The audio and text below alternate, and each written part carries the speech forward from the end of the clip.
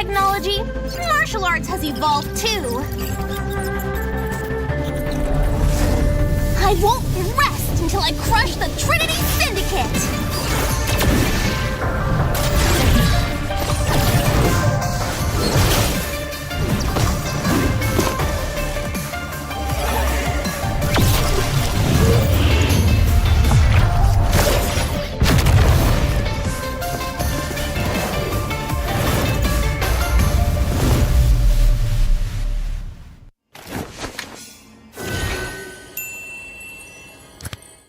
Sosok leader juga ada di dalam tubuh dia, yang mana di Bigetron kita susah cari sosok seperti Vin. Ya ini kesempatan yang bagus buat Araki sama gue buat move on lah.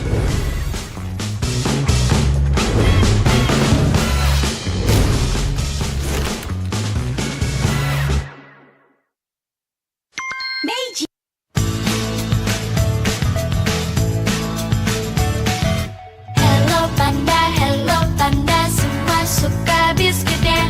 Biskuitnya enak, isinya lezat, rasa coklat dan strawberry. Hello panda, semua suka biskuitnya. Biskuitnya enak, isinya lezat, rasa coklat dan strawberry. Hello panda, biskuit isi yang enak.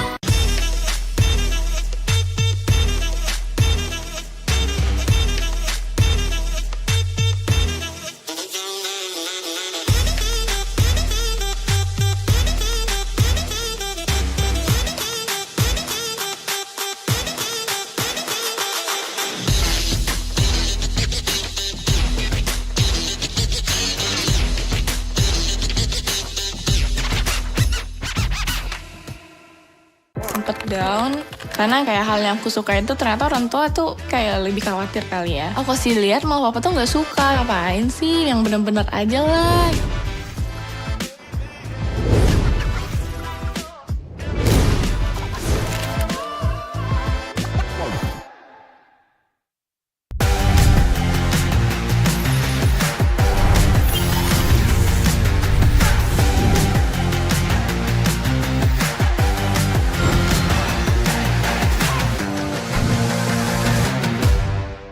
In this age of technology, martial arts has evolved too. I won't rest until I crush the Trinity Syndicate!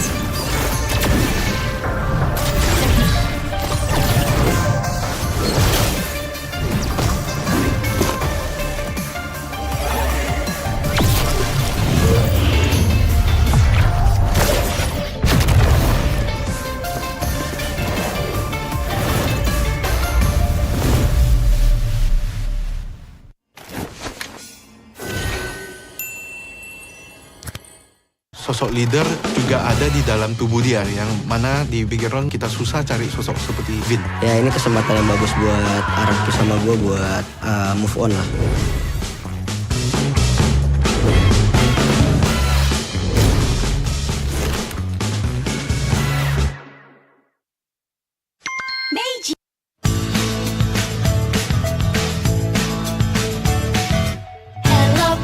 Hello panda, semua suka biskuitnya. Biskuitnya enak, isinya lezat, rasa coklat dan strawberry. Hello panda, semua suka biskuitnya. Biskuitnya enak, isinya lezat, rasa coklat dan strawberry. Hello panda, biskuit isi yang enak.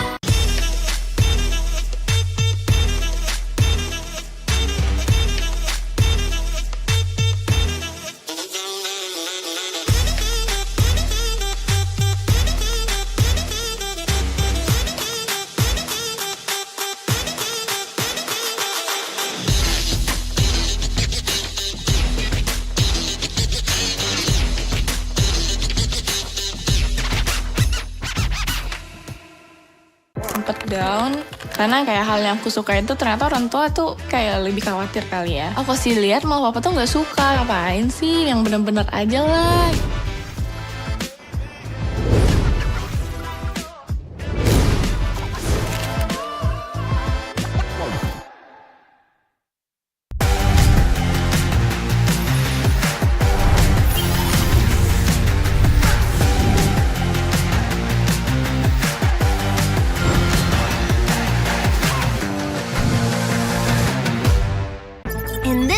technology, martial arts has evolved too. I won't rest until I crush the Trinity Syndicate!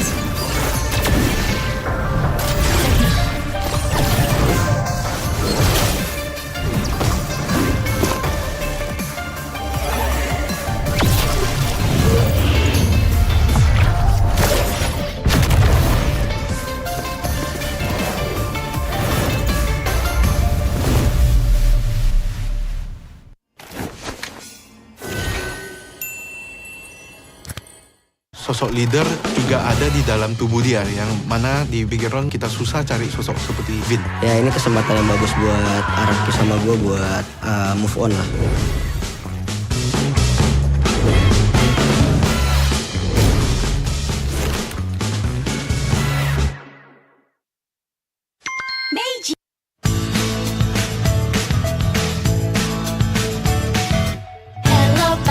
Hello panda, semua suka biskuitnya. Biskuitnya enak, isinya lezat, rasa coklat dan strawberry. Hello panda, semua suka biskuitnya. Biskuitnya enak, isinya lezat, rasa coklat dan strawberry. Hello panda, biskuit isi yang enak.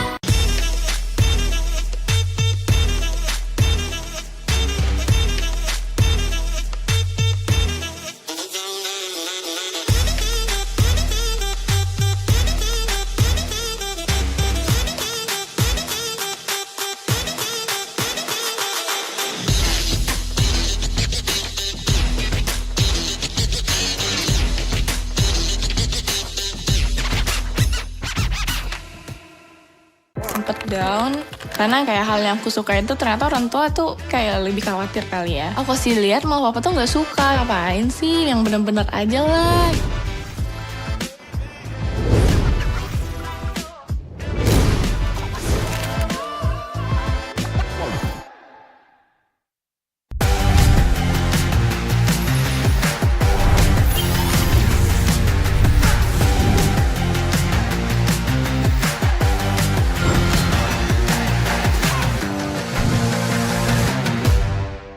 In this age of technology, martial arts has evolved too. I won't rest until I crush the Trinity Syndicate!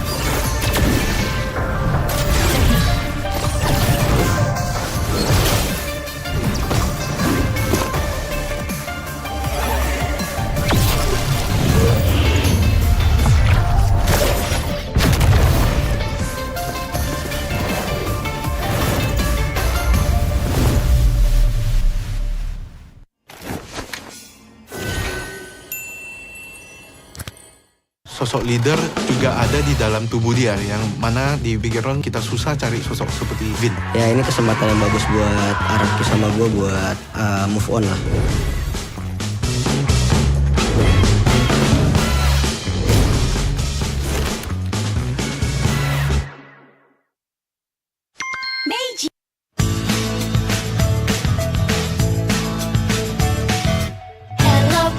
Hello panda, semua suka biskuitnya.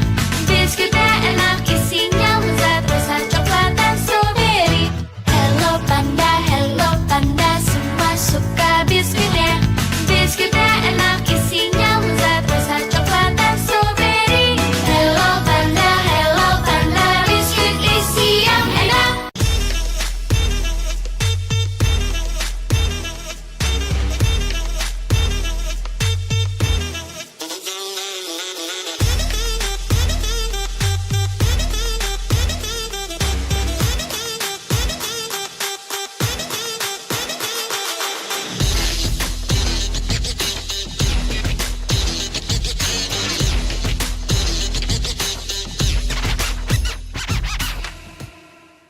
Sempet down karena kayak hal yang aku suka itu ternyata orang tua tuh kayak lebih khawatir kali ya. Aku sih lihat malah papa tuh nggak suka, ngapain sih, yang bener-bener aja lah.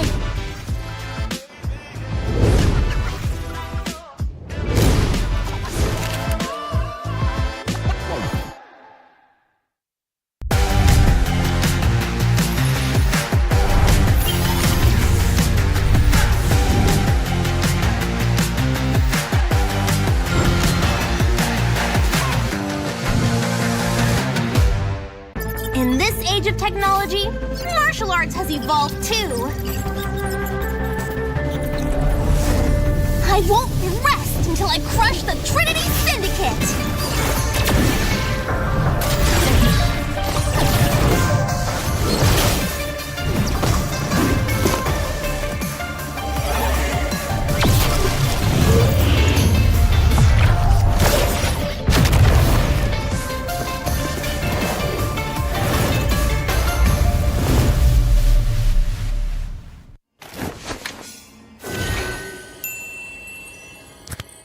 Sosok leader juga ada di dalam tubuh dia, yang mana di Bigetron kita susah cari sosok seperti Vin. Ya ini kesempatan yang bagus buat Araki sama gue buat move on lah.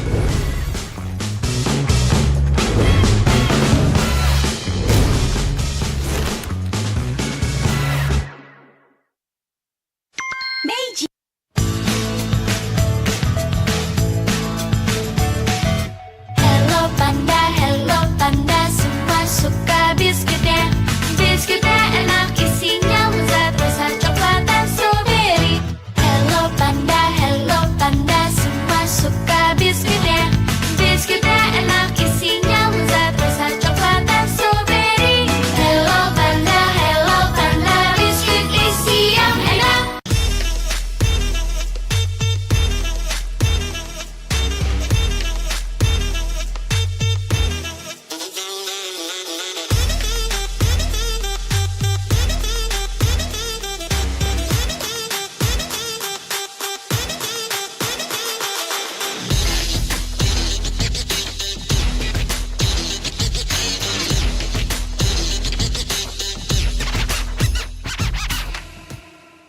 Sempet down karena kayak hal yang aku suka itu ternyata orang tua tuh kayak lebih khawatir kali ya. Aku sih lihat mau papa tuh nggak suka, ngapain sih, yang bener-bener aja lah.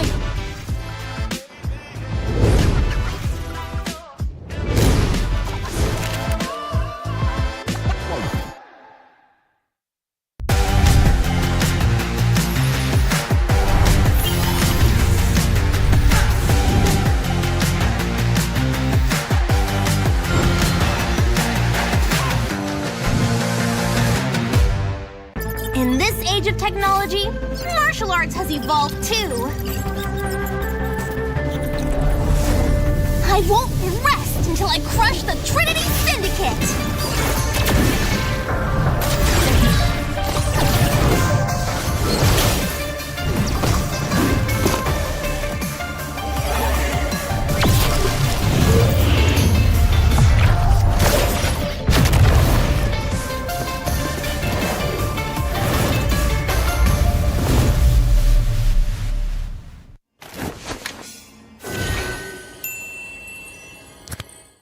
Sosok leader juga ada di dalam tubuh dia, yang mana di Bigetron kita susah cari sosok seperti Vin. Ya ini kesempatan yang bagus buat Araki sama gue buat move on lah.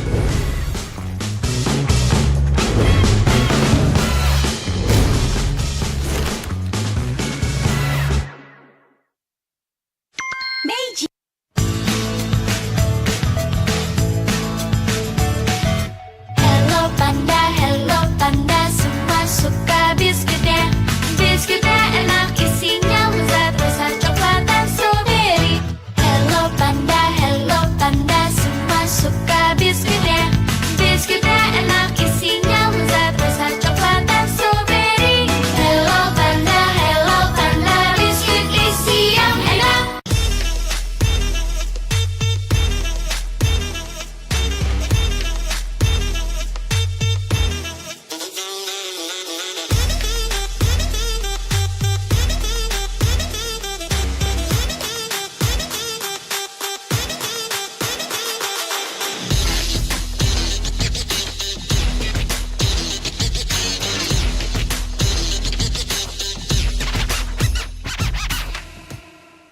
Sempet down karena kayak hal yang aku suka itu ternyata orang tua tuh kayak lebih khawatir kali ya. Aku sih lihat mau papa tuh nggak suka, ngapain sih, yang bener-bener aja lah.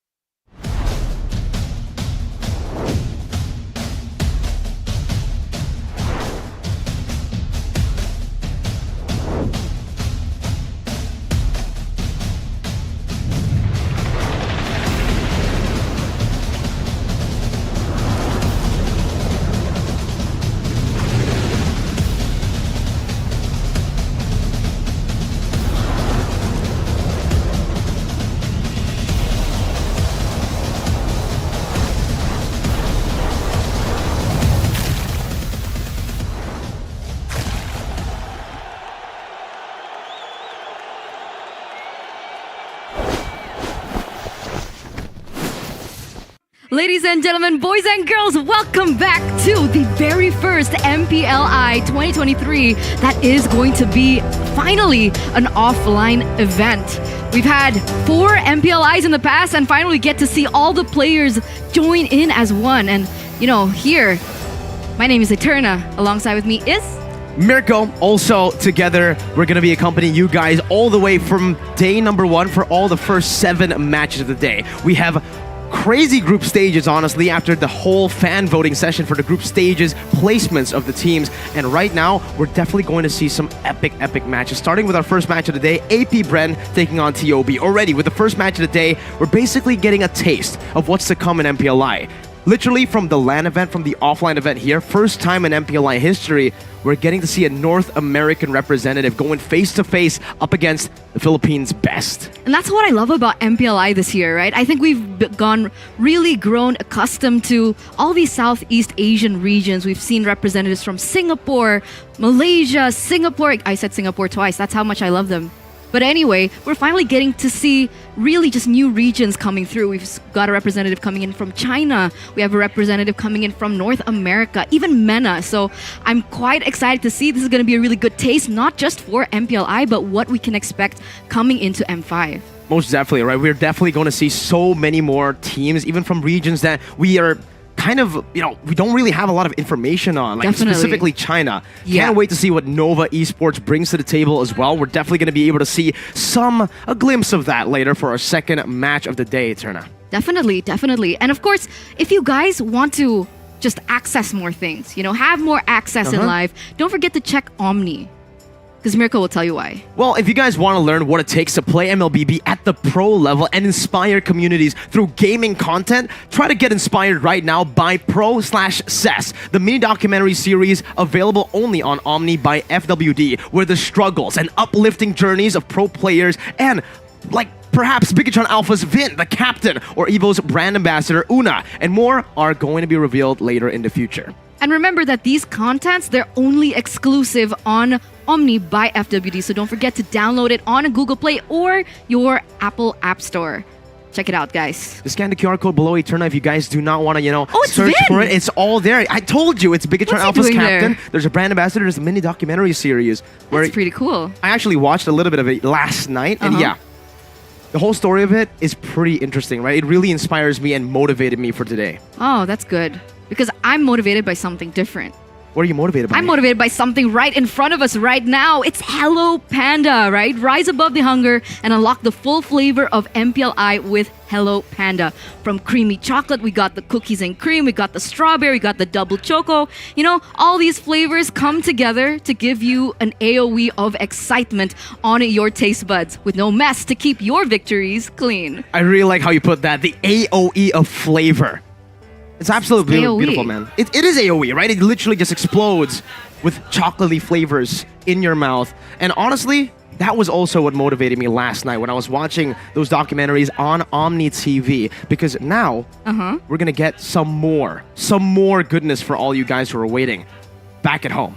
Oh. It's the first match of the day. There we go. And I think we've got to remind everyone at home that we are going to be seeing 12 matches today.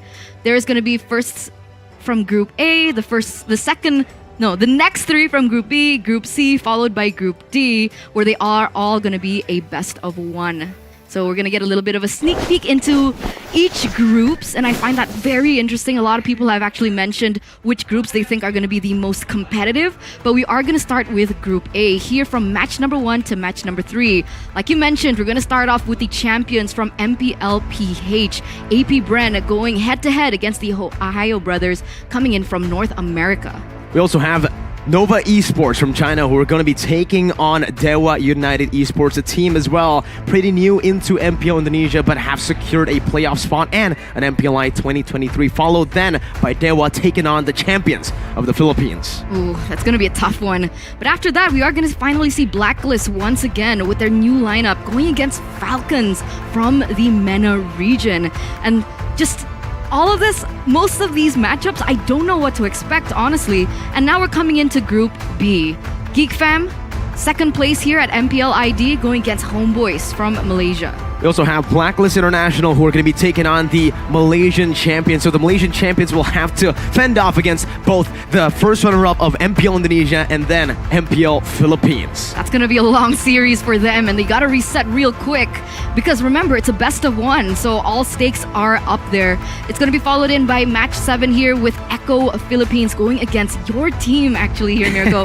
Bigetron Alpha from Indonesia, and then we're going to have a little bit of some civil rivalry with EVOS Legends and Rebellion Zion, both representatives from Indonesia. With match 7 and match 8, you can already definitely feel the tension of Group C. A lot of people claim it to be the group of death. I have to agree myself, because in match number 9, we do have to see Echo take on another Indonesian team, the only Filipino team in Group C, with Rebellion, EVOS, and Bigetron Alpha. It's him against the world, basically. But man, that's going to be a really tough match, honestly, for Rebellion Zion, in my opinion. Because, you know, after what we saw from Echo, they definitely want to make some improvements. We're going to see the next 3 matches ahead as well, coming in from Group D. And these are the matches that we are going to be expecting. Do all the teams play today? Almost all the teams, so I believe. The rest will be continued tomorrow with another 12 matches. Basically, we're going to get the deciding games tomorrow. So whoever makes it past the group stage, and by the way, yes, this is the first time ever that MPLI has a group stage. Usually, we have the captain's draft and teams get knocked out on day number 1. This definitely gives a lot of the other teams some more chances to come back, especially considering it's best of 1. There's going to be a lot of cheese picks that I'm looking forward to. Ooh, I'm see. excited. I'm excited for that. I'm also excited for actually this. What is this? The app. The One Esports app, right? So if you guys don't want to, you know, fall behind the latest information, the latest memes, and the trends coming through in the MLBB world and community, don't forget to get this app and sign up as soon as possible. You guys can download it on Google Play as well as App Store to get, you know, just exclusive news. I love, we mentioned it yesterday, the ticket ad for MPLI. That was pristine. That was for the social media of One Esports, right? While you're already downloading the app, you guys can also check out the social media for One Esports, because yes, the memes, the news, they quote me a lot on those, on the news as well, from the clips, and you guys can follow everything related to not just MLBB, but esports in general in One Esports, on the stories and everything. And also, go ahead and check out that app again, because really, if you want to dive deep into the meta, if you want to dive deep into esports, One Esports is where it's at. Definitely. Well, you know, we are actually going to just dive in straight into the first match of the day. And I'm actually quite curious as to what AP Bren has in store for us, first of all. So we are, in a moment, going to take a look at their official team lineup. I wonder if it's going to be the same as when they were playing at MPLPH as well as SPS. So with that, let's see.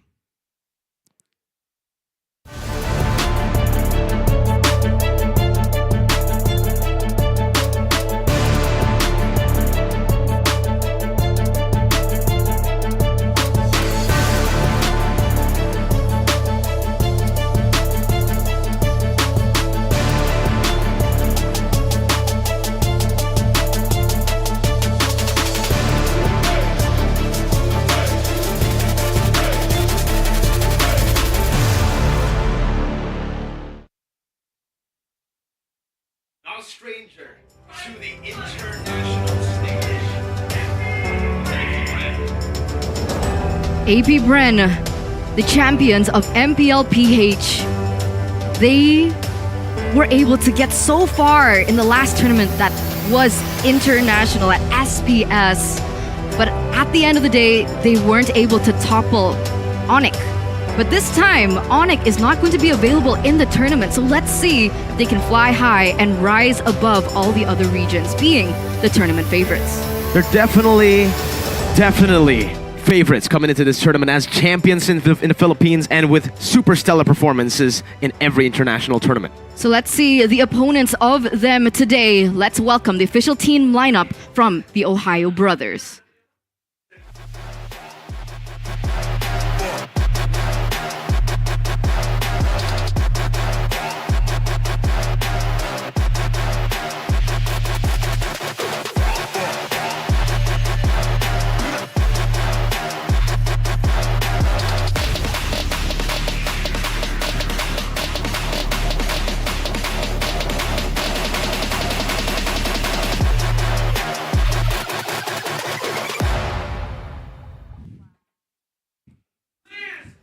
The NACT champions looking to pave the way for North America. It's the Ohio Brothers making their first international performance, this time with a different name. Oh, that's the question that I was wondering. I've seen their names, I've seen their faces. They're all quite familiar, but finally, they're all going to be placed in the same teams. The representative coming in from the Ohio Brothers from North America. You can say that they are kind of the underdogs in this matchup going against the tournament favorites, AP Bren. For sure. They're up against the champions of Philippines. We all know that the Philippines has been the #1 maybe region in the world for the longest time for MLBB Esports. And for a team like TOB to face off against AP Bren in their first match, to be placed in the same group, is definitely going to be a lot of pressure that they'll have to deal with. But with that being said, this is a team now with a lot of experience under their belt already. Last time when we saw them at MSC, maybe we could say experience was still something that they needed to gain. But now, I feel like they're ready, especially considering the fact that they have been boot camping in Indonesia for the last 2 weeks before the event even started. I know that because they were literally in the same apartment as me. In the same room? Not the same room, just the same apartment. Yeah. Oh, the same. You mean building? Same building. Okay, so they have been here for quite some time, and I honestly do agree with you. I'm wondering what changes are we going to be expecting today? And it's Coach Assassin Dave. Hey, that's not Assassin Dave. It's not? It's just Dave now. It's just he goes Dave by now? Dave. That's a different guy. That's not the guy we know. That was his twin. Assassin Dave. This is just Dave. I didn't know that he was a twin. Me neither, man. But yesterday I had a few discussions. I spoke to their manager, and yeah, that's just Dave, bro. That's just Dave. But here we go, ladies and gentlemen, to welcome you into the first opening match of the day of MPL Invitational 2023. We are going to start off in the drafting phase against AP Bren and the Ohio Brothers. It does appear that AP Bren does have first pick.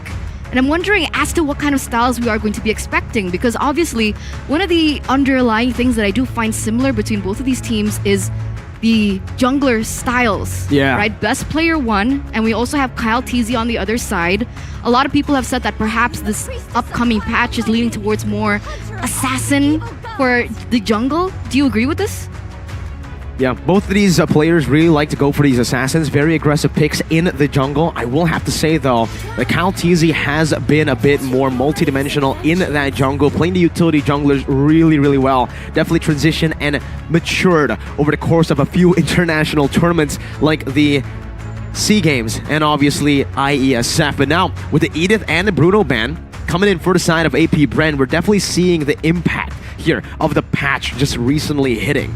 There's a lot of different heroes that we usually see in the first phase for AP Bren that are now completely being left out. Don't know if they're actually trying to experiment, or maybe they know what TOB has been playing the past 2 weeks in the boot camp, just scrimming and training their minds off. Ooh, that's actually quite interesting. Time to drop the Baxia ban coming in from AP Bren here in the first phase of the drafts, and a Joy. So despite the nerfs, I would consider it a nerf. Despite the nerfs coming on to Joy here, the Ohio Brothers still deem Joy as an asset that AP Bren can pick up in the first phase of the drafts. But that means that this leaves a lot of other heroes open. And one of those, I'm thinking... What are you thinking? I don't know, there's a lot. You can even go for... just a lot. Novaria? Yeah. Valentina? I think Valentina is still an option despite the nerfs coming into her IMU, her ultimate. Definitely, right? I mean, you get so much flexibility with that Valentina here. And for AP Bren, that first pick will definitely determine how they'll take this draft. But the Nolan has been completely left open. The Nolan nerf, by the way, in the new patch is kind of deceiving, right? You would expect it to be, okay, a nerf. But I think Lofel likes to say this a lot when heroes get nerfed, but not that much. It's actually a hidden buff. Because with that slight nerf just being the cooldown duration being a bit, it being increased, you're going to see a lot more Nolan play in the game. And with Nolan getting left open so much, you're going to see how broken this hero really is with that damage, as long as AP Bren secure some lockdown, some CC. But a lot of people have actually argued that I was going to talk about Nolan again, but we got to talk about this, right? Guinevere and Novaria. Am I smelling a Novaria a Guinevere in the jungle. You're definitely smelling the Guinevere in the jungle. You can see it as well. I think at this point, it's no longer a flex pick. Definitely could be utilized as a flex pick here, but I'm thinking instantly to the jungle. The Guinevere changes in the patch as well. The fact that now you can jump in and get a knock-up without having to rely on your passive is super setup. It's usually already a counter to a lot of the utility junglers that you have in the game. Now that you do not have to get that passive in, you can just jump in and get that massive chain CC on.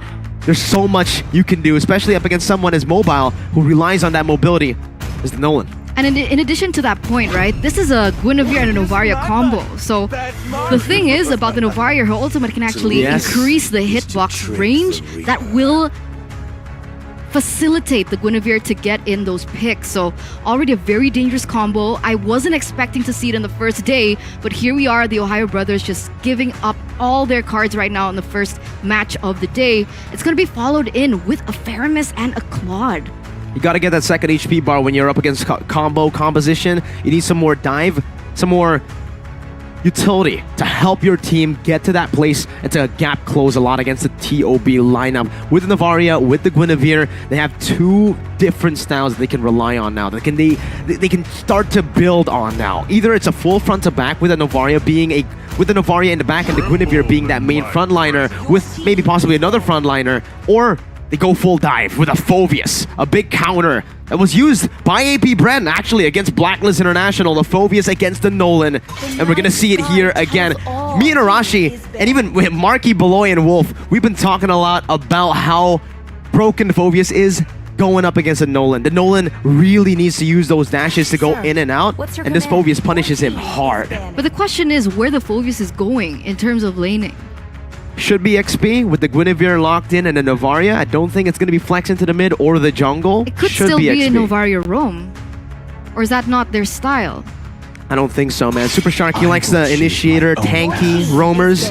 Doesn't really like the utility or, Novaria. The utility or the Novaria. Yeah, I understand, which is why we've seen a lot of variations of certain heroes, especially throughout the different regions, which is why it was a question for me, right? Is this the style of the TheOhioBrothers? Is this something that North America has actually picked up in their meta? But here from AP Bren, we do see a Fanny and a Fredrin being taken out. I want to talk about this a little. Is a jungle tank still viable in this meta? Because of the buff towards Lord, it seems a little bit more tricky than it was before. Definitely is a bit more tricky, but I would say the most efficient junglers are still going to be the utility/fighter junglers, right? You have so much HP to play with. You have that early game as well, good clear. And honestly, what makes them so strong is in the early game, so much lockdown with the CC, especially someone like the Fredrin. But we have seen teams already start to transition to the damage-dealing assassins back again in the jungle. And that's what we're seeing from AP Bren with the Nolan pick already very early on. TOB, first pick in the second phase, and they decide to take the Beatrix away from Super Marco. All right. So what are we looking for here? Is this going to be a Faramis in the mid lane? Or is it going to be a Faramis for Ogwin? I mean, understanding Ogwin, I think he likes more initiator type heroes. I think this will be flexed into the mid. So what are we looking for here in the roam position? That's going to be Kufra. That's going to be a lot of cover and a lot of initiation potential for Ogwin himself. Most definitely a playmaker, Ogwin. One of the biggest factors as to how they were able to completely destroy Blacklist International in the final game of the Grand Finals. It was Ogwin and Flapteezy, two playmaking heroes, and this time they're actually going to put Flapteezy on a hero that's not as playmaking, right? More of a distraction, more of just a solid front line in the front. So trying to distract to open up for the Kufra initiations. Do you think that in this situation right now, we already see the overall situation coming in from AP Bren, the overall idea that they're going for? Will Phoveus be able to stop Nolan, especially now that the TheOhioBrothers also pick up an additional hero in the Kaja to help control the jungle? It's a bit tough to say right now, man, for both AP Bren and TOB. I feel like the Nolan here, it's already really, really tough to go up against the Phoveus, right? That's something that they really need to deal with from the get-go. It's either they go straight on to the XP lane, try to shut down the Phoveus at the start, or the Phoveus just scales and becomes a big, big hurdle for AP Bren to jump over. It looks like AP Bren has a different hurdle as well. Looking at your talent prediction, Mirko, the TheOhioBrothers Is it gonna be a mere curse or a mere bless today? I don't know, man. You're just gonna have to see. You know, I don't really claim any mere curses or mere blesses. We'll just see. I'm just gonna say, Ducky told me yesterday at the lobby, don't predict us. So. All right, how convenient. But ladies and gentlemen, let's welcome you to the opening match of MPLI 2023. From the Philippines, we have AP Bren, and all the way from North America, we have the TheOhioBrothers. So let's get straight into the land of dawn. Here it is. At the start of the game, we're expecting a bit more of a closer game. But honestly, I want to take a look at this matchup, right? The Kaja pick into the Kufra, not something that you would usually see, knowing that the Kufra actually has a better time usually against the Kaja, but it just shows you when a team goes for the Kaja after a Kufra comes in, that the Kaja is a really, really experienced player and is very confident in the skill that he can actually display in the land of Dawn, maybe going in for the initiations before the Kufra or maybe even the Uranus can set up and open. We're already seeing some aggression here from TOB early on, getting that Lethal Wanderer. A small win, but it's a win that is quite expected for a Guinevere in the jungle. Super fast clear on top of the crazy changes in the patch to that knock-up, now instant. Now, we were talking about Phobias being a really good issue or a good point for the TheOhioBrothers to utilize against AP Bren.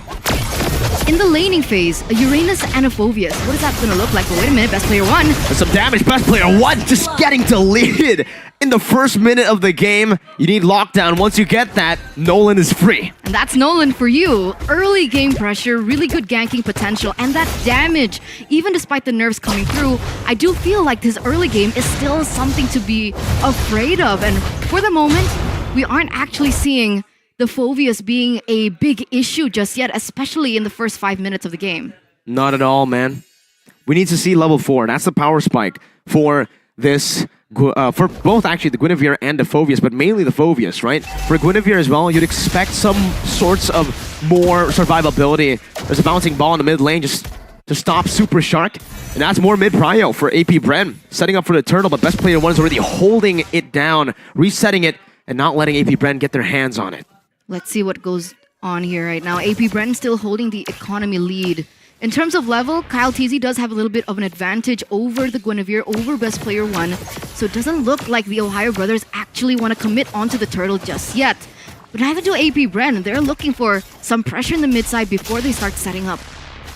We haven't seen a lot of competitive, tournaments right after the patch. It's probably the first one, the first actual real international tournament after the patch. And this is why we're already seeing it delayed. Ogwen, Tyrant's Revenge and the Tyrant's Rage connecting on the Super Shark, who's now forced to flicker out. Kaltizi burns the Fracture.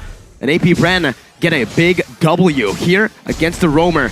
Best player one rotating down as well. Mielo has the damage, and that's going to be the Violent Requiem locking down one, but the NetherRealm saves Ogwen for a bit. There's some dive as well from Faptizi. Mielo's taken super, super low, unable to use the Demonic Force, and under the turret now locked down by Divine Judgment. Faptizi looking for that kill, and he actually does get it with the help of Ogwen. It's 1-for-1, but AP Bren secured a neutral objective. Looks like they're looking for more here. I don't think they should at the moment. Whoa! But it's going to be Super Marco taken out 1v1. What happened? That is something that we don't see a lot. Super Marco getting solo killed up top by Zia. How? I'm thinking about it. I'm trying to wrap my head around what exactly happened, because in theory, I would say that Super Marco would have a little bit of an edge, especially now that he's level 6. He has the Blazing Duet to jump in and jump out of situations, but I wish we could see a replay of that particular lane. Looking at how it happened, up top in the map, it looked like Super Marco just went for a very, very deep dive and had to pay the price for it. So overconfidence? Overcommitment, definitely. Fracture now from Super. Oh my god! Just deleted off the land of Dawn once again. That Fracture, disgusting. That's Super Shark of all of the players as well. That's their roamer that gets instantly taken out by AP Bren, and this is it. The TheOhioBrothers, they need to think about their game plan. What were they going for with this particular strategy, right? With Novaria, with the Phobias, do you think that they should play a little bit more passively in the early stage, play for that late game, and buy some time, especially realizing that up until this point, Kaltizi, there hasn't been any counter towards him? on paper, that's definitely what they're trying to do, right? They're looking for that mid-game power spike that's bound to hit at this point, because even though AP Bren have been able to win a lot of the early skirmishes, especially around the neutral objective, TOB have been trading really well with Zia, getting a solo kill up top, and now TOB putting the pressure on, giving Zia so much more room, so much more space. He got a few good hits on that turret plating, and now clears out the wave as well. Let's see. It's only been 5 minutes. Can you imagine? Zaya already actually munching out on that turret in the top side. Phew. He's trying to defend it for his life, but he can't. They gotta let it go. So in this exchange, AP Bren, they lose that gold lane, but in the middle, has to burn Flicker, and that's going to be the jump again with the Requiem comboed in. NetherRealm still ready, but it's going to be used up in the last second. Oquim gets popped and pulled out of the NetherRealm, and that's another kill going to TOB for free. they're putting out a really good show right now. The TheOhioBrothers, I mean, I think everyone watching, the audience as well, they were expecting this to be a landslide for AP Bren. I mean, this is the tournament favorites, the champions of MPL PH. And the TheOhioBrothers, you can call them a dark horse, and yet this is the performance that we're seeing from them. AP Bren, it looks like they need to find more things elsewhere. They need to look for a trade here, or they just need to take it even slower. But if they do that, take it slower, even slower, they're going to risk a lot of the mid-game power spike, a lot of the mid-game pressure going to the hands on TOB. They're going to actually have to sacrifice that maybe, and you can already see the lane swap here done by the side of TOB to give Zia even more space down below to bully Flap Teasy. Oakland just gets a Tyrant's Revenge, goes in for Tyrant's Rage as well. It's a good lockdown as well. Best player one running away, Spatial Migration, and the clone gets him out to safety. And AP Bren, at the moment, still holding that gold lead. You were talking about Zaya earlier on with the lane swap, but Zaya already has that BOD, so essentially the damage is already there just in case he does want to participate into the team fights. And that's the story we wrote. Super Marco, how far is he? I'm curious as to see the items building in for both of these teams, and especially the gold lane. It's a fun fact, actually. Just now, we are seeing a lot of Claudes go for Corrosion Scythe first item instead of the DHS first item that we usually normally see. And that's, I feel, what Super Marco is also going for. He went for the Corrosion Scythe first, and now, only now that he's building towards the DHS and then the Golden Staff to get more hits on that Blazing Duet, on the on-hit effects there to slow the opponents down and to provide maybe a bit more utility in these fights. We can see Calteezy with a fracture again onto who, but now gets caught in the spatial migration. The Requiem locks him down, and it's best player one who secures a kill onto Kyle Teasy. Meanwhile, Flap just jumping forward, trying to zone TOB away, trying to get some more space for the rest of the team to follow it back up onto the turtle here that spawn back in. It's BP1 with a free turtle. He just needs to hit on this retribution. The mirror's bashing is locked into the Blazing Duet in the back line with the help of the Corrosion Side. Slows Zia down enough, but he flickers around the wall, but it's Ogwin with a Timer's Rage flicker combo, locking him down, picking up a double kill as Mielo now is looking for a re-engage with the help of best player one. They decide to move back. They get the turtle, and that's it. That's going to be a 2-for-1 trade, but the TheOhioBrothers take the turtle. So essentially, in that particular situation, would you go for a death for a turtle? Is that a good trade for the TheOhioBrothers? I think looking at it, it should have been a good trade, but AP Bren got 2 kills. That was a 4v5. AP Bren actually had no right winning that team fight, but they did anyways. But remember, the kills onto Ogwin. Ogwin's 3-1-2. It's about the pressure you get with the kills, right? Sure, the gold acquisition could definitely be better. It could definitely be on better hands like Marco or even Few. But the fact that they were able to take down 2 members there gives AP Bren so much more room and space around the map. You can see turrets start to fall, and you can see Super Marco is given that space to farm up, to get a level lead over Zia now. I mean, despite that, I do agree with you. AP Bren still look like they're holding control over the map as well. They have a little bit more turrets under their nose. They're utilizing that advantage really well. And it looks like the TheOhioBrothers are kind of stuck in their own base. They've been asphyxiated. But we now see the potential of the composition that the TheOhioBrothers brought in with the combination coming in from best player one as well as Novaria. The combination that we were talking in from the drafting phase is something that AP Bren, they need to look out for. They need to watch out for. They can't get overconfident because eventually when these things, I understand you think that AP Bren might have a little bit more of a advantage in that particular situation, but imagine that keeps on happening over the course of this game and over the course of the next neutral objectives. Kyle Teasy needs to stay alive. He can't be taken out. I think that's imperative. Definitely. I think Super Marco as well, with the help of Kyle Teasy, these two carries basically need to stay alive as much as they can, because there's a lot of kill pressure, there's a lot of pick pressure as well for the side of TOB. They can look for it, and this is exactly it, the Flicker Divine Judgment, but it's only on to Flap Teasy, who has a lot of help with the Consecration and another realm already, but that's two big resources burned out. AB Bren have baited out the Demonic Force, and Kyle Teasy is already on the Lord. That's a big resource burnt out as well. Few jumps in with the Shadow Stampede, brings Super Shark back, but it's a free Lord over to AP Bren, who are playing this game perfectly from the mid-game onwards. Wow, 5,000 gold lead for AP Bren as well. So despite all the little wins that the Ohio Brothers have actually been able to amount to, they have still not been able to gain control of the game here 10 minutes in. And remember, ladies and gentlemen, for those of you at home watching, don't forget to name this hero. Who is this? Because Who if is you it, guess it Eterna? correctly, you guys get a chance to win 4,000 diamonds. I can't answer that. You can't answer that? I can't. I'll you give you can't a because clue. you don't want to reveal it, or you can't because you just don't know.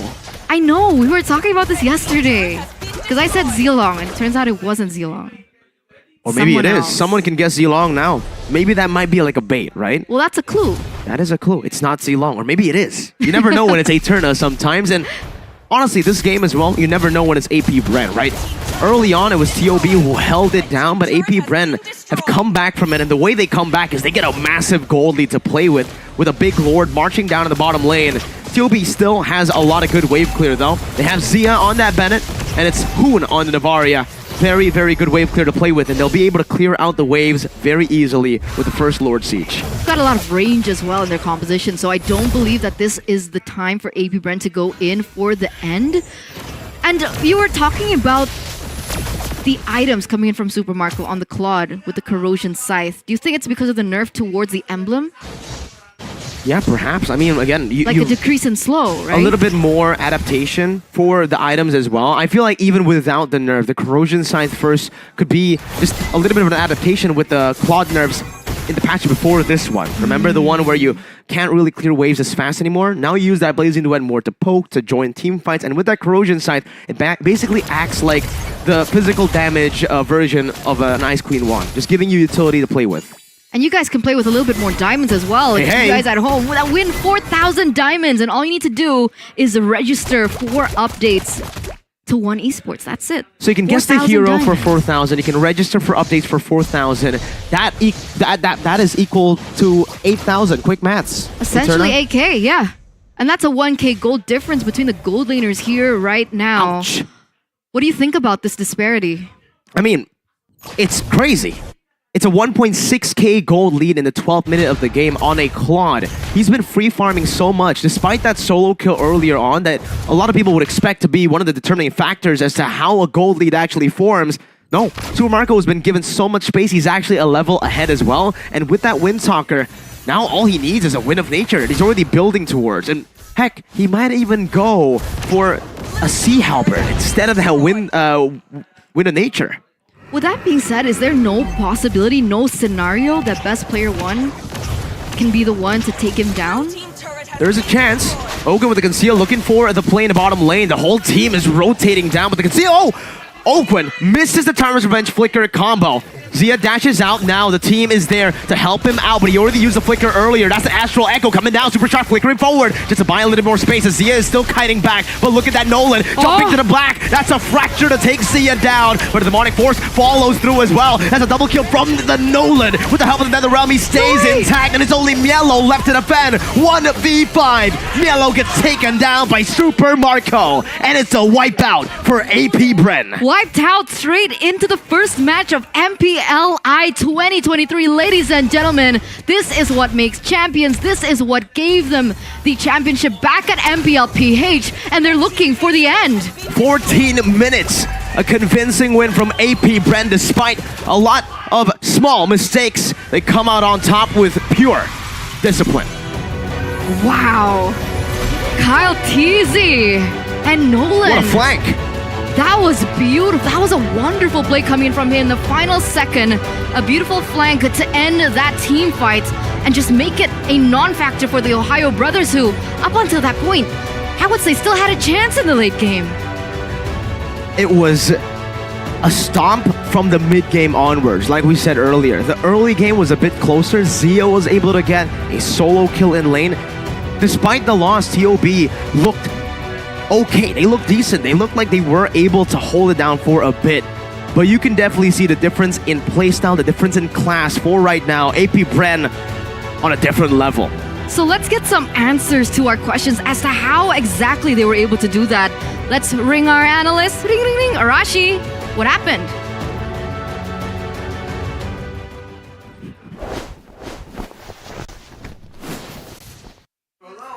Turner. Welcome back to the analyst segment where we are going to break down that game. The Ohio Brothers, despite the lower expectations by everyone around the world, they were putting up a great fight against AP Bren, but in the end, the experience really shows. Even though they have such a good pick-off composition, AP Bren did a great job just surviving in the early game, making some small mistakes perhaps, but in the end still, finding ways to just drag out the game to the late game where it's their time. Right? They have a better teamfight composition. They have tanks that can really absorb all the damage in the front line. In comparison, the Ohio Brothers, they're all about going for those pickoffs, and when they don't get it, they get run down. They can't really go for a team fight, and when the Lord is in the picture, then the urgency really pressures them to be in the wrong place at the wrong time. AP Bren then capitalizes with the superior mobility. Both teams, like Mirko mentioned, have some slows built in. The Corrosion side, as well as the Ice Queen's one in the hands of the Phobias. But overall, when you're talking about staying power, fighting 5v5, not backing down, AP Bren has an advantage. So in a sense, they aren't really bothered by the slows as much as the Ohio Brothers. So we're going to take a look at some other factors right here. But in the early game, you must highlight the jungle matchup, man. The Nolan, you're seeing why it's so respected, so dangerous, and always banned away. Against the Guinevere, yes, it's now a bit more reliable, the Guinevere, to go for those combos, for those setups, but in the end, the farming difference is very apparent as well. We saw that the Nolan was kind of shut down, but he was still able to secure almost a 2 to almost 3 level advantage despite all the setbacks. That is going to be Kyle Teasy on that Nolan as the MVP right here. Building full damage, but still ever so slippery and adapting very well to the fact that he is up against a Phobias, a very hard counter that me and Mirko were talking about. We said it's almost like a hard counter. It almost nullifies the hero completely. But with the team adapting to find a solution, they're able to burn away the demonic force before a critical fight, and when the Nolan isn't really controlled, isn't really deterred by a lot of different spells, that is where you can see the flanks come in, the dives, and man, you say it's an assassin, but in a way, Nolan does so much AoE damage that some of these team fights, I think one of the higher damage output characters in the fight is gonna be this Nolan. So the passive definitely cannot be understated, and like we said earlier, the fact that the passive and the skills are so spammable lends it to such a high clear speed. And let's take a look at some of the highlights here to see just how exciting this game was. Because in the early game, it's all out fight, and the Ohio Brothers were able to actually find actually get picked off even though they're on the Guinevere. So pickup potential is still very much available, but there are moments like this where I guess AP Bren were a bit overzealous, trying to go for a kill, and that is where the Ohio Brothers can still punish. Even though people say that they have less experience, like Mirko mentioned, they have been boot camping in the Indonesian region, and it definitely shows, man. They're not really lost when they're behind, and they're still able to find chances to punish. But the Netherrealm in the hands of few, man, that is what made it so difficult. The pickups were always denied again and again, and soon here, I think we're gonna see a pickup attempt onto Flatteezy, and it's denied by the Netherrealm. And when you can't really go for reliable pickups, the whole composition of the Ohio Brothers doesn't really lend itself to a good team fight. It's more of a chase composition, and on the back foot, it's just not the same story. Kyle Teasy right here just comes in, gets the easy deletion, and look at that. Despite everyone trying to focus him down, he's just able to find ways to maneuver around. And overall, with the gold advantage already secured so consistently by AP Bren, it's just not the same story. Looking now at the post-game stats, the turrets definitely favor AP Bren, and with their style, their pressure, their control, that is definitely a big factor. The goal difference as well, 10k is usually the amount where most casters, most talents would say that, okay, it's a done deal. They have to make a really big mistake if they want to actually throw the game that hard. And looking at the emblems, it's a lot of lethal ignitions, but overall, they're still doing a great amount of damage. And I think the goal difference, we're talking again earlier about Caltesi on the Nolan, but Super Marco on the Claude, despite getting solo killed in the early game, was able to just catch up very, very consistently.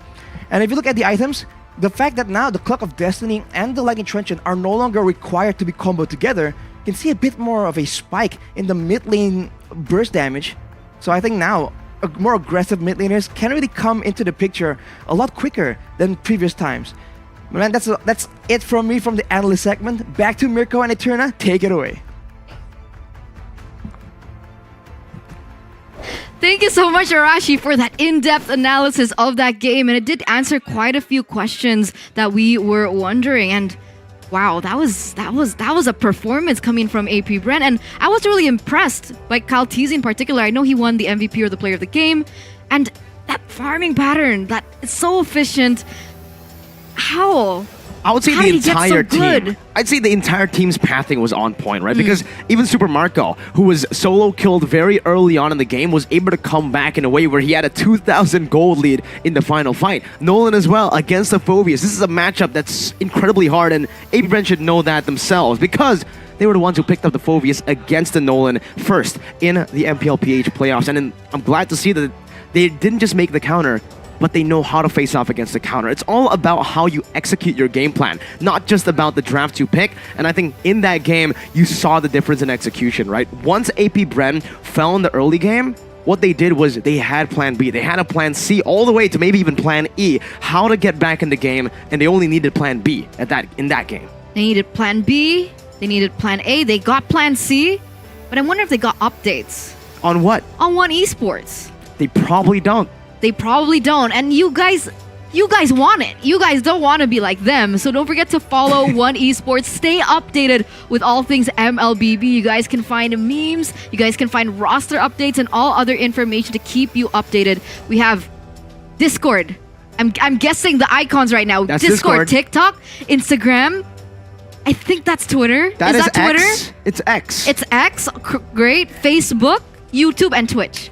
You got it, man. Nailed it. And all you guys can go and try to guess the logos too, or you could just visit the description down below right now and just look at it written down with the links, everything on all the social media for One Esports. Like we mentioned, we actually are big fans of the social media team for One Esports. W to whoever made the, our graphic designer is on vacation. yeah. So we had to sell tickets anyways, and they just drew it on MS Paint. That was W. I loved it. I saw a lot of people already guess the hero in the comment section. Were they right? 90% got it wrong, Eterna. Ooh. But 90% gets it wrong. When I say that, it means the opposite, because of the whole curse. So 90% got it right.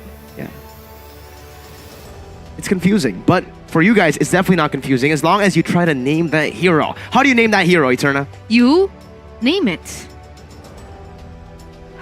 You don't know how to name it? You just have to identify it in the comment section right Exactly. now. These heroes, there's going to be a lot of heroes, by the way, not just the one you see here. I wanted to say the name. Do you want to try to guess it, Eterna? No, you said no, Zilong. no. I think this one's very easy, to be honest. I think they know. They all know. Did they really? Yeah, First guess? Everyone. Because I thought it was Zila, honestly. She's no just joke. bad at the game, right? That's why she doesn't have 4,000 diamonds. Because she doesn't need 4,000 diamonds. Eterna is rich, and if you guys want to get free diamonds or free gifts, you can always just DM Eterna and ask her for free, or whatever skin you want, I mean... That's what I do usually, no? I just be like, yo, Eterna, I need the Ducati skin.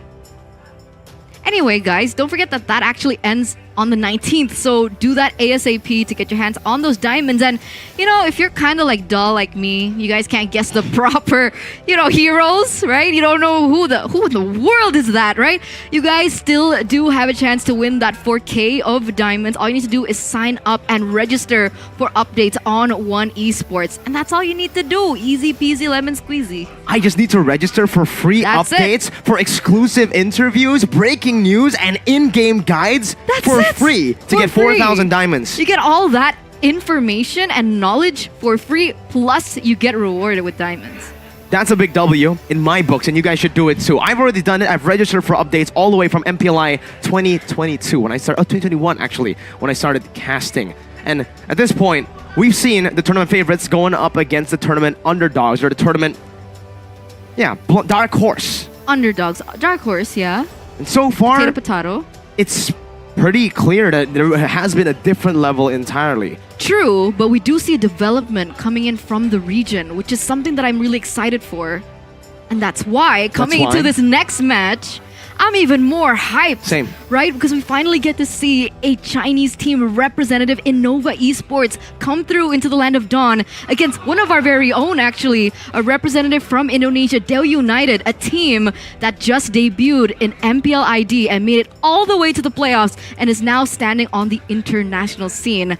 I'm wondering how these two teams will actually perform, but of course we gotta head onto a little break, so we'll see you soon. Stay tuned, don't go anywhere.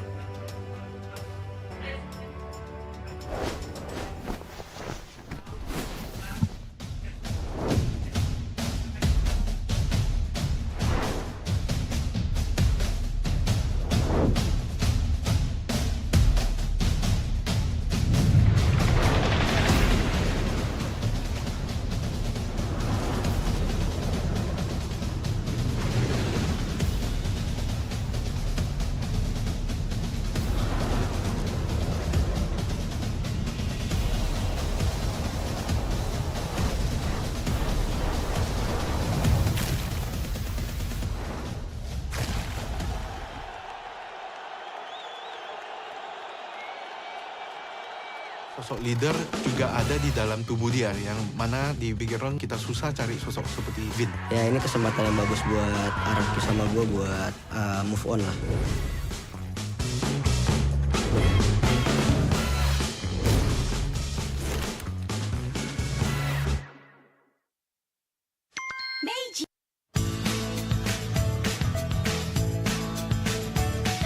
Hello panda, semua suka biskuitnya. Biskuitnya enak, isinya lezat, rasa coklat dan strawberry. Hello panda, semua suka biskuitnya. Biskuitnya enak, isinya lezat, rasa coklat dan strawberry. Hello panda, biskuit isi yang enak.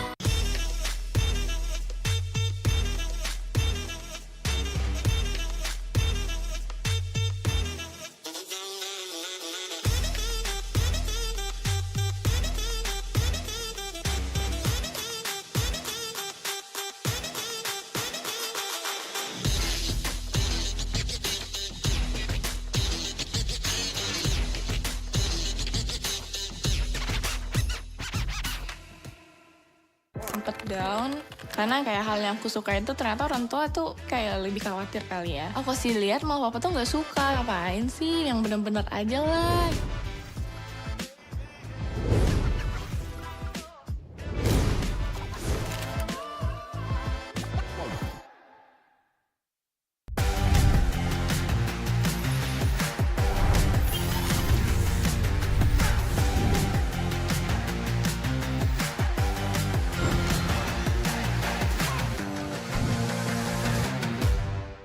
In this age of technology, martial arts has evolved too.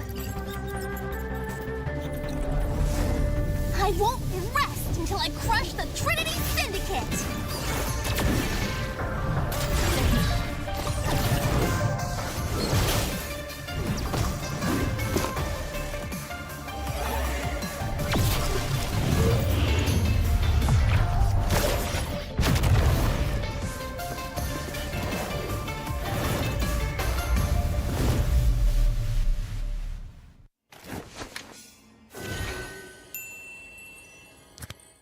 Sosok leader juga ada di dalam tubuh dia, yang mana di Bigetron kita susah cari sosok seperti Vin. Ya ini kesempatan yang bagus buat Araki sama gue buat move on lah.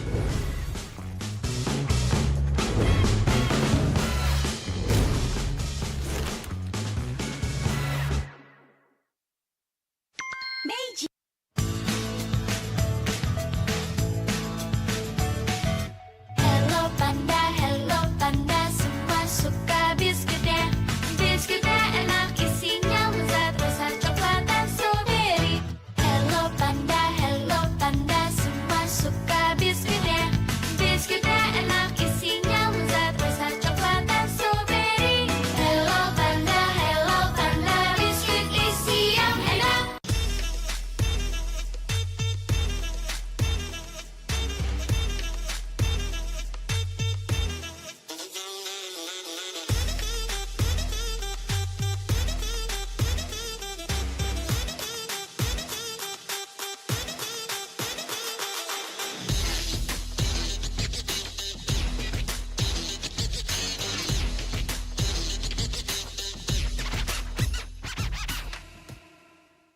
sempet down karena kayak hal yang aku suka itu ternyata orang tua tuh kayak lebih khawatir kali ya. Aku sih lihat malah papa tuh nggak suka, ngapain sih, yang bener-bener aja lah.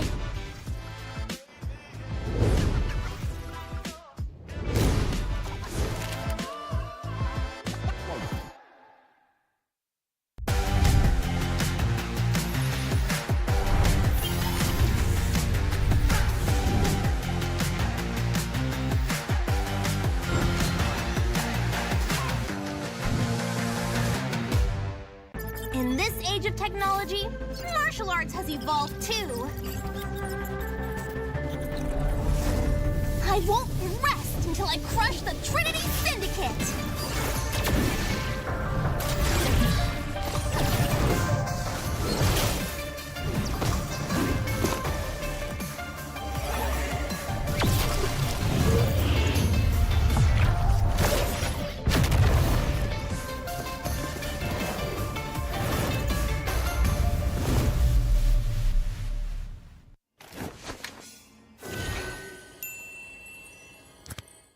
Sosok leader juga ada di dalam tubuh dia, yang mana di Bigetron kita susah cari sosok seperti Vin. Ya ini kesempatan yang bagus buat Araki sama gue buat move on lah.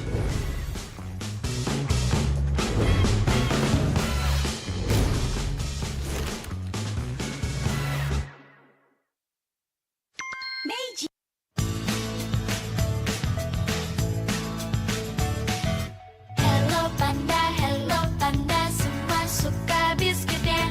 Biskuitnya enak, isinya lezat, rasa coklat dan strawberry. Hello panda, semua suka biskuitnya. Biskuitnya enak, isinya lezat, rasa coklat dan strawberry. Hello panda, biskuit isi yang enak.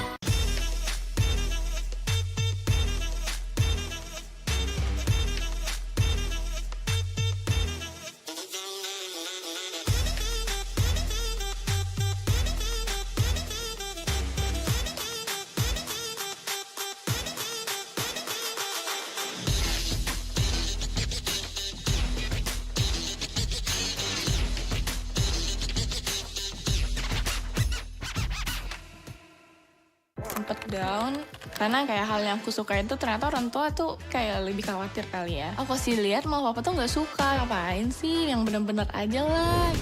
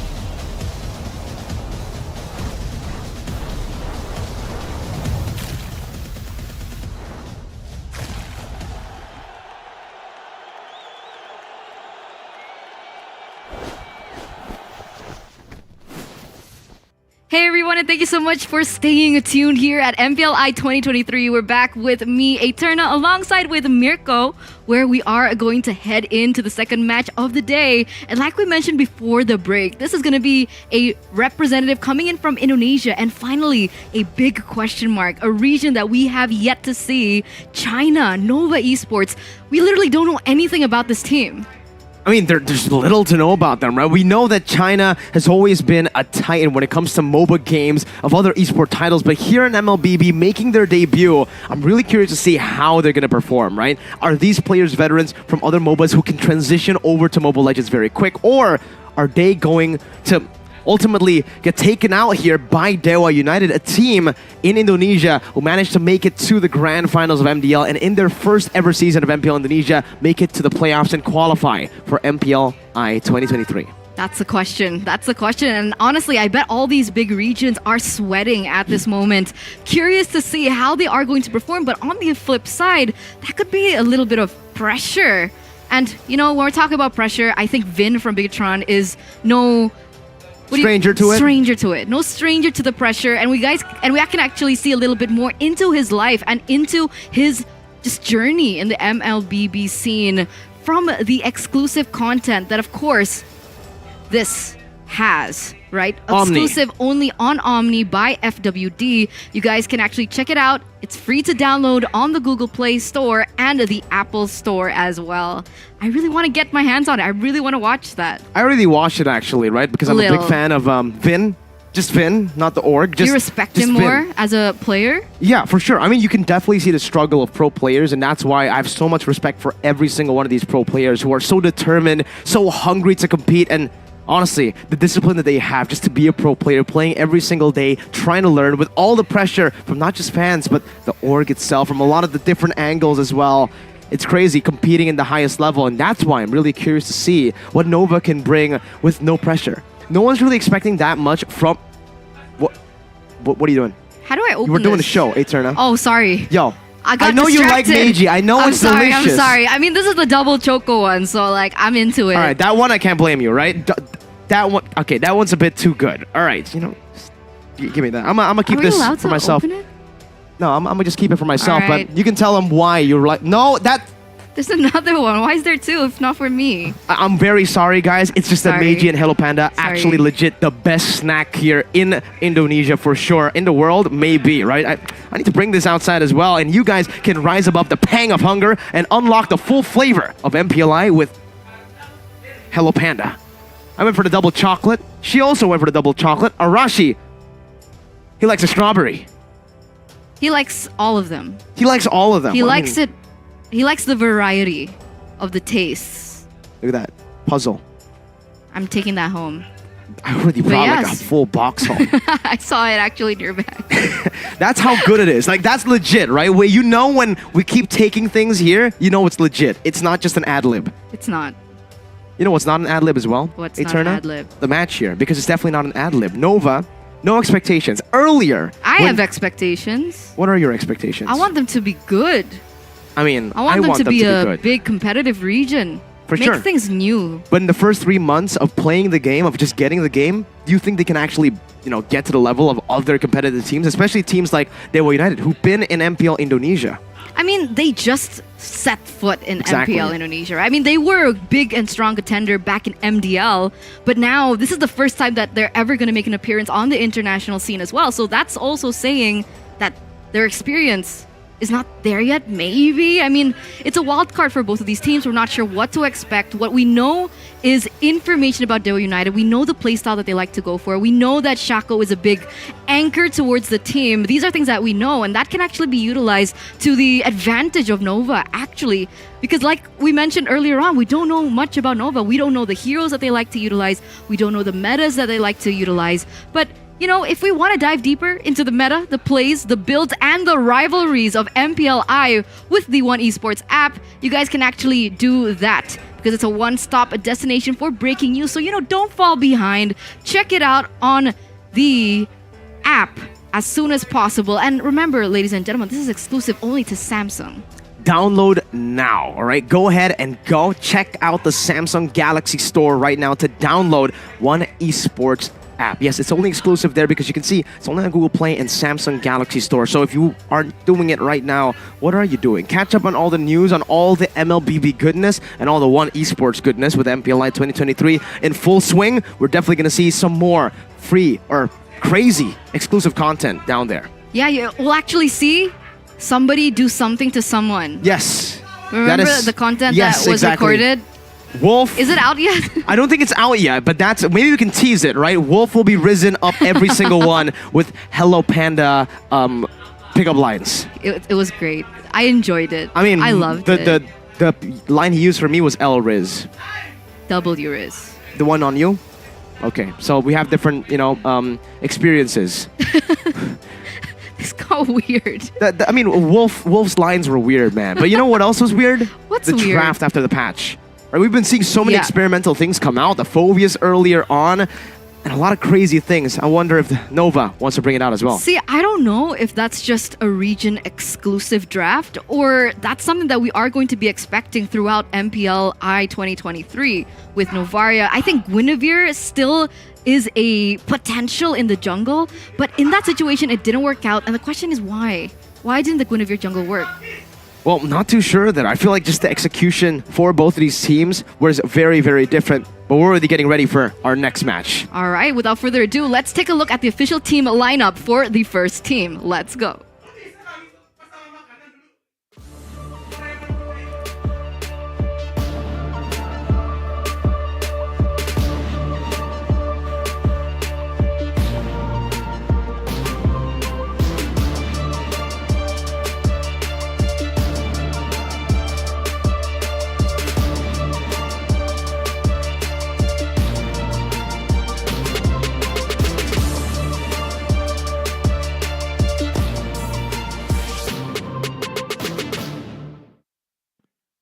All the way from China, making their debut in their first ever MPLI 2023. It's Nova Esports. All the way from China, a region that has been a titan in the MOBA scene. We are going to take a look at Sad Boy, September, Ziri, Guo, as well as May. So many questions about this team, and I'm completely just excited to see the performance today. Excited is a bit of an understatement, right? We've literally been in the hype train of Chinese teams being in MLBB for the longest time. So honestly, just cannot wait what they can show here up against their opponents. Up against their opponents here. Let's welcome the representatives from Indonesia and their official team lineup.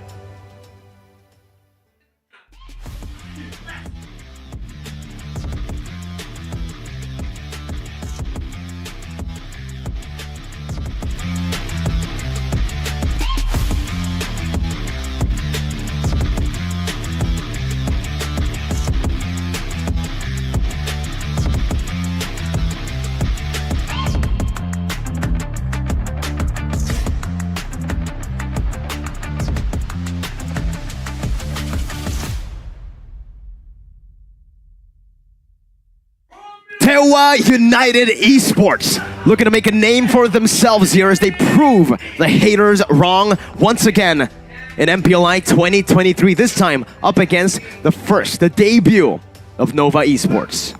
Their debut as well here at MPLI, an international scene. We're finally gonna put them to the test of mentality, of strategy, and effort and determination to see what this team truly is made of. Remember, this is kind of our own very local Cinderella story. I know they didn't make it to top 3 back at MPLID Season 12, but looking at how far they've come, this is the first time in history of MPLID that a team coming in, debuting at MPLID, actually made it to the playoffs. It's definitely a crazy feat to have, right? Knowing that even teams like Geek Fam, the first runner-up of MPL Indonesia, it took them, 7 seasons to make it to the playoffs. And then in their 8th season as a franchise team in MPL Indonesia, finally making it to an international event. Shows you the future possibilities, the future potential of this squad with 4 very young prodigies and 1 veteran. An MPL champion, an MPL MVP. What? In the gold lane. What? What? What? What? What? That's his What? name. That's an ongoing joke we have in our region. But yeah, What? I mean, his plays. Question. Make us question what? Yeah. What was he doing? What is he doing? How was he able to do that? Both could be positive or negative, right? Sometimes he makes those weird plays and you're like, what? But sometimes he makes those crazy plays and you're also like, What? What? That was crazy. So what we know from Dewa United is, I would say they have two anchors. Two I would anchors. say Shako is a huge, just impact as to their success so far, being a rookie and so on and so forth. But so is Watt. I think so. But I would actually say it's mainly the two anchors would be K's Oh, you would say Case. and Watts, right? So Because mid lane. playmakers, I would say, yeah, definitely Shako makes the play happen with Lanaya. But whoever carries, I think, is the main anchor for this team because they really like to go for that later stage when they trade, when they don't commit to full objectives, and the two anchors become Kaze and Watt. If Kaze can get a long-ranged, high-ground hero to just play zoning and just to play from the back in the front-to-back composition, Kaze becomes the main carry. Watt's is there as a distraction. Watt's is there as actually kind of more of a utility. As strange as it sounds, right? He makes the plays happen, but the damage will come from Kaze when that composition is what they're going for. That's interesting. So we can expect high ground heroes, maybe Novaria once again Yes. popping up for His Dewa comfort. United. His comfort hero. I'm wondering, is Yves still a hero that can be utilized in the mid? It's very hard. Like, technically, Yves has just been buffed or adjusted back to a point where there is going to be more slows, there is going to be more utilities to be used up in the early to mid stage. You don't have to rely completely on the Ice Queen wand to get it, but knowing that there are changes on Rapid Boots, there are changes on that Rafaela, these slows can be completely neutralized, and that's what we'll have to see. Are we going to see a Rafaela from Nova, or if not, maybe, sure, Case can just pick it up. It is a comfort pick. It is still a power pick for him. Again, just more questions. More questions More to the, questions to the for question you Nova. asked. Yes. That's always what it is, right? When a new patch comes out, especially when you're seeing a new team from a new region for the first time ever, there's bound to just be questions over questions. We're overloaded with questions. So many questions. So many. That's why Dewa has a player named Watt. Even he is a question. That's true, actually. Ironically so. We do see Coach Paddington there behind the players, thinking up, cooking something up here. And remember, ladies and gentlemen, this is going to be a best of one. So, you know, there's no room for ironing out kinks. It's literally just like 15 to 20 minutes where you guys got to get all out. There's no second chance. And of course, you guys want to get as many points as possible because, you know, bottom two, you're eliminated from the tournament. Second place, that's lower bracket. Yeah. You want that upper bracket slot heavily. Even if you qualify, right, for the knockout stages, second place lower brackets means you're going to be knocked out. But there's a chance of you getting knocked out on the first day of the knockout stage. So yeah, definitely first place is what both these teams are eyeing for in their group. Nova, in their debut though, it's a double-edged sword. There's not a lot of data on them that makes their draft look... They can make their draft really look good, right? With a lot of crazy picks. Maybe Dewa aren't really used to playing against these cheese picks. These picks that maybe are meta on the Chinese server, that's not meta here. And on top of that, I think for Dewa as well, with Paddington in, usually we see a mix. We see maybe a collision between the two coaches, the two minds of Dewa, the movie stars. It was Jack Lee and Paddington and MPL ID. Now it's just Paddington. I'm expecting some more straightforward drafts from Paddington, just like he did in MDL. Where's Jack Lee? I mean, he's still with the team, right? He is a movie star. That's true. He could be busy shooting be. some films.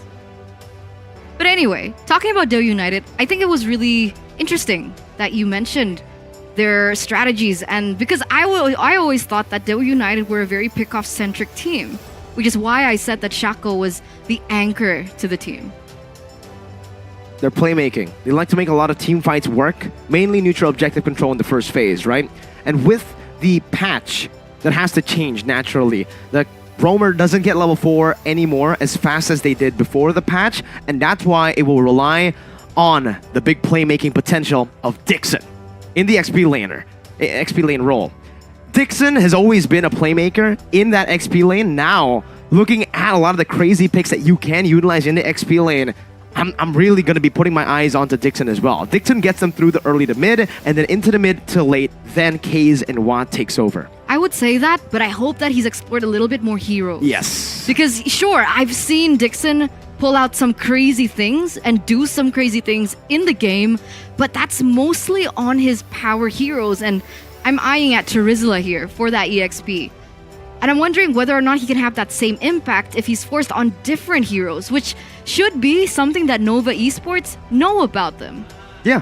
I think they have to have had to do some research, right? In the past few days or weeks preparing for MPLI 2023, they knew which group they were placed in, up against which teams, and Dewa United, unfortunately, one of their weaknesses is their drafts are quite readable, right? You know exactly what picks Dixon is going to go for, Watt as well. If you are able to deny these picks over the playmaking potential of that Charizla, the Lapu Lapu, these comfort picks, Dixon really struggles in lane, just like in the first phase or first leg of MPL Indonesia.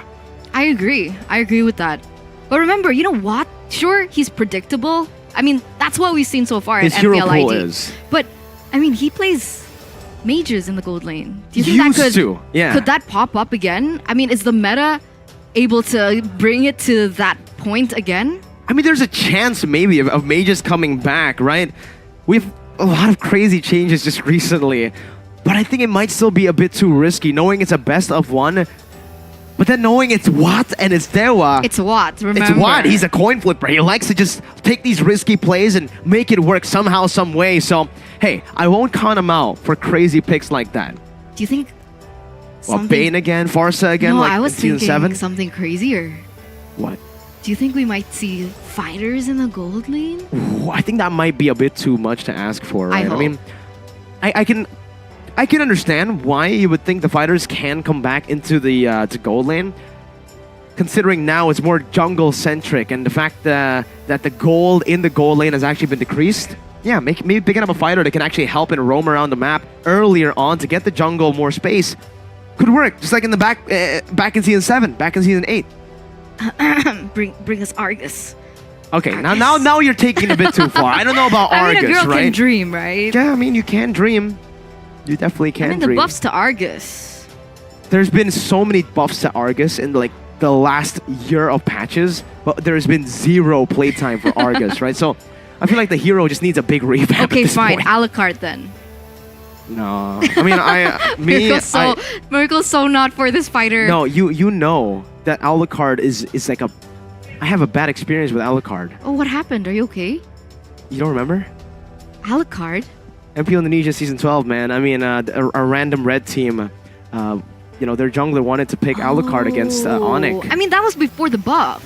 True, but I don't think it has helped much. I think Alucard... Well, maybe, right? I mean, we don't know. Like, hybrid lifesteal now. I think he can be a little bit more sustainable. I guess he's still weak to CC. Definitely not Lanaya, though. If it does come out, Lanaya is not the time to go for the Alucard. You know what he's the time to go for? What? Thamus. He loves Thamus. Oh yeah, Thamus got a buff. And he won against Geek Fam in one of those games in the grand final, or in the playoffs with Thamus.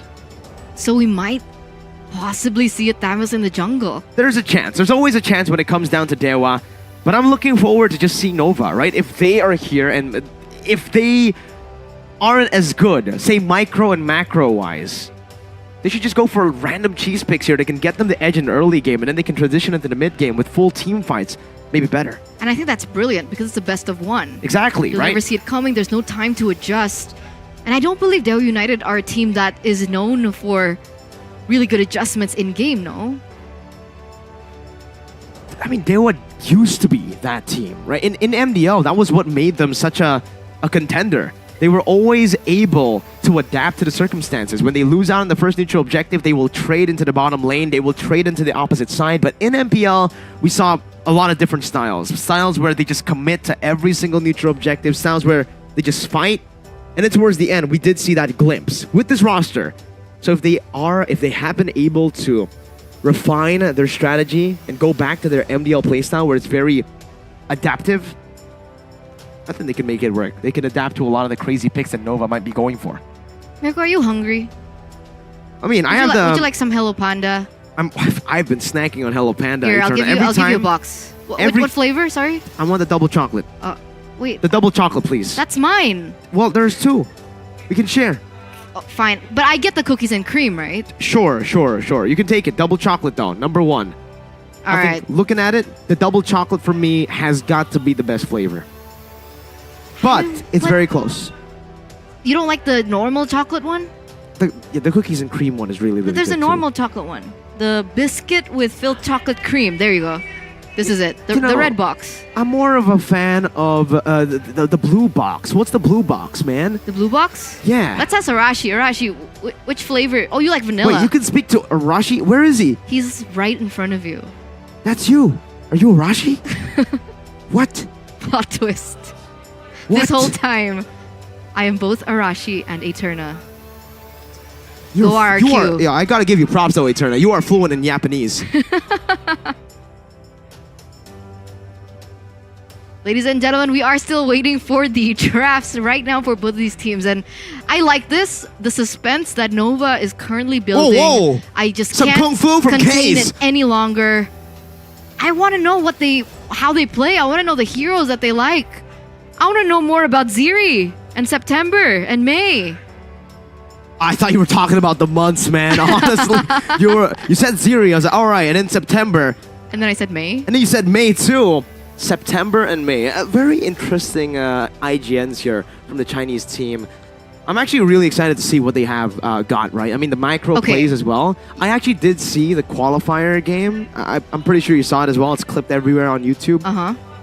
Didn't really look too impressive, but that was 2 months or maybe a month ago. Maybe they've learned. They've definitely learned. Okay. Do you think they're going to be... do you think they're going to play for the early or the late game? Knowing new teams, they usually just go for the early game. They Early control game. neutral objectives, and So if if they you're don't, wrong, they fall. you have to do 10 push-ups. She's just making things up now. I mean, sure, but Because you if said I'm, early game. but if they I'll don't, if hold they late okay, game then. they play for late game. I'll hold late game. Yeah, You'll if they hold play early for late game. Yeah. Okay, sure. Then you'll have to do 10 push-ups. I'll do it on your stream. Okay, I'll do it on my stream too. Okay, what else can we do? Well, for Okay. Kaze, he was doing the bow thing, right? He was trying to shoot like a bow. But it's Case. Do you That think is it's... Kaze. Oh! How do you feel about Iritel now? Do you think Oh. Iritel is still like a double S tier gold laner? No. No. No, not really. No, the Irithel has really fallen off. That's why we've been seeing the Irithel just completely ignored as well in the drafts. Bruno has actually come back because the Irithel is not too good anymore. Bruno, the guy who usually gets bullied by the Irithel, now is all right. I mean, you can scale so much better against most of the heroes that are meta in the gold lane. The Wanwan, though. Really interested to see the Wanwan back in action. We haven't seen the Wanwan so far in MPLI 2023, but with Watt coming back here, playing in the gold lane, I'm maybe expecting something like a Wanwan to come through. Was there not a nerf to weakness finder though? There has been a few nerfs to a lot of Do you different think that would affect Wanwan's gameplay? Sure, yeah, but with the dash beat coming back, it's already given her so much more room to play. And with that, by the way, just want to tell everybody who's watching right now to... Even me? Even you, because Okay, you're cool. watching as well. All right. Ladies and gentlemen, please be patient with us. We're still waiting for the game to start right now. Definitely maybe a technical issue happening now, and we do not want to start with a technical issue there. Fair play is our #1 priority for both these teams, and we'll give them enough time to troubleshoot their problems. So for everybody watching back at home, chill and watch and listen to the commentary of the MPLI podcast. I was about to say, welcome to the podcast. Welcome to the podcast. You know, it would be great to have Naisu here. It would be great to have Arashi chime in right now. It would really be great. I wonder if we can get Arashi to chime in right now. I mean, if Arashi wants to join the MPLI podcast, you can just start talking Eterna because you're also Arashi. That's true. I don't know how that works. Weirdly enough. But you know, we were talking about the gold laners, right? Mhm. We mentioned Wanwan, we mentioned Claude. And with Claude coming back up, do you think we'll see a Leslie come back again? Oh, that's an Right? interesting one because the crit builds have been buffed around 2 patches ago, so And her first skill, cooldown reduced. exactly. So she can spam it a lot more. If there is a Claude that is open and picked up early on, maybe we might get the Leslie, but you need to be really careful when you pick up a Leslie, right? If you're up against Yuzong or a lot of the dive heroes, Oh, and Yuzong. you're gonna struggle, yeah. The XP lane, I'm expecting more Khaleeds, I'm expecting more Yuzongs. In the first game, we saw a Phoveus, that's why we saw the Uranus as well. He just tried to bully the Phoveus in the early game, but in a lot of the skirmish-heavy, playmaking style teams like Dewa United, I'm expecting the Khalid, the Yuzong to come over into the land of Dawn instead of like the Terizla and the Lapu. That does make sense. You make sense. Thanks. What Arashi? What? No, RQ's not playing, sorry. RQ will be facing off against RSG Philippines tomorrow, though. Ooh. Or no, actually today. Tonight. Tonight. And both teams have actually shifted their rosters quite a bit. RSG PH with Demon Kite coming back in.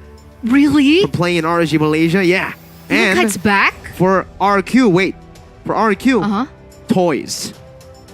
Their gold lane from MDL. And also Ian's, their jungler from MDL. So who's playing in RQ? Just Clay? Clay and Banana. And Dyron. Oh. That's very interesting. I'm wondering how well they will do. What happened to Skylar? Does he know? I don't know. You don't know? I don't know what happened to Skylar. Oh. You're a Rashi, you should know. Oh, that's true. Arashi, what happened to Skylar? Oh. What did the Rashi say? He said, I think Skylar thinks I'm too cute. I mean, as Arashi, I'm Arashi. Okay. As Arashi, I'm saying Skylar thinks I'm too cute and he doesn't want to play because I'm too cute. That is, sounds accurate, right? You're really fluent in Japanese, Eterna. I gotta give it to you, man. Thank you. Did you take Japanese as your, degree? Yeah, I learned it on Omni. I thought you learned it from LaFell. He's the best at Japanese. I miss LaFell. Hi, LaFell. He's probably watching right now. Hi, LaFell. How are you doing? You know who else is fluent in Japanese? Who? Trex. He's been Japanesing all around in his stream right now. Watch along for MPLI. Shout out to Trex watching. Shout out, Trex. Because TOB just lost, so we gotta shout him out, right? So it's like negative positive, no? Oh, so Yeah. he should feel better in a way? Should, yeah. I mean, he should. He should it's feel just better. the first Exactly, match. right? First match, It's fine. it's fine. They can come back. There's still 3 more matches, or 2 more actually. So round robin, each Best of 1. group has 1 4 tie. teams. Yep, so they'll meet. They'll have 3 matches total per team. And every win you get 1 point, Yes. and every loss you get 0 points. Yes.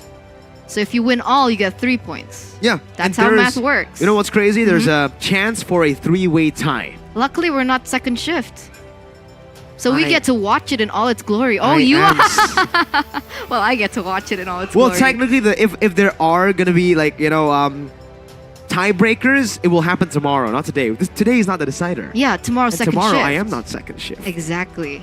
That's why we gotta give it to our colleagues, Arashi, Ulf, Uncle Ulf, Sheffin Sheffin as well. and Gani. Brilliant. Wait, why is Arashi second shift? Arashi's always with us. He's our batch. Oh, he's our batch.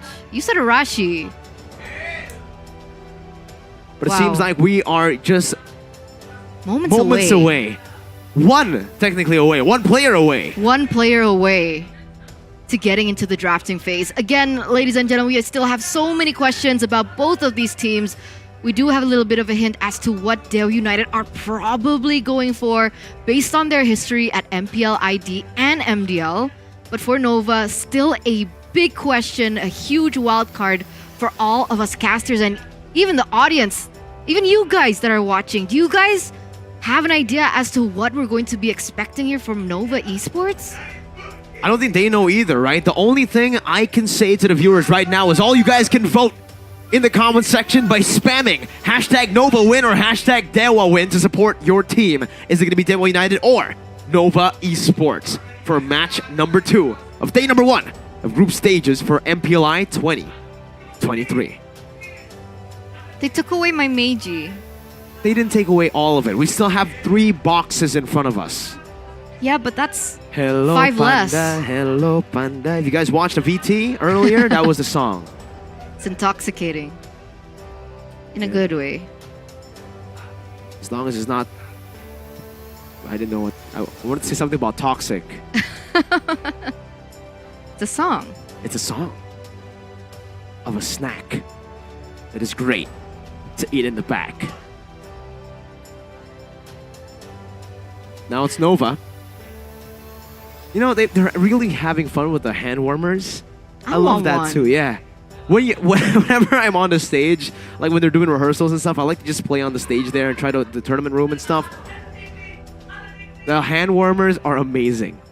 It is not warm. It's hot. Yeah. So in a cold room like that, it's perfect. Oh, it looks like they're picking up their phones. Are we ready for Are the they draft? ready? Are Seems we we're going in?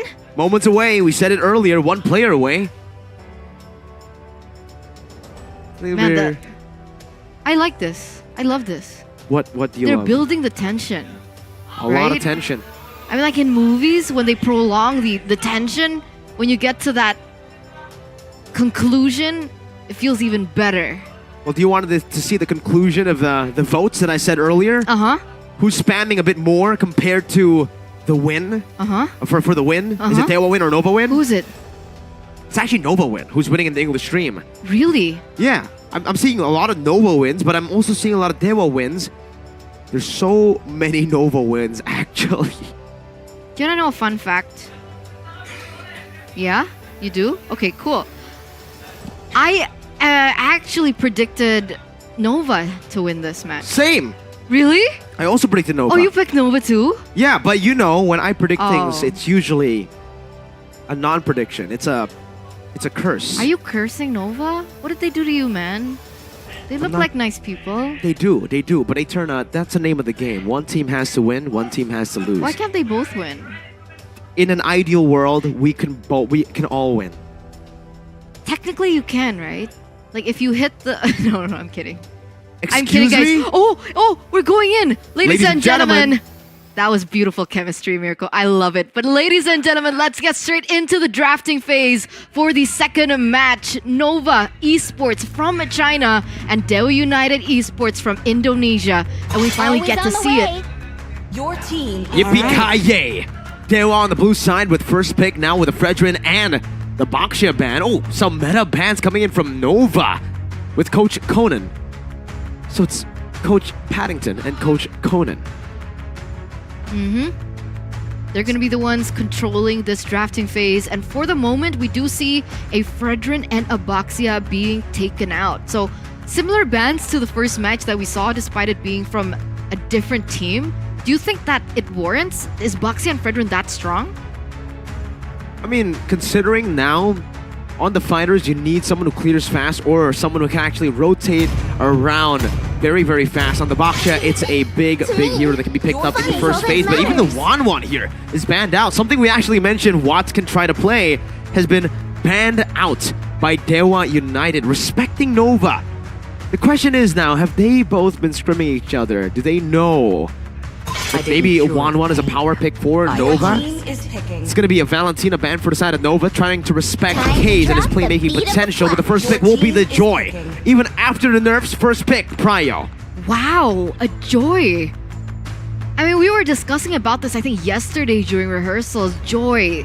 The fact that now, when she goes in for her skills, the fact that she can be interrupted not only just by suppress heroes, I think it's a weak hero at this point. I hope that they can prove me wrong. And I'm wondering if this is going to fall to the EXP lane or it's going to fall to the jungle.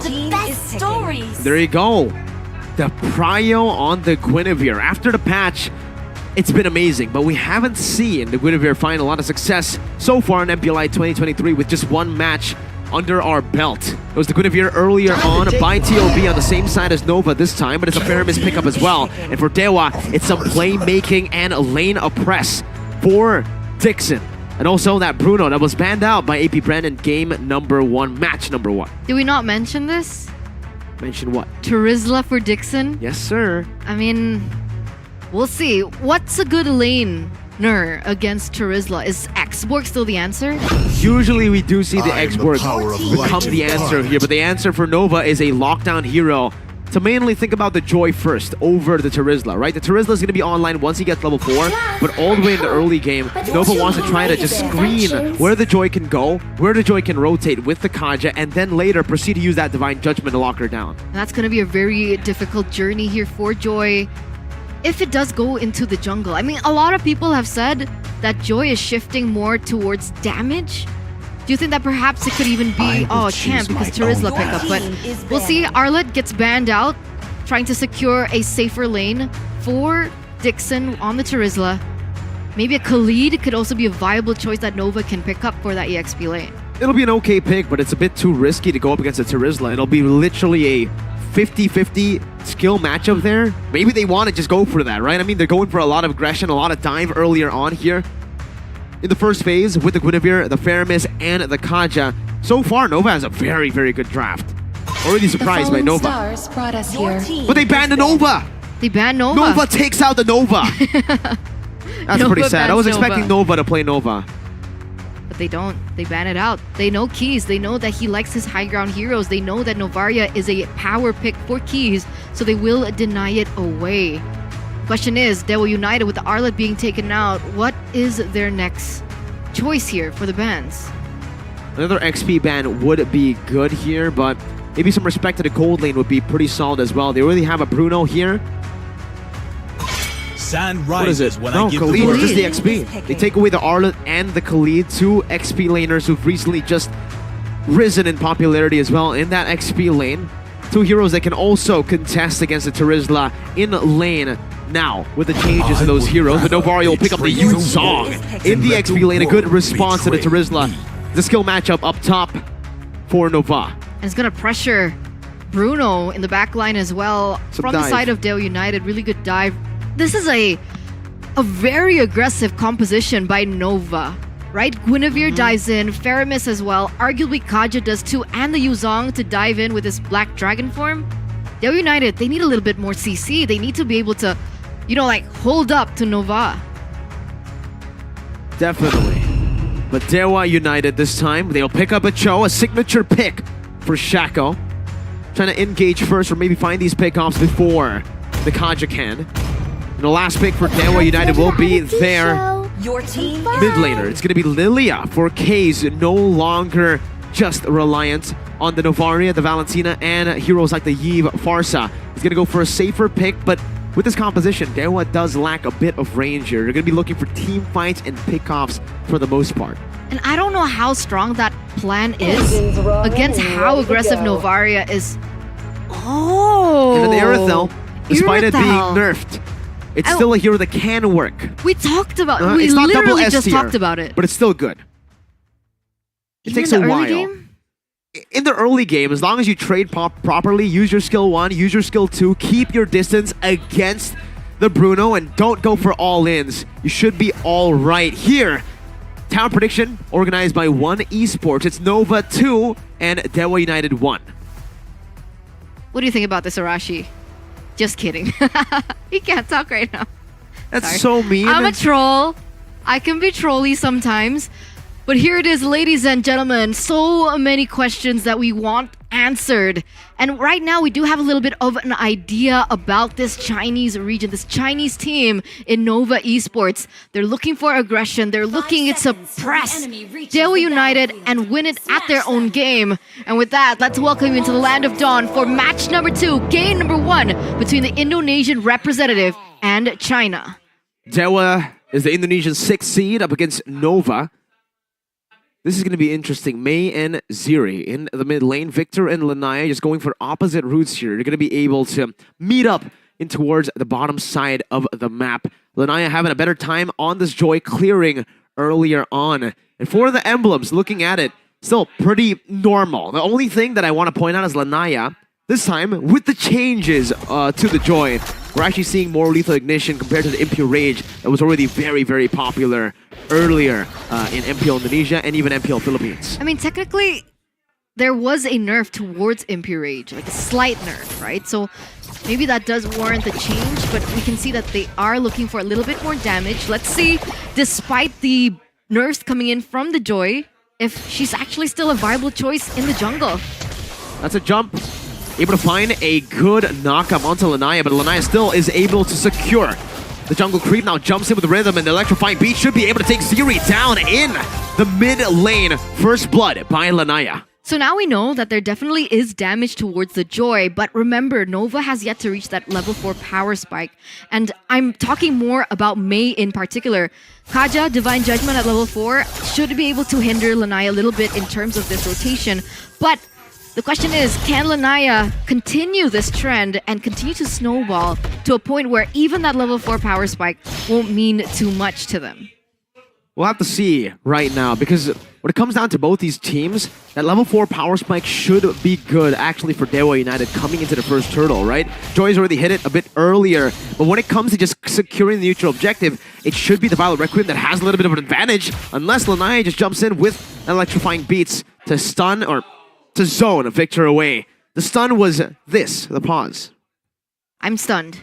We're all stunned. But ladies and gentlemen, we are heading to a technical pause. Please stay patient with us, because of course, you know, fair play is our utmost priority. We want to make sure that all the players, all the coaches, even you guys at home, you guys get the best experience as possible. And so we do have a little bit more time to talk about what we're seeing so far for the first few minutes of the game. What do you think? Early on, it's already a very great start for Dewa United, for Joy especially, a hero that needs to get a snowball going for him early in the early game. The fact that he was able to get a solo, a first blood early was already a good move. But for Nova, you can definitely see the rustiness, right? You can definitely see that they are rookies in the international stage. Maybe the pressure is getting to them, but the fact that they overstepped against a Joy who already hit level 4 was an interesting maneuver. They saw that level 4 and they still decided to walk up to it, maybe thinking they wanted to collapse. I don't know if it was miscommunication or just purely a micro mistake from walking up there. So what can we expect in the next few minutes, especially around the turtle? Well, I'm thinking of Terizla. I'm thinking of the Cho as well. Once they get that level 4, it's going to be extremely hard for the Guinevere, despite having the spatial migration and the Violet Requiem, to get in there, because the poke is going to be a big hurdle to deal with for Team Nova. And even in the mid lane, right? The Kaja has to wait for that level 4, but it's not as dynamic as the Cho. The Cho, even level 1 to 3, can put some pressure down with that Jeet Kune Do, and with the Shunpu, can get out with the anti-CC. I pictured this a lot differently. Maybe, are we waiting for a mid power spike coming in from Nova? Maybe that's when they have a little bit more say in these team fights? Because I think they're strong, right? They have Faramis as well. A little bit more to say. Second turtle onwards, honestly, it should be Nova who has a bit of an advantage coming into these neutral objective contests. Again, because of the Guinevere, because of that Nether Realm as well. And on top of that, the Yu Zhong. But early on, the Terizla should be able to get lane dominance. And even in that mid lane, the Lilia is a very good clearer. And on top of that, the Joy, who got first blood. And now we're getting to witness that. Let's see if the first turtle, yes, goes exactly as expected. It's Dewa who find a lot of kills. And even a turtle on top of that. Second minute of the game is a 4-0 start for Dewa. What in the world happened? 3 minutes in, already 4-0. Nova has yet to find a pick off a kill of their own. Dewa United with a 2k gold lead. It looks like they're controlling better. Much better. You guys, like you mentioned earlier on. It's all about getting to that level 4, and unfortunately, Dewa should be able to hit that level 4 a bit earlier because of these matchups, right? The Terizla into the Yu Zhong, pre-level 4, the Terizla should have a big advantage in the way he can clear and in the way he can actually just zone the Yu Zhong away, and that's probably what happened once we got into the game, and a big fight just happened as well. Lanaya already a level ahead of Mei, or Victor, who's on a utility jungler return. This is definitely not the outcome that I was expecting. Joy's still a very viable choice in the jungle as well, still holding the ground. And sitting at a 1-0-1 KDA for that fact, as Victor here looks for something, but he gets instantly taken out again. The lockdown away, the Dragon Victor gets deleted from the land of Dawn, and even the electrifying beats used up in the gold lane under the turret. Does enough to zone Guoguo and Mei away. You can see some glooms being placed down, and Dewa United do not want to give up on this dive. You can still see Watt just pressuring Guoguo. Mei and Ziri completely zoned away, and Guoguo is isolated. Lanaya is getting the stacks down with the rhythm. Meanwhile, Yu Zhong rotating from the XP lane, now going to be locked down with the Jeet Kune Do, but has that Black Dragon form to play it a bit safer to disengage. Ooh, what an engage coming in from Dewa United. They have their eyes on the target, their eyes on their prize, but luckily Guoguo was still able to clear and not be taken out. But at this point, with all that pressure coming through from Dewa United, it looks like they are going to be able to convert that pressure over to the next neutral objective, where it doesn't look like Nova. Uh-oh, what's going on here? No! Not even the purple buff is safe Not from even. Dewa United's early game aggression. They'll pick up the turtle for free again. This time, Gogo will have a little bit of a better time getting that turret plating, but Shaco's already rotating as well. Gogo has a Purify. Shaco, Way the Dragon, just bringing May back onto Keys, the Glooms, and one shot from Watt gives Kaze that unstoppable, and Victor even now gonna be zoned away from his own jungle, and it's a steal from Kaze. Not even given a chance whatsoever there for May to look for an opening as Dewa United look for more aggression here in the top side. What can Ziri, what can Gogo do? They're forced to retreat. They can't back it up. They can't save their top tower turret. Even in the bottom lane, Victor jumps in with the Requiem, but Dixon's still able to survive for a long time, and the outplay happens. Lanaya just takes Sad Boy and Victor down like it's nothing without the electrifying beats, and now Ziri is caught in the mid lane. They'll just focus the turret down, and that's tier 1 in the mid lane falling down. And that's an 8-0 point start here for Dewa United in the first 6 minutes of the game, propelling them to a 6,000 gold lead, with Dixon already munching down in that bottom side. I was like munching, and then I saw Hello Panda, and I got distracted. You definitely But that's okay. I mean, it's okay, because for you guys at home as well, you're probably thinking, man, I need my Hello Panda, some Hello Panda in my life. Go ahead and buy it right now. Meiji there, Flicker Divine Judgment. Black Shoe still available. Cage just pops it in like it's nothing. 5-man engage, fails. Requiem coming in, but Cage is still able to escape right now with the Black Dragon form into the back line. Will surely be able to get one kill for Nova on the board. Guogo running for the hills. Dixon trying to chase him down, and Dewa United are still going at it. Shaco has the flicker, and perhaps is thinking of going for a big play, but will choose to play it a bit more passive. That's how strong the Purify is, right? Like, even despite you getting picked up in by Victor on the Guinevere, that Purify just really denies that damage and that pressure coming through. And we saw that happen. Without the presence of Sad Boy to dive into the back line, that was supposed to be an outplay coming in from Keys as Dixon, he's going in. It's a penalty zone just to zone Guogo away. Ziri's actually walking up forward.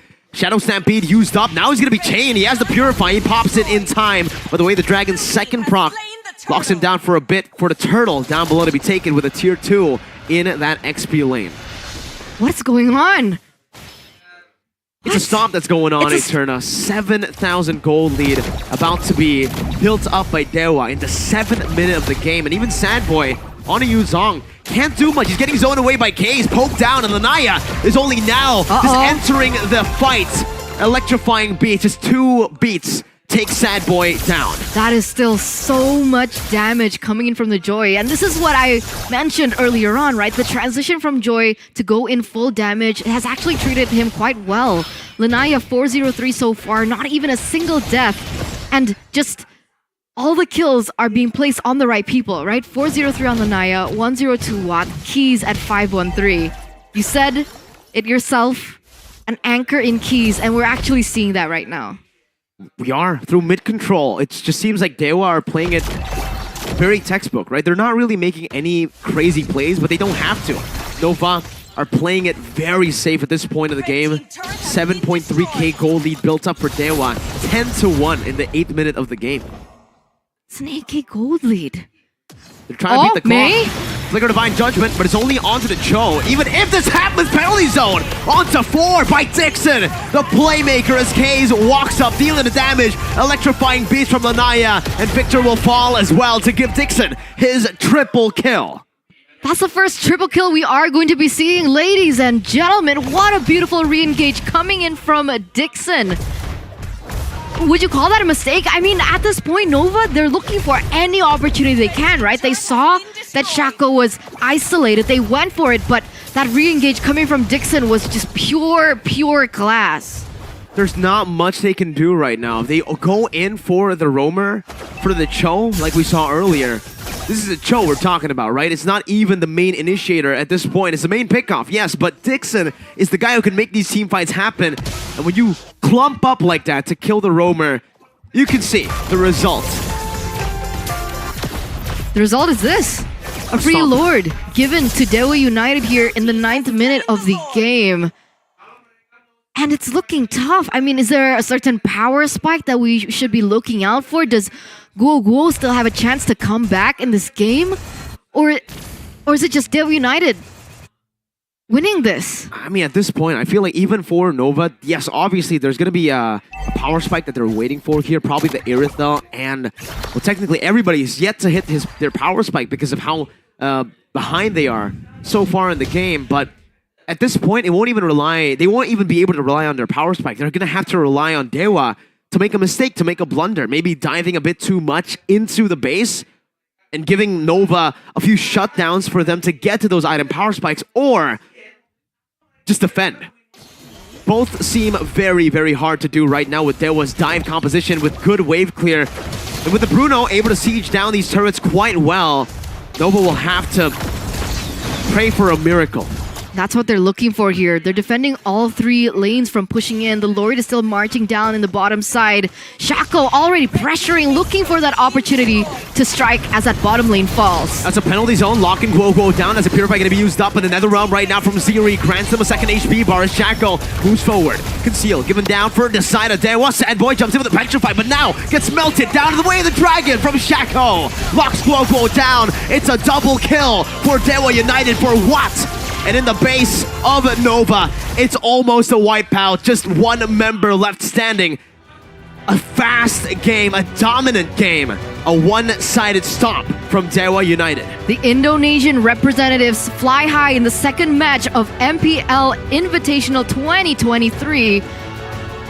And that was definitely not the outcome that I expected. We did say that Nova was a wild card, a big question mark. And those questions have been answered, but not in the way that I was expecting. On the other side, I actually expected that kind of performance for Nova. It felt like, again, that 3 months, not enough just yet. Meanwhile, Dewa, a new team in the international stage, but now a dominant force in MPLI. Arashi definitely has more to say about Dewa versus Nova, and we'll throw it over to him.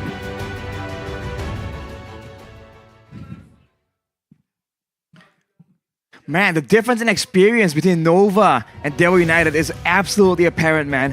They're both quote-unquote new teams, but Dewa United has had more experience. They've had to face adversity and come out on top. They had their share of experimenting, and I think the same cannot be said for Nova. They went for a very template textbook play. They want to go for aggression. They want to get control. They go for a pick-off composition. But look at what happens, man. They were unable to actually get those pickoffs, and in the end, even there, they were forced to use everything they got only for a chance to pick off the roamer from Dewa United, and that is not ideal at all. I think it all comes down to initially the drafting. Coach Paddington definitely knows what he's doing, and if you look at the draft, right, there's not a single hero on the side of Dewa United that makes a very easy or reliable target for Nova Esports to try and target. So even the Cho, a bit tanky, can escape afterwards. Purify is available on the main carries, and even if you go for the EXP laner, it's a Terizla with the damage reduction. So at every single point, they can try and get something, but the question is at what cost? So I think with that in mind, Dewa United, they just keep going for the template. They keep farming, they keep going for the right rotations, and they keep going for the neutral objectives. They don't really have to force anything to happen, because all they have to do is make sure that no one gets picked off too spectacularly on their side, and afterwards they can just re-engage. You can tell that Nova Esports, they know, right? It's not like they are clueless. They felt that that is going to be the case, but in the end, what choice did they have? Dewa United just pushed them into a corner, and they're forced to make the gamble, even though it's just not exactly ideal for the team. The MVP though for this game is going to be Dixon on the Terizla.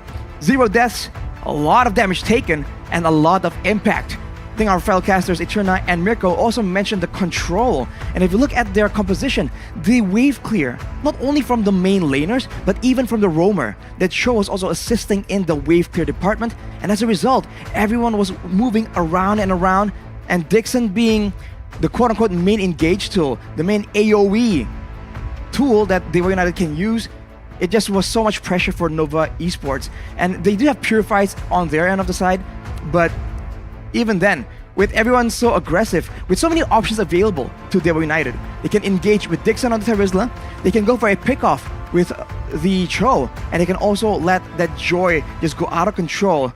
Let's take a look at the highlights though for this game. I think it all begins at the beginning with the first blood. That's going to be Lanayas going in with the level 4 power spike, showing again the understanding of the EXP. And afterwards, despite having a Yuzong, despite technically having that strategy, zoning everyone away with the Black Dragon form and then securing the neutral objectives, Dewa United says, we can play that game too. But now our EXP laner is even tankier, does more AoE damage, and not only just zones the backline, but also the whole team. And afterwards, it's just a back and forth aggression battle. But having an assassin, having someone with so much more mobility, means that even when the fight goes even, there's a chance that Dewa United can come in later and finish the job, with the goal difference increasing again and again. And all the kills collected in the hands of the mid laner and the gold laner, as well as the jungler, is just all ideal, and this is that last-ditch effort. They get the roamer, but look at the punishment dished out by Dewa United as a result. The penalty zone, along with Lanaya, just going with the electrifying beats. Everyone's talking about how the Joy is just no longer a prio pick, but in the right circumstances, with limited crowd control available on your opposing team, it was just devastating. And with that, that is just the strategy that Dewa has gone for, and Nova will have to be forced to accept the defeat and try and learn from this experience. Looking at the item builds though, let's take a look, man. Dixon going all for full defensive items. He knows that his job isn't exactly to cause damage, to deal damage, and the base damage of Teresa alone is enough to just nuke the backline. That's why this hero is just so deadly, so dangerous in the Land of Dawn.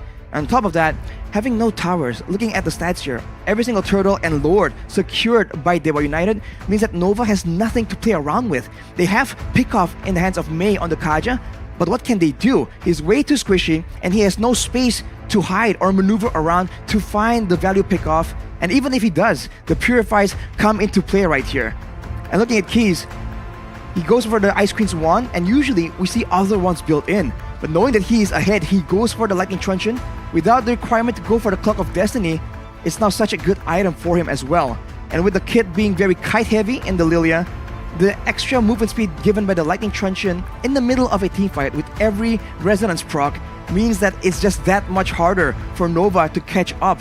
And you can see that is evident with the fact that Sad Boy on the Yuzong, having the Black Dragon form, he was struggling to actually keep up with the members of Dewa and chase them down to really secure any real meaningful kills. So I think it's a great drafting being done by Coach Paddington. And I think for Nova Esports, it's back to the drawing board. They have to try and augment their game plan, then they are drafting as well. But enough for me, back to Mirko and Eterna.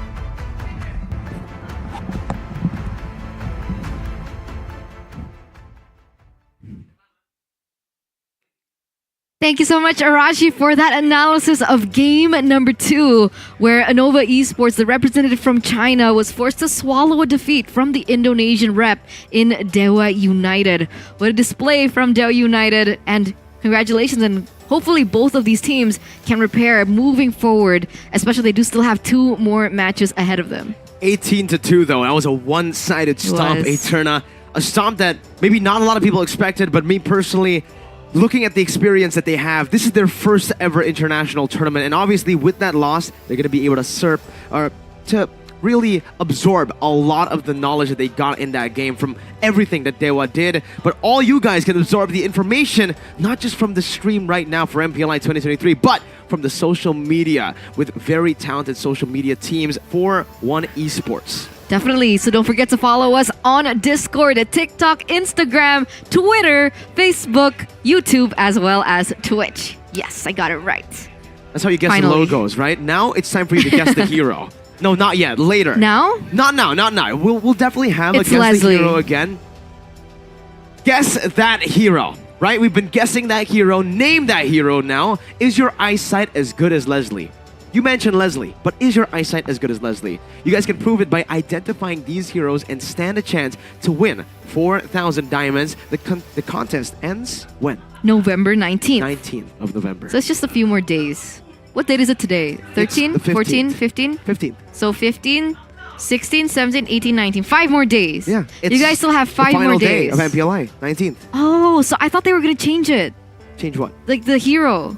They are. They're going to be changing a lot of different heroes. really? There's going to be a lot of heroes for them to guess. Oh, so I still have a chance. For 4,000 diamonds, yes, you do, Eterna. 4,000 diamonds. Say you're bad at naming the hero. Miracle, I want an easier way. How do I do it? Super simple. All you guys need to do is register for updates at One Esports to win and stand a chance for 4,000 diamonds. So if you guys are already intelligent enough and have good eyesight like Leslie, you guys can get 4,000. And then if you guys register, you guys get another 4,000. And that's 9,000 diamonds free for you guys. Quick maths. Quick maths. Eterna here is 100% good at maths. I won't even question 100 IQ. that. Okay, 100 IQ. Eterna, you do know that's average, right? Huh? All I do know is the upcoming match from the Filipino representatives. AP Bren once again gonna give us a star performance against the Indo representative in Dewa United. So we've seen their performance today from match number 1 and match number 2, and now they are going to have to go head to head with one another. Let's hope Dewa United has enough time to reset, go back to the drawing board. Don't get overconfident because this is the 6th seed, like you mentioned, of Indonesia going against number 1 of the Philippines. Let's see if they can do it, right? AP Bren, definitely the favorites coming into this tournament up against another underdog. Every team they face will be an underdog That's for AP true. Bren. For sure. And with that being said, let's give them a little bit of time to, recuperate. Even the viewers. And the viewers as well to recuperate from that performance in game number 2.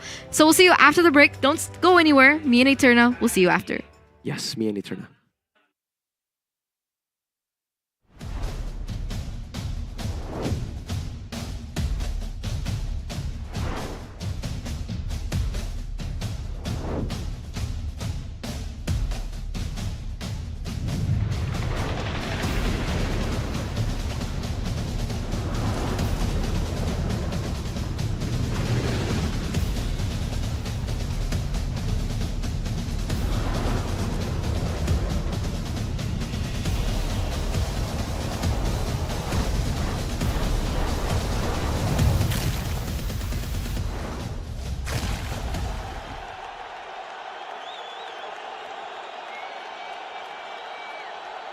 Sosok leader juga ada di dalam tubuh dia, yang mana di Bigetron kita susah cari sosok seperti Vin. Ya ini kesempatan yang bagus buat Araki sama gue buat move on lah.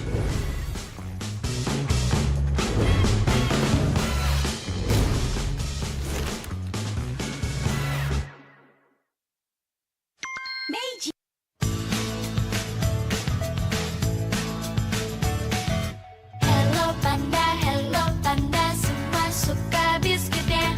Biskuitnya enak, isinya lezat, rasa coklat dan strawberry. Hello panda, semua suka biskuitnya. Biskuitnya enak, isinya lezat, rasa coklat dan strawberry. Hello panda, biskuit isi yang enak.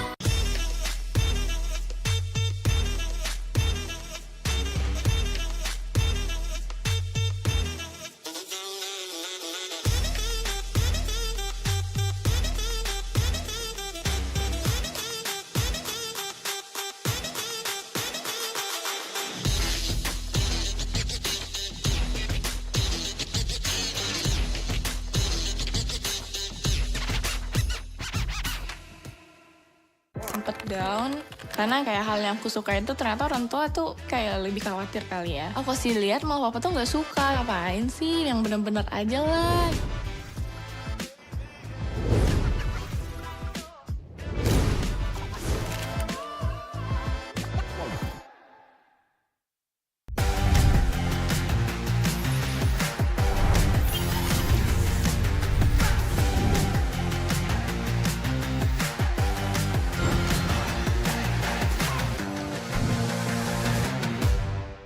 In this age of technology, martial arts has evolved too. I won't rest until I crush the Trinity Syndicate!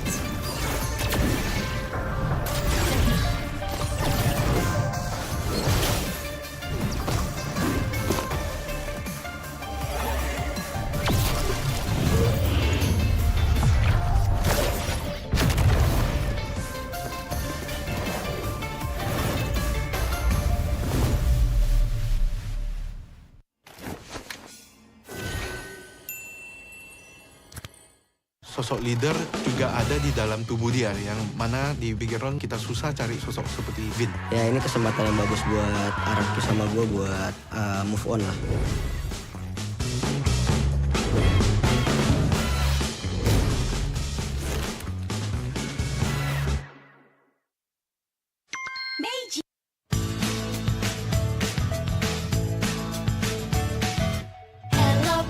Hello panda, semua suka biskuitnya. Biskuitnya enak, isinya lezat, rasa coklat dan strawberry. Hello panda, semua suka biskuitnya. Biskuitnya enak, isinya lezat, rasa coklat dan strawberry. Hello panda, biskuit isi yang enak.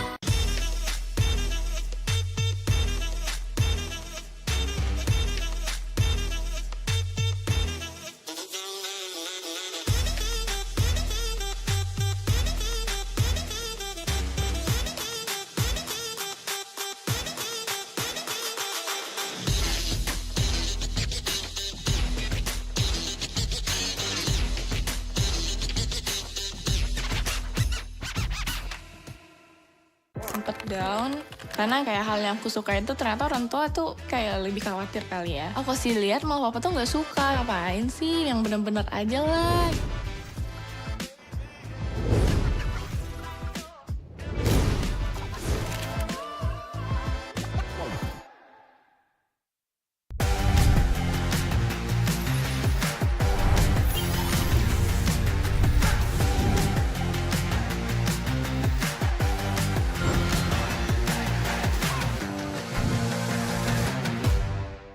In this age of technology, martial arts has evolved too.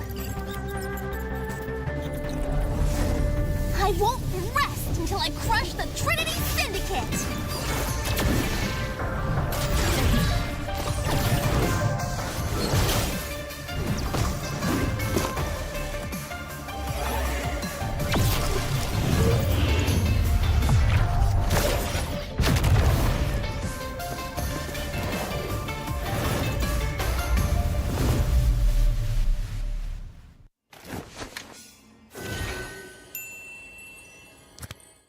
Sosok leader juga ada di dalam tubuh dia, yang mana di Bigetron kita susah cari sosok seperti Vin. Ya ini kesempatan yang bagus buat Araki sama gue buat move on lah.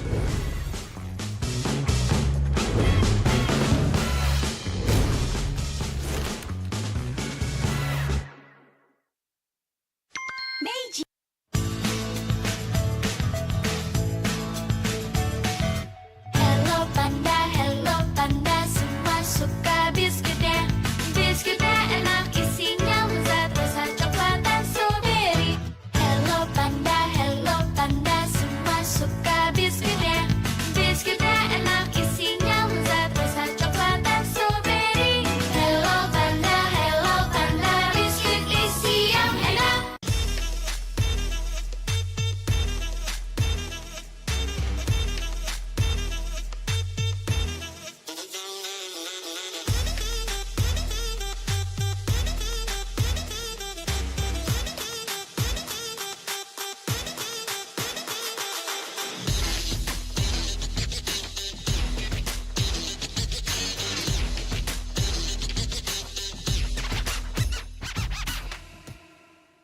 Sempet down karena kayak hal yang aku suka itu ternyata orang tua tuh kayak lebih khawatir kali ya. Aku sih lihat malah papa tuh nggak suka, ngapain sih, yang bener-bener aja lah.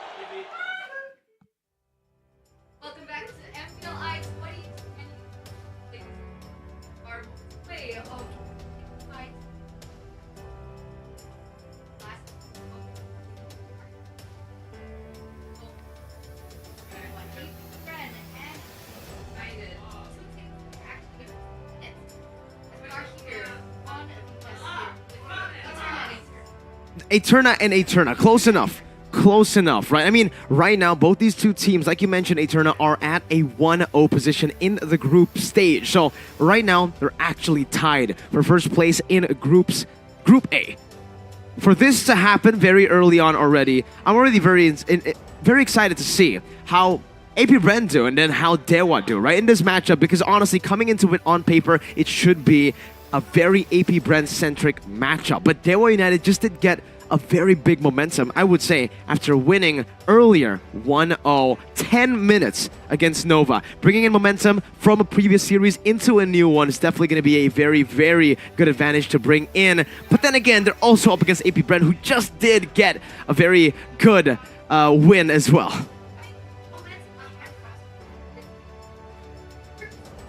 True.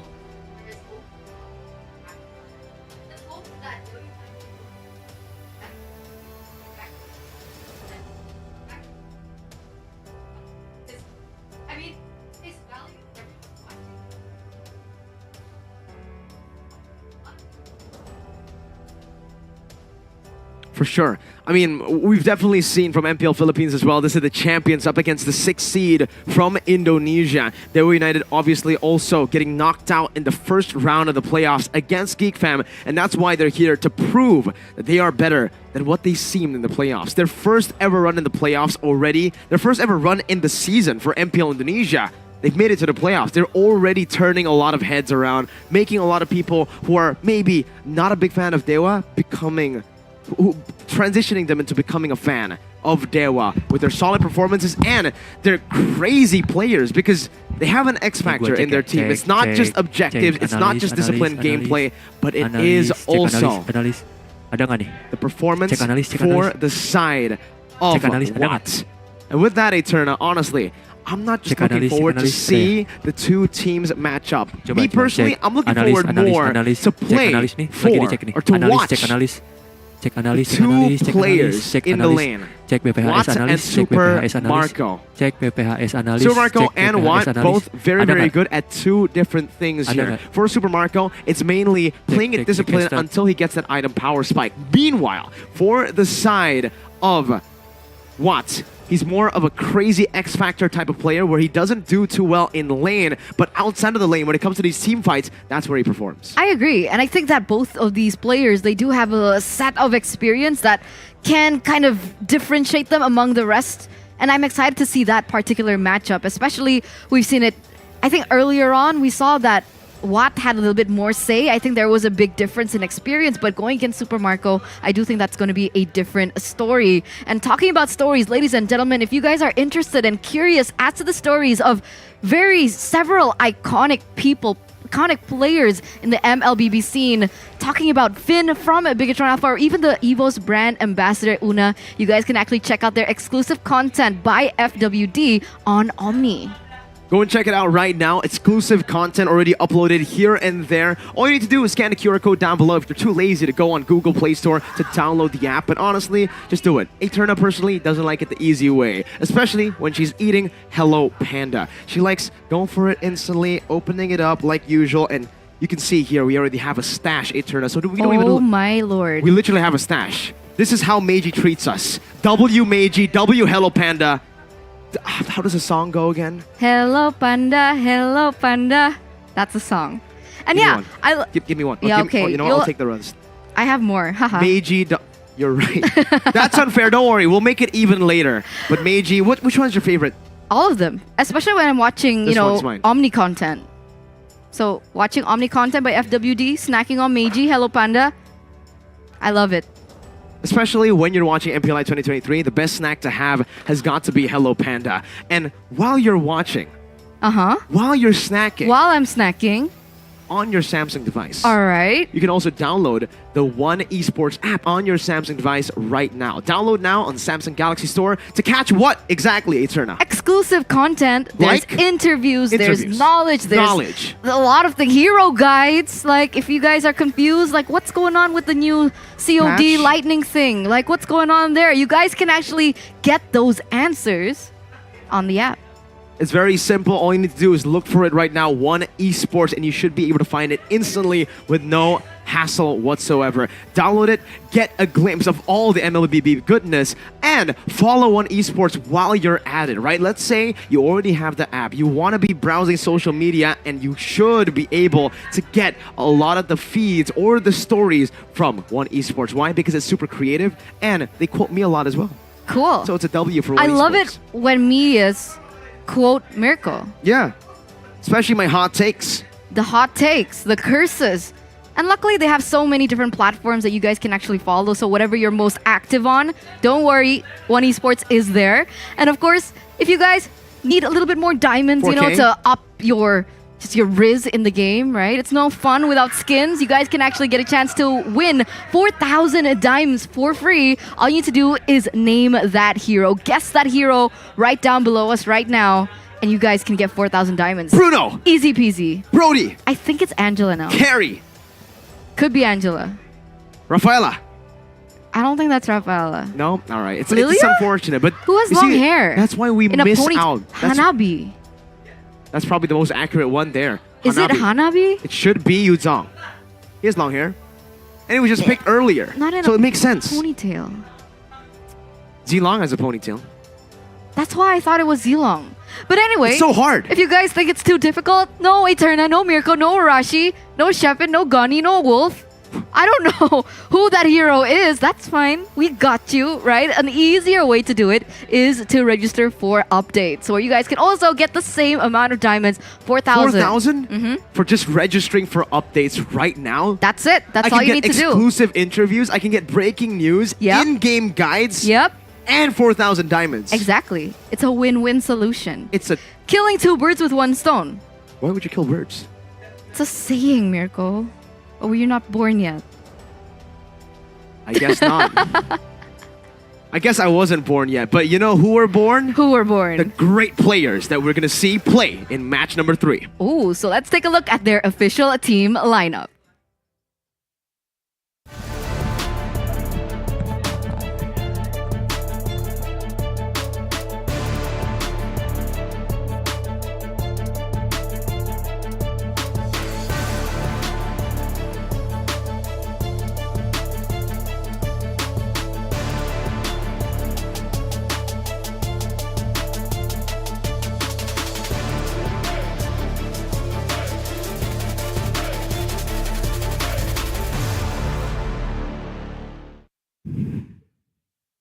The Filipino champions, once again, it's AP Bren who are now taking on the 6th seed of Indonesia, looking as confident as ever. Here it is, with their first victory in match number 1. They're looking to get yet another point in Group A to make it to first place and all the way to the upper brackets during playoffs. And for AP Bren, as the favorites coming into this tournament, how do you think they're handling the pressure, right? Because I think for me, personally, looking at AP Bren, they're fine with it. I think they're used to it at this point. SEA Are Games they not? favorite, ISF favorite, SBS favorite, and now MPLI 2023 favorite. They've got a lot of experience behind them. Very different to this next team that they are going to be going head-to-head with. And with that, ladies and gentlemen, let's welcome the Indonesian representative, Dewa United.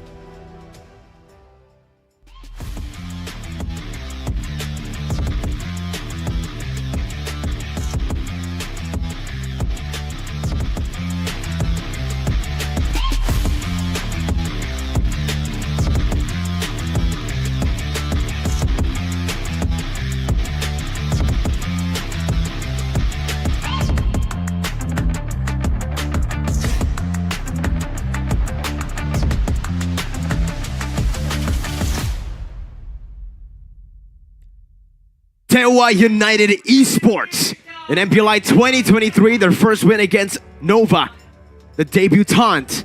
But now against the tournament favorites, will they be able to come out on top again? More questions, questions and questions and questions. For Dewa United, that is the main just inquiry, I would say, right? Do they have the mentality? Do they have the preparation? Do they have the experience to be able to go against a team as big as AP Bren? It's going to put them to the ultimate test. It's going to challenge them in more ways than one. And if they can come out on top, they will be stronger than ever.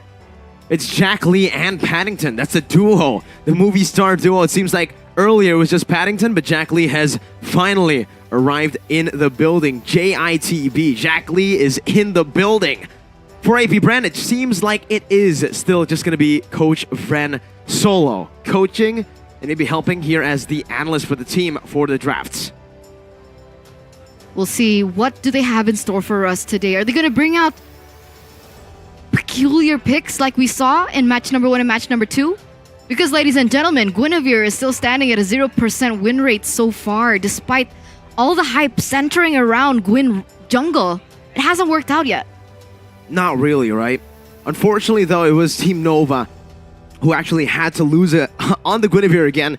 Seems like the Guinevere pick has just been on the receiving end of a lot of losses recently, but now I'm really excited to see if AP Bren can pick it up for themselves. Knowing Kaltizi, though, they'll probably choose and opt to go for a little bit more damage in the jungle compared for utility in the current meta. But here it is, the draft for game number 3, match number 3 of the group stages for first place for Group A.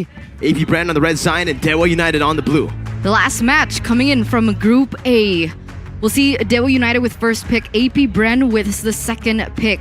With the Fanny already banned out by Coach Jack Lee. From the side of AP Bren, they have decided to actually respect Dixon here with a Terizla banned out first in the first phase.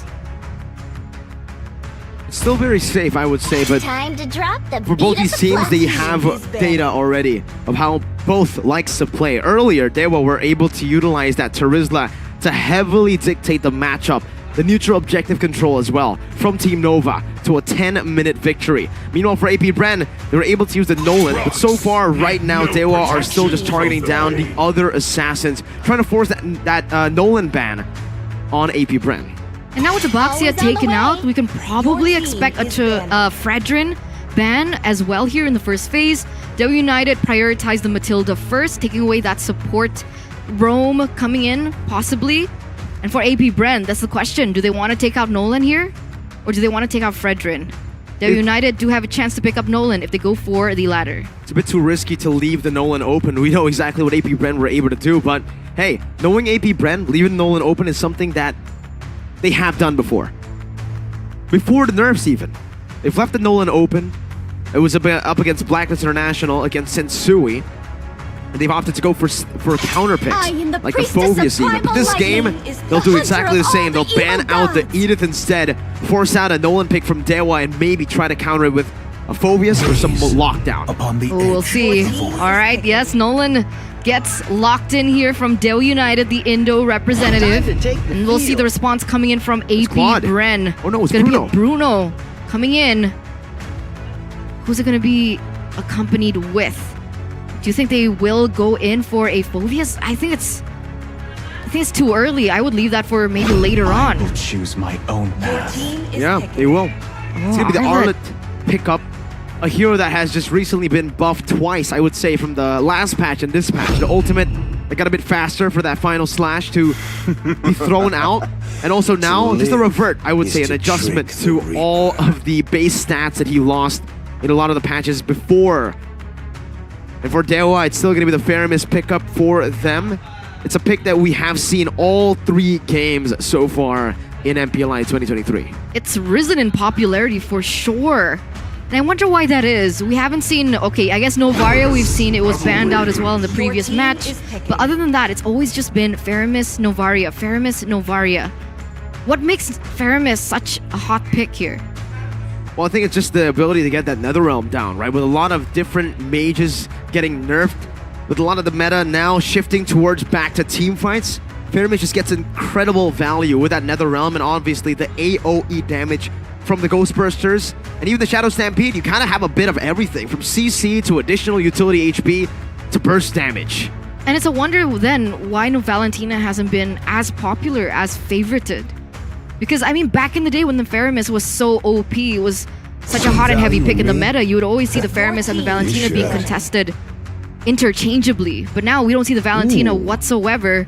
And instead, AP Bren will close out the first phase with a Fredrin pick. The proof that I'm The first Fredrin pick of the day. It's strange to say that after basically being in the Fredrin era for the last, what, 4 months? Yes. Now Fredrin making his debut in MPL 2023 in its 3rd match. We did see it banned though, however, in game number 1 of the second phase by AP Bren themselves. So you can see that they still have a lot of emphasis. They still have a lot of success playing this hero and maybe not too much going up against it. It's so crazy though. Fredrin just continuing to be Fredrin all throughout so many patches, so many shifts in meta, yet he's still able to be utilized. Man, it's like the gods look down on him and be like, yeah, you're the one. I mean, we were talking about Fredrin, but hey, even the Joy, a big nerf, I would say, right? With a second ability now being able to just stopped by a lot of the CC, but still is one of the prio bans still because of that damage adjustment. Meanwhile, for the second phase, it's the Brody taken away by AP Bren. They already have that Bruno. Don't want to give the Brody over to Watt, knowing that it is a playmaking hero that he can make a lot of use with. Meanwhile, for Dewa, they do not want AP Bren to be able to set up and for that Bruno with a Dyroth, with that physical defense shred. Definitely could be paired in with something crazy. But what will Dewa United ban out after the Dyroth? So they're saying that they want a free lane for the Uranus. Do you think a Khalid ban can come through once again here from Dewa United? There's definitely a chance, but the Arlet should already be an XP lane pick. Is that not right? a roam? I mean, the roam is something we haven't seen in a while, but with the current adjustments, you're right. The roamer Arlet may come back. I think the last time we saw it was MSC 2023 when Keyboy picked it up against Burn X Flash. It's the Valentina ban. It comes in last. Very strange to see. Not in the previous patch, but in this, well, not in the last few patches, right? Usually we see it in the first phase, banned out or picked up. Now we're seeing it in the second phase or completely ignored. It's been a lot of changes in the game, and I honestly love to see just new heroes come up. We saw the Lilia earlier to fend off against that Faramis. AP Bren can take the same routes, or they can try to outrange Dewa United with the Varia pick, perhaps. That's definitely a possibility. It's still up in the air. It does give them a little bit more visibility, as well as a utility coming through. So that is a possibility, but they go for the Farsa instead. So long range, sure.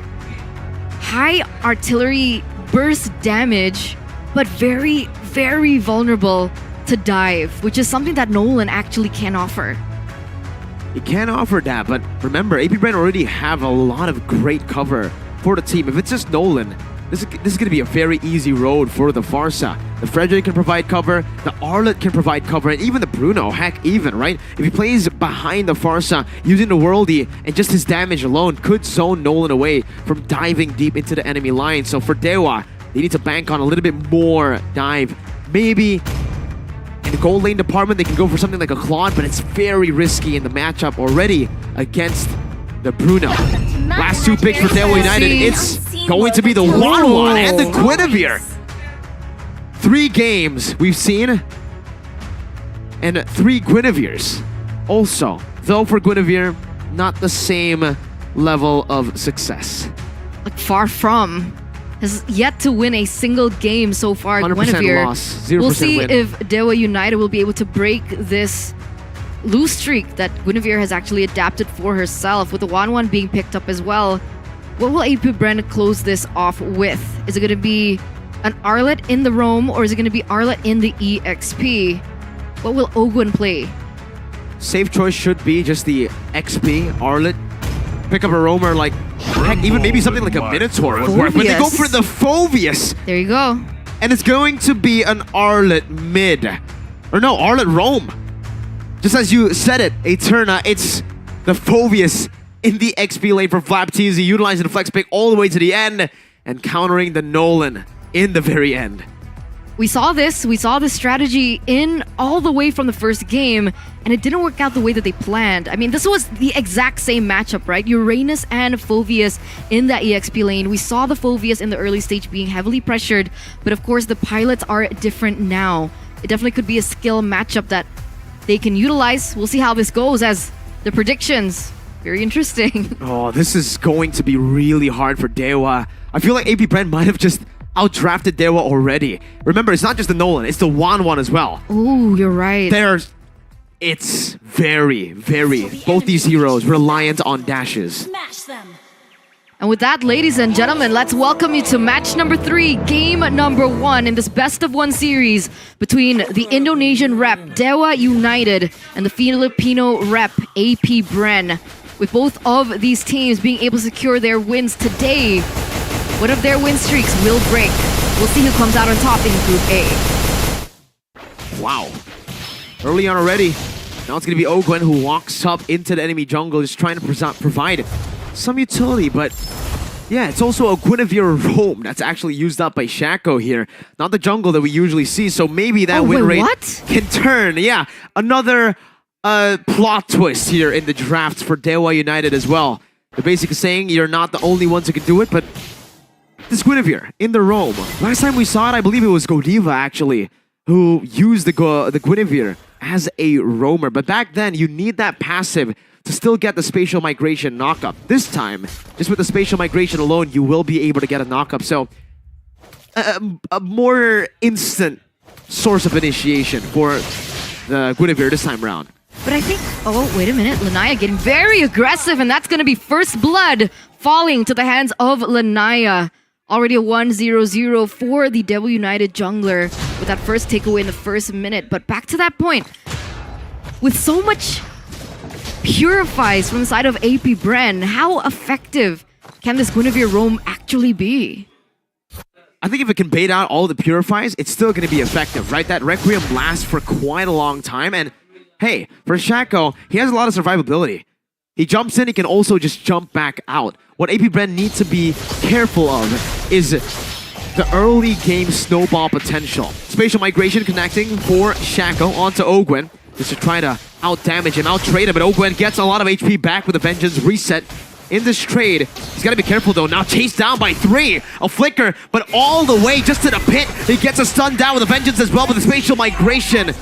And the help of Kaze gets the kill back. It's 2 kills traded in by AP Bren though. They're able to find a turtle for free. Okay, so already a very different idea that we're seeing here coming in from Dewa United. They're looking to pressure AP Bren from the early stage of the game, realizing that most of the heroes that they have opted for do require a little bit more time to progress into towards the items, mainly the gold lane and of course Farsa. Looking at the emblems, nothing too crazy, right? The only thing I want to see or point out is the fact that Shaco has gone for the Brave Smite. Tank emblem into that Brave Smite with the power with the Wilderness Blessing actually to rotate across the map a bit faster. How effective it is still something that I am questioning.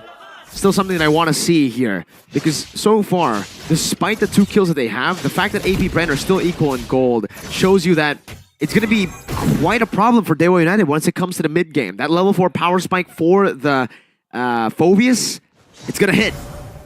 It truly is. Shaco opening up the map, giving some information to his team. But it looks like, oh, he's going very, very aggressive. Even the final slash with the Violet Requiem there saves Shaco for a bit. Caltizi gets a good taunt up onto Lanaya. Appraiser's Wrath even committed down in the enemy jungle.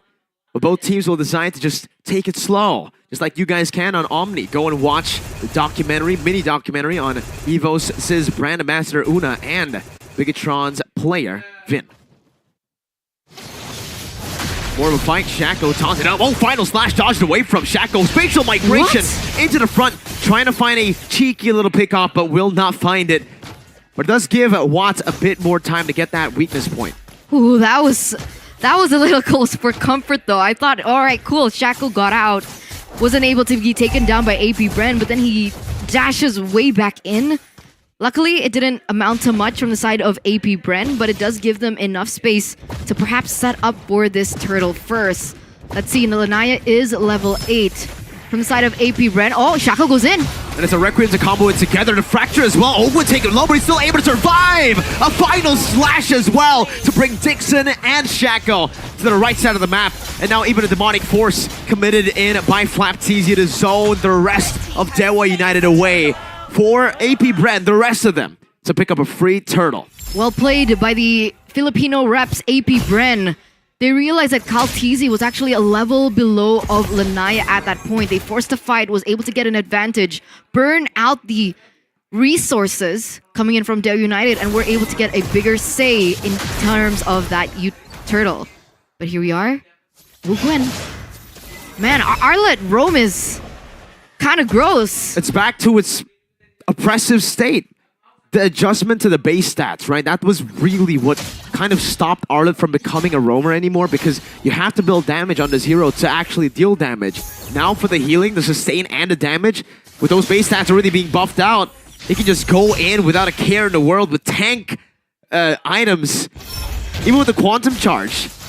That's a quantum charge on the Arlet. And now it's going to be a siege down below. Ogwin marching forward again in the bottom lane. Why going to be changed? You see the final slash brings them back, and it's a free hit from Super Marco. A desperate requiem for the side of Shaco, trying to evade, but Ogwin still gets out, and it's only 2 members taken out for free.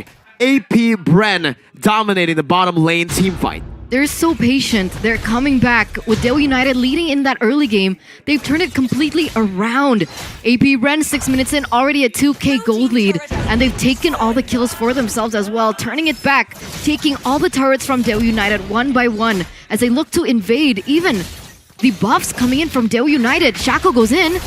Go for the orange buff. Steal Kaltizi, Appraiser's Wrath. The crossbow tang is ready, but look at the zoning from Super Marco.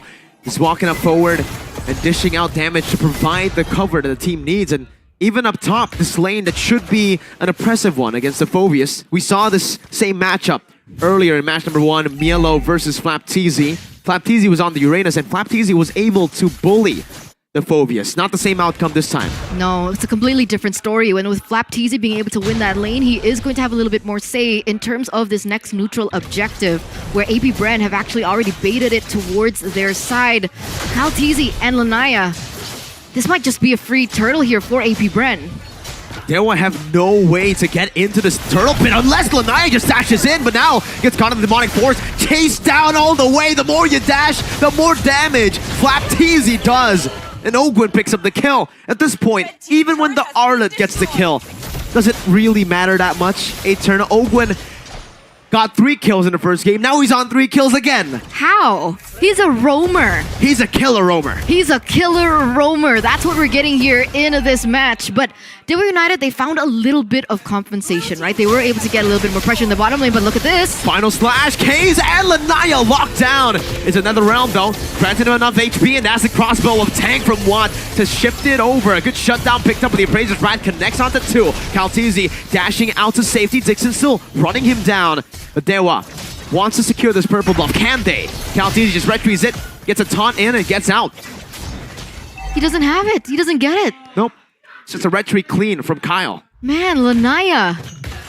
All his resources are being kept away from him by AP Bren, and to make it all worse, Super Marco will be able to secure a tower in that top side, propelling him even further in this game, with him already quite far ahead. Where is he at? Super Marco, 103 KDA so far. Not even a single time taken down. He's playing it chill because, again, in this matchup, it's already a pretty good matchup for the Bruno against the Wanwan. Especially when you're just trading, when you're just farming. The Wanwan is actually going to be the one losing out in a lot of these trades slowly. Why is that? Is it the poke coming in from Bruno? It's the damage and obviously also the dash. The dash that gets him to safety whenever the Wanwan tries to get an all-in. The only way Wanwan wins is if he gets the weakness point all around and get a crossbow tang in to win that trade. It's an all-in, not a trade. But against Bruno, it's almost impossible. As long as Super Marco times that dash properly, according to the first skill of Wanwan, there's a very, very low chance of Wanwan actually hitting that. And to make it worse, Super Marco actually has Purify. Yep. So Reset. just in case all goes south, he can just pop in that Purify to completely deny all those weakness points. And Watt is caught in a disadvantage. And there you go, the Lord already just blitzed in by AP Bren, by the Bees. And that's going to be a free one over to the Filipino representatives. They're having a field day in the 9th minute of the game with the Lord spawning up top. It's a big, big question mark as to why Dewa United did not ban the Phobius in the second phase. And why is that, Eternal? Did you maybe they thought the same, right? They thought, Arlet, no way it's going to be flexed into the roam position. And then meanwhile, Ogwin says, hold my bottle. I mean, that definitely is a possibility. Meanwhile, Anaya, though, he's angry. Fracture, some damage, but that's some good damage back as well. Anaya might be picked off. It's a 1-for-1. It's not worth it for Dewa. And Ogwin picks up the 4th kill in this game. The killer. He has almost all of the kills that AP Bren has this game. And he's a tank. He's a roamer. He knows he's a roamer, right? But he also knows he's Arlet. He's vengeance. He's vengeance. The towers are going to be falling one by one here as all 3 lanes are going to be pushing. Ogwin being able to control that bottom side. Shackle! It's a Requiem, but Super Marco just gets out with the Purify, and it's Dewa who actually have to commit a Netherrealm, a big resource. They're trying to siege down the base turret. Dewa United doing a good job at still keeping it intact, but it's lost so much HP, and the next push should certainly be 1 base turret down. Back foot. They're United. They're definitely on the back foot right now. 6k gold lead and counting. The entire map, ladies and gentlemen, as you see it here, is red. AP Bren, they're controlling every single lane, every single interaction that both of these teams are going to be experiencing.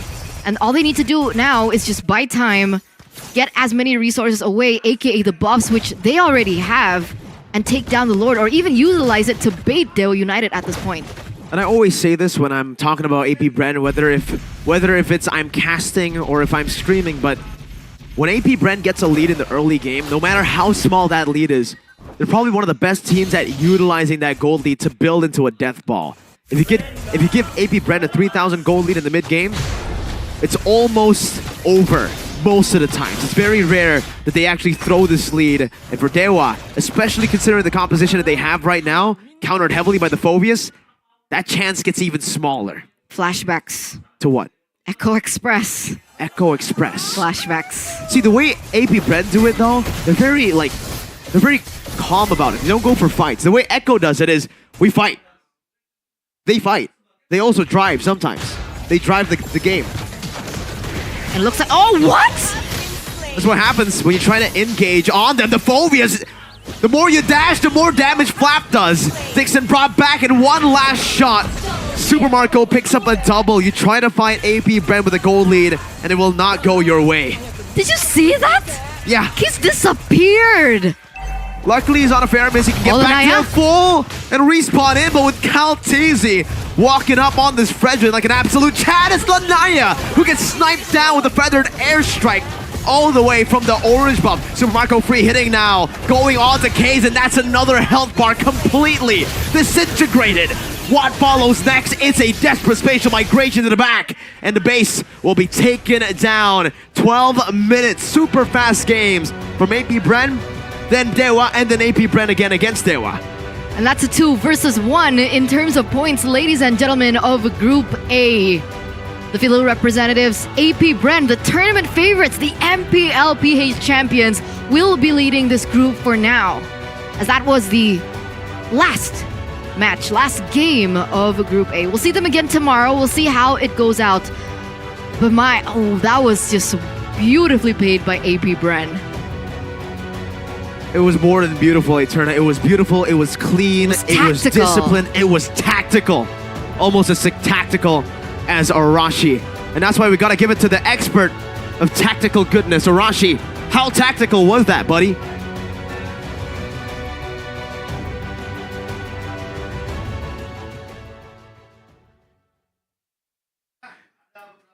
Man, tactical, strategic, you name it.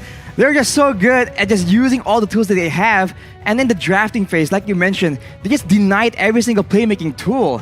I mean, I thought the 1-1 with the new weakness finder can maybe have a bit more punching power in the laning phase, right? If you proc it, it lowers your opponent's attack speed by 50% as well.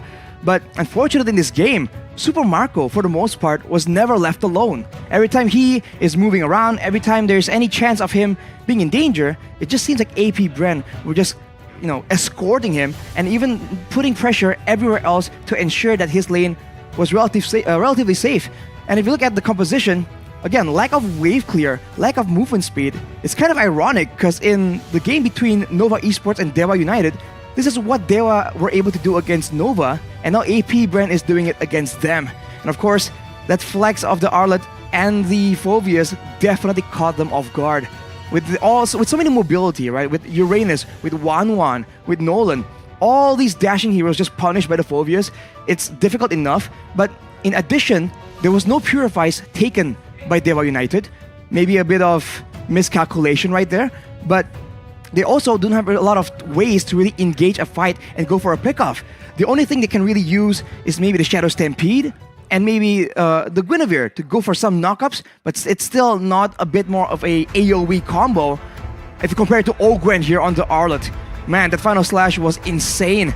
And with the base damage alone, yes, he was taking all the kills, but as a result, he's a tank, but he's also doing damage. So with kills, you get even tankier, and you're doing even more base damage, keeping up in the EXP curve. So on normal roamers, maybe something utility heavy is not really as impactful, but on a aggressive roamer like the Arlet, it's a whole different story, man. Ogren just completely took control of the game and denied any kind of chance of retaliation from Dewa by being in the front, by being able to outplay afterwards, and also having a lot more sustain built into his kit. He is just able to be a lot more obnoxious compared to Ray on the side of Dewa United.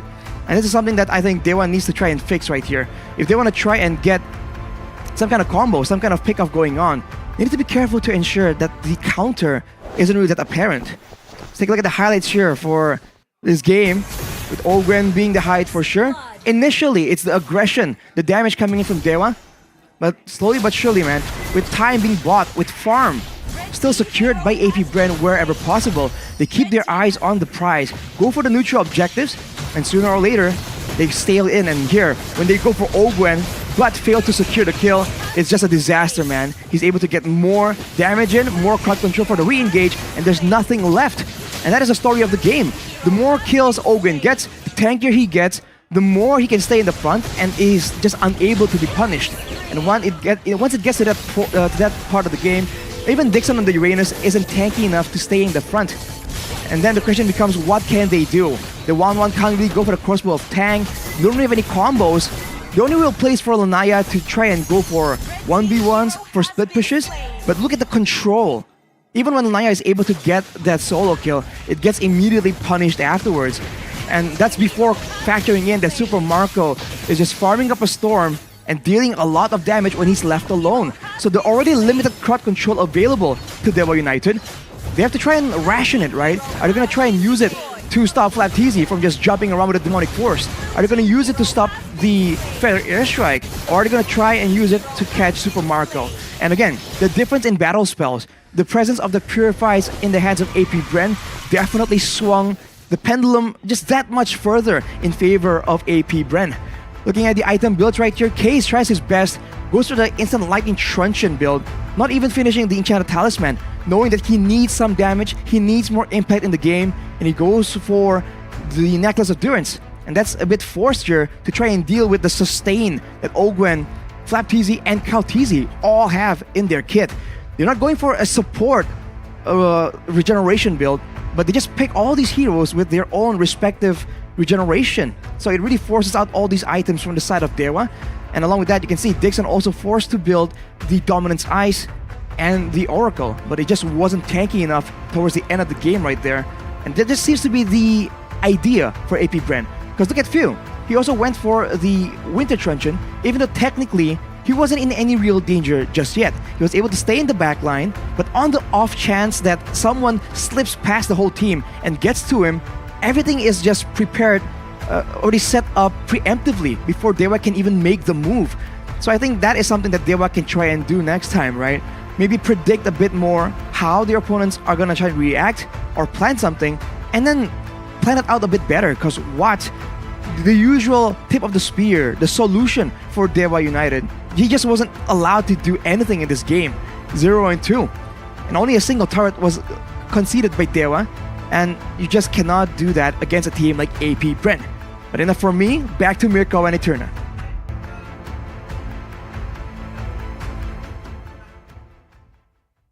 And aside from the wonderful tactics, the wonderful execution, I just say it's a big draft diff, Eterna. That flex, ultimate flex in the end that you called, by the way, the Arlet going as a roamer from the XP lane and picking up a Phoveus was really just a seal for AP Bren there. Like that's how they sealed the deal. It was a 1-1 on top of a Nolan. If it was just a Nolan, it would have been bad.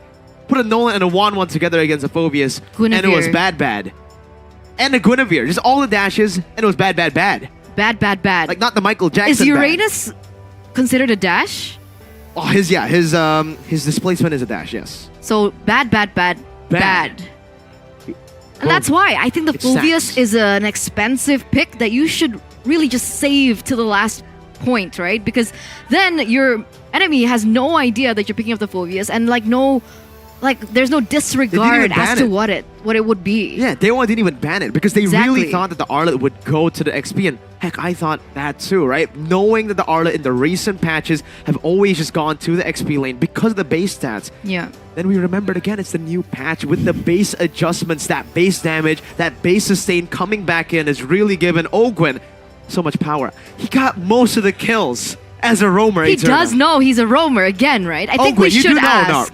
Do you know or not? We'll have to ask him. Let's go ask. We'll ask him because right we now. are going to head to a short break before we proceed MPLI 2023. And with that, don't go anywhere because now we're moving on to Group B. So stay tuned. Don't go anywhere. Me and Miracle will see you after. Eterna and Miracle.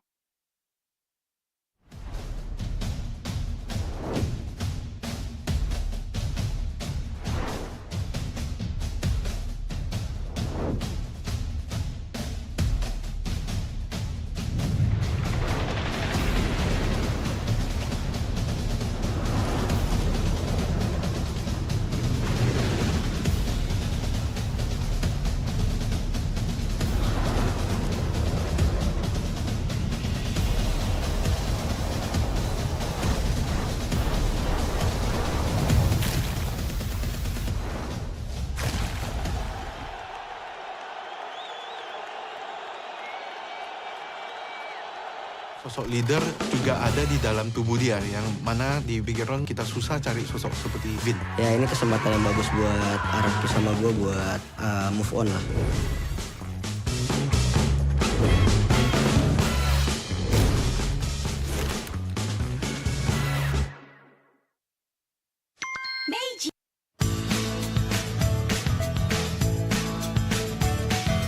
Hello panda, semua suka biskuitnya. Biskuitnya enak, isinya lezat, rasa coklat dan strawberry. Hello panda, semua suka biskuitnya. Biskuitnya enak, isinya lezat, rasa coklat dan strawberry. Hello panda, biskuit isi yang enak.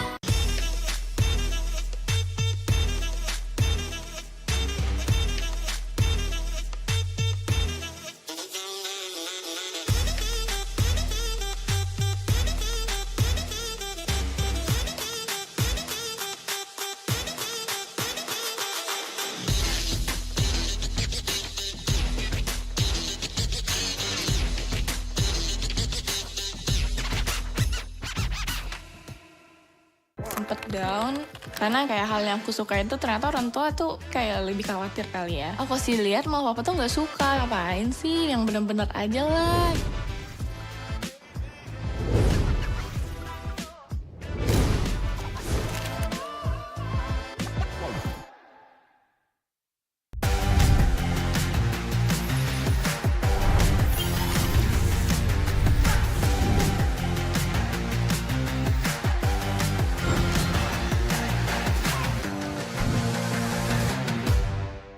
In this age of technology, martial arts has evolved too. I won't rest until I crush the Trinity Syndicate!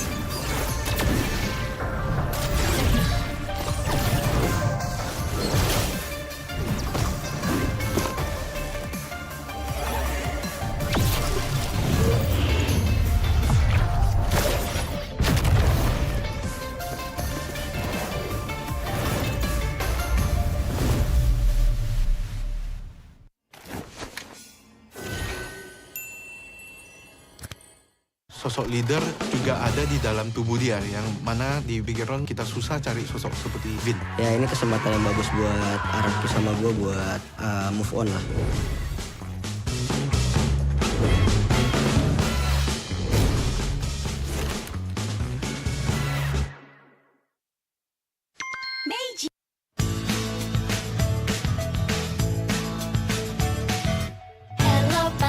Hello panda, semua suka biskuitnya. Biskuitnya enak, isinya lezat, rasa coklat dan strawberry. Hello panda, semua suka biskuitnya. Biskuitnya enak, isinya lezat, rasa coklat dan strawberry. Hello panda, biskuit isi yang enak.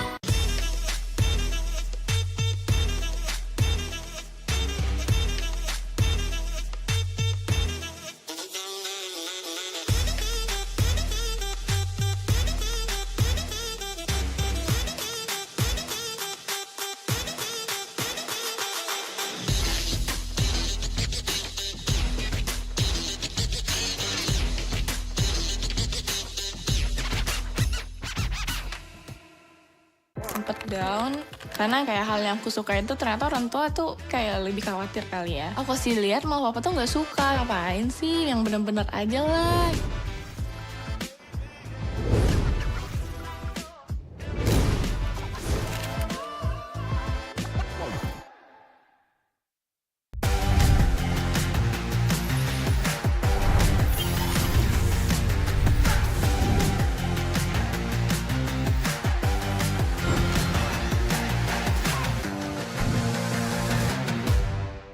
In this age of technology, martial arts has evolved too.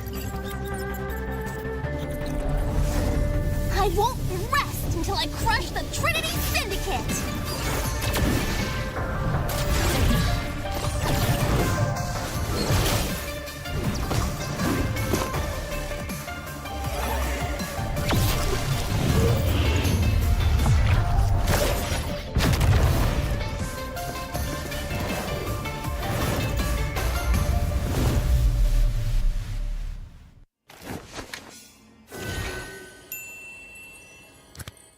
Sosok leader juga ada di dalam tubuh dia, yang mana di Bigetron kita susah cari sosok seperti Vin. Ya ini kesempatan yang bagus buat Araki sama gue buat move on lah.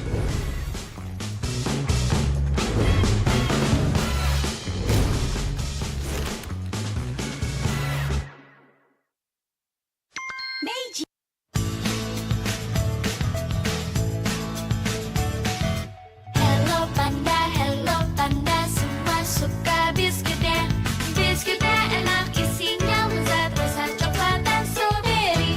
Hello panda, semua suka biskuitnya.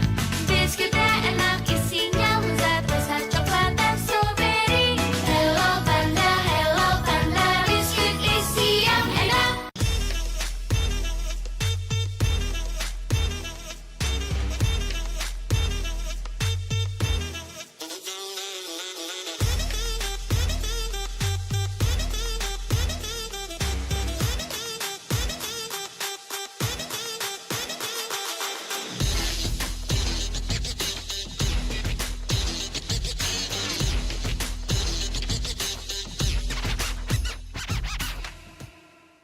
Sempet down karena kayak hal yang aku suka itu ternyata orang tua tuh kayak lebih khawatir kali ya. Aku sih lihat malah papa tuh nggak suka, ngapain sih yang bener-bener aja lah.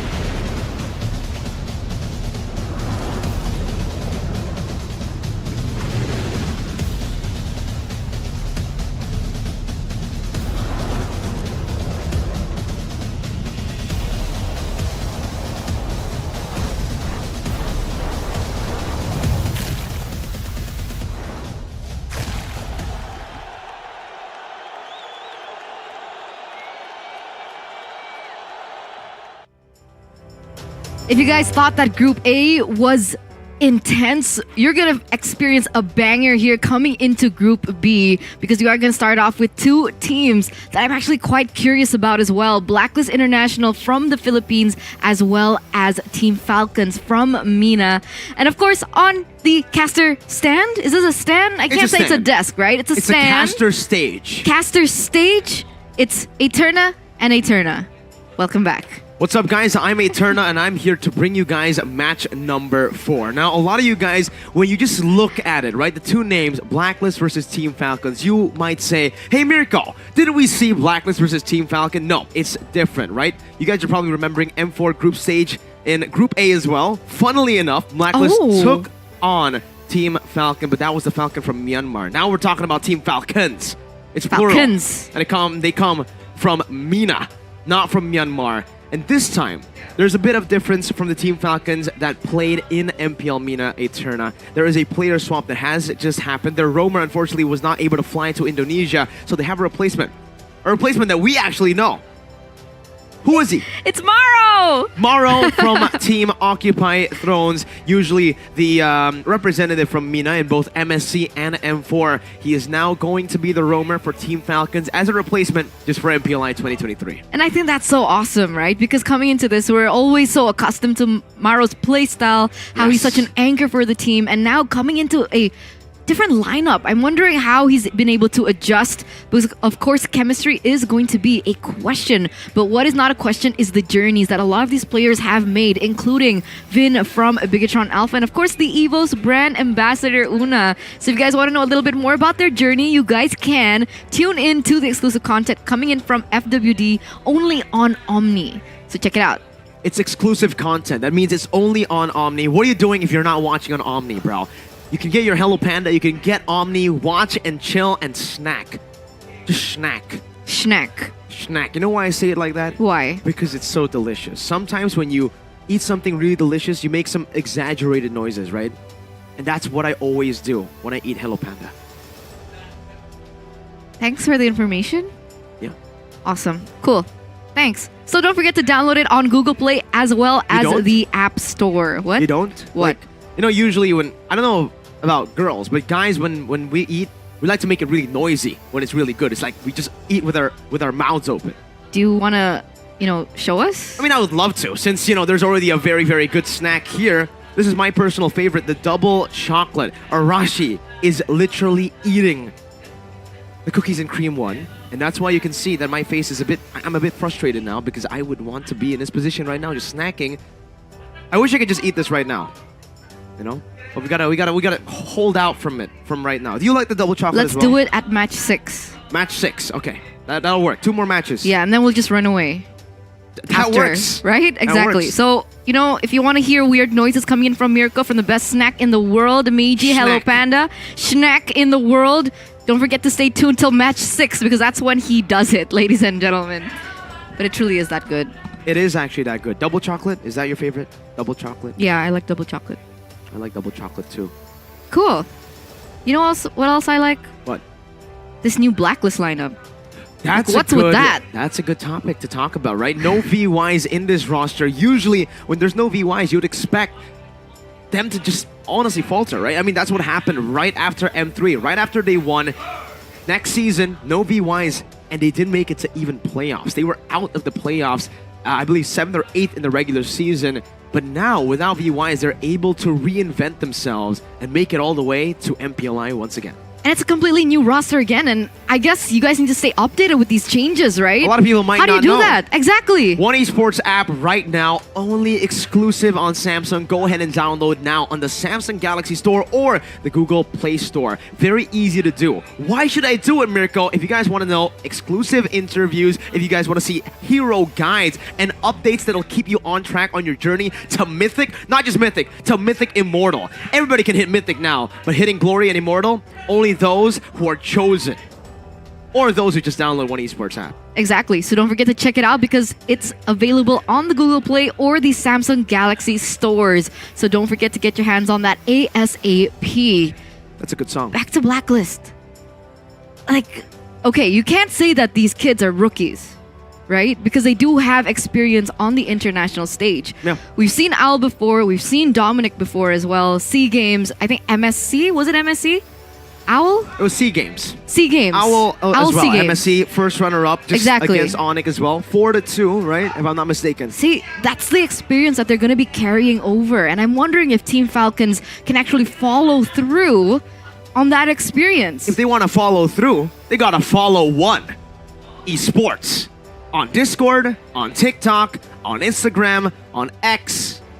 Say it right, Eterna. Twitter. X. Is it Twitter? Facebook. It's Twitter, right? They have rebranded Eterna. Oh, it's X now? Elon's going to be mad at you, bro. Okay, I'm sorry, Mr. Elon. Be careful, all right? And Twitch. And Twitch. And Twitch. So, whichever social media you're more active on, don't worry. You know, we got you covered. Are you hearing something? Yeah, I am. What are you hearing, Eterna? What is that? I don't hear anything. I'm just I hear it. asking you. I hear it. What is it? Oh, wait. OG said that he's followed all the social media. And if you guys follow all the social media, he'll do push-ups. OG, Ranger OG, Emas yeah, from the Ranger Indonesian Emas. broadcast. Yeah, I heard it. Confirmed right here. If you guys want to see it, later we'll do it. But if you guys want to get 4,000 diamonds, there's a way to do it. How? Name that hero. What hero is that? We've done this so many times. If you miss again, if you don't get it right, Eterna, you just don't deserve 4,000 diamonds. Is it Diggy? It's gotta be Diggy, right? It looks like Diggy. I've given up. I've given up on Eterna guessing the heroes. It looks like Diggy. You know, maybe you're not that good at naming that hero. Maybe the Alright. guys in the comment section, guys who are watching right now, are better, and you guys can try to name that hero to win 4,000 diamonds. Say, Miracle, I'm as bad as Eterna, maybe even worse at naming that hero. I think it's Eterna, pretty close. You've been getting a lot of diamonds from another. Don't tell them. Well, we gotta tell them, man. No. How else are they gonna register for updates, get the latest news, information, breaking news, all the good stuff, and also get a chance to win 4,000 diamonds? If you tell them, I will not be able to get any more diamonds and I can't buy skins. Eterna, sharing is caring. It's not all about you. Stop being... What is the word? Miracle? What do you... That was good. That was good, That was right? good. Thank you guys. Unfortunately, it's not as good as the prizes you get just for registering for updates. Which is? 4,000 diamonds, exclusive interviews, breaking news, and in-game guides. And Eterna. gossip about Arashi. Wait, you can get that? Yep. No wonder you register for updates. Of course.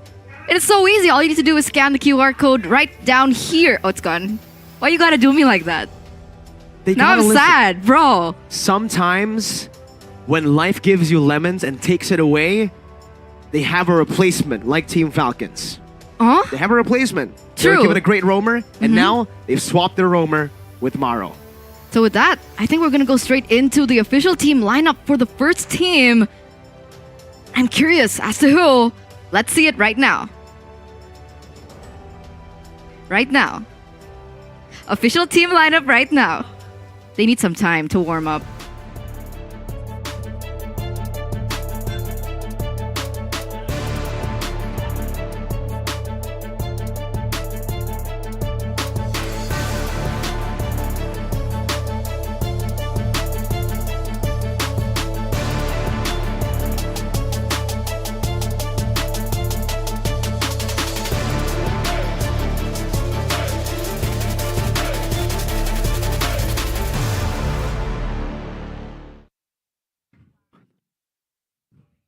Blacklist International with yet another new lineup. Still Coach Bonchan, though, at the helms as well. Usually in MPL Philippines, it's actually Dexstar and MTB. Master the basics. Ooh, I mean, through the changes of the seasons of Blacklist International, the different flavors of Blacklist International, you know, one thing remains constant. What? Bonchan. Bonchan. Coach Bonchan, the mastermind behind just all the success coming in from Blacklist International. And it's crazy that they're bringing out this lineup finally, right? Were we able to get to see them at MPL PH? Well, or was it the main roster? It was the main roster for the most part, but we were able to see this roster, well, part of this roster, not entirely the same roster here that we see, but it's also, that can be said about Team Falcons, who are now utilizing Maro. Ooh, and with with I was gonna say Rano. Rano? Who's Rano? I don't know who Rano is. Who's I know Rano? Maro. I know Maro too. So let's see Maro with his team as well. Let's bring out the official team lineup.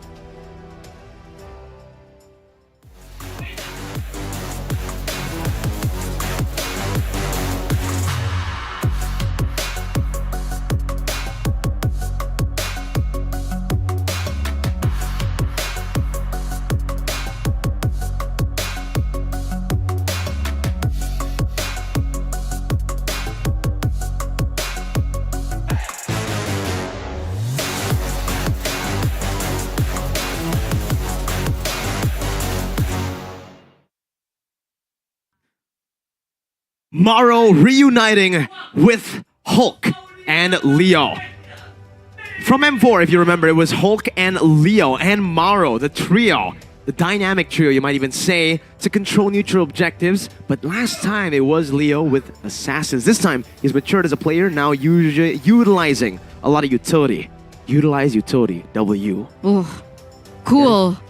I do get it. Yeah. Rise above. Finally, we get to see them reunited for a moment. They were separated, but they're all back in one team here from Saudi Arabia, our representatives. They were the first runner-up from MPL MENA Fall 2023, and they're coming back here with a vengeance, back onto the international stage to just increase their name, to increase the awareness that, hey, we're a region, we're a contender as well. Imagine coming back to the international stage and facing one of the big bosses of the international stage instantly. Your first match, Blacklist International. They even have international in their name. I mean, that's how international sense. they are. Yeah, no other team has international in their name. Onyx International. No, it doesn't work. No, it doesn't work. Blacklist International. That's how iconic they are. And now with Owl, Haji coming back into the same team, how is this team gonna go? I mean, people have been saying that this team, sure, we call it the second lineup, but they're not second to skill, nor are they second to experience. Do you agree with the statement? For the most part, yeah. Maybe for the rest of the team, like, I mean, Dominic, Owl, Haji, we've definitely seen them in different international tournaments, in different tournaments domestically as well. But for the other two, the newcomers here, that's a big question mark for me, right? I'm honestly going to have to give a big W, though, to Rindo. It's a good name. Rindo? Yeah. Why do you like the name? If you know, you know, man. Like, if you know, you know. Rindo is a good character. If I don't know if he got that name from the show I'm Is this a weeboo thing? Kinda. Okay. Arashi said yes. So there you go, ladies and gentlemen. We're back to Group B. We're down to Group B. Curious to see how this is going to go. Can you say that Blacklist International is a favorite to win in this group?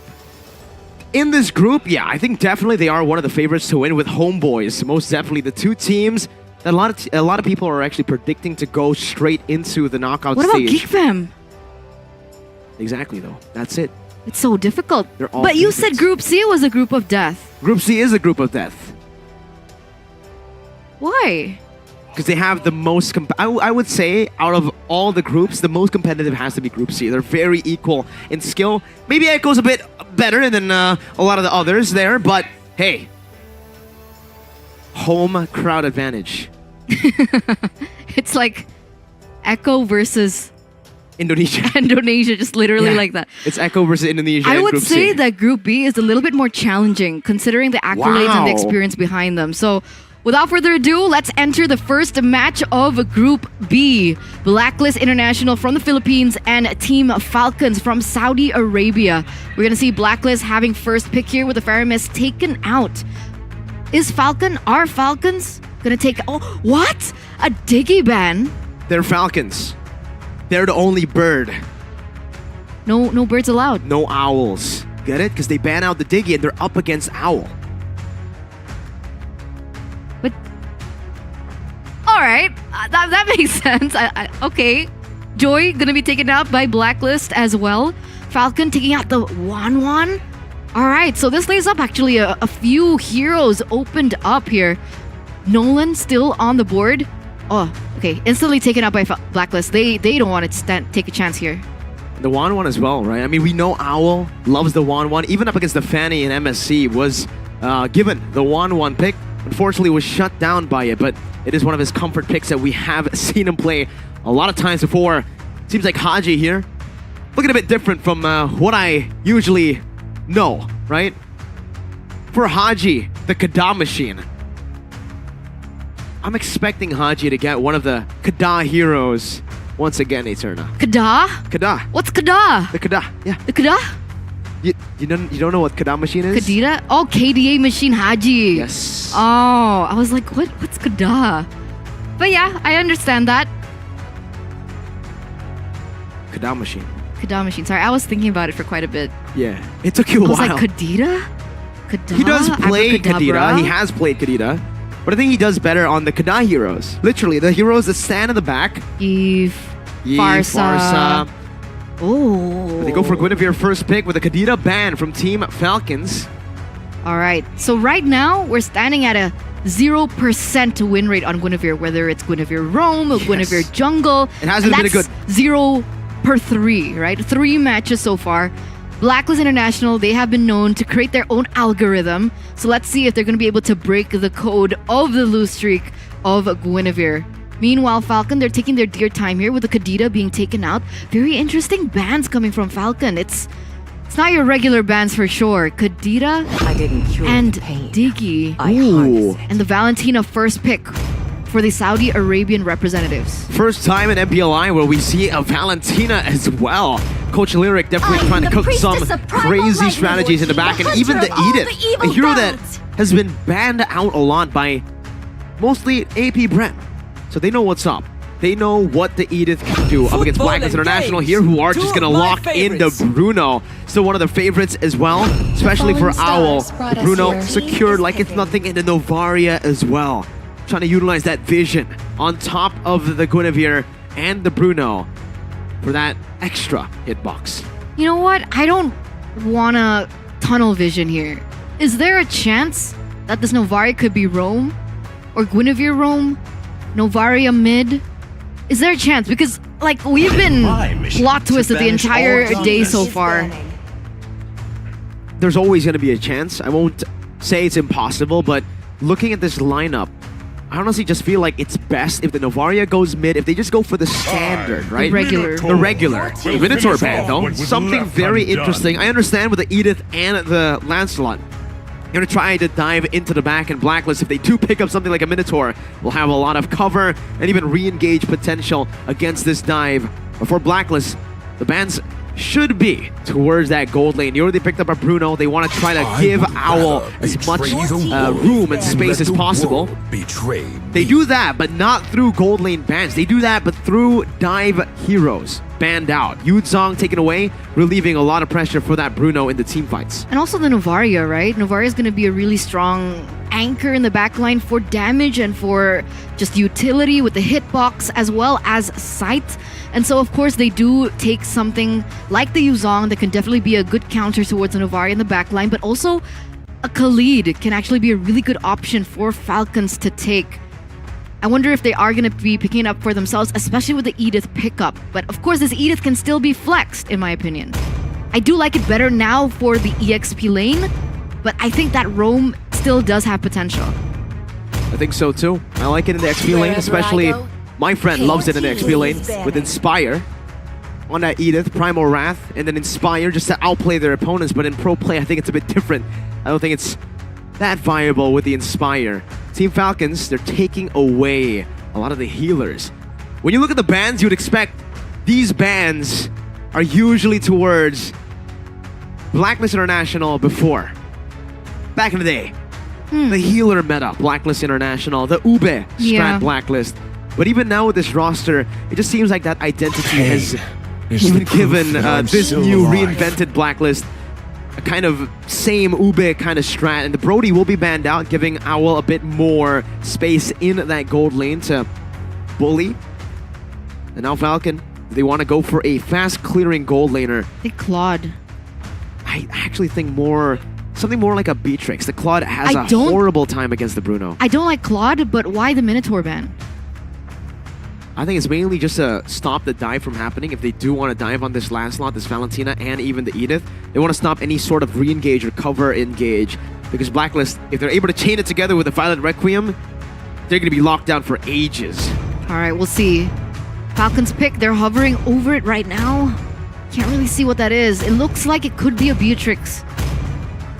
I will choose my Not a Beatrix. own path. It's an Arlet. Arlet pick first in the XP lane. They want to try to utilize this final pick to get a good gold laner into their hands for Big Lautrec. flex. Master of But it's a Tamiz And the beast pickup of for vengeance. Dominic in the XP lane, and a Mathilda being hovered over. You can even see the choice of emblem and battle spell Always on the for way.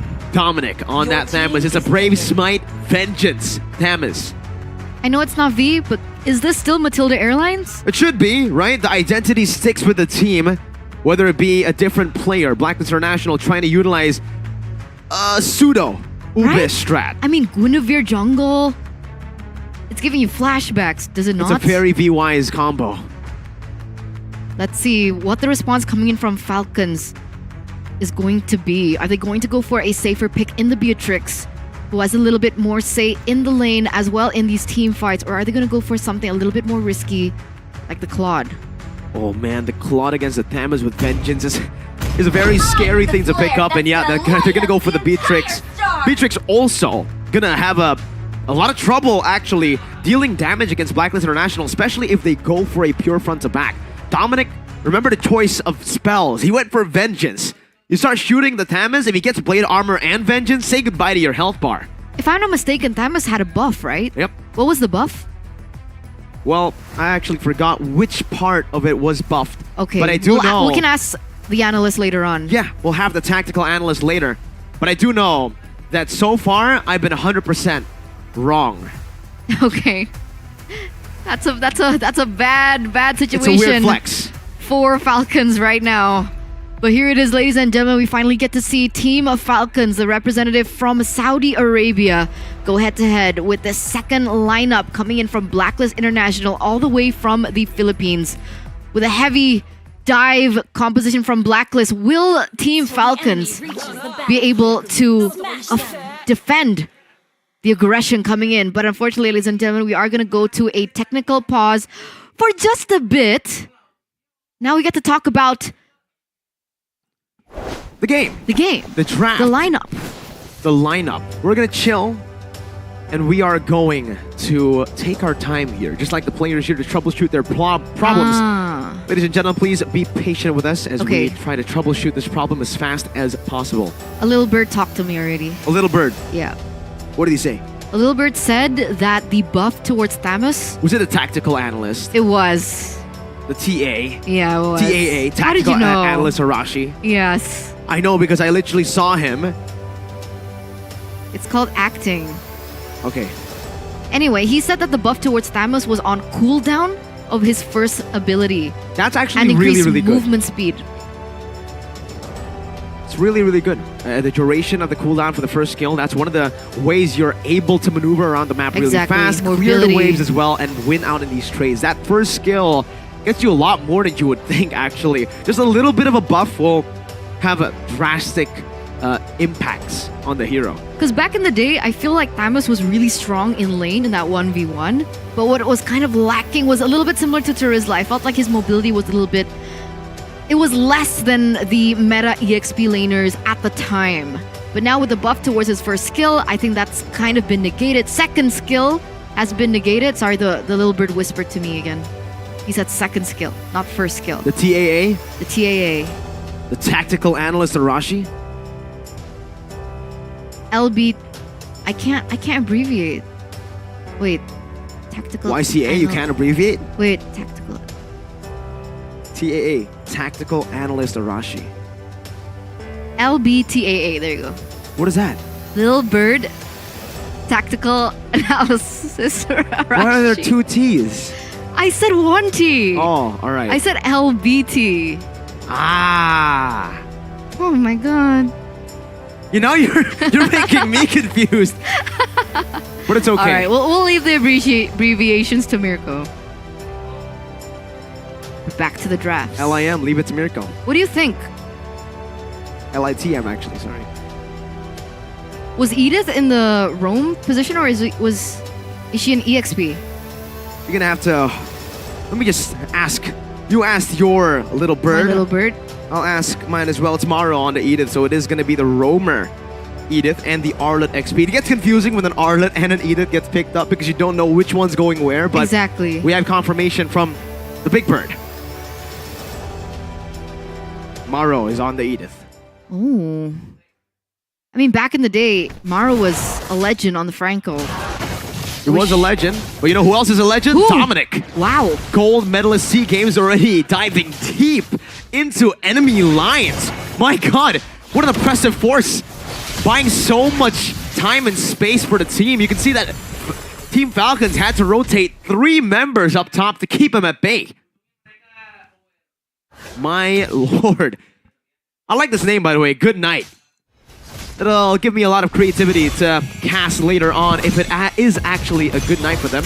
That's an Onward and an Earth Shatter. Locking key point down. It might be first blood. A good guiding win, and the flicker gets him out. A very scary situation, but Rindo has already hit level 4. Meanwhile, Leo gets caught in the spatial migration. The Violent Requiem. What? And the Retry to secure the orange buff. A 3-level lead in the first minute of the game. I have never seen that happen before. That's flexing. That's flexing if that's anything you can call it. I mean, Blacklist International completely outplaying Team of Falcons here in the first 2 minutes of the game. And that's a 1k gold that they have in their pockets. Wow, what a start to this. What the heck? I've never seen a 3-level lead in the start of the game like that. Kimpoi knocked up again, but not much they can do with it. The guiding wind gets him out so easily. And sure, Blacklist International won't be able to have as much mid-control for now, but even with this mid-control, Rindo's the one on the turtle. There's not much Leo can do. He's still level 3. Dominic rotates a bit faster, and now there's going to be a flicker onward. Earthshatter comboed in, but with the Violent Requiem, it's Maro who gets picked off, and it's a free turtle over to Blacklist International. He was looking for something over there. Leo, though, is he going to get taken down? And that's it! Owl, of all people, gets the kill on it to Leo. And that is going to propel this Bruno a lot further than the Beatrix in that lane.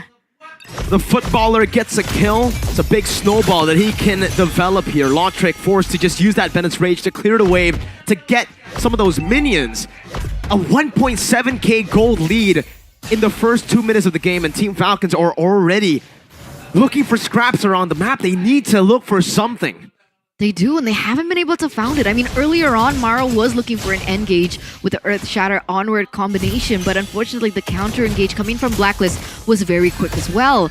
Maro here dealing some damage onto Kimpoi, but it's not enough damage to revert him back to the base. I mean, Kimpoi regenerating again, opening up again the vision. And this is Blacklist with so much control over the map. Even Leo not able to farm. Good night! In the mid lane, 3 minutes in, gonna be taken out. Maro with a defensive Primal Wrath. A DPW. Good night to good night. It's not night yet. It's 4:32 p.m. Is it? It's good afternoon. Oh, forced the flicker there in the top side. You can tell that Hulk is having quite a challenging time there against the Thanos in the lane. And that's exactly what we were waiting for, right? The buffs to the Thanos, we wanted to see how it performed. And this is what we're getting here. It's doing really good in lane. Good damage as well. Final slash. Connecting onto Natalia, I believe. Was there a Natalia in the game? That's the term we use usually, a turn when it doesn't hit anything. But nice catch. Now it's Falcon who are basically trying to catch a lot of these hands from Blacklist International, who are trying their best to just box Falcon out of these positions.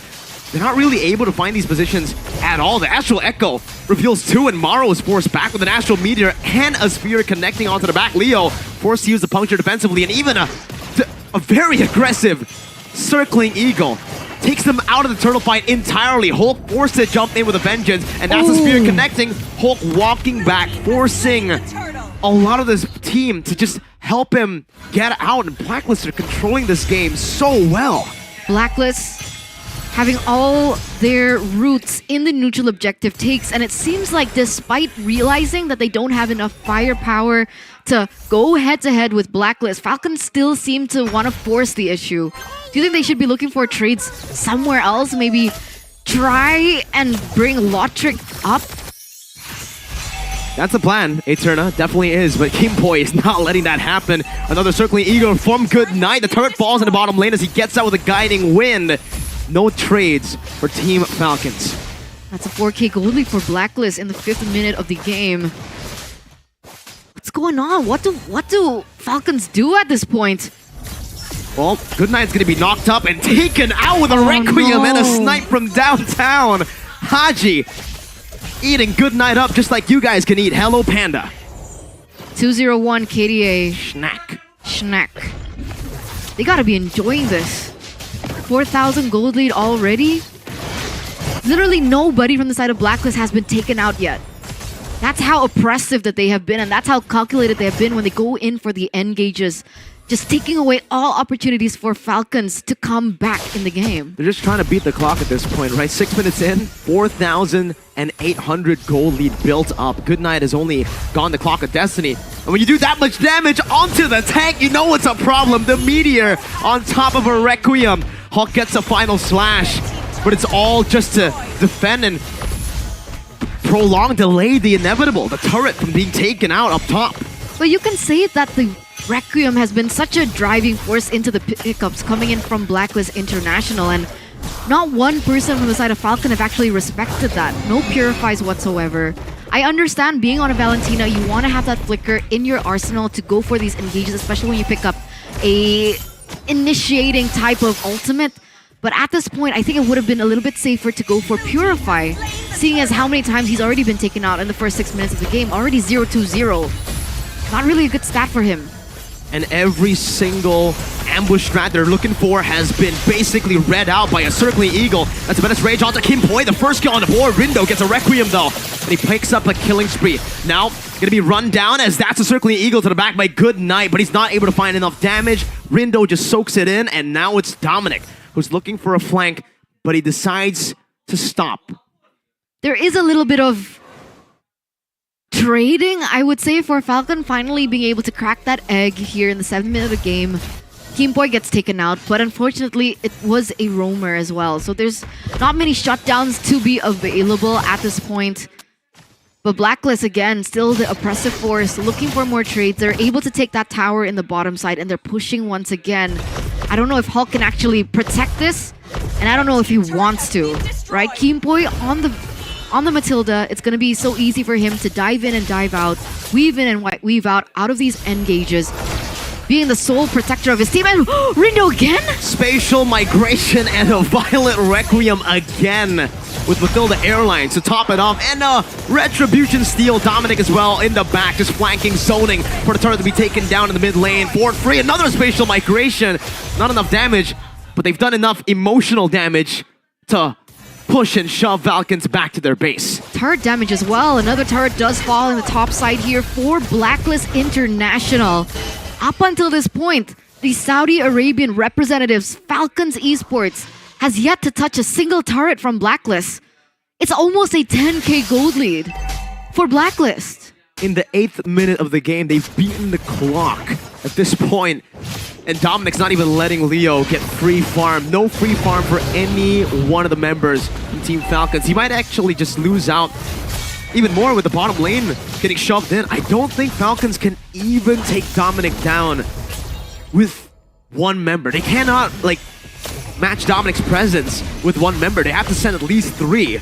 But by that time, Blacklist will just get a free neutral objective. Leo walks up and gets taken out like it's nothing. Chain CC'd on a Lancelot with a lot of unstoppable, untargetable abilities. He still gets one shot. What was the plan, right? You're already 4 levels below. If you wanted to look for a steal, it was still so far off. It's even a 90-10 steal. Yeah. Exactly. The possibility of being able to steal with a 4-level deficit against the enemy jungler, that's a 10% chance, basically. So I don't understand what the plan was. Why did he dive in there? Well, obviously, they're getting desperate at this point, right? Eterna, they haven't even hit the 10-minute mark, and they've already lost so much. Spatial migration as the replay comes in. And my oh my, there's a little bit of an engage happening in the mid lane. No kills, however. Let's take a look at the replay again. Yeah, you're right. Leo, it felt like they were just getting desperate. They wanted to get an opening. They wanted to look for a steal, but they just couldn't find it. It looks like a tilt. It looks like a tilt. It looks like a wrong, A misstep? a wrong calculative decision. Like it wasn't calculated properly. And that's the result that you were given. Leo, unfortunately, was taken out. And this Lord is going to be marching down on the top side. This might be the final push. It actually might be. With the First Lord, it's very rare that we see a First Lord final push, but in 10 minutes, it's an 11,000 gold lead. Falcons still able to evade from the inevitable end. Before now, I feel Almost like... 12K. Exactly. With that gold lead, they're kind of just relying on Blacklist to make a mistake here, right? What other proactive movements can they make? They can name the hero and win 4,000 diamonds. Just like the people back at home? Exactly. What's that hero? It's Diggy. Diggy was banned, no. Okay. Who wasn't banned? Camus? Farsa. Yeah, I mean, technically you're right. Farsa wasn't banned. Could be Farsa. Leo has completed the Thunder Belt. Dominic just opening up the map like it's his part of the map, right? At this point on the Stammes, is he even killable? Doesn't look like it so far. Does Falcon have enough just raw damage at this point, being so far behind? I guess we'll get to a little sneak peek into the items. From the Valentina, not near as ready. The Beatrix has the raw damage, but what about the penetration? For Blacklist, I don't even think they need penetration at this point. The Falcons frontliners they don't even have enough gold to actually pose a threat defensively. Rindo just jumps in like it's nothing, pops in the Requiem, jumps out. Doesn't even matter. He wasted a big resource, but at this point, as long as they keep Falcons at bay, as long as they continue to freeze the waves, it'll always be a small win for Blacklist. Matilda's just... It's a force. It's a force to be reckoned with. It's an airline, right? Because even earlier on, the amount of times that Kimpoi has been able to save his friend's skin, that was even before he was able to secure the Flask of the Oasis. Now he has it, so it's going to be that much harder for Falcons to look for the opening that they so rightly deserve. Okay. Leo? Another chance to try to look for a steal, but the Astral Echo reveals all four of them, and Leo gets zoned away before he can even do anything to the Lord. Still a puncture ready, but I don't think Leo wants to go for it. It's an easy take for Blacklist, and a good trade, actually, from Falcons. This is the only trade he can get. It's not a good trade on paper, but considering the situation Falcons have been placed in by Blacklist, that's the first turret in the game, the first objective for Falcons. Those were the kind of plays that I really was expecting from Falcons when they were already behind like 5k, 6k gold. It took them this long for them to go like, all right, hey, Blacklist, they're playing with fire. Let's not fight fire with fire. Let's look for something else. Let's look for water. Let's look for water. Look for something else on the map. Don't try to go head-to-head with them. And they do finally get a little bit in exchange. I understand, like you mentioned, it's not the best trade that they can get, but it's literally the only choice they got at this moment, right? They can maybe perhaps utilize Leo to go for a split. Even that is quite difficult with how pressuring Dominic is. But what? Final Requiem with a spatial migration only onto Hulk, now caught in Earthshatter. The turret's going to be falling down, but Rindo actually gets down, and the final splash connects onto Owl, but he's still free hitting somehow, some way. Leo forced back all the way inside of the base, and Team Falcons are looking for a defense that might not be possible at this point. Bennett's Rage used up onto Hulk, the Mirror's Passion cancelled out by a circling Eagle, and Owl is just free hitting, taking them down one by one. It's a double kill, a desperate Earthshatter Flicker combo as Owl picks up a triple, and it's a Maniac Savage! Not in time! Blacklist gets the win early. The first Maniac of MPLI 2023 goes to the Filipino representatives Blacklist International with a violent and dominant first game. The Saudi Arabian representatives Falcons Esports. That must be a tough loss for them. It's crazy. This isn't Blacklist's main lineup. It's not. This is Blacklist's mixed MDL/MPL lineup combined together, and they're already a force of nature against Team Falcons. An absolutely dominant game that our TAA can definitely talk about. Our tactical analyst Arashi. Let's throw it over to TAA Arashi. Let's go.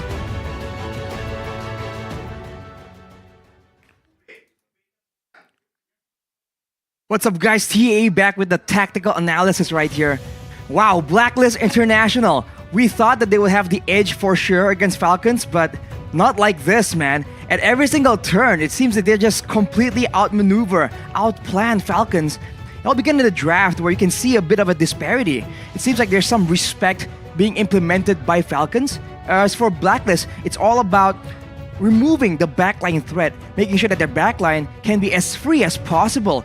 And looking at the results, they limit the assassins down to maybe just a Lancelot, a few other more predictable options, and then they have adequate counters, adequate crowd control to just stop everything in its tracks. The early game was just so brutal, man. It does seem like Leo, maybe there's a bit of a synergy issue. I mean, there was a change in the roster for Falcons, but man, he just seems to be in a different spot compared to everyone else, right? He was trying to make plays happen without a lot of backup, sometimes going in alone, and against Blacklist, all those plays just get punished very severely. And man, in the early game, the mid lane, we already know that for Blacklist, that mid lane is just so good. The roaming trio was just utilized to perfection, especially with the wave clear advantage they have with that Novaria in the mid lane. The MVP though, for that game is going to be Rindo on the Guinevere. 0 deaths and doing a lot of damage. He was almost one-shotting a lot of the members from Falcons despite building a full defensive build. He went for the Impure Rage as well without any mana. It means that whenever it's procced, it actually heals up the HP bar instead.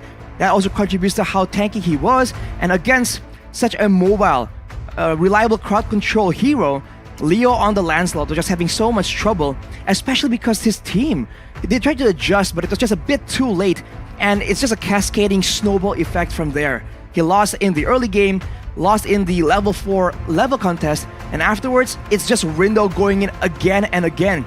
He is tanky, he has outplay potential, and to make things worse, there's always backup coming in from Haji in the mid lane, from the Novaria, and of course, there's always the extra maneuverability and backup coming in from the Mathilda. So it's just such an annoying combo, especially because there's no real way for Falcons to really threaten the kill.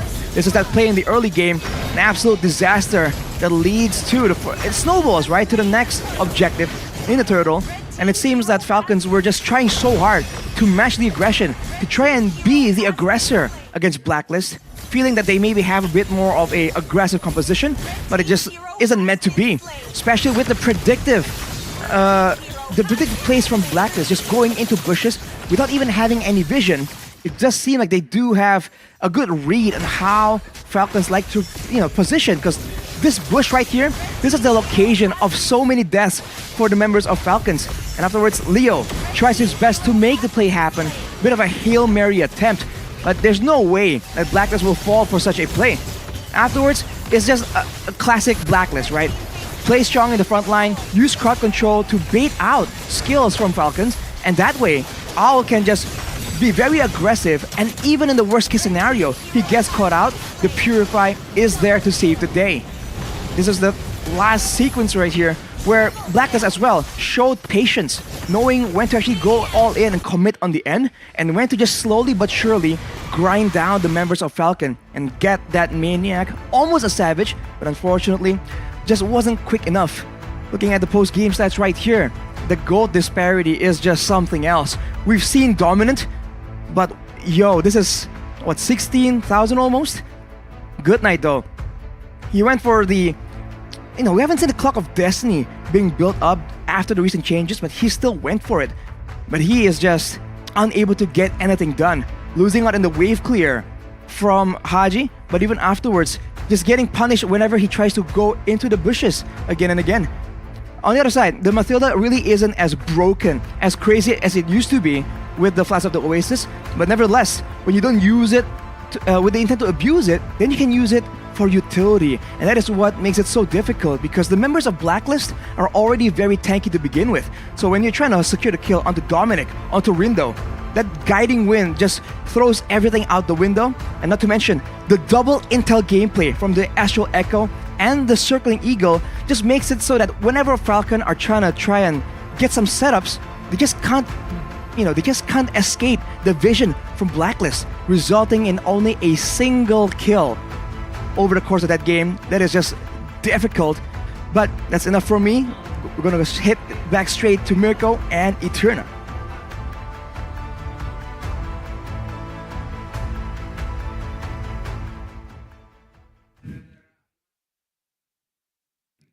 And it's official. Guinevere's curse has been broken. And we talked about this, right? Blacklist, they're known to create their own algorithm. They're known to create their own code. What's the tagline? Break the code. Exactly. Break the code. There It was you at go. 0%. Now it's still a horrible win percentage on the Guinevere. But it's for no longer Blacklist, 0%. 100%. There you go. You were broke the pointing code. at something earlier on. I was pointing out the fact that it was very. I don't know if this was a strat from the early game, the roamer boots from the Valentina from Good Night, or was it kind of an adaptive strat towards the end because they were getting so little gold. Maybe he bought the roamer items to try to funnel as much gold to the rest of the team. Meanwhile, he just take the gold from the roamer. Which is why he was Roaming. so far behind anyway, right? Only Super. one item, if I'm not mistaken. Just the Clock of Destiny. But that's it, ladies and gentlemen. The first match of Group B. We are going to go forward to our second game. And it's going to be Geek fam from Indonesia going head-to-head with Homebois all the way from Malaysia. How are you feeling about this matchup? I think it's a great matchup. Both teams love to team fight, love to contest neutral objectives. Chibi versus Nile. That's a matchup I want to see in the jungle. That's true. And I'm actually quite curious with the roamer matchup as well. Zorn Baloy. Exactly. Both veterans in their own right. I want to see how that actually fares, what different playstyles they might actually show up today, because we've seen a lot of flavors, right? We've seen Arlet, we've seen Guinevere, we've seen Kufra. Just what else are we going to be seeing? What will Baloy play? Will it be Angeloy? Will it be Rafaloy? Or will it be Choloyski? Oh, so many options. Are you ready for the break, ladies and gentlemen? They're ready. We're ready. All right, we're going to give them a few moments. We're going to give you guys a few moments from all the action. So don't go anywhere. Stay tuned. Me and Mirko will be right back.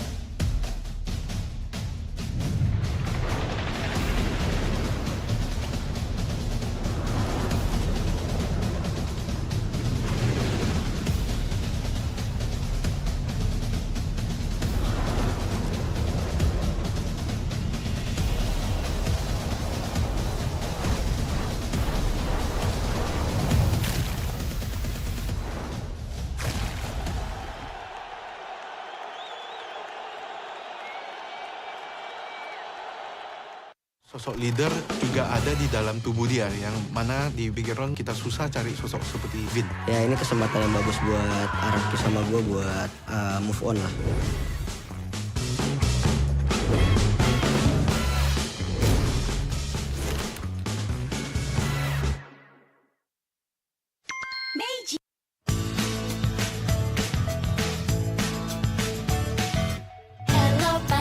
Hello panda, semua suka biskuitnya.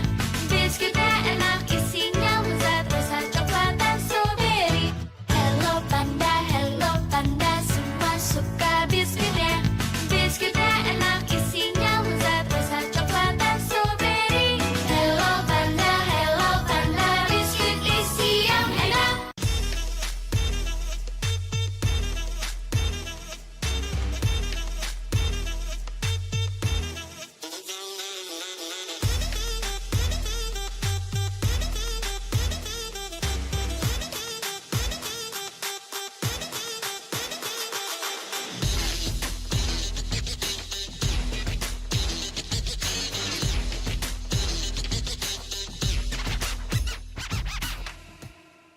Sempet down karena kayak hal yang aku suka itu ternyata orang tua tuh kayak lebih khawatir kali ya. Aku sih lihat malah papa tuh nggak suka, ngapain sih yang bener-bener aja lah.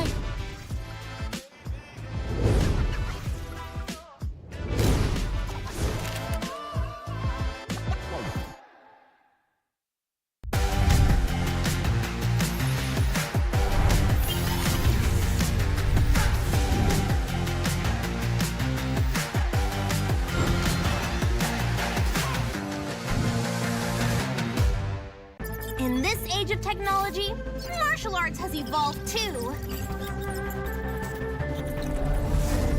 I won't rest until I crush the Trinity Syndicate!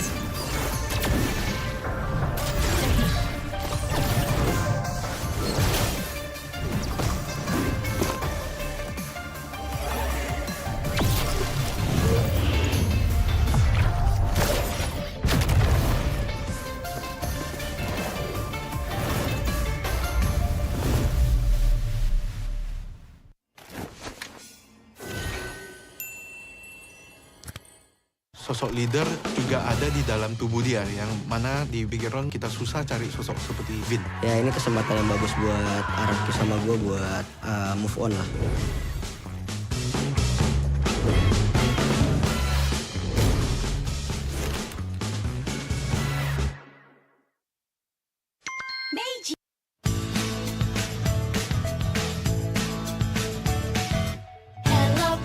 Hello panda, semua suka biskuitnya. Biskuitnya enak, isinya lezat, rasa coklat dan strawberry. Hello panda, semua suka biskuitnya. Biskuitnya enak, isinya lezat, rasa coklat dan strawberry. Hello panda, biskuit isi yang enak.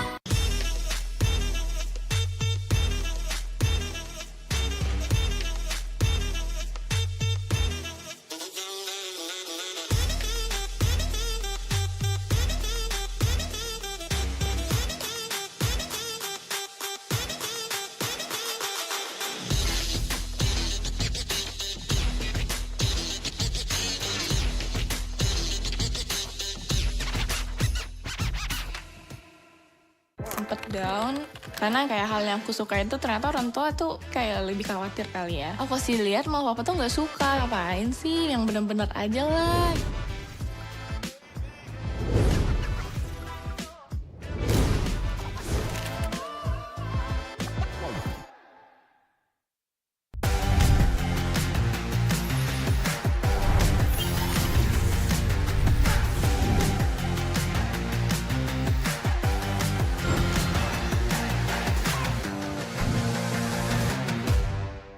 In this age of technology, martial arts has evolved too.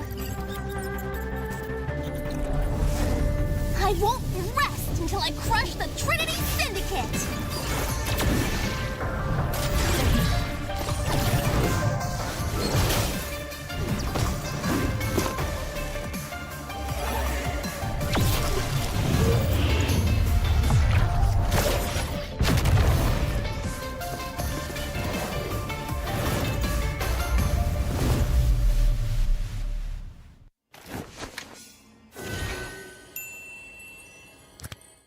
Sosok leader juga ada di dalam tubuh dia, yang mana di Bigetron kita susah cari sosok seperti Vin. Ya ini kesempatan yang bagus buat Araki sama gue buat move on lah.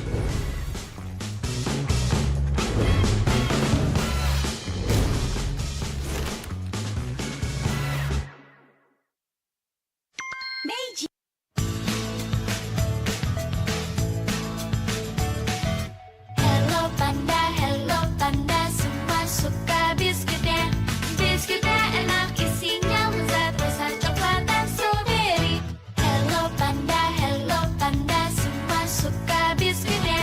Biskuitnya enak, isinya lezat, rasa coklat dan strawberry. Hello panda, biskuit isi yang enak.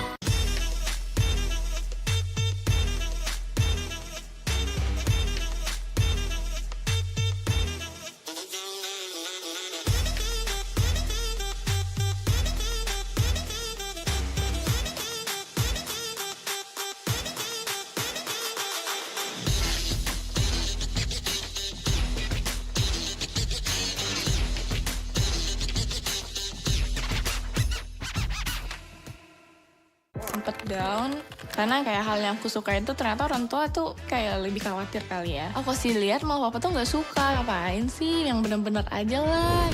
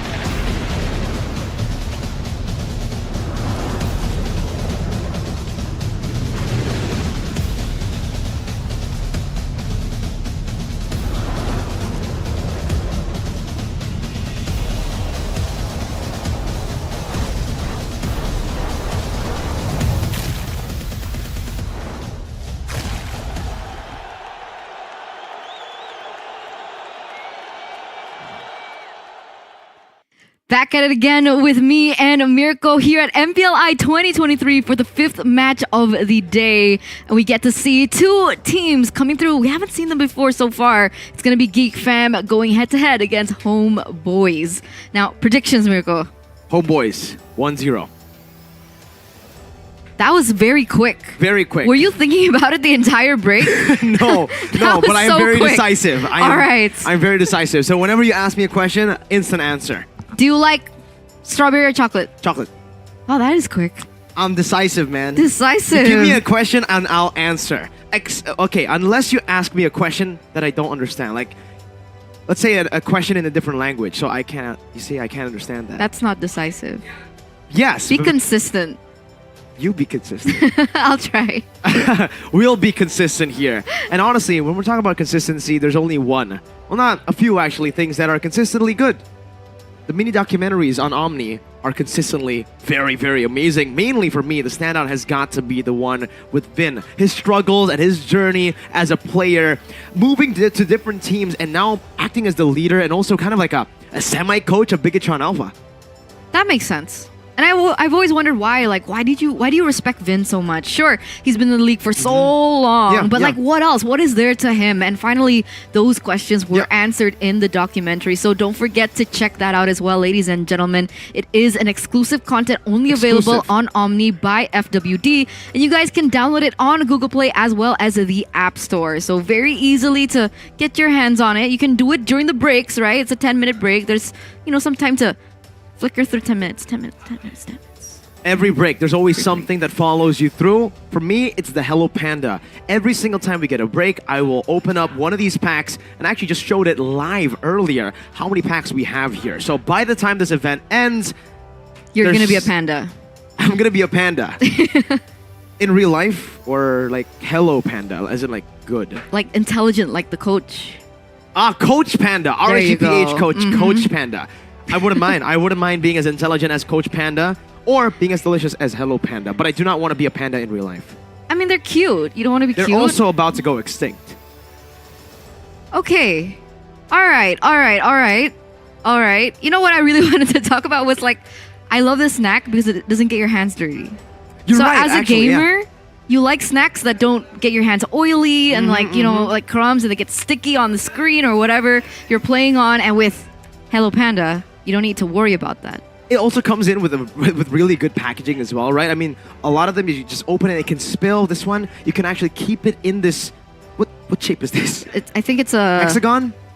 Yeah. Yeah, it's a hexagon. Hexagonal shape, right? And it just doesn't get Hex? anywhere. Is You 6 can- hex? 6 is hex, yes. Okay. Just making sure. Maybe the viewers don't know. Maybe you don't know. I was making sure for the viewers. All right, since you I you always tested do it my for the viewers. decisiveness, right? Let me test your decisiveness. Okay. Homeboys or Geek? Geek. Oh, that was quite Geek. That was Alright. quick, right? So how accurate have your predictions been today? I was wrong on one. You were on wrong Nova. on one. You want to know? Yeah. And that was your legit prediction? Yeah. That's Well, interesting. it wasn't really prediction, but more like rooting for. Uh-huh. And then You were rooting for Nova. Kind of was. It's kind of like Wolf's prediction. If you guys follow One Esports on social media, you guys probably know that he actually predicted TOB, number 1, number 2, AB Bren, and number 3, Nova, for top 3 of MPLI. That could not work, because one of those teams will be knocked out. Well, like it's like you put 3 eggs, and at least one of them has got to work, right? You know what? Technically- Let's stick to what works in real life Okay. for real. Okay. What works for real in life? One Esports app. Oh. You open it up, you check out all the latest news, all the latest updates on any esports, whether it be breaking news or exclusive interviews. You guys can check it out with athletes fighting for the MPLI throne on One Esports app. Download now where? Eternal where? Google Play and the GP. Samsung Galaxy Store. So exclusive yes. to Samsung users. But you know what's not exclusive to Samsung users? What? Social media. Social Right? media. One Esports, they got you covered on different variation of social media, whatever you're most active on, right? We have Discord, we got your TikTok, we got Instagram, we got X, okay? I have to remind myself, it's X now, okay? Facebook, we got YouTube, Wow. as well as Twitch. So if you're more of a Twitch user, they got you covered. If you're more of a YouTube user, they got you covered. TikTok, covered. All the social media that you probably use. You know, sometimes I'm like, yo, mom, take a look at my TikTok. She's like, what's a TikTok? So she goes on Facebook, and then I can share on Facebook as well. One Esports, baby. I shared that MS Paint meme, MS Paint ticket selling thing to everyone I know. I think that's what made most of my friends and viewers buy the MPLI tickets. The MS Paint one. Yep. You know what else made me want to join the incredible events of What? One Esports? Name that hero. Get 4,000 diamonds. 4KD. It's Diggy. We've been through Is that this. not Diggy? We've been through this. Look at the hero right below Miracle there. Tell me it's not Diggy. You guys are hallucinating. She's horrible at this. But Okay. you guys can show her that you are better at Argus? this than Eterna, right? That is not the art. Atlas? How did you get Atlas? Is it not Guys, Atlas? please just name that hero so I can, can we just move? You know what? If you're as bad as Eterna at naming that hero, you guys can go and just register for updates and get 4K diamonds as well. And instead of making all of us tilted in the live chat and the viewers tilted, you can just register for updates. 4K I said stop, man. Just register for updates. You gotta keep trying. Determination Sometimes gains success. Never give up is a great motto to tell a lot of people, but sometimes you just gotta give up, Eterna. And this is one of those times. Just register for updates. All right. You're bad at naming that hero, Okay, man. I'll scan the QR code right below me right now. I can't do it right now. Maybe I'll do it during the break. But you guys can do it right now. So, get your hands on those 4,000 free diamonds. Did we mention that it was free? It's free. It's free. And It's what else do you free. get aside from the 4K diamonds? Everything. Exclusive content. You guys get esports updates, breaking news, interviews, in-game guides, gossip everything. about Arashi and his love life. Maybe you guys are wondering, is Arashi single? Information with the updates. That's an interesting update to get from One Esports. I don't know if that's exactly accurate for the most part, but I know what's going to be accurate. What? The video. The official team lineup? Exactly. All right, with that being said, let's pull it up right now. Why doesn't it not work sometimes?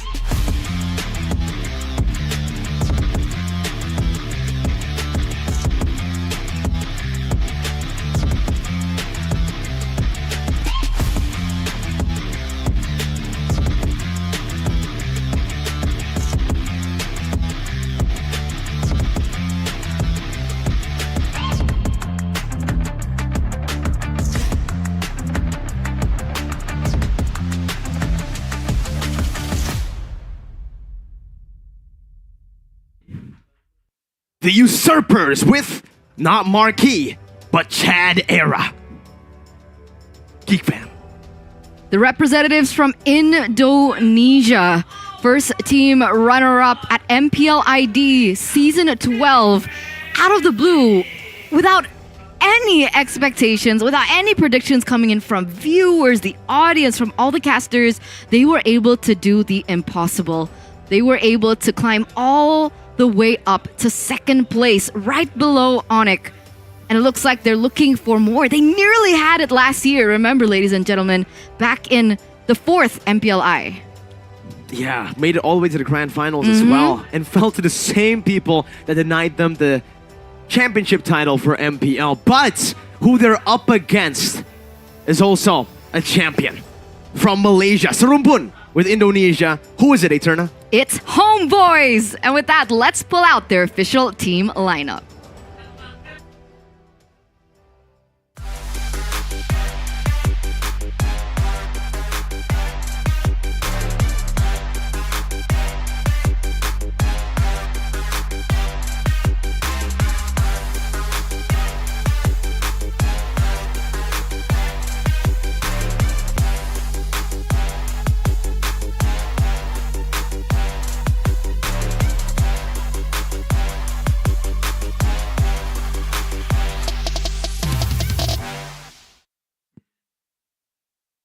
The Malaysian champions, Homebois.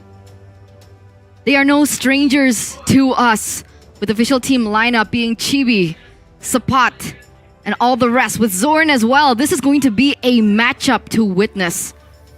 Particularly for me, the jungle and the roam matchup. We spoke a little about it before the break that we had earlier on. And Beloyski again, Beloyski and Zorn. What is that going to look like?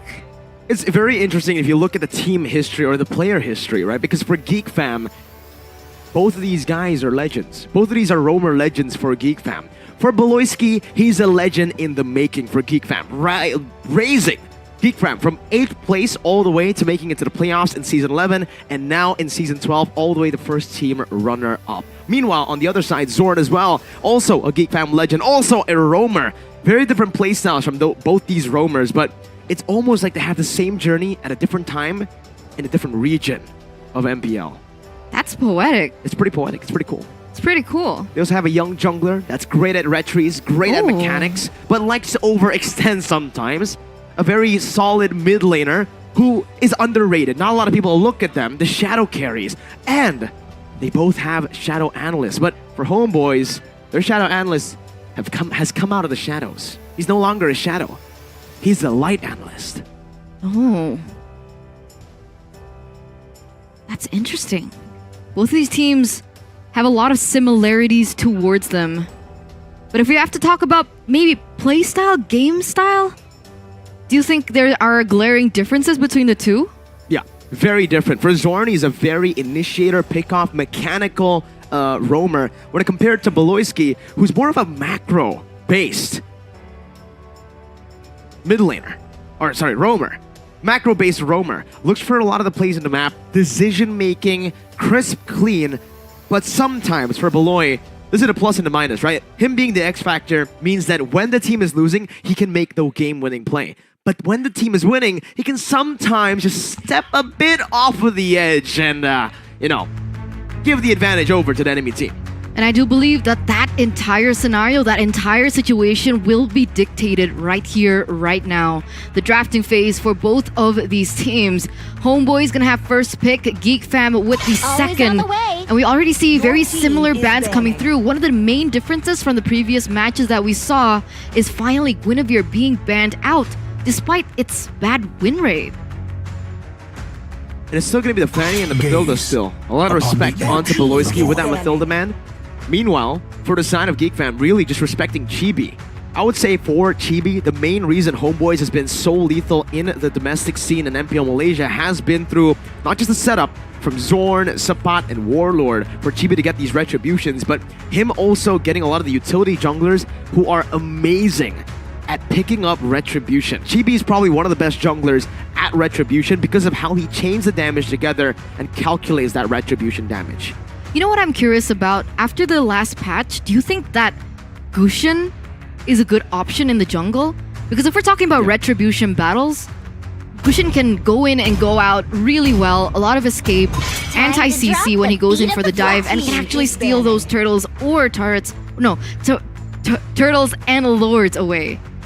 A lot of burst damage, I'll have to say, man. For that Gushin, if you want to look for someone that can retry, unfortunately, I would say utility is still a bit better here. With a Guinevere, with some lockdown CC, damage does get you a bit of an advantage when it comes to just calculating that damage, but CC is guaranteed, right? If you are able to CC your opponent, whether it be a Fredrin, an Akai, even a Guinevere that's been rising in popularity, banned out already, it gets you from a 50-50 to 100-0. All right. It's more guaranteed. So we'll see if that finally pops up. Choose my own But with that, Arlet has actually been taken away along with the Joy. Wow. What do they go for here? I mean, Angela is still open. It's a hero that is very, very popular amongst the Geek Fam members because we have seen it flexed over from Beloyski with Angeloy or even Boy. I don't think that Angela can be flexed anymore though, after the adjustments to her skills. True. But it's Geek Fam. We never know. Maybe they might pull off something like a Saber Roam as well.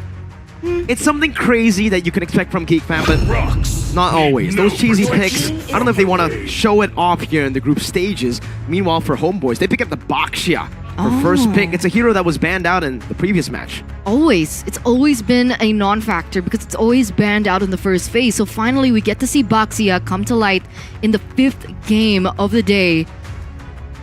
And that's a lot of rotations. Baxia jungle? How do you go against that? Well, a lot of shred is one of the options to go up against the Baxia. We've seen combinations like the Irithel Dairoth from Onyx back in MPL Indonesia to try to counter a lot of the tankier frontliners from the opposing team with 2 physical defense shreds. First skill of the Irithel and second skill of the Dairoth. Another option may be the Geek Fam option. The way they were able to beat RQ in the first leg of MPL Indonesia Season 12 was picking up an Alpha, a hero that can actually shred the Baxia and have a good time. They go for the Dairoth. That's option 1 that we mentioned earlier with a Valentina, a hero that's still sitting at 0% today for MPLI 2023. Very early on as well, right? There's no clear reason as to why they would pick up a Valentina just yet. Is it a denied pick? Maybe realizing that a Faramis might be picked up, and there you go. Faramis does get picked up here by Homebois. The Reaper. And that just means that the Angela has been completely ignored so far. As expected, looking at the patch, looking at the changes to the photo as well, nerfed quite a bit, quite heavy on the nerfs there. The Bruno will be picked up. This is always within the first phase. If it's not banned out, it will be picked up. And for Rizal, I've seen this man play. We have seen this man play in MPL Indonesia as well.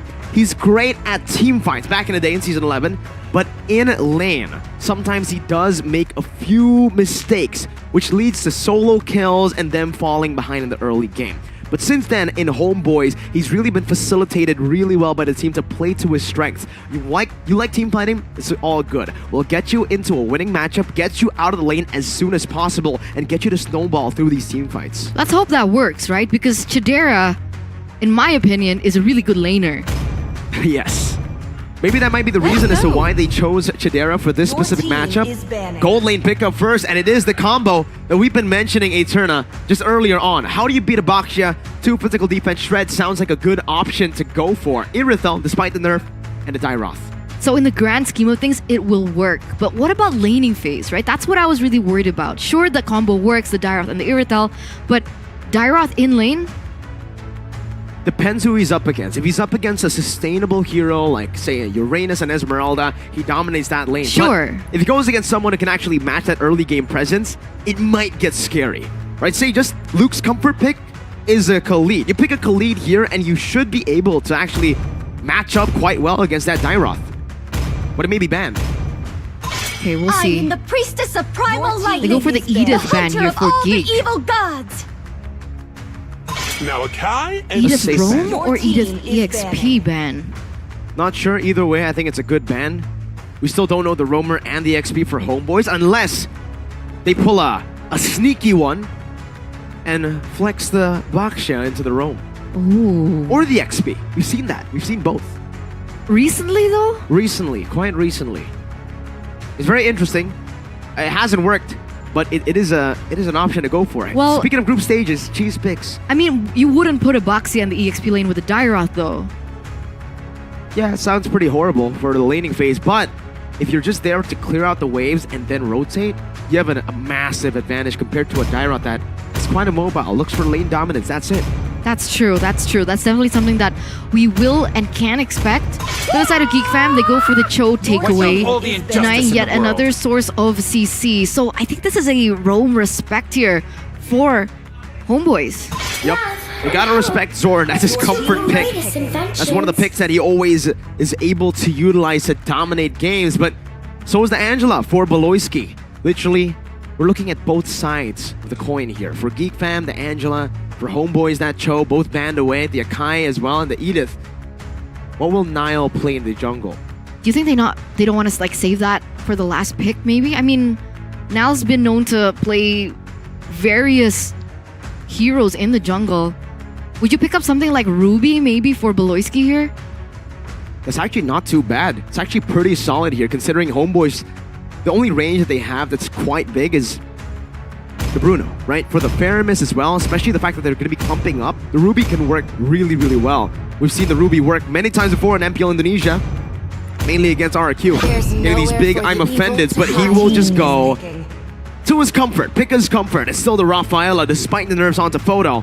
He still picks it up early in the second phase, first picking it away from Homebois. Because you would say point value that Geek Fam would really get an advantage from something like a Matilda that gives them a little bit more movement speed and in and outs, right? Because you mentioned about the mobility coming from Dairoth, and so with the addition of the Rafaela, it can definitely aid them in these team fights to weave in and weave out. Not as reliable as something like the Matilda, but it still works, right? And despite the nerfs coming in from Photo, I think it's still good cover, right? It causes miscalculations on the enemy side, and it can actually trigger maybe even the Faramis ult. Homebois with the last 2 picks here in the second phase. It looks like it's going to be a Minotaur and a Terizla. So even if Geek Fam's plan was to utilize Valentina against the Faramis, now that Homebois has picked up something like the Minotaur and the Terizla, it's not going to be as simple. Definitely not. This dive. It's for Geek Fam though. They have a lot of mobility with that Rafaela. On top of that, the Irithel, the Valentina as well. They can go back and forth quite well, and they'll pick up a Lancelot as well. A hero on paper that doesn't do too well against that Minotaur. You want to dive in, you get caught in the Minions Fury, and the engage disappears, right? But looking at the way that they are playing, that they have played in MPL Indonesia as well, they're looking to prolong these team fights. They're looking to go back and forth, baiting out some of these resources and then re-engaging once those big resources have been used up. And I think that's the only way, because that's a lot of crowd control if you want to face it head on. There's got to be a way, and if anyone can pull it off, it's Beloyski. It's GF. It's BBB. BBB. Big Boy Beloy or Big Brain Beloy? Yeah, both works. Both works. And there you have it, ladies and gentlemen. We are about to enter the Land of Dawn for the 5th match of the day. The Malaysian representative, Homebois, going head-to-head with the Indonesian representative in Geek Fam. And with that, let's welcome you into the Land of Dawn we go. This might be the first close game we are going to see today. Champions up against first runner-up, Indonesia versus Malaysia. Beloyski versus Zorn, a matchup that I've been waiting for personally for a long time to happen, and I'm glad to see it happening here very early on in MPLI 2023. And aside from the roamer battle, I'm looking forward to see the jungle duel as well. Both very young junglers coming into the team, helping the team get glory. That's the thing, right? A lot of people have said that Nile is a prodigy from Indo. A jungler prodigy on his way. Prodigy. An Onyx prodigy, literally. So we want to see how far he's come, especially after MPL ID Season 12, what he's been able to refine in terms of his gameplay and his mentality. And we're going to get a little bit of a sniff into this, especially with him being on the Lancelot. That's not too easy.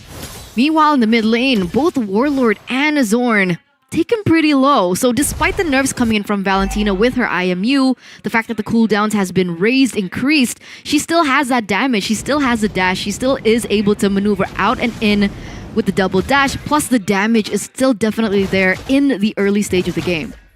And even in the gold lane here, a little bit of a miscalculation. Ryzel wins it out against Chidera for the gold buff steal. But in terms of HP, resources, it does seem like, wait, up top there's a gank, there's a Thorn Rose as well. Sapat taken very low as Luke tries to jump in for more. Zorn, unfortunately, not able to connect onto that. The shred happens and Zorn should be taken down as the Thorn Rose and the Retry with a Phantom Execution to get him out, but Warlord is looking to rotate up top. Just gets a good Ghost Burster in, not enough damage. Another shred onto Chibi, and a gold buff will be secured still by Chibi. Luke should be taken out. The Holy Healing gets him a bit more, but it's not enough to get him out. It's a 1-for-1 trade. Penalty zone, not connecting.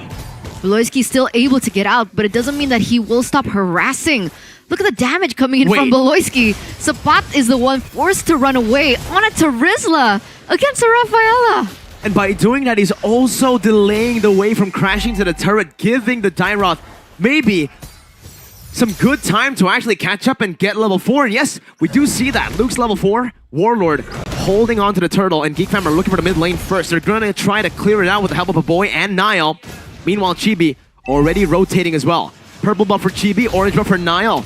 Shield unity going to be used up, and Luke is able to dodge away from now as Zorn gets chunked quite low, but now it's going to be Beloyski who gets knocked up with another realm. Helps him out. Minion Fury knocking him up, and that's Beloyski taken down. Another nether realm for the side of Warlord, saving Homebois from this skirmish. And that's a big win for the Malaysian champions. And they strike back here. 700 gold lead on the way to 1,000, especially being able to secure this turtle is going to give them a little bit more of an advantage. And that's it. Geek Fam falling behind in the neutral objective take in the entirety of that team fight. They're playing it safe, but they wanted to go in for that turtle, knowing their health bars were so low and knowing that Beloy didn't have mana. Homeboys just capitalized and punished them hard. You can see that actually showing here, right? And it's interesting, the way that a boy has been playing the Valentine as well, considering the choices of emblem he's utilized, but Beloyski actually uses his ultimate here. Good shield unity. Beloyski taken down for the second time in this game in the bottom lane. You can see the pressure building up, like we mentioned earlier in the draft, facilitating Ryzel to get out of lane as fast as possible. He already has a gold advantage and maybe possibly, no, an XP advantage and possibly a gold advantage as well against Chidera. You even mentioned though that the Irital doesn't do as well against the Bruno, no? Not as much, not as good as he was able to match up against that Bruno last patch. Now jumps in, looks for the steal. 3v1, Minion Fury though. Dodged away from Sapat, roaming as well. Penalty zone, locking Nile down.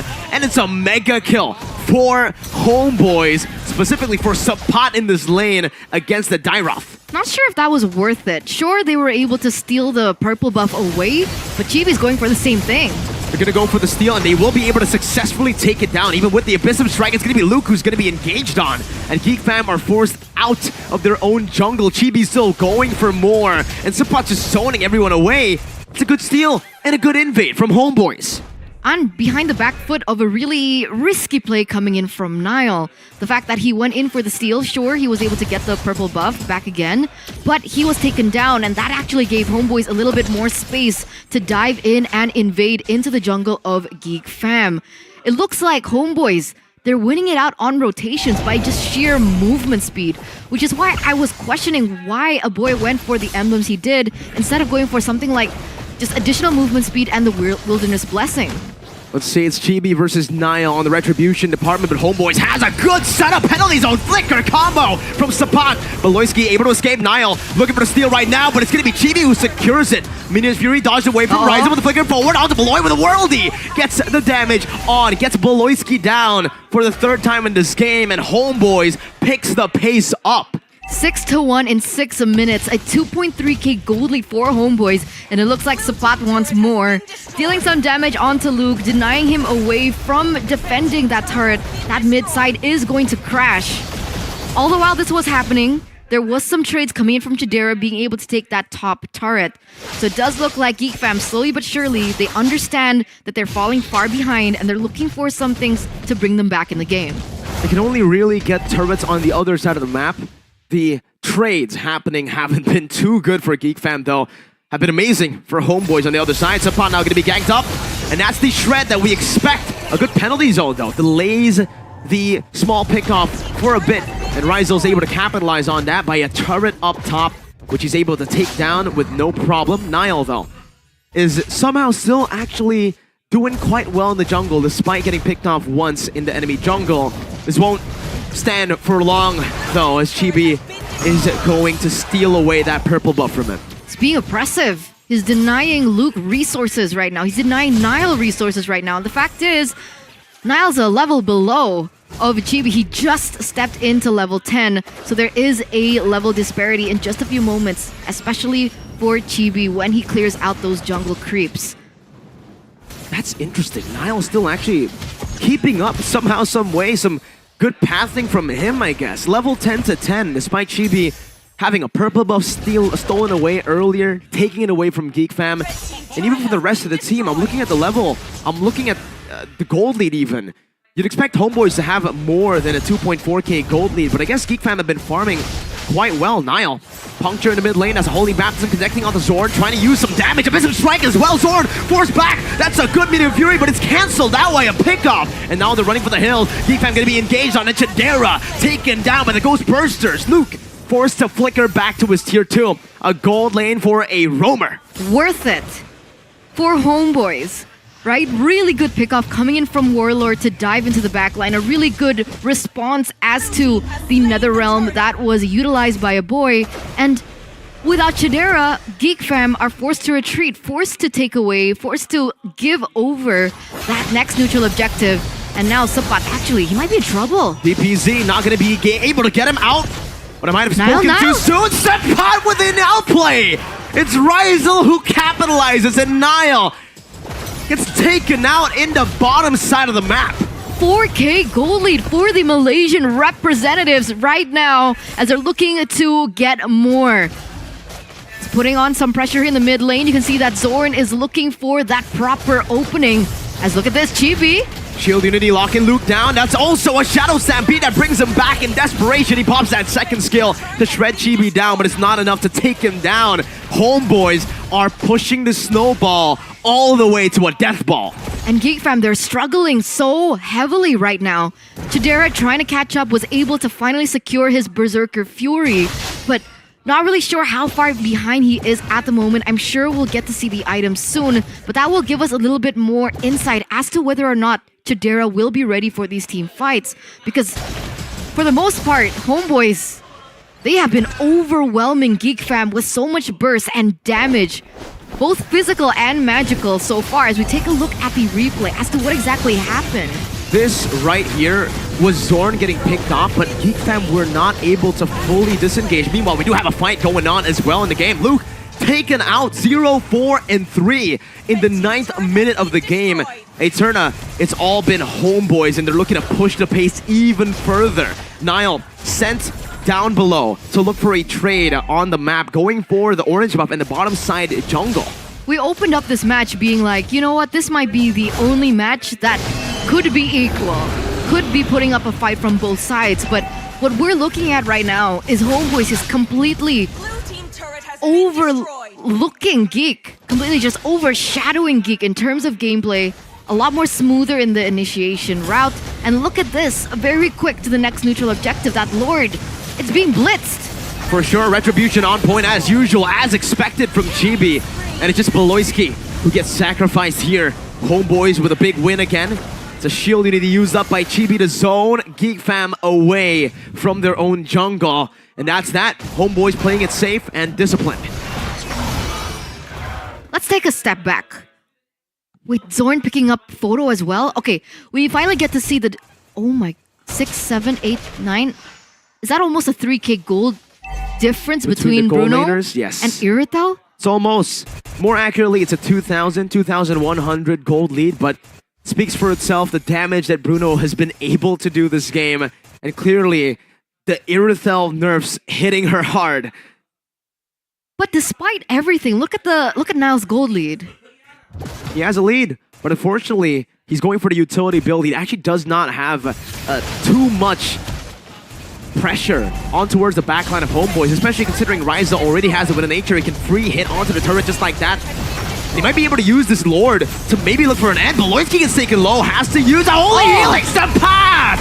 With a flicker penalty zone engage onto the back. Niall, in desperation, jumps into the puncture, but the base is wide open with the Lord as well. They're gonna go straight at it, and Homeboys takes Geek Fam down in the group stage. 1-0 in the best of one. Clean performance by the Malaysian representatives, Homeboys, showing Geek Fam what champions are made of. Beautiful performance, so clean. Geek Fam, they had no idea what hit them. A stomp in a match where we expected a close game. Homeboys comes in with the excellence, the discipline, and the composure to beat one of the tournament favorites as well, Eterna. I mean, we gotta go to our TAA right now. I want to know what exactly happened. How? Were Geek Fam steamrolled? Arashi, you there?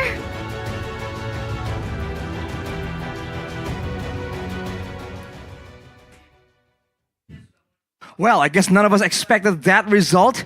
I voted for Geek Fam myself. I thought they're gonna be a bit more adaptive, a bit more experienced in the situation, but Homeboys, man, they proved everybody wrong.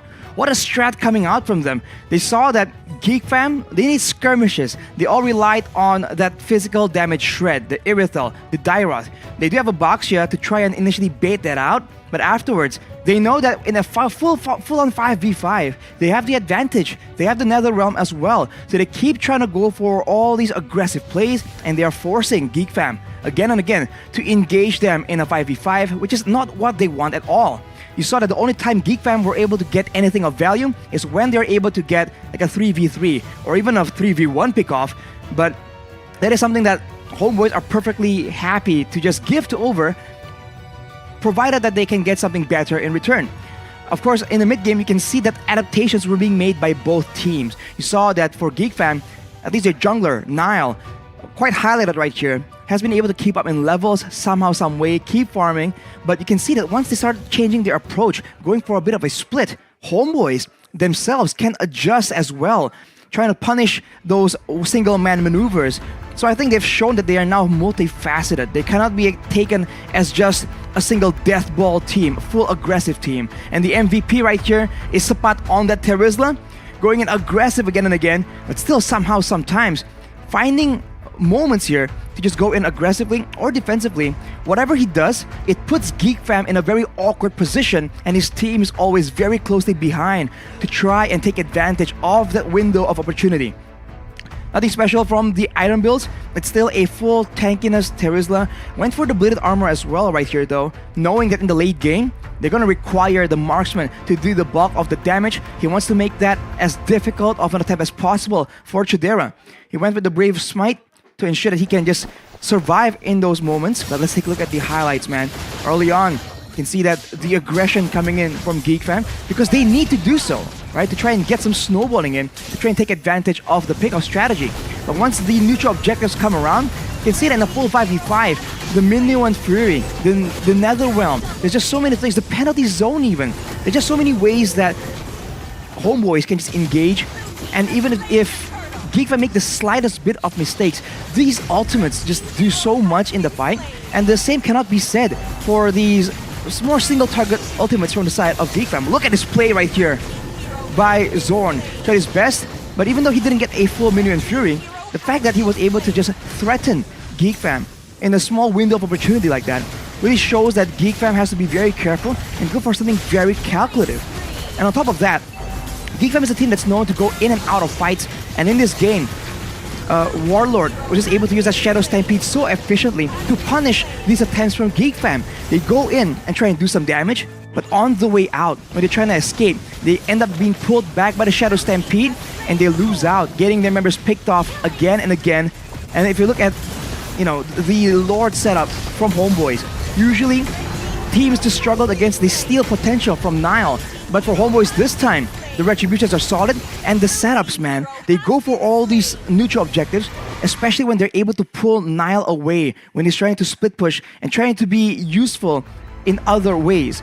Looking at the item builds though, like we mentioned, there is already no need to build the Clock of Destiny, so Warlord went straight for the Lightning Truncheon without the Clock of Destiny, and with the Enchanted Talisman, he is just able to spam out his damage more and more, and with a Divine Glaive, it's just way too much damage.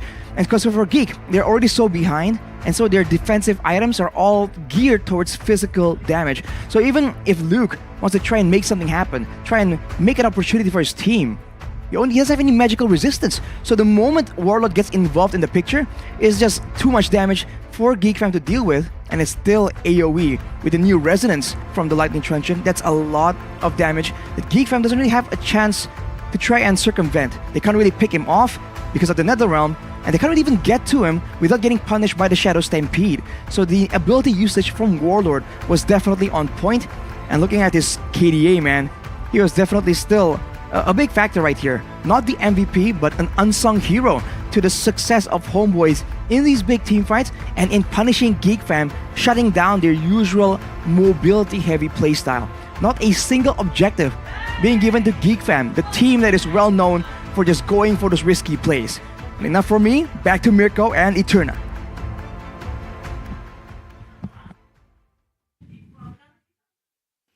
Thank you very much, Arashi, for that in-depth analysis. And I got to agree, right? We were talking about Homebois and we're talking about the matchups that we really wanted to highlight, which was the jungle and the roam. But it turns out all the other members actually became the highlights of their own, right? With the Terizla just really wreaking havoc, finding all those opportunities. And the Veramis, I'm impressed. I'm more than impressed, man. I mean, Homebois are coming in hot, and they're going to be going up against another runner-up in a major region. MPL Philippines' first runner-up in Blacklist International. Both are 1-0 in their groups right now, Group B, and we're definitely going to see how things unfold. You might be right by the end of this, Turner. You might be right. Group B may be the group of death. The group of death, I told you. It's so close, and get this. The first runners-up from Indonesia, they might be knocked out. They get another loss, and it might be over for them. Yep. It's not looking good for them at all. And of course, someone's win streak needs to break. Will Who's it number be one? Blacklist International or will it be the Homebois? We'll see after this short break. So don't go anywhere. Stay tuned. Mirko and Eterna will be right back.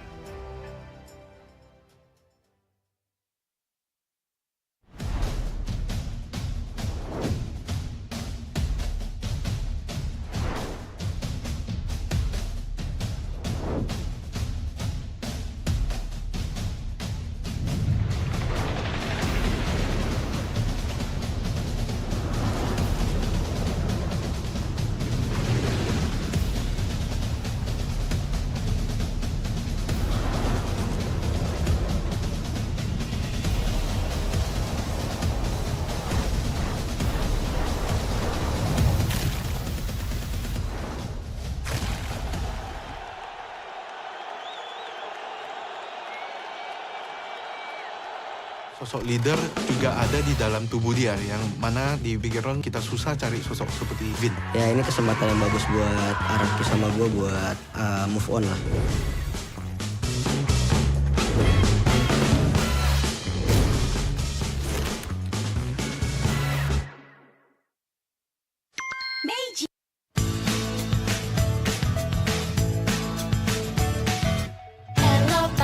Hello panda, semua suka biskuitnya. Biskuitnya enak, isinya lezat, rasa coklat dan strawberry. Hello panda, semua suka biskuitnya. Biskuitnya enak, isinya lezat, rasa coklat dan strawberry. Hello panda, biskuit isi yang enak.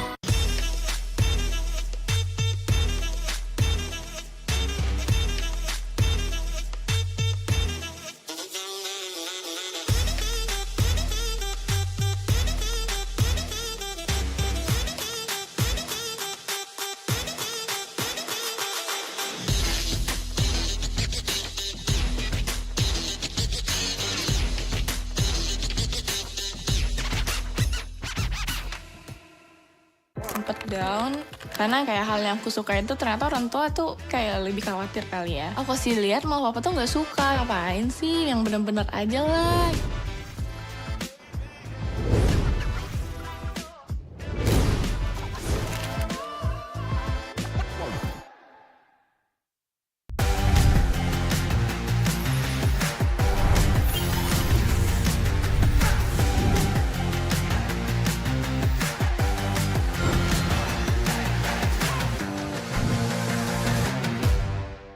In this age of technology, martial arts has evolved too.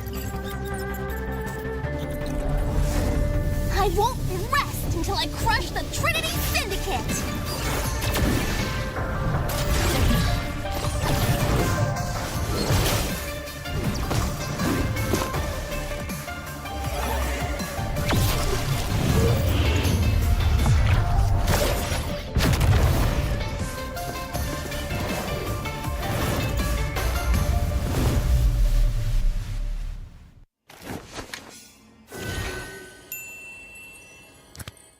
Sosok leader juga ada di dalam tubuh dia, yang mana di Bigetron kita susah cari sosok seperti Vin. Ya ini kesempatan yang bagus buat Araki sama gue buat move on lah.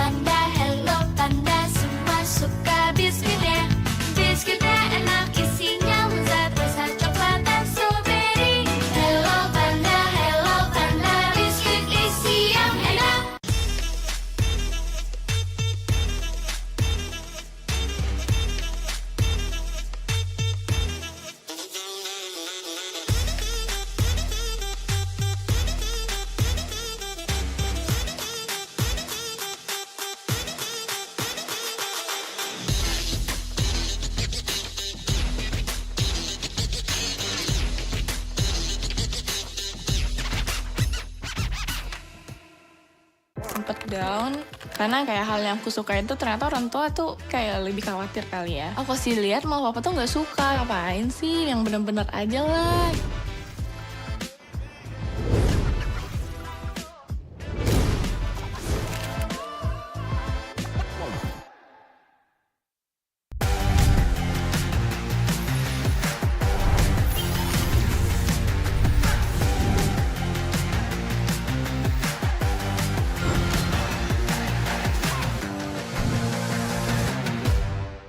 In this age of technology, martial arts has evolved too. I won't rest until I crush the Trinity Syndicate!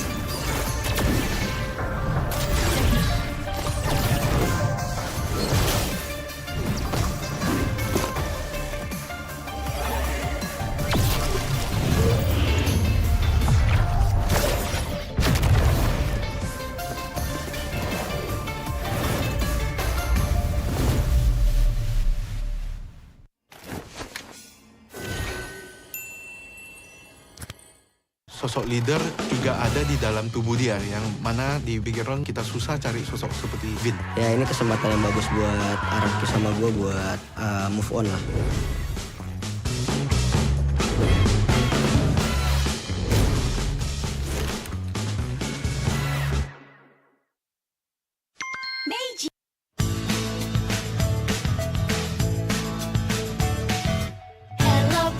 Hello panda, semua suka biskuitnya.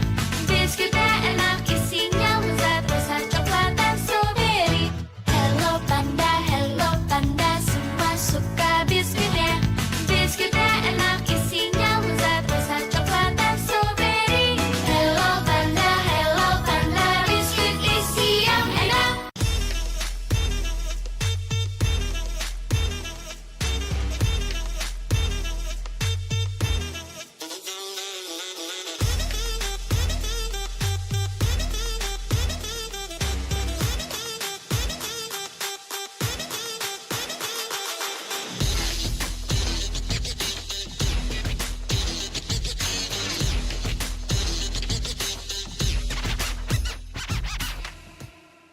Sempet down karena kayak hal yang aku suka itu ternyata orang tua tuh kayak lebih khawatir kali ya. Aku sih lihat mau papa tuh nggak suka, ngapain sih yang bener-bener aja lah.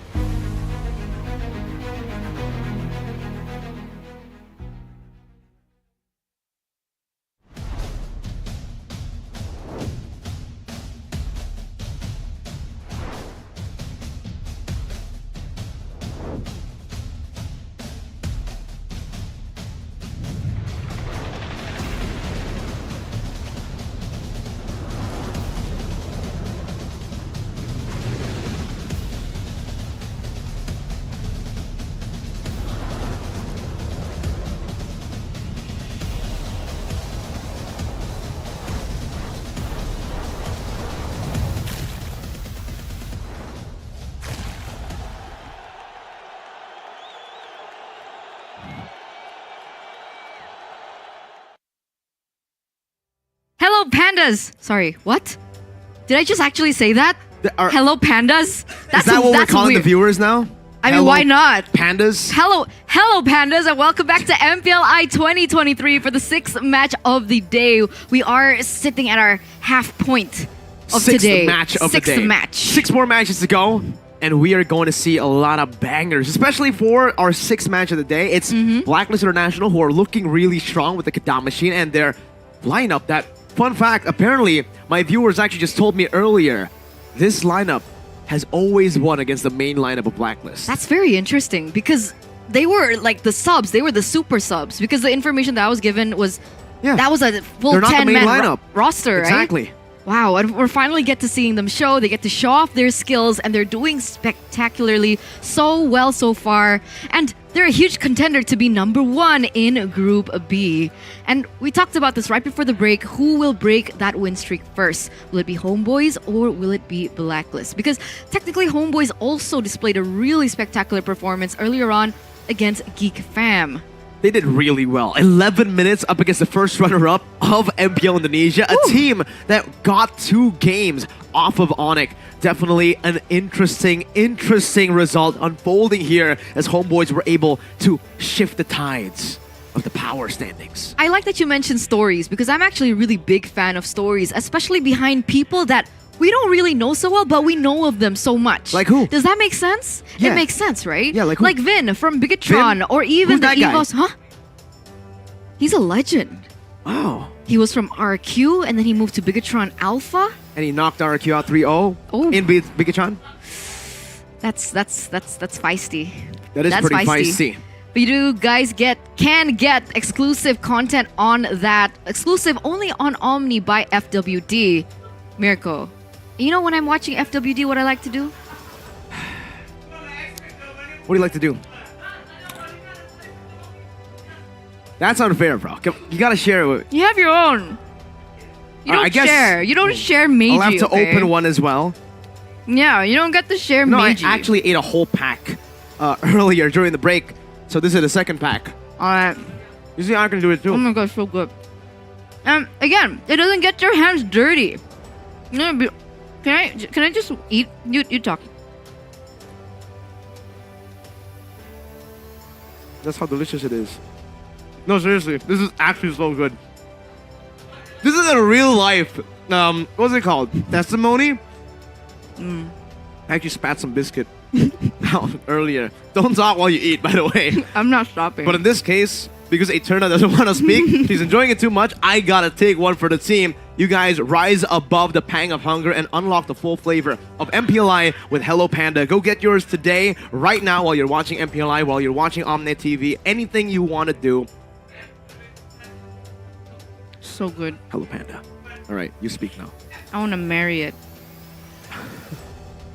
She wants to marry it. She wants to marry Hello Panda. Okay, you just keep speaking. Okay. I want to finish. Okay. Don't worry. We got you. Because, you know, we got you in a different way too. We got you in terms of trending news, meta plays, upcoming builds, and just all things MLBB. Sorry, I'm still swallowing.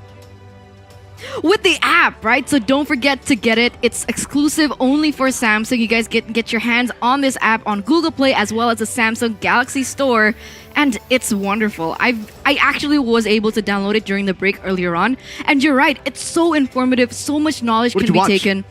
Did you watch the exclusive interviews or the breaking news, or did you just take a look at the guides? I looked at the guides. I wanted to know a little bit more. Okay, which I hero was did like, you look at? why did Paramis pick up the Divine Glaive even though there was no magic defense Why? from the opposing side? Exactly. It's to basically deal true damage, right? Everybody has a base magic defense stat, so when you already have that, you almost deal true damage with some more penetration in. Follow on Esports, though, if you guys want to follow your way to glory. Why? Esports news, memes, funny jokes, quotes from Mirko as well. And Arashi. Arashi and quotes. Ulf. And Uncle Ulf. Sheffin. And Sheffin as well. Okay, everybody. Eterna as well, Gani as well. Who are we missing? Rose, The producers. the producers, everything Hello. on One Esports. Eterna, what Yes. are the social media platforms that I can follow One Esports on? You're so great at asking me that question right now. Exactly. Instagram, YouTube, Discord, X. Twitter, X, what am I missing? Twitch. Facebook. That's it. That's it. That's you got it. Yes. I got it. Like this is Diggy. I got it. Dude, stop. It's been 6 matches. And You're you guessed lying. wrong no, every single no, time. you're saying that I'm wrong so the viewers don't get it right, right? This is Sure. reverse psychology. Don't be fooled by Mirko. He likes to lie. It actually is Diggy. Try it out. Put Na- it in the comments right now, okay? Name a stronger duo, Eterna and Delulu, right? Because right now you guys can just scrap that and look for the answer yourself. Don't be delusional. If you're wrong, man. Don't be in denial. Get it? Because Niall was playing last game. And lost. Did not. I didn't. You didn't need to bring that up, Oh. Eterna. I thought that's what you meant. No. Oh, sorry. You know what? If you're bad at it, just like Eterna, just register for updates because you guys can get 4,000 free diamonds as well. On top of that, what else can you get? You guys can get exclusive interviews, in-game guides to navigate the land of Dawn, and even breaking news. Let's say something happens in the esports world, in MLBB, you'll be the first to know. Can we bargain? Can we be like 4,001? Can we get 4,001 diamonds? Is that Maybe possible? you bring that up to One Esports, right? Okay. To the big bosses, and Okay. then maybe they'll give you an extra 1 diamond. I think they'll do it for you. So basically Wolf, right? Sure, sure. Boss G. Boss G. Uncle Ulf. Eterna's gonna be asking him later on. Maybe he'll be generous. Okay. He's very generous sometimes. Or maybe he can just give me the 1 diamond. That's okay too. that works. But maybe he'll just give us the team lineups first, right? We need to know who's playing, if it's the same roster for Blacklist and for Homebois. So let's take a look at that first team, the official team lineup. Let's go.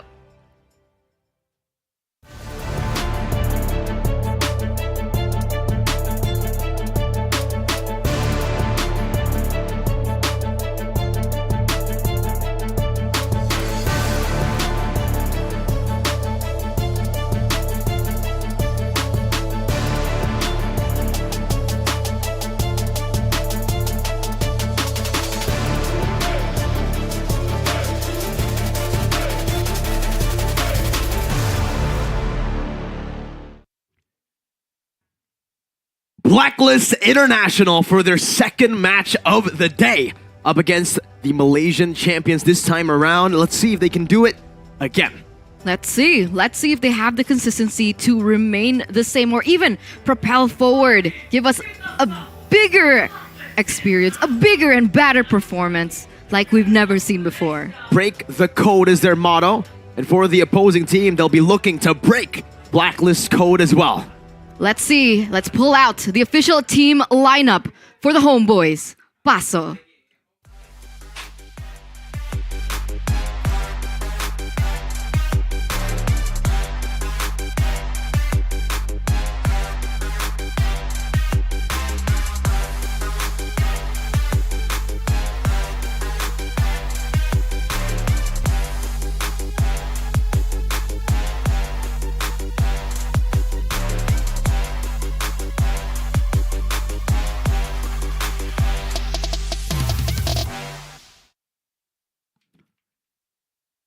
Homebois from Malaysia.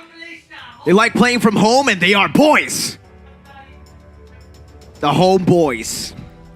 The homies. The homies? The Homebois. That's what a homie stands for, right?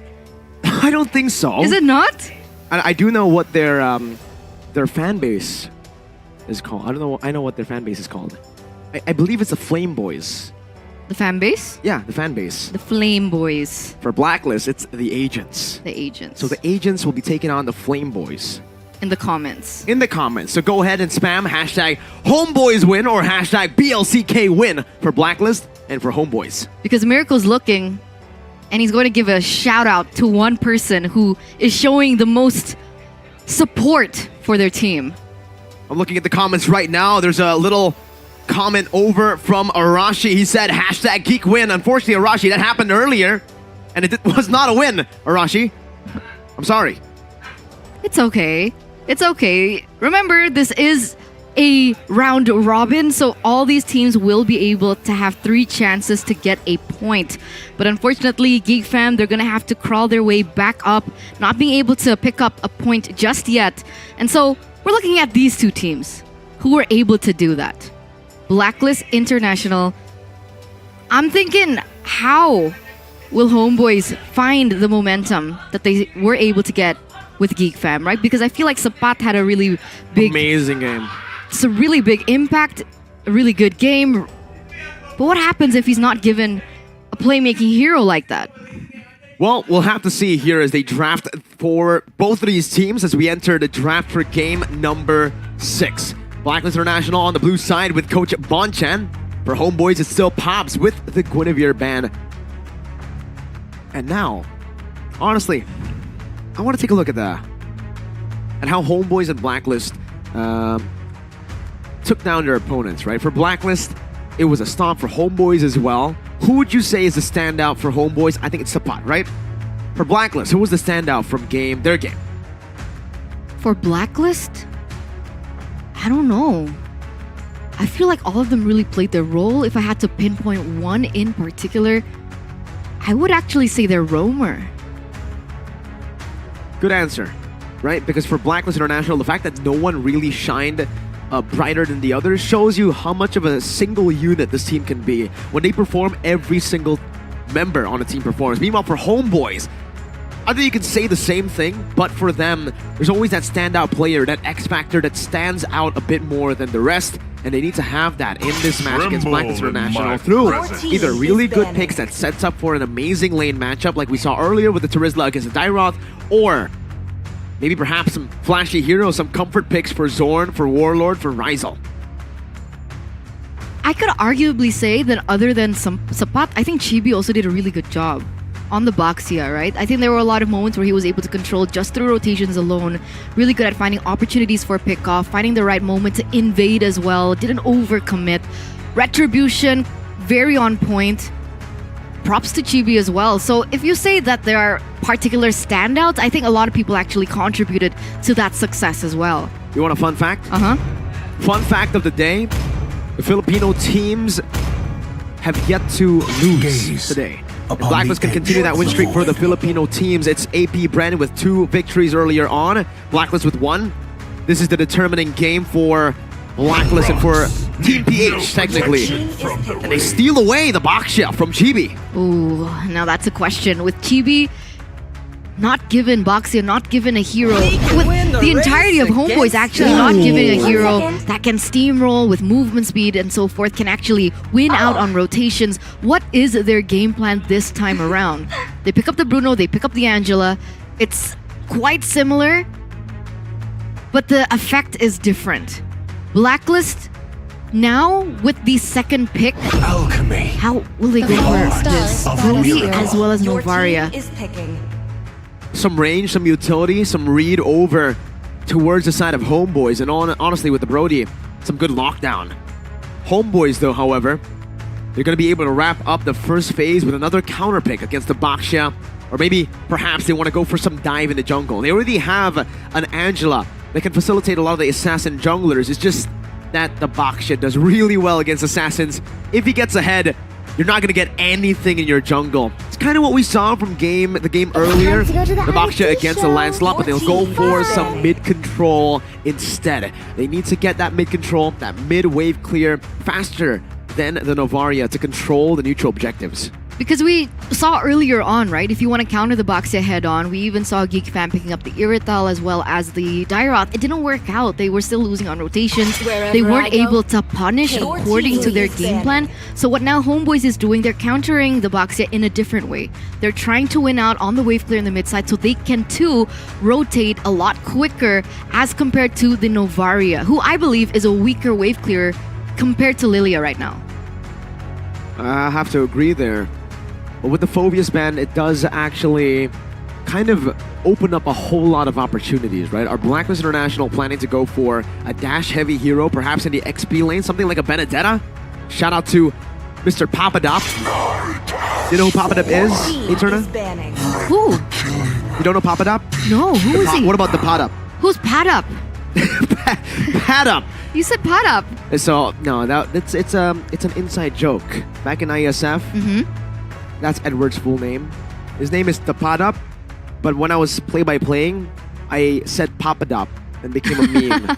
But yeah, shout out to Agent Zero. The Benedetta is something that we have not seen from MPLI 2023 in MPLI 2023, but it's something that definitely I would love to see on the hands of Blacklist International to kind of reference Agent Zero. Let's see if it comes out. Helkert already taken out by Blacklist International, so has the Yu Zong. So they're trying to protect this backline here, especially for Novaria. But Homebois, they do still have quite a few options. Edith is still up in the air to be picked up. Terizla, Khalid is also available option, and the Uranus. But in this particular scenario, what do you think would fit best with their composition? For Homebois, I'm thinking why not go for the Terizla again. Very good with a penalty zone to lock the box shit down. Even to dive into the back, it's a good hero to go up against the Brody as well. You can cancel a lot of the basic attacks if you land that penalty zone and you lock them down for so much AoE damage to come through. But it does leave Dominic then with an opportunity to try to counter it in lane. There you go, Terizla pick for Homebois, and now Blacklist International can go for, I would say something like a Benedetta would work. Against a Terizla, something like a penalty zone, it's, even though it's a good engage, it's pretty easy to Dash read, out of? To read.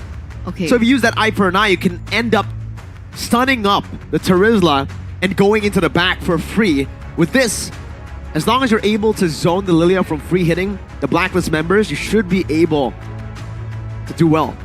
It's good clear as well. Oh no, But they they just go go for something different. They go for the Thamus instead. Trying to battle it out in a battle of bronze there.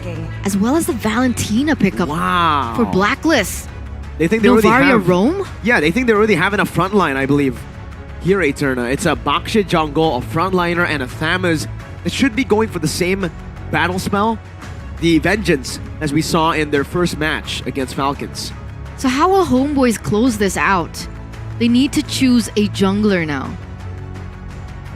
I think it's a pretty good game for an assassin. There's so many frontliners for Blacklist International that's super tanky. If you go for front to back, it's quite risky.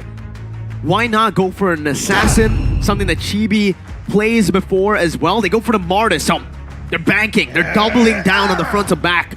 Bruno and Lilia, you deal the damage. I'll execute the members. I was about to say Martis, but with your explanation, I understood as well the danger of utilizing it. And there's technically not too much crowd control either from the side of Blacklist. With the Boxia Brody, Novaria, Valentina, and the Thamus. Hey, hey, talent prediction organized by One Esports. It's me all alone again. I think Arashi's still sitting at 100%. Are you sitting at 100%, Arashi? Did you predict Homebois earlier for Geek Fam? Oh, you picked Geek Fam. All right, okay. so not 100%.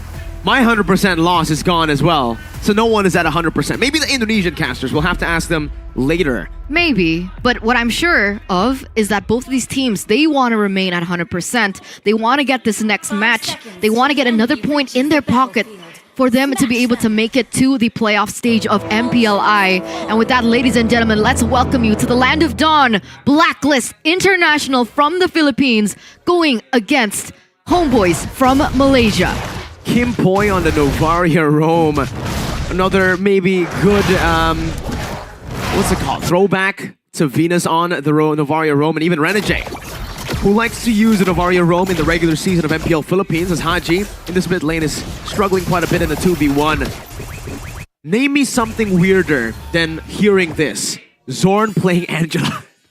That is weird. It's definitely not his style, but I mean, we saw Keyboy on Heroes that are also kind of weird, and that just shows that the level of flexibility that these teams and these players really need to display according to the meta, how they're able to adapt, because it's one of the rules of life, right? In order to survive, you need to be able to adapt. I like that, right? Shout out to Bear Grylls for the survival tips. Haji definitely taking those tips a bit too far in the mid lane. Really is holding his own. 1 HP. And he clears out the wave. That was risky, man. Super close. This is what we were talking about. Wave clear in the mid lane. Earlier on, I thought it would be the Novaria, but against the Valentina, Lilia does still have a little bit more range to play around. In order for the Valentina to be able to win this lane, she needs to be able to deal some damage onto the Lilia, but with how much backup that is being placed for the Lilia, especially by the Angela. It's a lot more difficult than it looks. Meanwhile, the top side. Oh, that's some good damage. Rindo might actually be taken down. The Decimate is there and he finds first blood. Dominic now running for the hills. One more good shot should do it, and it's a double for Chibi. Early on, the Malaysian aggression showing in game number 6 of MPL 2023 group stage, day number 1. The choice of Homebois to pick up the synergy of their composition right now heavily banked on the snowball from Chibi. The fact that he was able to get 2 kills in the top side and go forward with a neutral objective in the bag that is going according to the game plan that Homebois set up. They're controlling the early game and they're looking to find more. Even in the mid lane here, Zorn and Warlord. These 2 heroes able to deal that much pressure over Haji. Haji, of all people, the KDA machine himself. So you're saying it wrong. The Kada machine. Kada. Kada. There you go. You got it. Yes. We know how lethal a snowballing Martis can be, though. Rindo jumps in with the shield unity, but it's Warlord who has the black shoes. Oh my goodness, it's Chibi again! Haji gets the black shoes, but Chibi goes all the way to the back, goes in for more under the tier 2! Dives in and picks up a double for free again. 4 kills to Chibi early on, and Homebois gets a 2,000 gold lead in the 3rd minute of the game. If you think the Baxia-Angela combination was disgusting, let's say hello to Homebois' new combination with the Martis and the Angela. What is it called? Margila? Margila Destruction. Angitis? No, Margila sounds better. But it's only the early game, right? Eternal, technically we've come to expect an early game Martis to have this level of aggression. They're going for more. Haji under the turret, retreat down. The decimation wasn't even necessary. Warlord picks the kill up. Haji, the Kada machine, is 0-2-0. There's a dive down below, a good stun as well. This should be a kill unless Rizel's able to outplay. Torn apart memory, not enough to take him down. Rizel survives with the help of the hard guard. And Blacklist are unable to find a pick down below. Rizel gets back to full HP. And there's no punish from Blacklist. Absolutely not. What is going on? Chibi, on top of everything that he's been able to gather so far, he is steam-rolling through that gold shield, was able to even get the entire turret off, and now they're looking for more, but Blacklist, they look like they want to say otherwise here. They want to go for it, and Rindo picks it up right now, but he's going to be tied up as Sapat does damage. Penalty zone, literally to zone the enemy members away, but it does give Rindo a little bit of a small room there to actually maneuver out. Homebois will choose just to invade and take the purple buff away. Blacklist 0-5 currently. What are they waiting for, Eterna? They're waiting for that power spike to hit, right? Kingboy needs a little bit more time. So does Dominic, that mid... Oh, wait a minute, top side. Dominic! Doing a good job, but the burst from the Decimate should be enough. And it is enough to get him an unstoppable. Meanwhile, in the bottom lane, Rizel gonna be ganked. Should be a free kill. Oh, one more shot. He gets it. Owl with one last hit. Even Rindo joining in the fight. Bottom side, Warlord forced to pop that sprint as he's all alone to defend this minion wave. Turn apart memory gonna be used up. Warlord with the black shoes gets out to safety as well. Still able to defend that tower in the bottom lane as well. So it's one thing to dominate the early game, but the question is, what do you do with that lead that you've already built earlier on? What translation are you able to go for? So far, Homebois has only been able to get that turret in the top side, and it looks like slowly Blacklist are finding their rhythm, finding their groove, finding that power spike. I think that pick onto Rizel on the bottom lane was beautiful. It's a good step in the right direction, especially for Owl, whose damage is severely lacking at this point. Well, you asked and they answered. What are you supposed to do when you get a lead early? Take turrets, take objectives. They instantly put themselves on the map, but Blacklist are doing a good job at trading it over on the other side of the map. Unfortunately, not able to pick up that turret, but Sapat's already zoning in between the tier 1 and tier 2 in the mid lane, giving the rest of Homebois some good space to deal some damage and even look for an invade. Against the Baksha 2 levels down, it should be a free steal from Chibi. Let's see the retreat battle. Here is Rindo, who picks it up, but it's a bait, turns out, from Homebois, baiting out the retreat so that they can go for a free turtle. How clean is that, though? How clean is that decision-making You can coming call in them from janitors. Homebois? Yeah. Because they clean. Exactly. Sure, I'll give that to you. I mean, a 4K gold lead right now in the 7th minute of the game against Blacklist International of all teams. It's looking scary, honestly. Haji gonna be pressured. No way! That's a combo. It's a Decimate first to close the gap and then a Mortar Coil to execute. How do you make the Kada machine go 0 and 3? It's in his name, Kada. Right now, he has more deaths and kill and assist. Penalty zone. Under the tier 1, not getting targeted. Dominic pops into Vengeance, but it doesn't help him. Warlord just melts him out of the land of Dawn. And to make it all worse, he actually now has the Ice Queen wand. So if the damage won't get you, that slow certainly will be enough to slow you down in order for the rest of the team to deal in that damage. And that's exactly what Amartys was built for. Look at his KDA right now, 602 so far. No deaths whatsoever. This is something very, very off, right? I mean, Homebois are so strong. It's scary to see how much this team has grown from MPL Malaysia, the few months they had in preparation for MPLI, and now going all out in MPLI 2023, beating the likes of Geek earlier, the first runner-up of MPL Indonesia, and now first runner-up of MPL PH. Despite the different roster here, Eterna, they're doing very good. Impressive run. Barindo still going to be able to hold his own. As we do take a little look into the replay of what happened earlier on. Chibi went in and Haji was just instantly dismantled. That's Haji. That's the Kada machine. Like we said, we usually see the Kada machine doing exactly what he does with that title, right? He gets a stellar KD, plays it really safe, but is lethal while playing safe. This game, even though he has been playing safe, he's just been dove. I wonder what the win streak of Valentina is as well. A boy lost on it. Earlier, we saw Team Falcons Good Night play it as well against Blacklist and lost on it. And right now, Blacklist losing in the game. Not the end yet. 8 minutes in, they still have a chance to come back. They still have an Ovaria, a Brody, and a Valentina. Some pretty good scaling.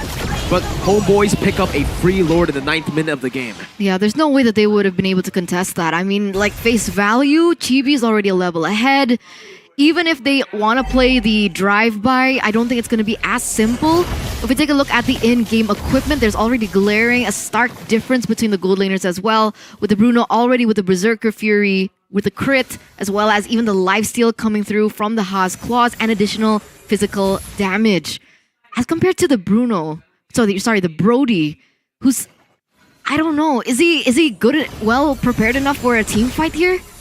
Well, he should be prepared, but I think if we look at Rizal, he's even more prepared. Has the Malefic Roar that he just bought now, and even the frontliners won't be able to really hold off from that damage from Rizal. Remember, the whole plan from Homebois is Rizal and Warlord does the damage, Chibi just executes.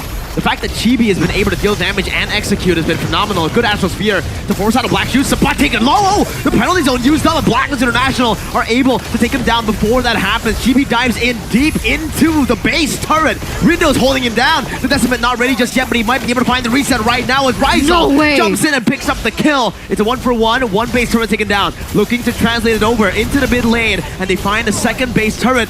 And onto the bottom lane they go, but this time, Blacklist are fast enough to respond it over. They're not going to let Homebois take a third base turret with the first Lord. It's so difficult, right? Because in the back line, from the side of Homebois, it's unpenetrable, and that damage is felt over time.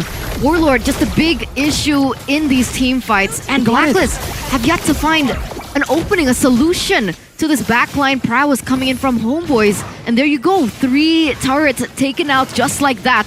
Blacklist's base has been completely exposed. One base turret with the first Lord is already an incredible W. Usually you just look for tier 2s on the map. The fact that Homebois got all 3 shows you just how strong they are, and hey, how confident they are. Look at that, the recalls from every single member on Homebois. You know, if it was the Indonesian desk, what they will be screaming right now with those recalls as well. That I just got as well, man. So, you know, I like those recalls, that effect. Huh? You know what it's called? You just got it? I got it like recently because of the the diamond? Yes. Tas. Tas. That's confidence.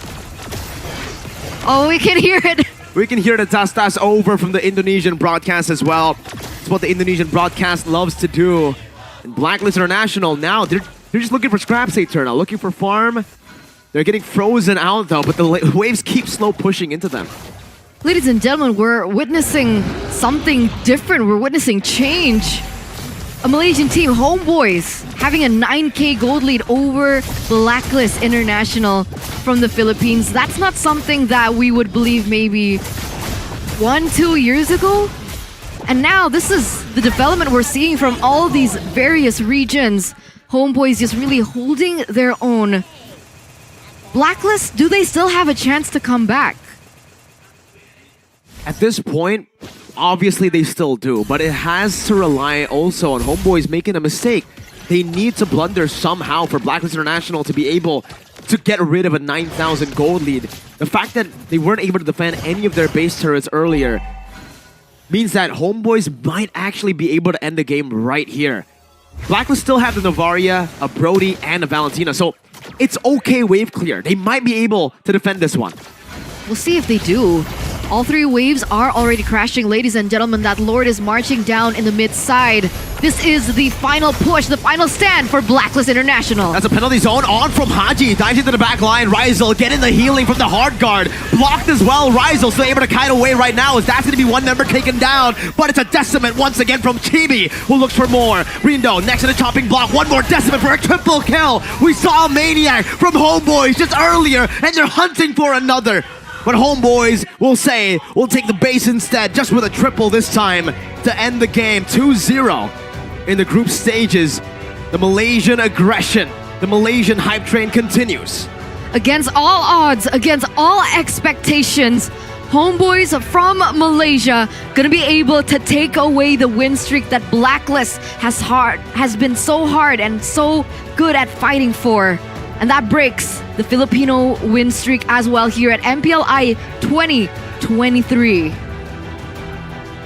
What a performance by Homebois. Homebois are not just here to participate. They really are here to conquer and to prove to the world that Malaysia is back in the international stage. And what a sight in a year where a lot of people just look at Philippines and Indonesia.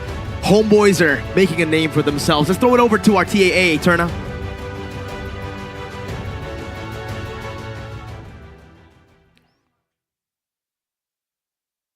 Man, Homebois is looking completely at home here. Dismantling Blacklist is all very apparent since the beginning of the drafting phase. They have a game plan, and even though there were setbacks, there were changes, perhaps surprises from Blacklist, they're still able to maintain it. It always seems like it's about that jungle. It's about that early game wave clear, and it's about snowball, man. They don't want to do this scaling playstyle that takes time, that takes calculations. They're trying to go full on aggression, and Chibi is so good at facilitating his team in doing so, especially with the right draft, right? A Martis in the early game along with an Angela. It's a combo we've seen before, but most recently, I think it's fell off in popularity, but Homebois just used it really, really well. Saw that for Blacklist, they even went for a Novaria roam to try and get some more utility, some more scouting in the jungle, trying and avoid the aggression from Homebois before it even begins.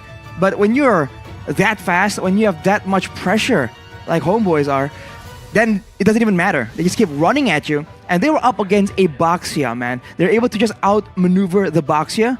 So the first pick that was contested by Blacklist turns out to be nullified, especially with the true damage decimate being used so efficiently by Chibi as well. He is going to be the MVP on that Martis, 9-0-3. It's all about the early game, but that's all he requires. Only a Hunter Strike for a bit more of that movement speed, trying to literally decimate people, and then going full tankiness, knowing that the whole roster of Blacklist will be stuck trying to deal with him, trying to stop him from getting into the back line.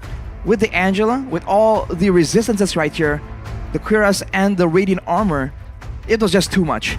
I think at some point, Blacklist understood that. They tried to kite around, try and thread the needle and do damage to the backliners instead. But 10k gold deficiency, man. I mean, we don't see Blacklist being in that position a lot at all. It's just such a great moment with the Quantum Charge as well, he's able to just go very, very fast, despite all the slows and the utility that is used by Blacklist to try and stop his aggression. It doesn't really help that Blacklist also lacks in range. The only real long-distance spell they have is the Novaria's Astral Sphere. So for the most part, the whole roster of Homebois can consistently outdamage, and Blacklist, they can't really hit back because there's always a threat of Chibi coming in and just getting those resets, deleting the whole roster. And you gotta give respect to the neutral objective game as well. We saw that sometimes in the purple buff contest, Chibi does fall short, but for what? Right? We did mention that there was a bait situation there. Whenever he loses out on the purple buff, it's because he's saving the retribution for something even more. So everything is still very much calculated. And in the early game, it all begins here with this play. Blacklist just weren't ready, weren't expecting it. And it's a very quick, very easy double. And from there, right, with a level advantage, 2 level advantages even, just goes in. The turrets don't really matter when you're this far ahead. And unfortunately for Blacklist, even when there was this huge aggressive tower dive, they don't really have any tools to keep Chibi in the tower range to try and punish that aggression. So eventually, it just snowballs out of control. The only time they're able to find something is when they sacrifice Dominic to try and pull all the attention away from the other side of the map, pull Chibi away from the rest of the team, and then make a play when he's not around. That is the weakness of having all your kills onto one person, but Homebois, they just roll with it. It doesn't even matter for them, because once they noticed that Blacklist was trying to do that, they just made sure that there was no chance at all. Towards the mid game, I think the Necklace of Durance was built for Haji to try and stop the shielding, stop the sustain coming in from Homebois. But Homebois match it with a Necklace of Durance of their own. So overall, in these fights, you can see the difference in damage output available. This is the last play they tried to make, and Rizel was almost taken out, but unfortunately, it just wasn't enough. Maybe a bit more gold or a bit more time would have swung the game in Blacklist's favor. But today, Homebois just proves everyone, maybe not everyone, but proves a lot of people wrong who discount their region in face of the Philippines. Looking at the item builds right here, Dominic of course going for tankiness, so did Rindo. The idea is to have more backline damage, try and get some more range, but Kimpoi alone on the Novaria just is not enough. And there's very limited targets available, because for Homebois, the target they want to get that needs to be protected is Rizel. And there's never a time where he needs to stand in the front line. No one is really forcing him to walk up like that. If they need damage output, Warlord can supplement that using this Lilia, the new Lilia with the whole 5-stack passive that just resets the Angry Glooms. So it's a great multifaceted approach from Homebois. And honestly, I was thinking they're gonna be a bit more one-dimensional, a bit more straightforward. But they are showing right now, if you think they're gonna do Plan A, they will have a Plan B, a Plan C ready. And even when you have on-the-fly adjustments in the game, they have proven that they can adjust and adapt to that as well. So, I think now, going up against Homebois, you need to be very careful of the drafting phase, not only to let go of prior heroes and strong heroes, but also, what can you do later on with the final 2 picks? What can you do in the game when your Plan A doesn't work, when your Plan B doesn't work? Because Homebois, they seem to have it in the bag. Back to Mirko and Eterna to close out the game.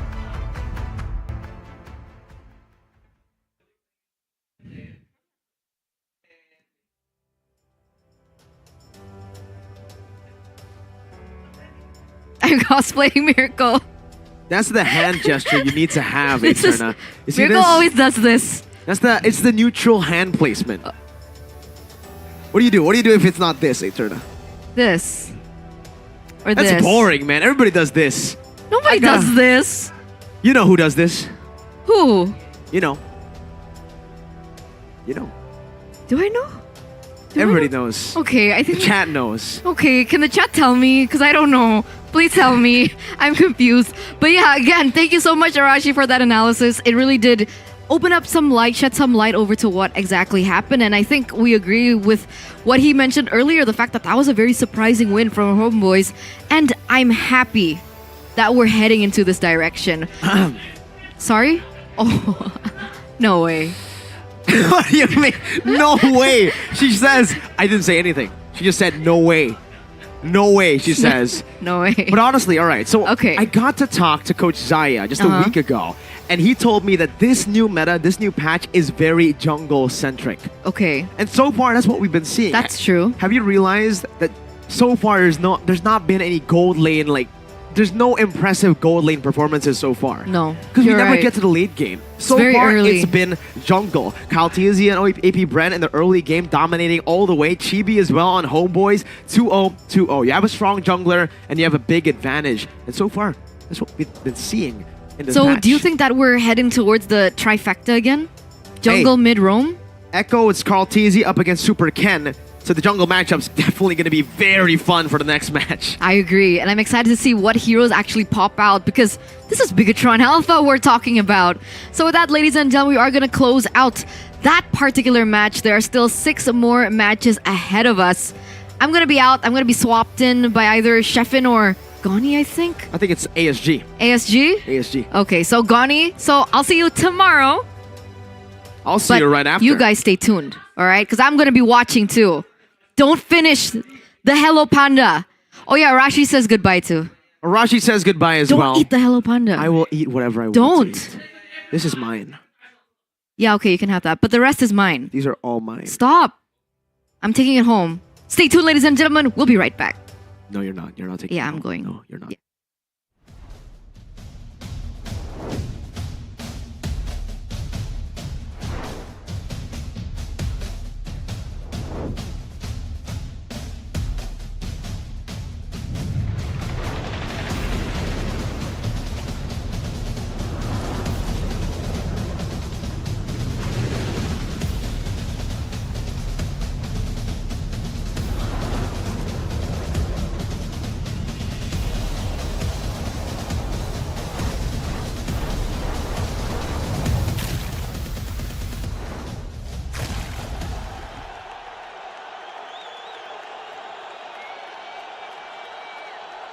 Sosok leader juga ada di dalam tubuh dia, yang mana di Bigetron kita susah cari sosok seperti Vin. Ya ini kesempatan yang bagus buat Araki sama gue buat move on lah.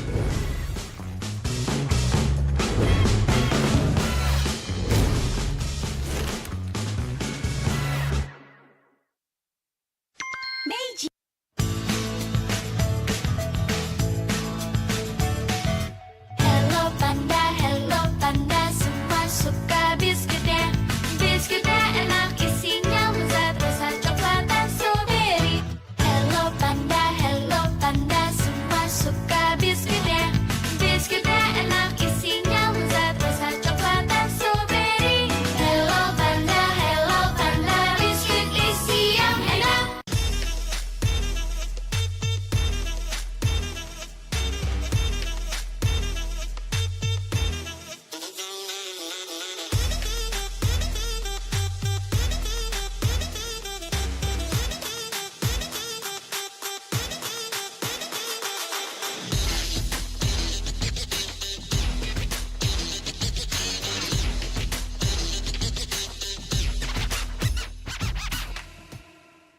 Sempet down karena kayak hal yang aku suka itu ternyata orang tua tuh kayak lebih khawatir kali ya. Aku sih lihat malah papa tuh nggak suka, ngapain sih yang bener-bener aja lah.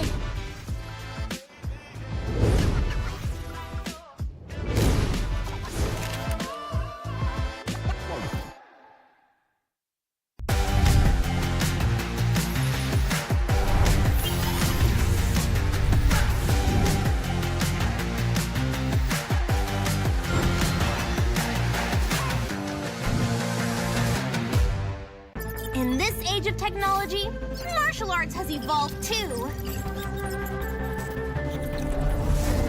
I won't rest until I crush the Trinity Syndicate!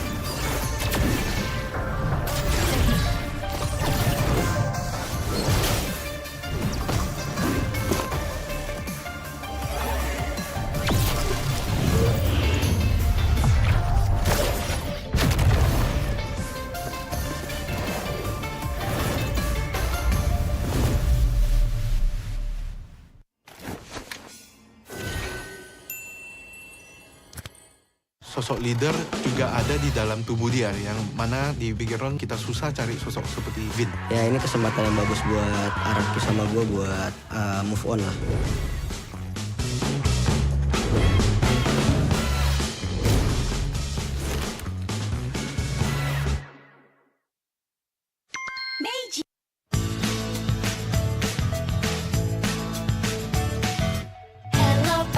Hello panda, semua suka biskuitnya. Biskuitnya enak, isinya lezat, rasa coklat dan strawberry. Hello panda, semua suka biskuitnya.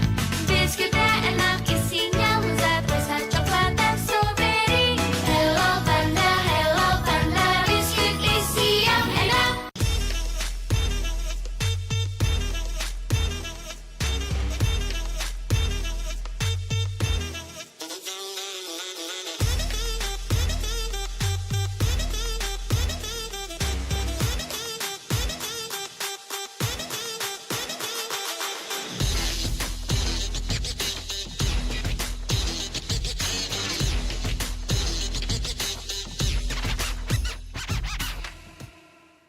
Sempet down karena kayak hal yang aku suka itu ternyata orang tua tuh kayak lebih khawatir kali ya. Aku sih lihat mau papa tuh nggak suka, ngapain sih, yang bener-bener aja lah.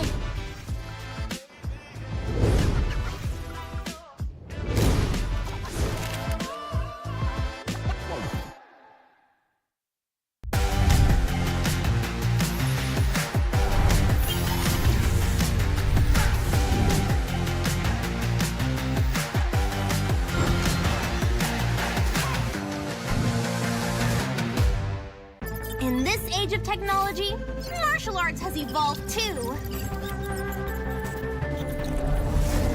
I won't rest until I crush the Trinity Syndicate!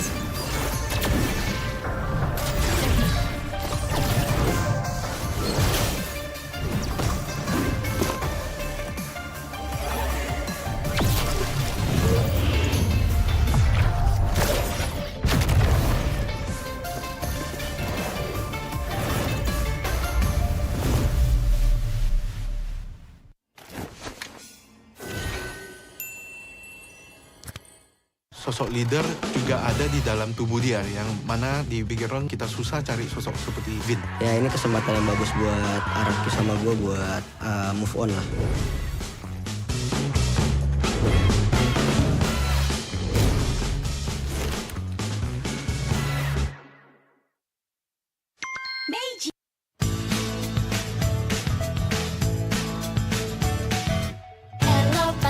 Hello panda, semua suka biskuitnya. Biskuitnya enak, isinya lezat, rasa coklat dan strawberry. Hello panda, semua suka biskuitnya.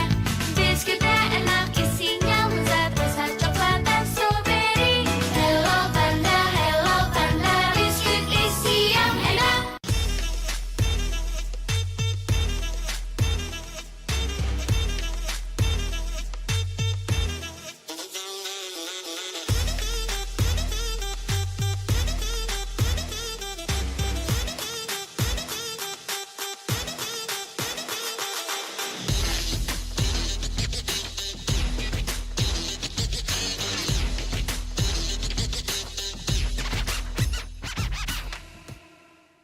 Sempet down karena kayak hal yang aku suka itu ternyata orang tua tuh kayak lebih khawatir kali ya. Aku sih lihat mau papa tuh nggak suka, ngapain sih, yang bener-bener aja lah.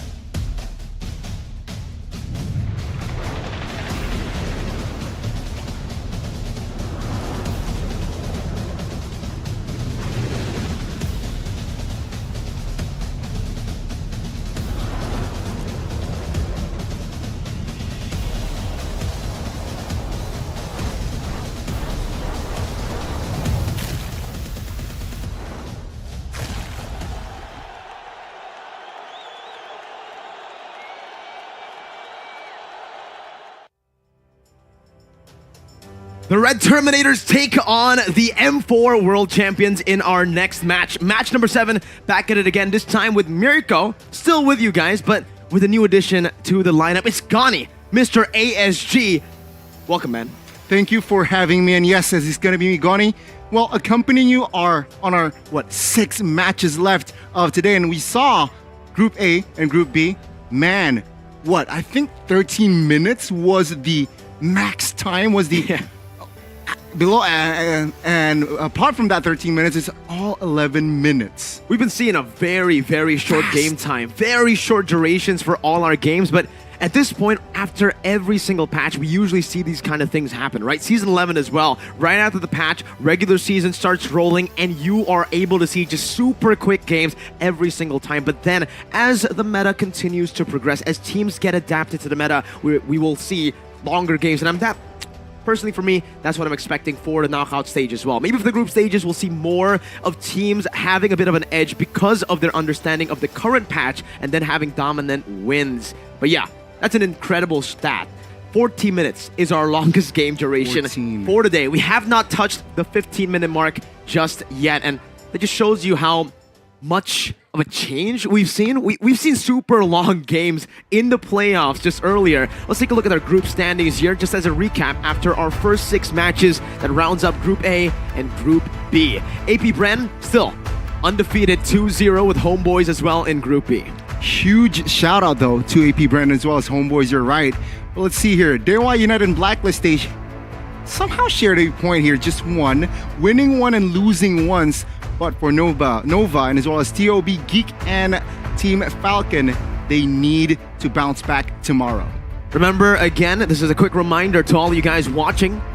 The 2 teams that are the top 2 teams in every group will move on to the knockout stage. First place going to the upper brackets, second place going to the lower brackets. The bottom 2 will be knocked out in the group stages. So for Nova, TOB, Geek, and Falcons, they all need to come back swinging tomorrow to secure a slot for the knockout stage. Meanwhile, now, for the next 6 matches, we'll be focused down in Group C. A lot of people consider Group C to be the group of death, and Group D with RQ, RSGPH, See You Soon, and Flash. Some banger games coming our way right now, starting obviously with the match we highlighted earlier, Gani.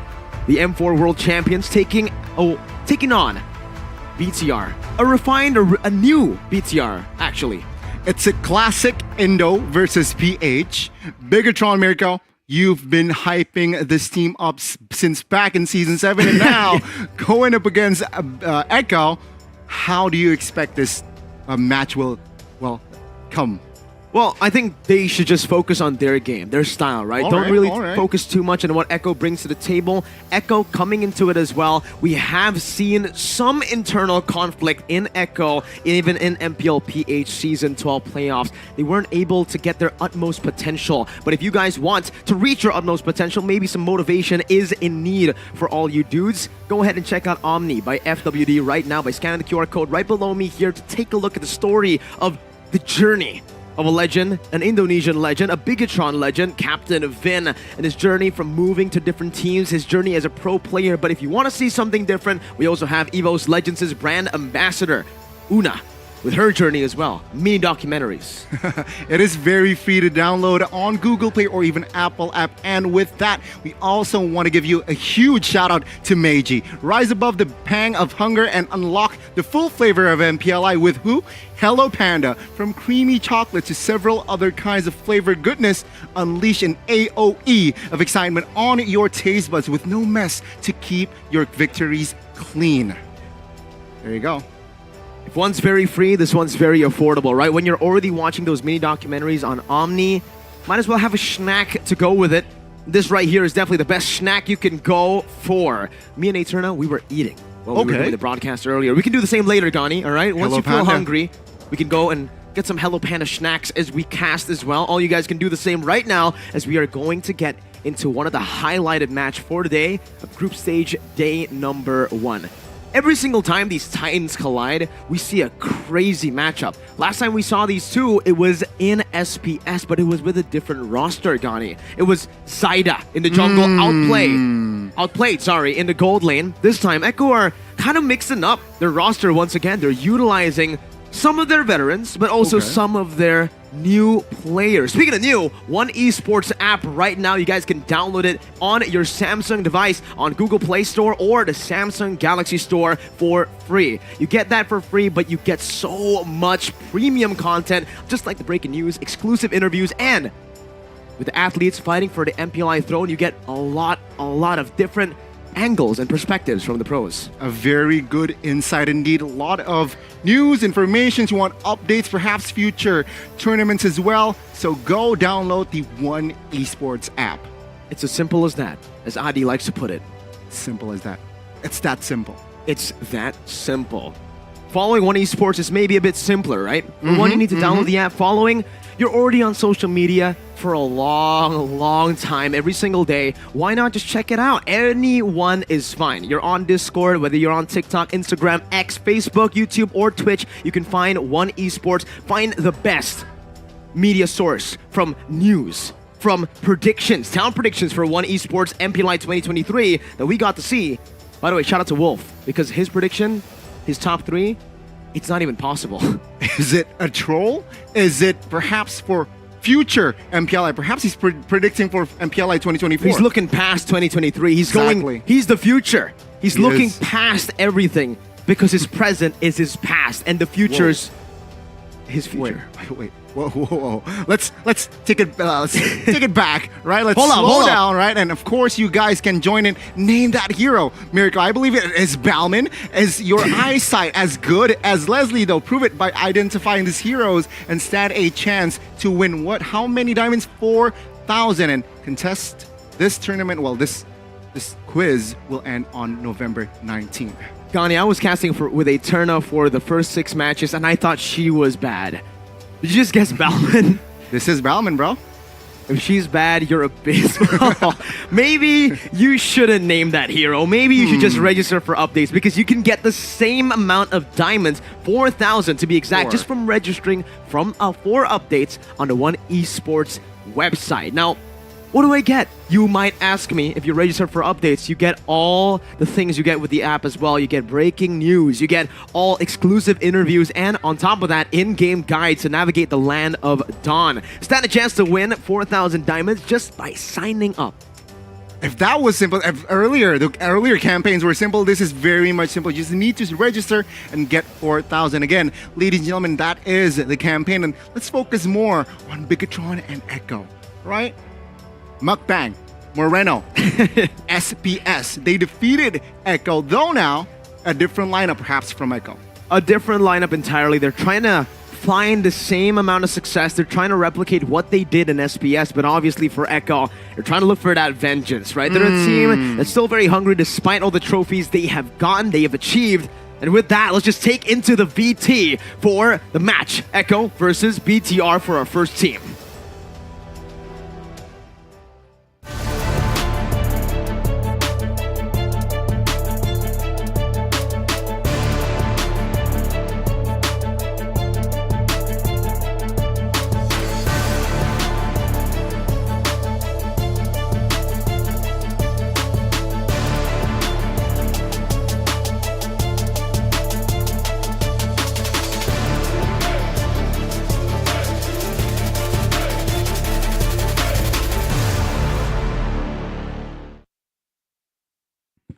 And ladies and gentlemen, please welcome the Orcas. It is Echo. Now you can see here a little lineup change. As we all know, still though, it will be Carl Teasy, and most likely it will feature Ken as well on the Bigetron side.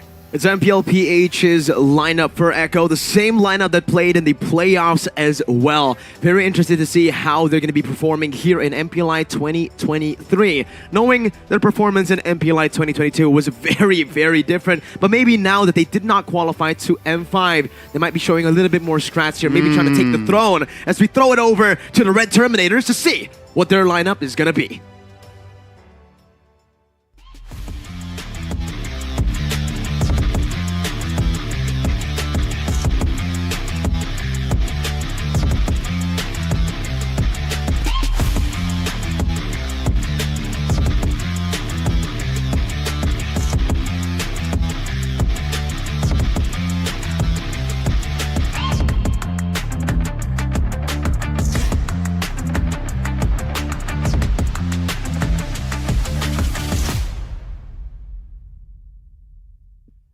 And on the other side, an Indonesian rep, it is Bigetron Alpha, still with their main five, still also with the MPL roster.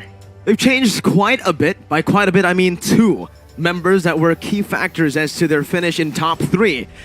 Speaking of similarities, top 3 for both these teams, Bigetron Alpha in MPL Indonesia and Echo in MPL Philippines. There's been a change in the coaching staff. No longer do we see Coach Aldo at the helms as the head coach for the Red Terminators, and also a quick shift as well, a quick change in the gold lane. Shive, who was promoted in towards the half point of the regular season. Now we're seeing Saken maybe coming back to that form that we've seen him in SPS and in Season 11. Let's see how will Saken perform again now on a international stage. Will they be able to prevail against Echo? Now again, let's see here how Moreno, the main man here, will do. I want to see his performance here, Miracle. Seeing his taunts, seeing his recalls, it's all entertaining, but now can he walk the walk in MPLI 2023? Let's see if he even talks the talk, right? Last time he talked the talk, he was able to, well, yes, SPS, he was able to walk the walk, but then after that, we did see a big slump for BTR, not able to reach the potential that a lot of people thought they were able to. Let's take a look at the draft instantly here with a change in coaching staff for BTR. Will they be able to fend off against the threat of Echo in this group, the only Filipino team in Group C? But nevertheless, definitely the Titans in Group C. True. And now Echo will have the blue side here, banning out already with the Fanny and the Faramis. Now, very interesting and very specific as well. And in response, Bigetron, they opt for a Matilda and Kadita ban here. So it's trying to limit the mid-roam options here, mostly for the roam position here. Still a Fanny, a Faramis, slow build up here, but Echo has the first pick. Bigetron Alpha on the red side. We do see a little bit of a pattern, I would say, in MPL Indonesia and in MPL Philippines as well. Red side usually does have a higher win rate. Not too sure about this new patch because we've seen that whoever just understands the meta more has won. Not necessarily blue side or red side centric this time around, but the Valentina, an interesting ban. Even though it's been nerfed, even though it has a 0% win rate so far after the course of 6 matches, it's still banned out, respecting Moreno. Still Nolan though. Pure respect to the meta. We've seen Nolan played twice, I believe, today. And also, I would like to point out that it is not going to be Aldo. It is going to be Fala here who will draft for Big A-tron. I want to see adjustments, right? But Echo, they opt for a Joy first pick. Let's see here. Bigetron, will they counter that pick with a insta-suppress hero? They can go for the suppress, but knowing the changes in the patch, honestly, they might just go for normal CC. Any CC can stop the Joy now, especially something like a bouncing ball from the Kufra. Bigetron Alpha. Maybe they'll go for the Guinevere. That spatial migration, that passive no longer needed to get a knockup. Hey, it won a game. It won a game. One game. And one game out of how many games? It's not a Guinevere. They go for the Novaria and the Wanwan. Early Wanwan pick, Gani. This is very interesting, right? I mean, 1-1 a hero that is very, very hard to catch. But take a look at the response here. Very quick, Kaja and Farsa. So what they're saying is we also can add range, also can add crowd control to really suppress that high mobility 1-1. That's a great pick, man. Range and burst, the 2 types of factors you need in a team to go and counter the 1-1. On top of that, the Kaja steal away. It's not just a good pick against the 1-1, a very mobile hero that can get suppressed, but it's also a good deny pick. Bigetron, what they like to do with the 1-1 is they pick up something like a Kaja to lock people down, to give the 1-1 more of a chance to pick up every single weakness point. By the way, fun fact, Bigetron Alpha have also changed their roamer. As you remember, in the later half of the regular season, it was Super Key who played for BTR. Now, it's just Finn. They've even removed the Super from the team. It's just Super Ken. The rest of them are they're just them. They know who the main character is in that team, Miracle, and that is Super Ken. What about the MJ? Some added letters on Moreno. Moreno MJ, indeed. So what is that?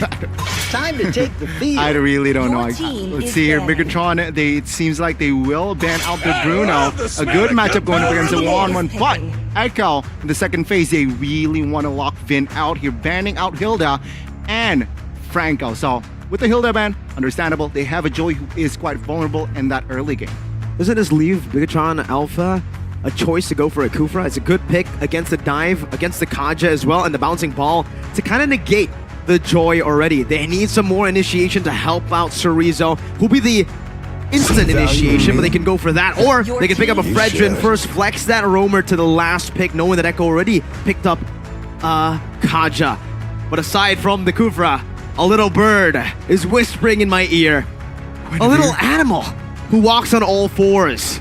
Ow, he says, and I translate that over to a Cho or an Arlet pick. I like Arlet. Arlet for Echo and Cho for BTR. Okay. Let's see here. Will it happen? And Echo, they opt for a Claude ban here. Interesting, considering that Claude activates in that mid towards that late. Does this composition have enough balance is my Your question. team is The picking. little bird was right. Yep. The little wolf was right. Arlet picked up by Echo. Let's see what Bigetron Alpha pick up next. The Cho was the prediction by the little animal. Cho for Vin. That little animal.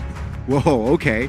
Cho for Vin. I like it. It's a good pick. Forcing that Farsa and perhaps Claude on a Purify is an approach, right? So let's see here. Will the Cho come through?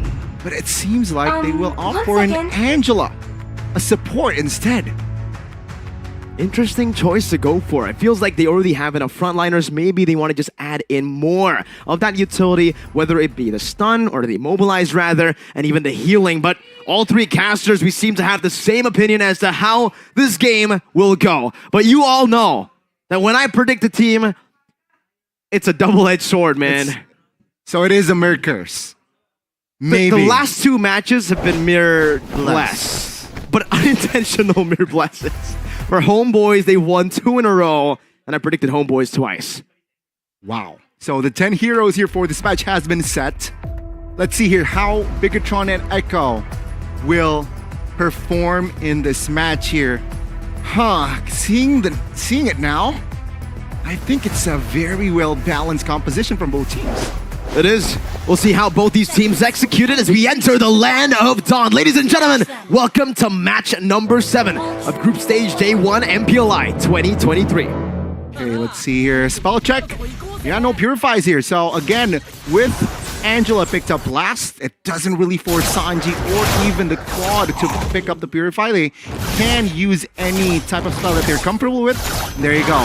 The start. Both of the jungler opted for a purple buff start. They're both chilling with it, right? Early on, especially after this patch, we have seen that the game actually should go longer because of the delayed first turtle take that we usually see nowadays. Roamer doesn't get level 4 first. Vin. Oh, Vin isolated, almost picked off there, forced to use the flicker. But again, Echo will find the lethal wonder quite comfortably. I'd say it's a weird play if it was anyone else except for Beloy and Vin. They just like to do that sometimes. Overextending a bit, maybe burning their battle spell, but in the end, that's what usually the BBBs do, you know, the big brain boys. The big brain boys, again, yeah, they do not... it seems like they're very comfortable in wasting a spell. Now, very calm first minute. No first blood whatsoever. Almost, though, Vin picked off. And now, with that info, Carl TZ might jump on towards Vin, but now we focus more on towards the top side here. And looking at it here for the Arlet itself, I'd say this hero has just risen so much in popularity, not just in the XP lane, but as a flex pick, right? Good playmaking potential. And when Ogwen picked it up as a roamer, most kills in the game, a lethal roamer. A very rare roamer to see nowadays, but even in the bottom lane, Sakin's doing a good job at zoning Benny. Take a look at this as well, right? Vin already looking for the angle close in the backside. Now Benny is very, very low. Top side though, Chorizo quite low. Not level 4 yet as Carl TZ picks up first blood in the bottom lane. Will it be the trade? As Saken finds the kill. It's a 1-for-1. He gets the gold plating down below, but Super Ken loses out on a lot. Super Ken forced to retreat a bit. Echo, They are now already in the turtle pit. Super Ken though, soaking damage. Oh, good final slash. And take a look at the damage now. Super Ken jumps in. Appraisal slash does not find it. Sanford finds the kill, and Echo, they find the turtle here quite comfortably. Bigetron though, they still move on. They still want more. As now, all good. Flicker penalty zone in the backside of Sanji will be caught and taken down as Bigetron Alpha now with the response. Bigetron Alpha, they lose out in the XP battle, but once Chorizo comes back, he was not hesitating at all. And even Carl! Oh, very low. Still survives though. Good thing that Bigetron has no flicker there for Chorizo. But take a look at the turtle. Super Ken, very comfortable. The first neutral objective here is most likely fall to the Indonesian side. They're going for more, Gani. They're not stopping at that. Chorizo is an absolute menace. We went from Chorizo to sorry, bro. Okay, I see what you did there. Super Ken again will find the first newt. And Echo, they will play this slowly, right? They need to somehow find compensation. It seems like in the bot side, not helping. Benny, very low. The trades are for Saken. Take a look at the gold gap or the EXP gap. And top side, Chorizo 2v1 will not have enough sustainability and will be taken out. Not even the hard guard used up. Maybe either a miscommunication or a last second decision to say, you know what, you're already too far away. You're gonna be taken out anyways. By the way, did you just say neutral? That's the term for neutral objective now from Gani. The slang newt secures the newt. I like that. Neutral objective. There's a short form, it's very efficient. And BTR this game have been quite efficient themselves. Saken in this gold lane against the Claude. You'd expect the Claude to actually have a pretty good lane against this 1-1, but after the adjustments, maybe Benny Cutie is a bit lost in that calculation department. Super Ken. Oh, in the backside with the help of the hard guard now. We'll try to isolate Call TZ. Oh, take a look at the damage. Good Divine Judgment though under the turret. But Super Ken takes it all. Sanford in the backside looking for an angle, but it seems like now Echo does not find the angle that they really are looking for. Now Bigetron disengages, but they keep on pressure. The bot side, JP quite low. No mana, but take a look at the snipe. Moreno finds the mark. Now good taunt by Super Ken. Take a look at Bigetron. They want more. Moreno flickering out. Vin though, very low and will be taken out by the last bullet of that blazing duet. Carl TZ. That's the orange buff, and just like that, both teams disengage. But I can't help but feel that again, Bigetron Alpha came out on top in that skirmish with a better position in the goalie department. Heck, even in the gold lane, Saken's able to shove it in, though Echo should be able to get Benny to clear that out, to soak in that goal with the help of JP to rotate down below. But they do give away a lot of pressure on that turtle towards Super Ken, who's already on it, who should be able to take it here unless Sanford and Carl TZ can make a miracle play 2v4. Let's see though, right? Echo, will they gamble this? Carl TZ moving in on towards Vin, who is quite low, health HP. Now, retry battle, all good penalty zone. Super Ken finds a retry. Carl TZ now in trouble, but he is a joy. So high mobility in the bot side though. The turret for that gold lane will be taken out by Benny.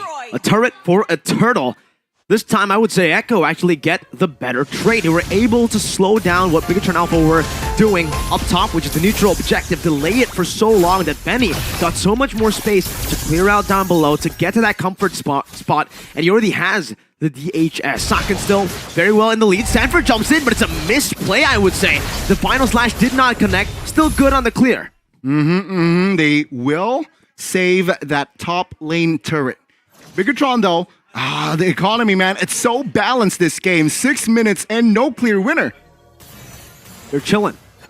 The 400 goal lead that could be very easily turned around by Echo just with one big play. Yep. And that one big play is the play that I've been waiting for from JP, the main pickoff initiator, I would say, right? I mean, with the conceals, with the aggressive maneuvers around the map, and with the burst of Sanji and Carl TZ, I expected a bit more aggression in the early game. Good final slash. Good final slash. Now, good suppression as well. The hard guard might come a little bit too late. It seems like Saken now will provide cover. Sanford flickering out in the back. And it seems like now Bigetron, they have regrouped. Take a look at the rotation here by Chorizo, already looking for an angle at the backside as well. The turret will be the main agenda. Good flicker penalty zone. JP flickers out of the way. The damage will be enough here to take JP down. No! He survives with one. 1 HP. JP gets out just barely, but Benny Cutie on the other side. You leave him just for a bit and he picks up a turret. Damn you, Benny. Wow. Bigetron Alpha got outplayed their good delay by Echo. Sure, they lost a turret top lane, but that inner turret in the bottom lane can be crucial for the rotations of Bigetron. Now, last turtle will be up. Will Echo leave this turtle once again? They should just try to look for a trade down below. They got a tier 2 turret, so they have so much more pressure to play with in the bottom lane. However, BTR is playing it really intelligently. They did not show on the map until Karltizi and Sanji rotates back to the mid lane, and now we're seeing that Bigetron Alpha are starting to develop the lead even further. From 400, we're getting to see almost 1,000. And it seems like their tempo will go down because the spells here aren't ready for most of the players though. Feather Airstrike will be committed. Good snipe by Moreno, chunking Sanji to almost half HP. Take a look at Torizo catching two in the jungles of Echo. Now purple buff, who will get it? Seems like Bigetron. Oh, good final slash and good suppression as well as Torizo will be taken out. Though, the mid lane, it will be the turret taken out. But take a look at that. Sanford is sandbagging in the front side, will be taken out as well. Superkin gets a massive Appraiser's Wrath onto 4 members while he was low, while he was soaking the damage from the tier 1, and that was quite literally what turned the fight back to Bigetron. It looked like an Echo win for sure. One of these big hero plays turned it around completely, and now we get to take a look at the in-game equipment. For the jungler department, Karltizi is still holding on to a big gold lead. The damage not enough.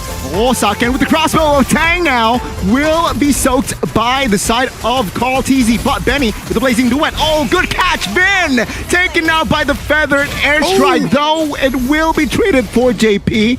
But it seems like it will be a 1-for-1 Vin for JP. A big snipe from downtown. Moreno, very accurate this game on that Novaria. Kill-wise, it's still the same.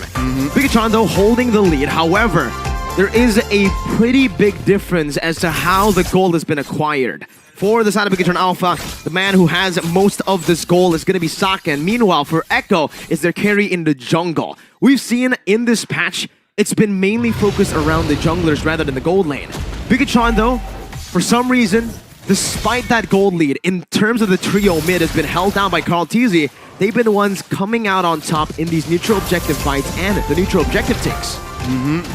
Bigetron, early setup for the Lord. Whoa, good penalty zone here. JP in trouble, but it seems like the cover will be enough. So Rizzo now half HP, but the Lord will be secured comfortably by the Indonesian rep.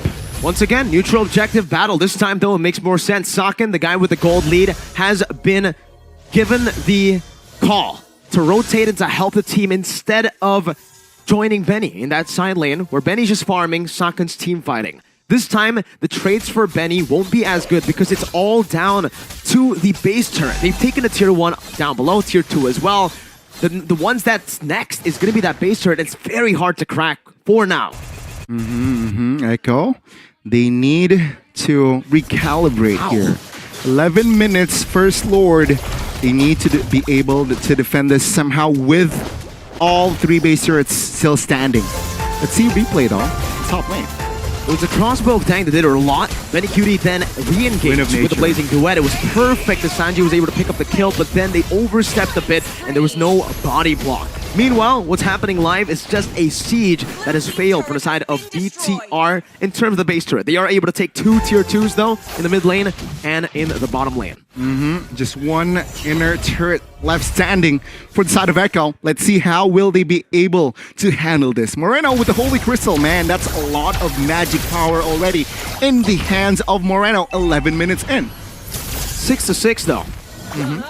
Super equal when it comes to the kills in this game. We haven't seen a lot of big fights where teams have been wiped out. We've been seeing more of just little skirmishes that in turn give them so much more space. Karltizi's feeling it. Jumps into all 4 of them, but there's no real lockdown to stop him. For you guys back at home, register for updates right now. Scan the QR code and win 4,000 big diamonds. BDs. Big diamonds. Massive. Man, Bigetron now 5,000 gold lead. It seems like they want to contest this orange. Karltizi No retribution though.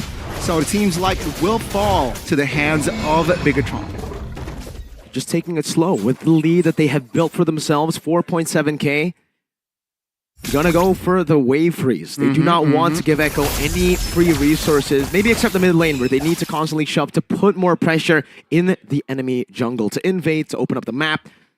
But still, even now with a 5,000 gold lead, it does seem like Carl-TZ still has a lead when it comes down to the gold and the XP against Superken, who is a level below. So even if they go for a neutral objective battle, it will... There's a chance that it'll still be 50-50, especially if JP can get a cheeky little conceal, a good divine judgment to lock Fredrin down. That'll be 100-0 for Carl. I mean, to add to that, considering that their spells are all active, and also 15 seconds, the next Lord, the Evolved Lord, not the Evolved, the Enhanced Lord rather, will be up. That's, I feel like, where the 5v5 will occur. So let's see here the setup. You can see here already, Daddy JP is already on the bottom side of the map. Daddy JP. Is that his nickname? I don't know. Superken not able to find that purple buff. It's still Carl-TZ. Both these jungles don't want to commit onto that retribution as the Lord is up again. Top lane, you can see it already slow pushed in. Good setup by BTRs. They can constantly just shove in this mid lane and the bottom lane as well, but they're developing another slow push down below. Chorizo holding onto a bush. They're both splitting their angles, splitting their sides. Echo taking control of the bottom side. And Carl-TZ is already trying to poke out, trying to open up the vision for the rest of the team to look for a collapse. Sanford, his target acquisition needs to be perfect, but the Astral Echo has revealed JP. Intelligent itemization as well, Mirko. Saken builds Athena, so he respects the Sanji power, but take a look at the engage now. JP boy reload. Saken now will be the main target. Good! Final slash as he will be taken out first. JP will be the trade. Vin flickers out of the way as Superken finds the Lord, but take a look at Betty Cutie with the blazing duet. He finds Vin. And they're gonna go for more, Connie. Sanford already trying to delay the recall. Bigetron Alpha, they lost the fight. It's a 2-for-1. They only got a roamer, but they were able to secure a Lord. That means they can play it slower. Meanwhile, Echo, instead of maybe looking for proactive movements with a kill lead, they're stopped by the Lord. They're denied.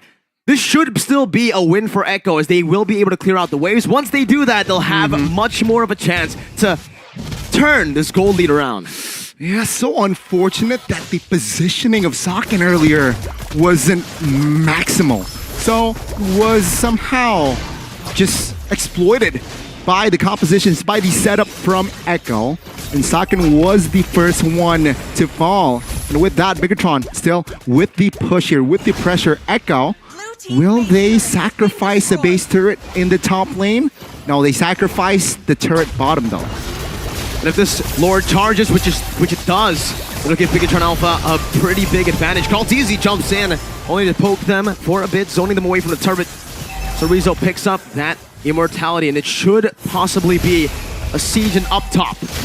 All good. Engaged. Turret will be taken out. Bigetron slowly but surely maintaining pressure. And it seems like what they're saying is, we've got enough, right? With the second Lord, we've got the top lane base turret and also the bottom lane. Let's regroup. Let's, again, reset. As let's see here, will there be some action in the jungles of Echo? It seems like now Carl-TZ will secure that purple, well, that orange buff comfortably. BTR stays disciplined in the 16th minute of the game. We finally crossed that mark, Connie. The longest game of group stage day 1. It's been stagnant at 15. We usually see the average game time being 12 minutes today. But finally, we have an equal match in the group of death. Echo versus BTR, both going head-to-head here. Some good damage by Carl. But if we take a look at the in-game equipment here, Sanford has actually opted to go for a bit more of a safer build. Supercans wants to go in. They want to invade here. Let's see here. Will Bigetron high risk, high reward this? Seems like now the purple will be secured by the side of Echo. So it will be a reset here. Bigetron again. Economy-wise, they're still leading 3,000. And Carl-TZ here still just a constant nuisance to the formation of Bigetron. They're going in, Gandhi. They're going on to Carl-TZ. The taunt doesn't connect, but the snipe. Oh, Carl-TZ, no angles perhaps. Let's see Carl-TZ. Will he be able to escape this? And the answer is yes. A great moment there by Carl TZ, but it does give so much space, so much room for Bigetron Alpha to control again. The fact that Carl TZ is forced to recall all the way means that Echo can no longer open up this portion of the map for some time, but they're looking for a trade all around already. Looking to take a detour into the mid lane and then get the same angle. Top lane still slow pushing with the super minions coming in, but Carl TZ wants to dive in. Oh, in the backside as well. Vin is supposedly the target, as well as Saken. Now, Lord at 25,000 HP. Saken moving and good opening. So take a look at JP in the backside. Oh, good suppression as well as Saken. JP taken out. But no, Saken is still in the battle. Carl TZ in the backside will be the next target as he falls. Now it's a double for Saken, and that's a green light for Bigetron Alpha to take the Lord. It's 2 for 0. Echo were able to find a final slash, a great combo onto Saken, but it was still not enough to take him down. Saken with a clutch crossbow of Tang turns the fight around, and Echo now are forced on the back foot once again. They're forced to defend, but again, this time it's 2 base turrets. Only 1 base turret left for Echo. Meanwhile, Bigetron Alpha, it's the Enhanced Lord still. I don't know if it was evolved. Didn't quite catch that. It's 18 minutes in. Did they reset it earlier to get evolved? Maybe. I think it's not evolved yet here, Mirko. But let's see. Right in the mid side, Echo will still be able to defend that last standing turret. It is evolved. Oh, it is evolved. A big W. That's why they had to reset it in the final part of the lore. They didn't fully commit onto it. They waited for the evolved, reset, and then took it again. Oh, the timing, man. The timing. Now, potentially, Mirko, this might be the final push. This honestly might be. They have 3 waves pushing at once. A slow push up top as well. Now in the mid lane, they're crashing in, Connie. Let's see. Bigetron Alpha looking for an opening with Sorizo and Superkin in the front side of the map. Carl TZ, though, looking for an angle for the backside. Sorizo doesn't find any members, but take a look at Sanford. Taking out Lord. Managed, taken care of, and with that, Bigetron with 5 members, will they be able to close the game? Echo looking to defend. 35 seconds for Sanford, but it seems like Supercan now in the front side will lose his immortality. But Benny with the blazing duet does not find anyone as Supercan will be the casualty now. Carl TZ looking for a kill, finds it, and this might be it. The double from Carl. Carl TZ jumps into the back bin, take it very low, it's an outplay, but Sorizo does the same! Oh, looking for a triple. It seems like Carl TZ will not find its mark, but Echo, what a defense by the Orcas. Absolutely fantastic. In the first game, we get to see 20 minutes. We're seeing an absolute banger as expected finally. And Echo are already trying to utilize this to punish even further, to capitalize, going to invade in the enemy purple buff, enemy jungle. That 5,000 built up to an 8,000 gold lead just earlier, or 6,000 rather, now down to 1,000. If they're not able to defend this mid lane turret, it's going to be more for Echo. The gold lead might shift entirely to Echo's favor. I mean, to be fair, it's 20 minutes, right? So gold isn't really too relevant, but take a look at the itemizations here already. No shoes for Claude as well, of course, as Wanwan, but the respect, right? The respect from Wanwan is still with the Athena, so there's physical negation from that Wind of Nature, and also magic resist for that Athena. So Rizzo, DPZ. Oh, penalty zone defensively, and take a look at the damage. They will go all in this. Good appraisals, Rats finding JP, and as well as Carl TZ as JP also falls. A big blunder in the 21st minute of the game. That's Sanford who falls as well. 3 for 0, Connie. Oh, this might be it. This might be it. 40 seconds. Benny.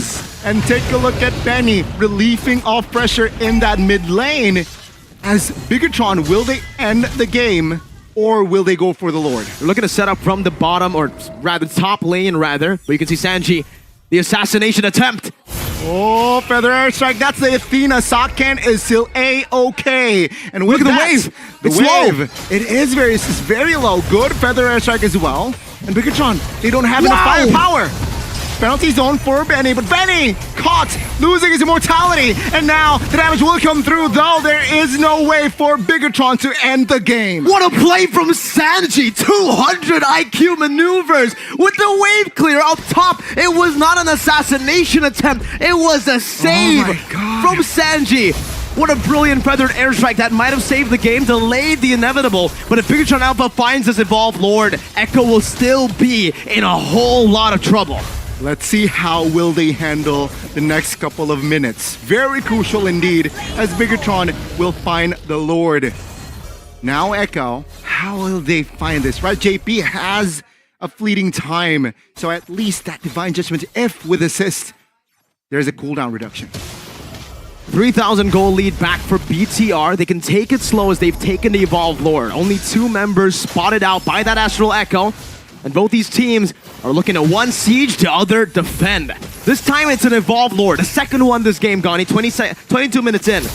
With the entirety of the jungle taken away as well, but the waves are not manipulated properly. Echo were able to stop that from happening by slowing down the mid-wave push, by having that wave there. Now, it's the Lord against Echo! Oh, Colteasy taken out, and that is Sorizo with the penalty zone. Now blazing the wet defensively as well from Benny, but it seems like the firepower from Bigetron will be more than enough to secure the game. Echo falls to the hands of the red robots. Expectations already!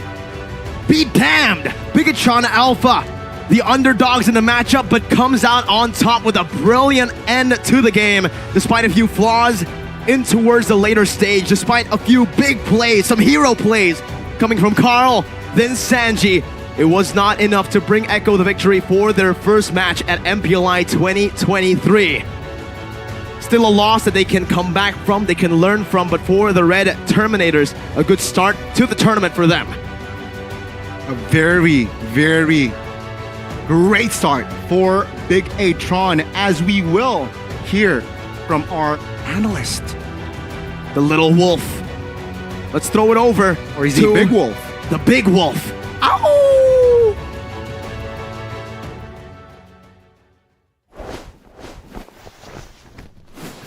Thank you so much, Gani and Miracle. And what a game that we saw coming out from BTR as well as Echo. You thought that it would go favorably for BTR so easily, but then there were heroics that you saw coming out from Echo.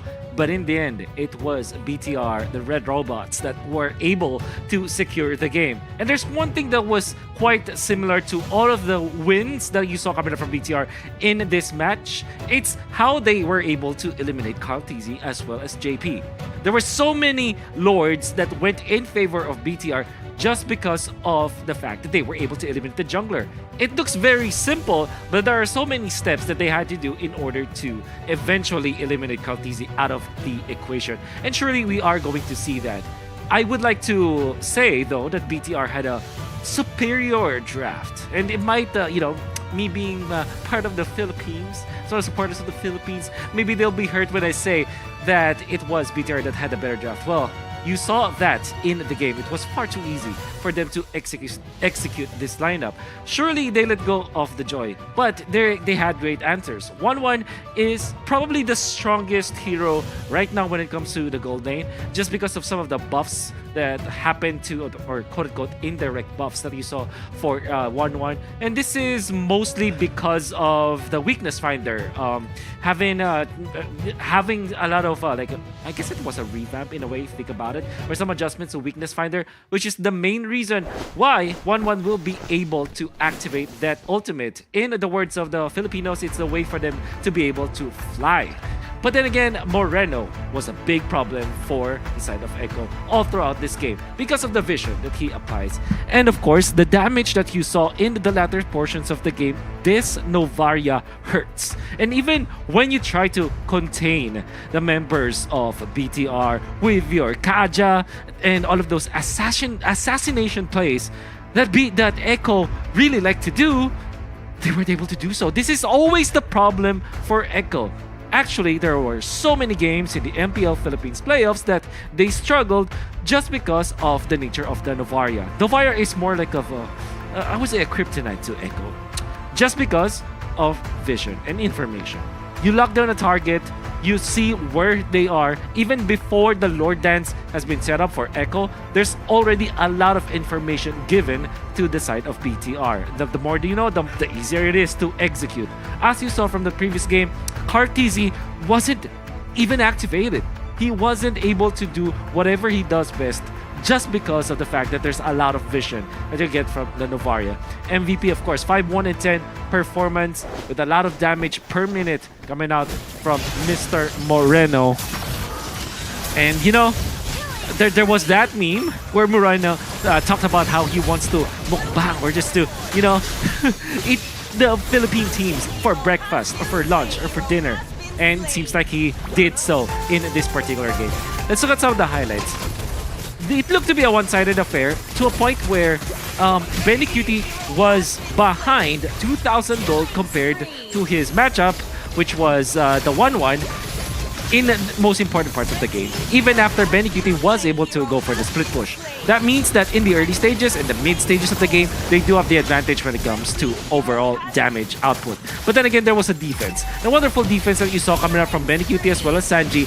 Very smart on how they were able to do it. However, it wasn't enough because again, Carl TZ dies. They want to go for another fight here. And one thing that's very crucial is that the side of Echo wanted to eliminate the 1-1 as fast as possible. They do have the Farsa, they do have the Joy. Two heroes that will be perfect to take down to take out this 1-1. But we said that the attack speed and the Tiger pace is much faster now. In combination with the adjustments onto the weakness finder, the 1-1 is a very strong hero. And now that we see it, this is the item build. And I want you to look into this 1-1 coming up from Sakin, eventually going for the immortality. But the most important item that he has is the Athena Shield. This actually allowed him to survive that fight around the 18-minute Lord, where BTR already suffered from a wonderful final slash coming out from Sanford. But and in combination with the Farsa ultimate, you would say that the 1-1 should be eliminated easily. But then again, because of that Athena Shield and of course the ultimate coming out from the Angela, combined that all together, you see Sakin able to activate the Crossbow of Tang. And this will happen over and over as BTR punishes the members of Echo. For Echo, it's important for them to go for quick eliminations using the Farsa, using the Joy with the Kaja ultimate, and that wasn't possible because of the many things that BTR was able to do. The Athena Shield, the sustain coming out from the Angela, and the fact that they were able to apply the vision onto both the Kaja as well as Kartizi on the Joy. You will see many times during the Lord dances, it wasn't even a dance for Echo because BTR are already far advanced when it comes to positioning, and they also know where Echo is coming from. Such an when it comes to like ease of execution, I would say BTR had a better draft. Echo, although it is a very classic Echo kind of draft, the Novaria is still a problem. Maybe you can expect Echo to ban that hero in their next matches. Unfortunately, it will not be against BTR, who will be the victors for this match. A very important win for their group stage, and of course, a very impactful loss for Echo because they are, suffering one loss from this group stage is such a big deal. And losing in your first match with this, Echo will be scratching their heads. It will be difficult for them to recover, but BTR are already very happy with the result. So it's all about the draft. Just to sum it up, it was the draft that allowed BTR to have a good early game, and of course the way that they itemized and how they played against Echo in the latter portions of the game. Despite Echo being very smart about their overall macro gameplay, it was still BTR that had a superior draft when it comes to head-on collision. And that was very evident in the late game clashes. BTR having a composition that's easier to execute allowed them to win the clashes very, very easily. But that's it for me and my analysis of game number 1 between Echo and BTR. I'm going to be throwing it back to our wonderful casters. That's going to be Gani and Mirko, who I know is very happy right now.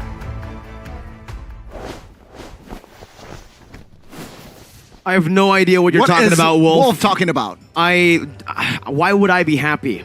There is zero reason as to why I wore red as well today. Whoa.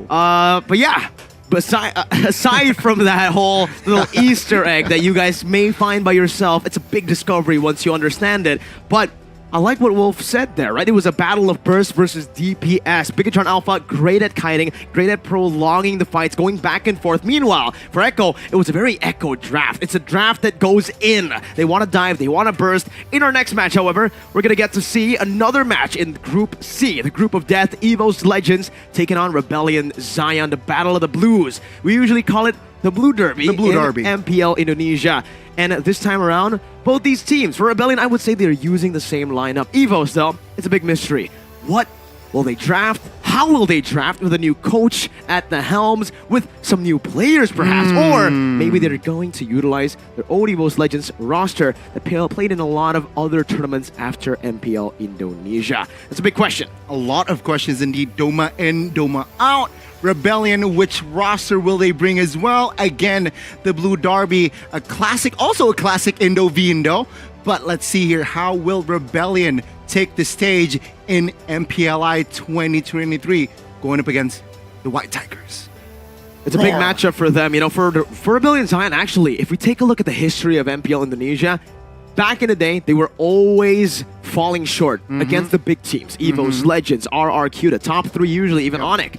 But just recently, we're starting to really see that this new lineup that they are leaving, they're entrusting for the future of Rebellion Zion, have been popping off a bit too much. They've been smashing through the competition, and I cannot see what the new patch holds for them. Will Audi TZ be able to elevate his gameplay and elevate Rebellion to the new heights that we are expecting, or will EVOS Legends shut that down? We'll see after this break. Me and Gani will see you in 10 minutes.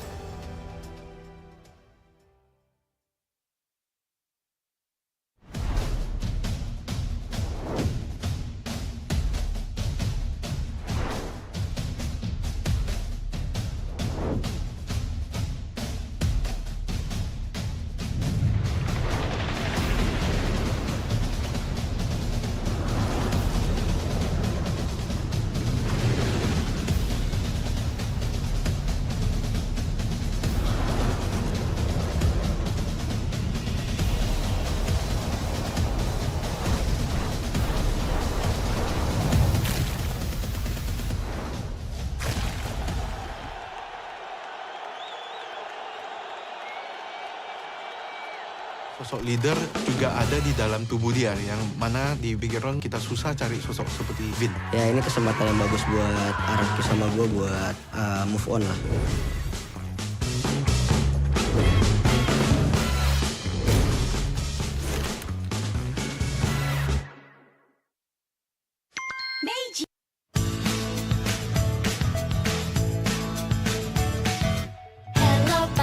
Hello panda, semua suka biskuitnya. Biskuitnya enak, isinya lezat, rasa coklat dan strawberry. Hello panda, semua suka biskuitnya. Biskuitnya enak, isinya lezat, rasa coklat dan strawberry. Hello panda, biskuit isi yang enak.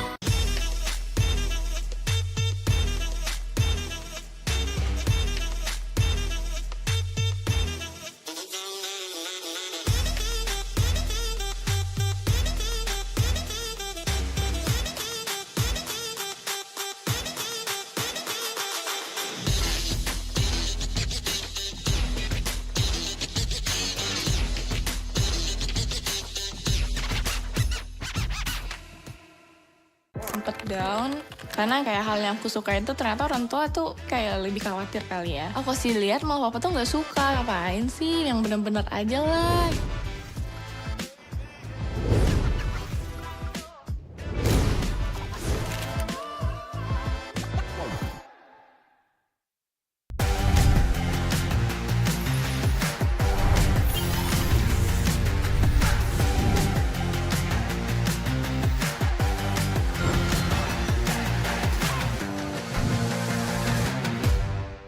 In this age of technology, martial arts has evolved too.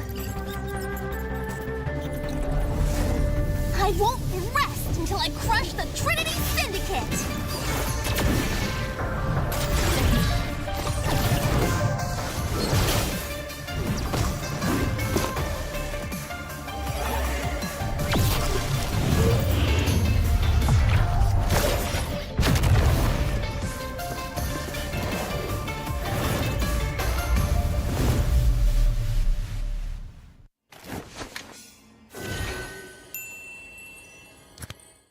Sosok leader juga ada di dalam tubuh dia, yang mana di Bigetron kita susah cari sosok seperti Vin. Ya ini kesempatan yang bagus buat Araki sama gue buat move on lah.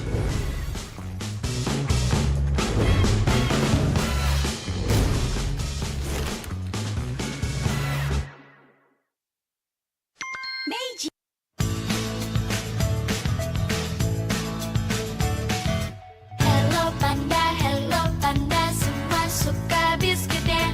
Biskuitnya enak, isinya lezat, rasa coklat dan strawberry. Hello panda, semua suka biskuitnya. Biskuitnya enak, isinya lezat, rasa coklat dan strawberry. Hello panda, biskuit isi yang enak.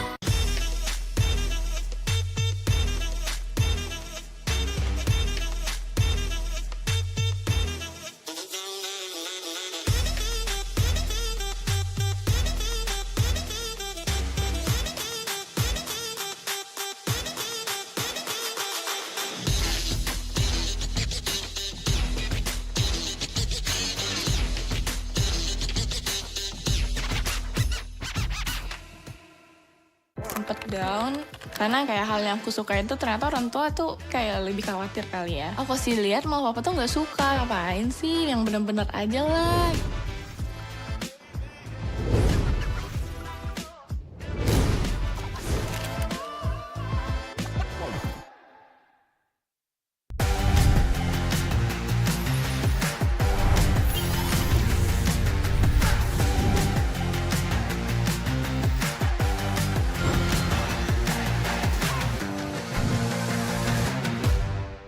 In this age of technology, martial arts has evolved too.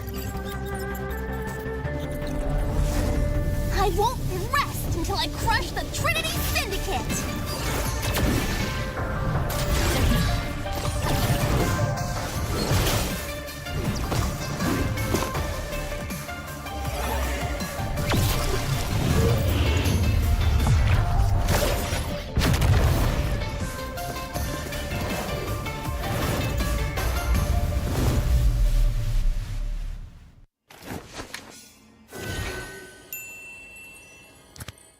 Sosok leader juga ada di dalam tubuh dia, yang mana di Bigetron kita susah cari sosok seperti Vin. Ya ini kesempatan yang bagus buat Araki sama gue buat move on lah.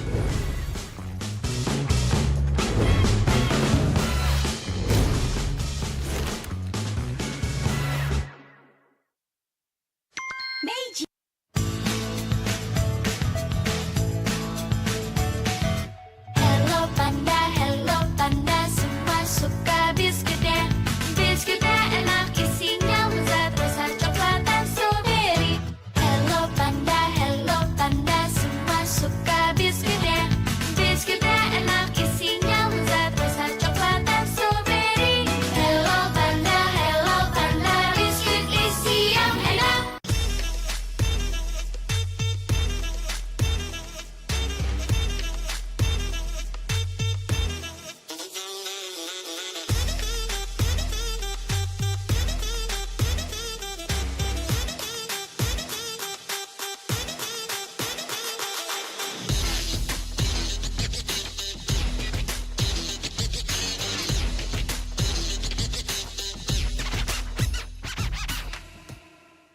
Sempet down karena kayak hal yang aku suka itu ternyata orang tua tuh kayak lebih khawatir kali ya. Aku sih lihat mau papa tuh nggak suka, ngapain sih yang bener-bener aja lah.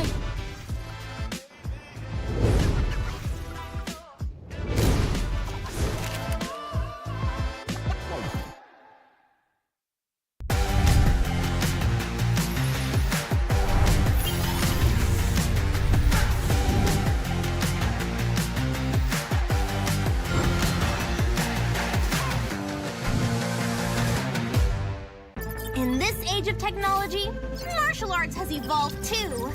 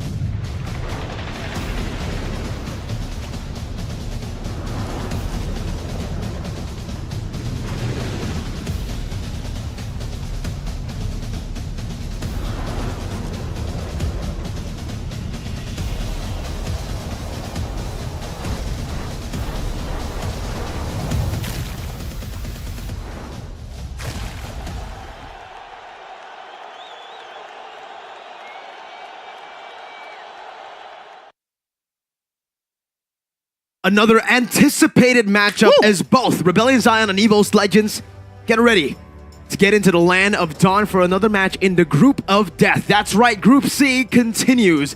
Rebellion Zion. Are they going to utilize a new roster, a new lineup? Maybe a new style of play? EVOS Legends as well. We've seen a lot of crazy changes from EVOS in MPL Indonesia, and I'm actually still quite excited of what the future has to offer to EVOS Legends. Is it finally going to be Doma playing here again? Is it still Brands? Maybe some new players in the MDL and some crazy coaching changes as well that can help the team be elevated to its once legendary status. A lot of changes indeed. Let's see here. Will it come to fruition against Rebellion Zion? A team that is still fresh, a team that is still ambitious, it seems like, right? With Chico in the helms, it seems like he has changed Rebellion Zion to a better state now. So now in the MPLI stage, will Rebellion Zion finds its mark and also equalizing with Bigetron, finding a point, or will EVOS Legends actually grab their first dub this tournament? Speaking of EVOS Legends, though, you probably know who the brand ambassador is. That's Una. And you guys can follow in the journey of Una, the brand ambassador, on the uplifting journey of her in EVOS and in the brand ambassador career path, right? You can also follow in for more motivation or inspiration from one of our legends in Indonesia. In Bigetron and in the past in RRQ Vin, we can get to see the journey and path he took, the entirety of it, all on Omni by FWD. Scan the QR code, just tap on your screen just a bit there to rewind and find that QR code. Or you can just download on Google Play and Apple App Play Store, right? I mean, Gani. Yes. It's time. I'm too hungry, so you talk. All right, bro.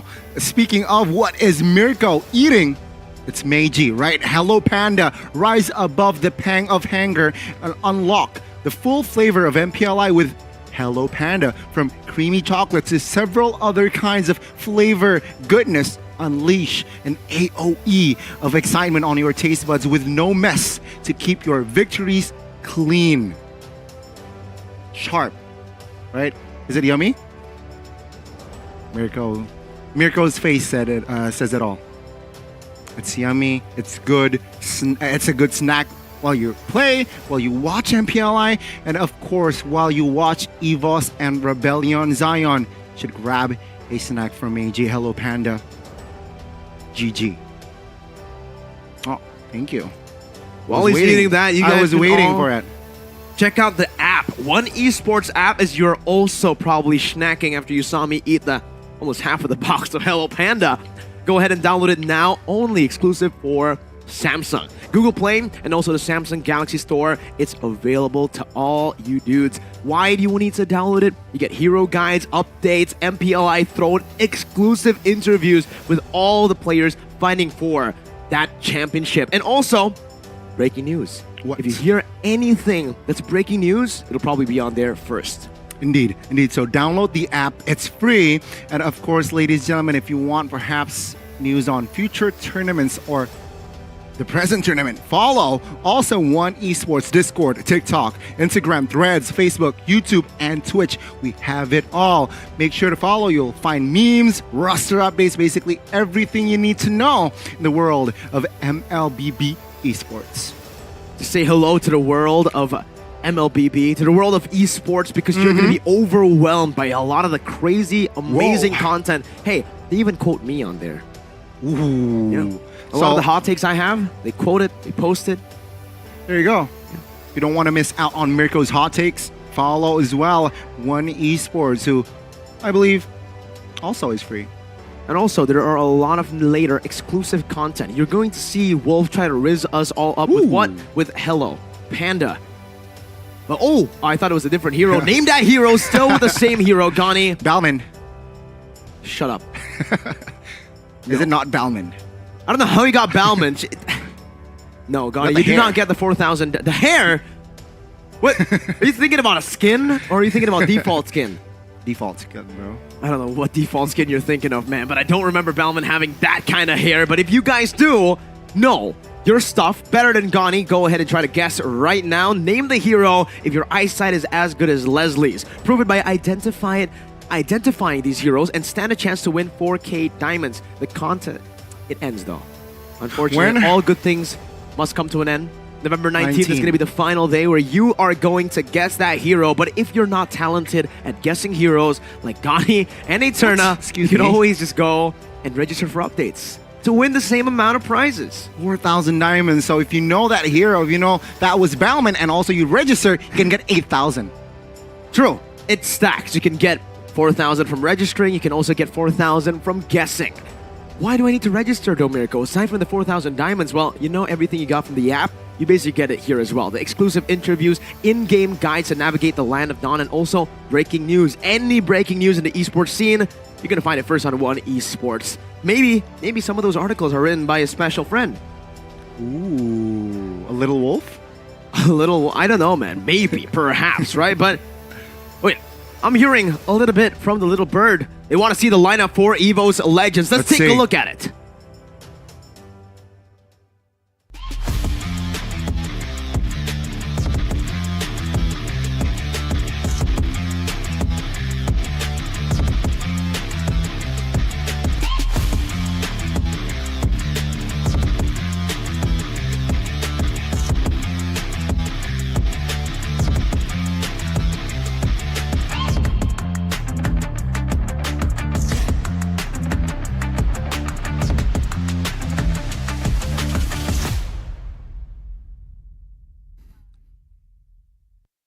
The blue side of this match.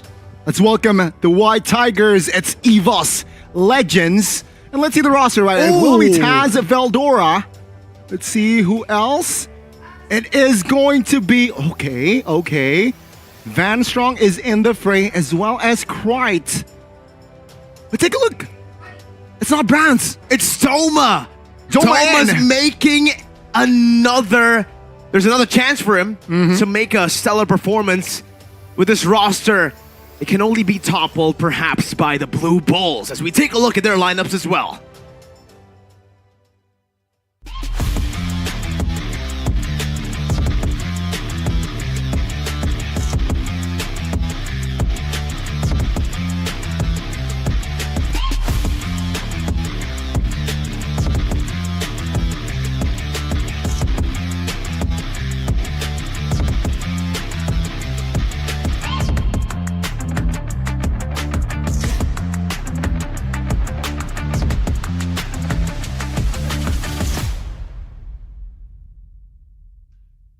And on the other side, let's welcome the Blue Bulls, Rebellion Zion, still, I believe, with their main five, Vincent, Cars, Heizamore, Suelo, and as well as the Roamer, Audi, TZ.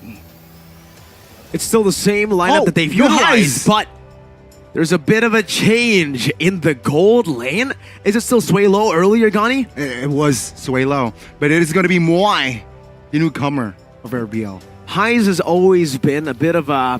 He's a double-edged sword, right? When you're able to direct him in the right way of that aggression, if you're able to control that level of aggression of Heiz, then you get spectacular results. With him on the Beatrix back in the day with the Renner, absolutely accurate. But with some other heroes, when he jumps in a bit too aggressive. He overextends, and in the end, a game that can be stated as a winnable game becomes a completely unwinnable game because of a few throws from him. He's a win big or a lose big type of guy, right? A very risky player, and maybe they just needed someone more stable in the gold lane. Let's see if Mwai can bring that to the table for Rebellion Zion up against a star-studded lineup in EVOS Legends. Doma, Taz, Krite, Veldora. It's a roster with a whole lot of potential. And here's a fun fact, right? EVOS Legends, in their regular season of MPL, and also in Piala President, it seems like Rebellion Zion has been their kryptonite. So let's see in this match in MPLI 2023, can EVOS Legends find their winning trend going up against Rebellion Zion. Joy banned out almost instantly by Rebellion Zion, knowing that they're up against Taz. They're no longer up against Tsujin. in the jungle who usually prefers to go utility.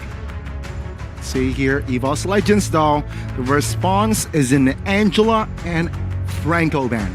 So somehow more focused on that roamer position. Rebellion Zion, the response is going to be a Nolan ban, another hero that somehow can fall to the hands of Taz. They know exactly who they're banning out here. For EVOS Legends, they're just trying to nullify all of AudiTZ's heroes. From the Franco to the Angela, these are the two most lethal heroes on the hands of AudiTZ. Maybe if you add one more into it, it's definitely got to be the Edith. But then, take away the Wanwan from Moy, actually. One of the heroes that we saw just earlier carry the game in the later stage of the game. Wolf even saying it's the best pick in the gold lane as a marksman. After the few changes that we've seen in the patch, but it's still the Valentina for the side of Rebellion Zion and the Nolan taken away. More respect towards Taz, but still that Valentina respect towards Krite, who is a spectacular Valentina user. Very stable Valentina user indeed. And let's see here, what are the options for EVOS, right? Novaria is up for grabs. Perhaps if they want to go crazy, they can pick up the Guinevere first pick here for the side of EVOS Legends. They definitely could, man. I think going for a big pick, like a Novaria for a lot of utility, Always on the way. would be pretty good, but they Okay. can go for the Mathilda as well. Something that we have seen kind of actually fall, not rise in the meta, right? Sure, it has been nerfed, and that might be the reason as to why we don't see Mathilda as often, as prioed, as the previous patch where it was literally pick or ban. But still, with the Mathilda pickup here, Rebellion Zion needs to have an answer to this guiding win, to the mobility and the sustainability it brings to the table. It's still an annoying hero here, so Rebellion Zion, they must know that Mathilda can be picked up from the side of EVOS Legends, so they need to have a great response, right? What did they pick up here? Novaria again is still on the board, and perhaps it will not be Novaria. It will be, though, a Faramis and an Arlet. Perhaps potentially Arlet roam, Faramis mid. That may be the case, right? The Arlet has been flexed before by Ogwen in the mid lane, in the roam position, and it was the most lethal member on the team. Remember, most of the kills in that game for AP Bren on the Arlet roam was Ogwen who had the most kills. Absurd. A lethal roamer, something we haven't seen in a long time, but since the base damage stats have been readjusted, the Arlet has come back to the meta almost fully. We've seen him in the XP just earlier by Sanford, and with the Faramis, it gives him a bit more pressure, a bit more support to dive into that back. Meanwhile, for EVOS, we try to fend off against this ambush, against this CC dive with a Novaria to open up the map, and a solid frontliner who can act as a good cover hero as well. Good secure on the neutral objectives, on the newts, my bad, and some good initiation with that spatial migration.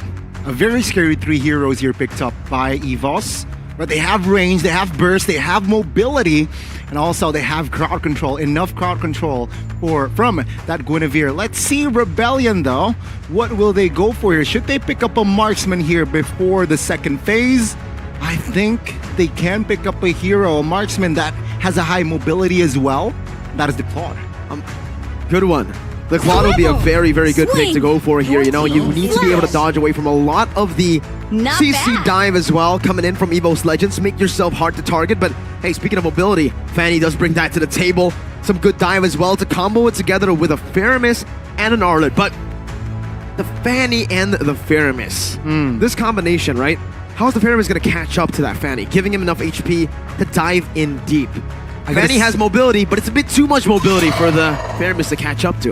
Yeah, I gotta say the Faramis will move with the roam more or with the gold lane more here rather than with the Fanny. So I guess that is what Rebellion Zion has in mind. And with that, they limit the EXP, a potential initiator in that Terizla to, even though Cars is good, but again, remember Cars placed a mean Paquito. Paquito has fallen though from the meta quite a bit. And that actually might affect Cars, right? You don't really see him on a lot of the playmaking heroes aside from the Paquito, the Edith maybe, and the Lapu Lapu. So the fact that the Terizla has been banned out shows you that maybe, just maybe, despite the nerfs, despite the Paquito and a lot of his comfort heroes being completely taken out of the meta, he might still try to force it out. It's a comfort pick at the end of the day, and a comfort pick usually still is the way to go when you're playing at the highest level. Indeed, indeed. And please do note that this is officially Moai's first international stage, right, in Rebellion Zion. So I want to see how It's the he will proof that I'm perform. still alive. Rebellion Zion will not focus on a role. They will shift their focus on towards the gold laner here, banning out Brody, who is great going up against a Fanny. So they will try to limit the option in that gold lane. And EVOS, though, they can just put their eggs in one basket, ban another potential roamer, though they have an Arlet that can be flexed. For EVOS, there's already the Brody that gets banned out here, a hero that does really well against that Fanny. But knowing Doma, knowing the fact that there is a Faramis as well, they want to go for something like a Melissa here, the only problem being that Arlet. But the safest choice has definitely got to be the Bruno, right?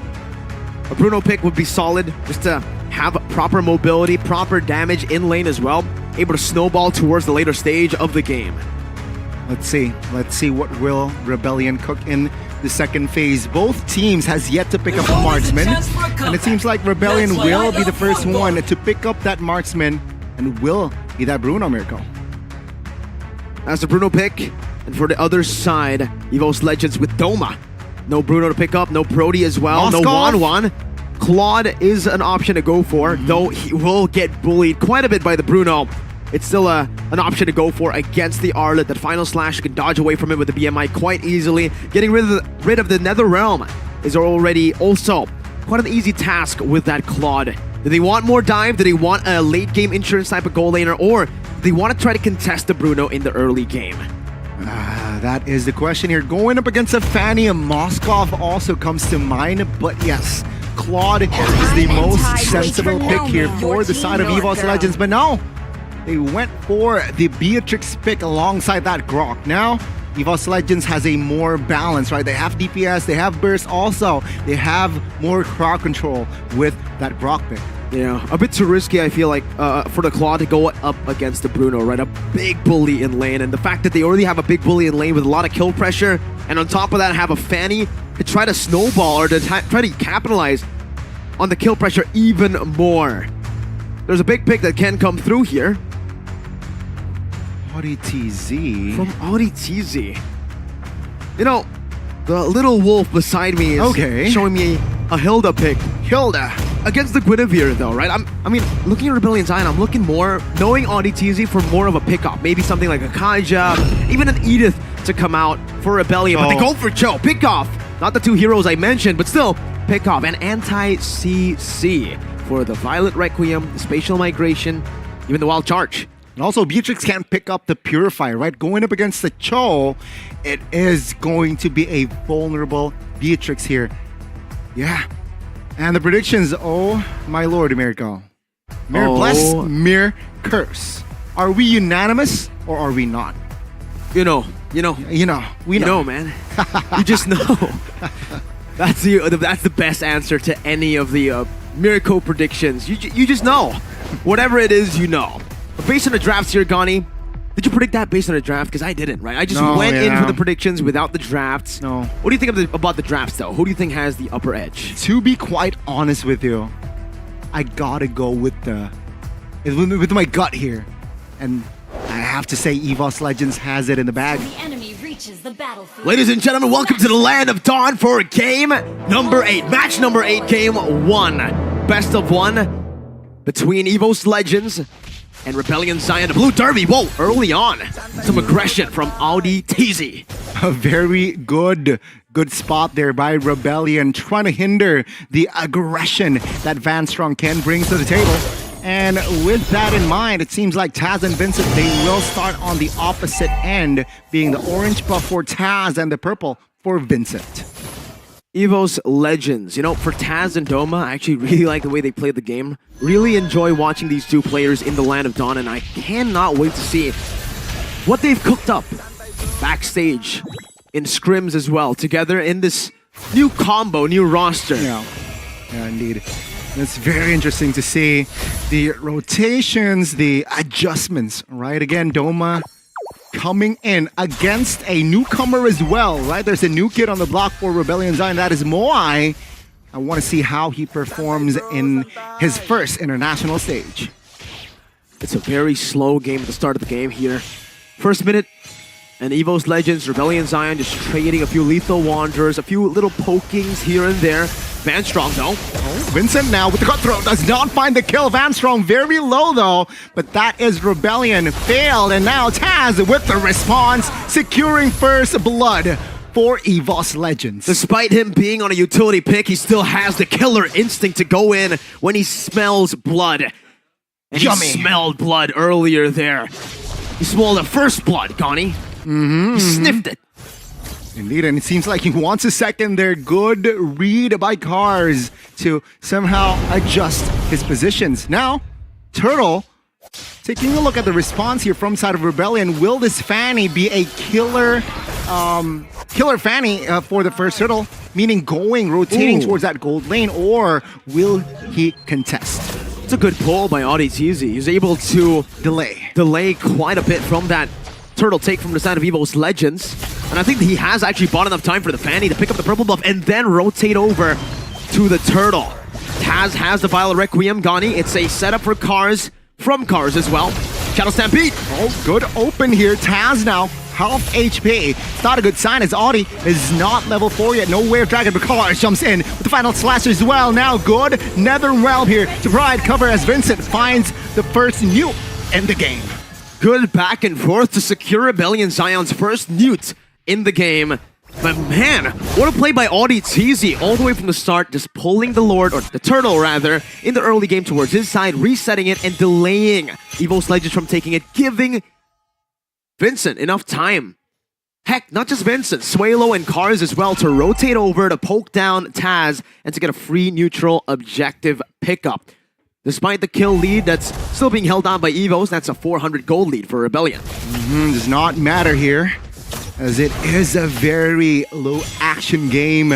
Very low action early game. Sure, they were a couple of fight skirmishes, but it's still that one kill from Taz is still on the board. Now, looking at the rotations, both teams go for the bottom lane. It seems like Audi looking for that Way of Dragon, and there you go, he got it. Taz will be the recipient of that Way of Dragon, though Audi TZ low HP taken down. Good counter by EVOS Legends. How the heck did Taz survive that? No idea. 1 HP locked down, Way the Dragon, everything, and the kitchen sink thrown at him, even a cutthroat, a worldie. Not enough to take Taz down. He's a big boy, Gani. He is a big boy, and now Rebellion Zion, they are under pressure in the bottom lane. Doma looking for a funnel in that gold shield, but take a look at Sway Low here, looking for an angle, does not really want to commit though. And Rebellion Zion here, they want compensation for what they lost. Again, the gold now is shifting over to the White Tigers though. Audi TZ has the Way of Dragon. Circling Eagle, good Violet Requiem, as good Nether Realm as well, as Audi TZ still survives. Vincent though jumps in, finds the mark, but not enough damage. Rebellion Zion again fails to assassinate a member from EVOS Legends. And just like that, Rebellion Zion find the pick to equalize again. The goalie is just shifting back and forth from EVOS to RBL. Despite EVOS having the kill lead, Rebellion Zion have been farming a bit more efficiently, have been pathing as well with Vincent a bit more efficiently compared to EVOS Legends. Okay, let's see. EVOS Legends, they do not want to lose another neutral objective here. So let's see, Rebellion Zion. Fanny though is still in the backside now. Circling Eagle committed the Circling Eagle. Good catch. Taz now. Cars will not survive this one as Vanstrom will secure that kill. Vincent looking for the timing. And he jumps in towards the mid side as well, as they will concede the second turtle. What a play by EVOS Legends, disrupting Cars with a big engage forward, stopping him in his tracks, just like a real car. Vroom vroom. Vroom vroom. And in the top lane, it's nobody is occupying that top lane, and Veldora says it's a free turret. Don't mind if I do. That's why they call him Veldora the Explorer. He likes to explore. He points at turrets. Where's the turret? There it is. And then he picks it up. GG. Now 1,000 gold lead in the hands of EVOS Legends. Conceal play. Oh, he missed it with the flicker. Now good circling eagle. Oh, though Vincent and Audi will find Beatrix in the bottom lane. The crowd control and the burst damage was a little bit too much for Doma to handle. A good circling eagle, but an even better cutthroat and steel cable. Taz though. Oh, Cars isolated in the mid lane, though EVOS Legends will not commit on towards the EXP later. He needs to stay on top of the competition, and you guys need to stay on top of the trending news and exclusives with the One Esports app. Moai picking up the turret down below. Audi TZ. All committed. The recipient of the circling eagle, though, Van Strong will not commit on towards Audi TZ just yet in the mid side. You can see Doma now in trouble. Low HP, 1 HP. He survives that cutthroat pressure from Vincent. Really not letting Doma have a free game here when it comes to farm, when it comes to just getting his item power spiked. He's quite behind of Moai, who has gotten the turret and is now free of that laning phase. But it seems like for EVOS Legends, they're not sending Doma down to the bottom lane. They're actually trying to get Doma into these team fights as early as possible. Whether that is a mistake or not, we'll have to see, but it's a way of the dragon. Okay, Taz is building tank, so he's okay. A big boy. He is a big boy. The last turtle, though, is in the Land of Dawn. It seems like both teams here will take their time, not be too hasty. Audi, though, keeping in check, providing vision for his team. And it seems like Rebellion, they're on the move. They want to engage. Audi moving on towards Taz. No commitments on towards that Wave Dragon, but particularly the bot side here. Cars soaking damage as Vincent will calmly secure the retry. Wow. Just well played the way they were able to pull back and now going in again! Cutthroat on towards Van Strong, perhaps the wrong target as he was able to soak that damage. No casualties, but Rebellion Zion finds the Newt. The first big win in this game. Finally, we're on top above the 300 gold lead mark. It went to 400 for a bit, and now we finally have a pretty good gold lead in the hands of Rebellion Zion. Once they take this turret down up top, it should be around 600 to even 700. A good Renner's apathy. And now a 1,000 gold lead. They're looking for a fight. Oh, Audi TZ. Oh, good knockup. As take a look at the coordination. Moai now falls and Rebellion Zion. They're in shambles though. In the bottom lane, it is actually finding space to grab the inner. But in response, EVOS Legends might actually grab the inner top. It's Vincent who picks up a tier 2 down below for a kill onto the Bruno. No shutdown. As Rebellion Zion, again, despite them having a 1,000 gold lead, they only have 1 kill. You're right. So it is all macro here. As Rebellion and EVOS, they are slowing things down. Spell check. EVOS Legends all active for that flicker, but Rebellion Zion, they're not fully ready for a fight. You need to be careful here as EVOS, they are looking and force a fight in that mid. Ooh. They're baiting. They're both feinting a little bit of the engages that can happen. Santai bro, Santai comes out. The Geek Fam line, the Geek Fam emote. With just a few pokes here and there. EVOS Legends positioning themselves for a big ambush play on Rebellion Zion, and they find it! Oh, they find Audi. They will commit, but the Nether Realm is there to provide cover. Good final slash though, as it seems like in the front side, it will be Audi surviving. Now Cars soaking damage, giving damage as well as Vincent finds Doma, and he finds the mark, and it will be a double for this fan. He is looking for triple, perhaps Van Strong. Does he have enough defensive items? The answer is yes, and there you go. It's a double kill for Rebellion Zion. Veldora gets out just barely. Same goes for Van Strong, but that's it for the Lord. Rebellion Zion should be able to pick it up for free. Man, Rebellion Zion, they're a giant. 3,000 gold lead. Exactly, 10,000, 10 minutes, 3,000 gold lead. And it seems like the mid lane will also fall for EVOS Legends. Now, Rebellion Zion with this lead, they can play it slow. They can play the patient game. Meanwhile, EVOS, their ball is not in their court. Nope. They don't even have a footballer. Where the Dragon locking Veldora down. Veldora the Explorer just walking away from it. But now, like you said, the ball isn't on their court. It's on the feet of Moai. True. He's the one kicking the balls. True. Still 0 kills, but he is there to provide pressure in the lanes, and it seems like Rebellion Zion, their game plan worked. Right now, they are pressuring the mid. Veldora here shoot away in the top side of the map, but Taz will not be caught there, as the Lord will just be a distraction here. It seems like their agenda of Rebellion Zion is just to take the inner. Wrong way of Dragon. Taz survives. Kicking him to safety on ETZ, giving Taz a good passage back to the base turret, but they will still be able to secure every single tier 2 outside of the base, and they have secured a 5.5k gold lead, a pretty substantial gold lead right now, pretty big one. EVOS Legends, let's take a look at the items here. In the past 11 minutes, what have they been able to build? Looking at the gold lane, despite Doma here being given the Beatrix, it's still not enough to fend off against the likes of that Bruno, who's still so oppressive. A Haas Claws, Berserker's Fury, Demon Shoes, and Malefic Roar. The Demon Shoes as well, a very interesting choice. Meanwhile, for Doma, he has to go towards that steel leg plates, has to go for more defense, knowing there's so much burst damage, not just from the Bruno, but also from the Fanny. And even the Ardent. Exactly. There's a 1,500 gold gap between the marksmen here. As of course, Rebellion Zion, they can utilize this and perhaps be more aggressive in the map, looking for more pickups. Or with their lineup, they can also play reactively, right? So their lineup, their composition is more dynamic. And that's a Hunter Strike from Vincent. It's a good power spike for him as we enter the 12th minute of the game. The mid-game power spike for EVOS is about to hit though.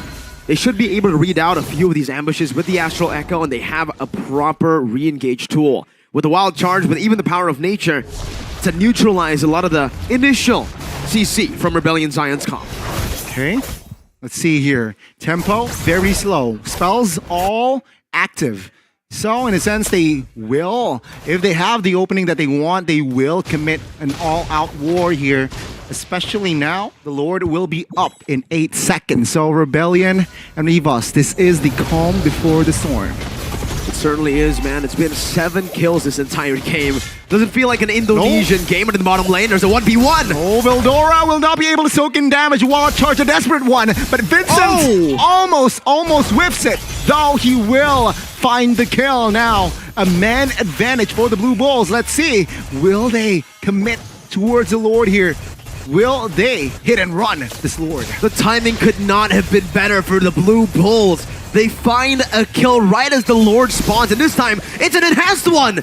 Van Strong, good distraction as Taz finds Fanny in the jungles of EVOS Legends, and now Taz committed. Let's see, Wave Dragon as well, the damage will come through, but the damage almost not enough for Taz. He falls though, it's a 1-for-1, but Moai comes in clutch. He might look for another as Cars here opening up damage, also providing crowd control as Doma will not be able to escape as Cars secures the solo.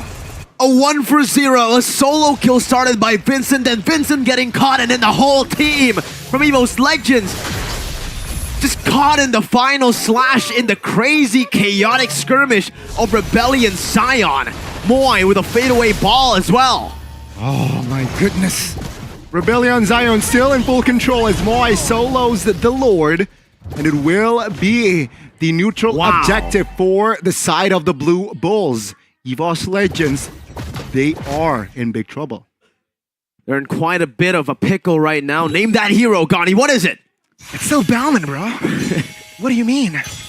It's still Bauman, and it's still Rebellion leading EVOS Legends. They need to somehow control the tempo here. The tempo has been driven by the side of Rebellion Zion.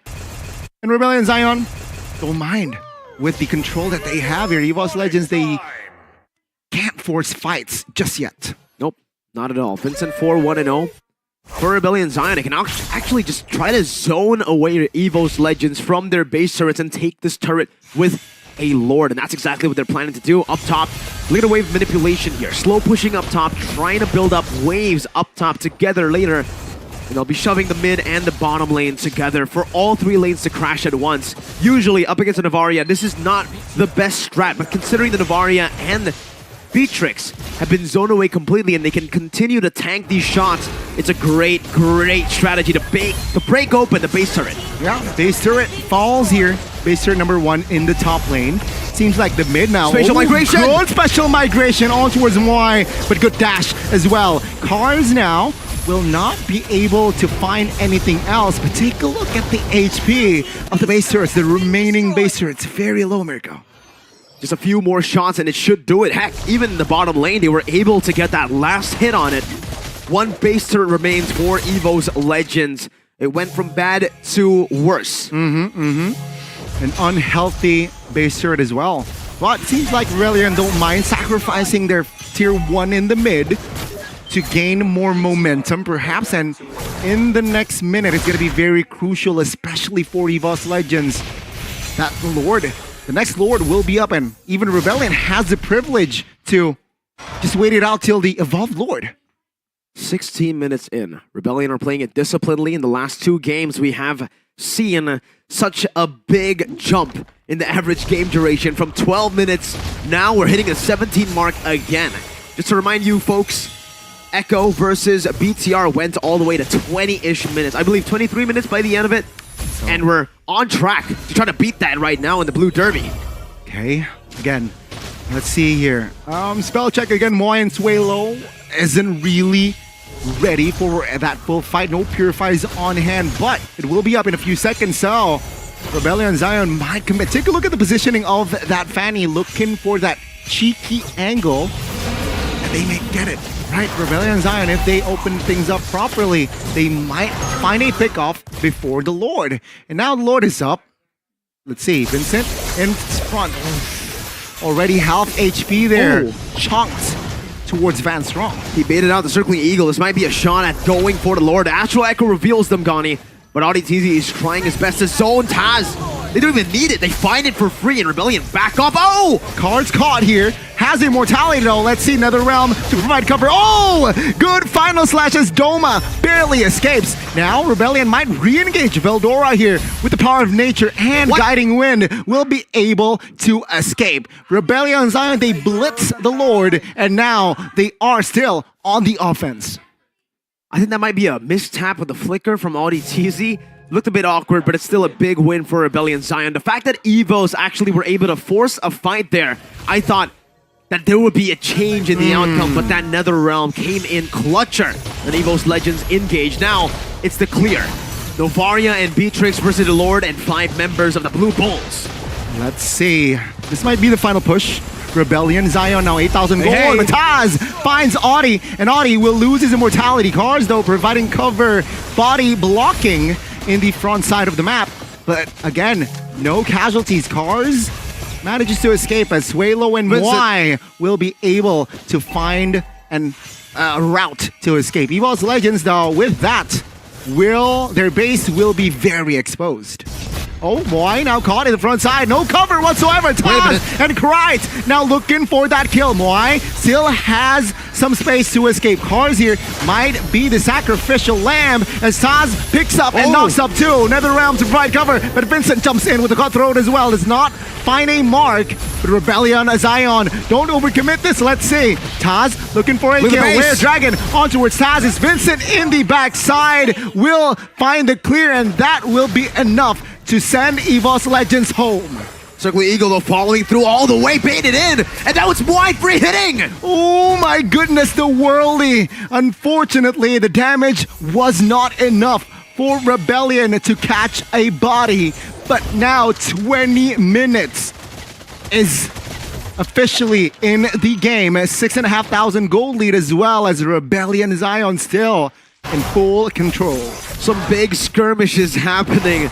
If you're a Rebellion fan or an EVOS fan, definitely your heart's beating super, super fast. The game could go either way, despite the fact that EVOS Legends do not have a single base turret left to their name. Let's take a look at the in-game equipment here for the side of the Grok. Full damage! Going for the Malefic Roar, last item, already has the BOD, the Sea Halberd as well, and even the Blade of Heptases for that burst. If he's able to find Moi in just one skirmish, it should be Moai taken down instantly. Everybody's at full items at this point of the game. 6,000 gold lead that Rebellion Zion are holding on to is completely irrelevant. True, true, and you can see here the marksman as well. Doma catching up slowly but surely, but he is already at full items as well. And now, the Lord, right, is up. The calm before the storm again. Perhaps this is their time to find a pickup. Perhaps this is the time for Audi to find a pickup. But now, with the range that Novaria gives to you, it's really hard for Rebellion to really find a peculiar angle and utilize it. A very slow game, back to the tempo that we started off with. 6-7. Yep. That's a total of 13 kills in 21 minutes. That's maths. That's maths, quick maths. But for an Indonesian match, it's definitely a very low kill game. This looks like a Filipino match, you know, with the amount of kills and the amount of macro gameplay in this game. They're both just looking for these objectives. Meanwhile, Veldora, the explorer, already exploring into uncharted territories as a Drock. Split pushing up top. Yeah. Vincent needs to respond to it, or he might actually just ignore it completely. That's a tier 2 taken for free up top. They need to find compensation though. They sacrificed the inner, but they have no plan. Take a look at Taz. Take a look at that. He opens things up and good angle, good wall charge from Veldora. And this might be it. Doma finding the kill. Cars in the front side will lose his immortality. Vincent doesn't find Doma instantly. And Cars running for the hills as well. Moai reheating with the wind of nature, but at the end, he will fall in the hands of Van Strong. It's a 2-for-1 trade. EVOS Legends have won it. They've only lost their XP laner. Vincent is still up though. It's a 50-50. Vincent has more HP. EVOS Legends need to do some housekeeping, however. Bottom lane, top lane, mid lane, all slow pushing towards their side. They gotta be careful. They're up against a Fanny who has the potential to look for a split push, to look for a segue play. Okay, 40,000 HP on that Lord. Vincent showing himself in the mid. And all good Astral Echo as well here. Vincent might be caught, but no, he still has enough cables to escape. And EVOS, they might blitz this. Cars in the front side, soaking damage, another realm to help him sustain. The damage will be enough to take Cars down. Oh, not just yet. Doma now in trouble, but Doma with the jukes and with the kill as well. Doma with a massive play, dodging in between walls to bait out Vincent, and this should be a free Lord, but no, the housekeeping again needs to be handled. Audi and Moai have come back to life. Vincent, Suelo, and Cars have bought enough time for the rest of the team to come back. My goodness.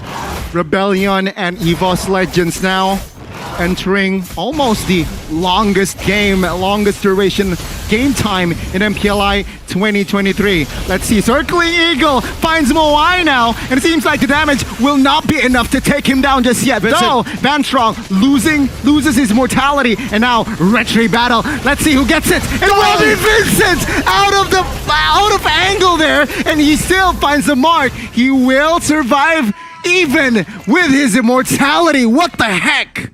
Rebellion Zion have won a 4v5 against EVOS Legends, a utility jungler in Taz who was holding it down, who had the retry to try to contest. Oh my god. Unspeakable things have happened. Rebellion Zion, once again, it looked dominant in the mid game towards the late game. EVOS Legends took them to deep waters, but Rebellion Zion find the comfort in those deep trenches. This might be it. That steal from Vincent might be the game changer, the end game. Game-winning play. The game-winning play as well. Let's see, Rebellion, can they close the gap? Volt, flicker wall charge here, finding Moai. Moai loses immortality, but the damage will not be enough to really take him down as another realm is there. Dome on the other side of the map will be taken out, and that is the Blue Bulls securing their first point. The new, reformed, refined Blue Bulls. Rebellion Zion pulls a, I don't know what to call that game. Not even a comeback. It was a back and forth from the early game, held down by EVOS mid-game, then taken over by the Blue Bulls, all the way to the very later stages. Outplays, hero plays, left and right. But what is a hero to a Blue Bull? Rebellion Zion with Moai. What an incredible new player. I like it. His debut performance in the international stage has been phenomenal. Binds the immortality late. These are the little things that add up to a win, and for Rebellion, they got so many little victories. So many, Gani. Indeed, indeed. And let's see what Mr. Wolf has to say for this match.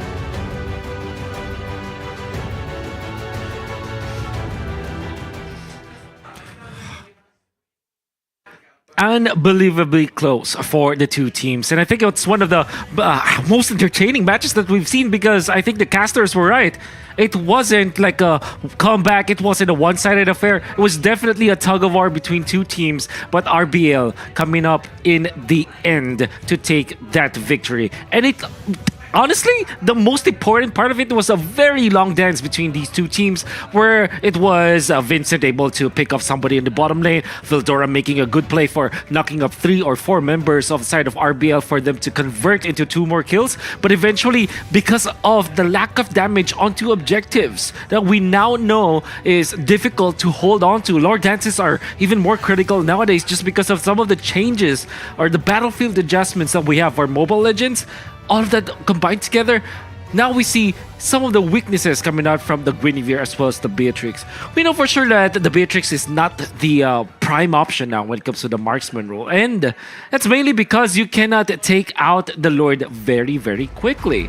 But here we are, talking about the MVP. That's going to be Suelo, using the Faramis, just picking up where he left off essentially when it comes to playing the Faramis in the regular season, and of course in the entirety of MPL Indonesia. It's quite honestly, it's really good when it comes to his timings. And the fact that you have the Purify and the Bruno, this is, in combination with the Purify Faramis, a very unique way to approach the game coming out from Rebellion.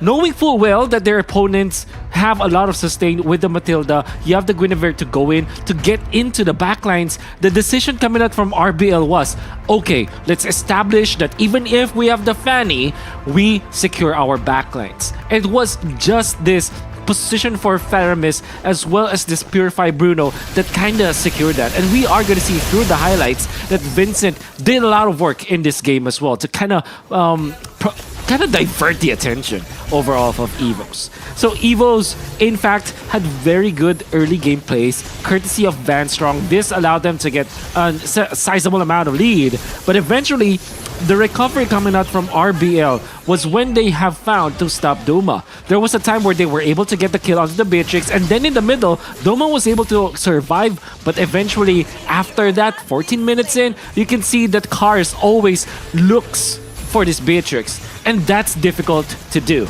especially because there's a Matilda that's trying to help them. But going back, what was the main reason why Rebellion was able to contain themselves? And it was the kiting. This is a very important clash as well. At 22 minutes, you see that there was a wonderful jump coming up from Vildora, but the fact that Moai, with this Purify, was able to survive, that allowed them to still recover when it comes to the team fights. Will be the Wind of Nature. Eventually, the dive will be there, but our EVOS already spent so much of their resources. Duma with a great play, taking out Cars. You can see Vincent going out, but eventually it's still RBL to take that Lord. Even after this wonderful wild charge, the damage wasn't enough, and you can see that Vincent was able to usher in the Lord into the middle for them to have enough damage so that it will be always a threat in pushing that mid lane building.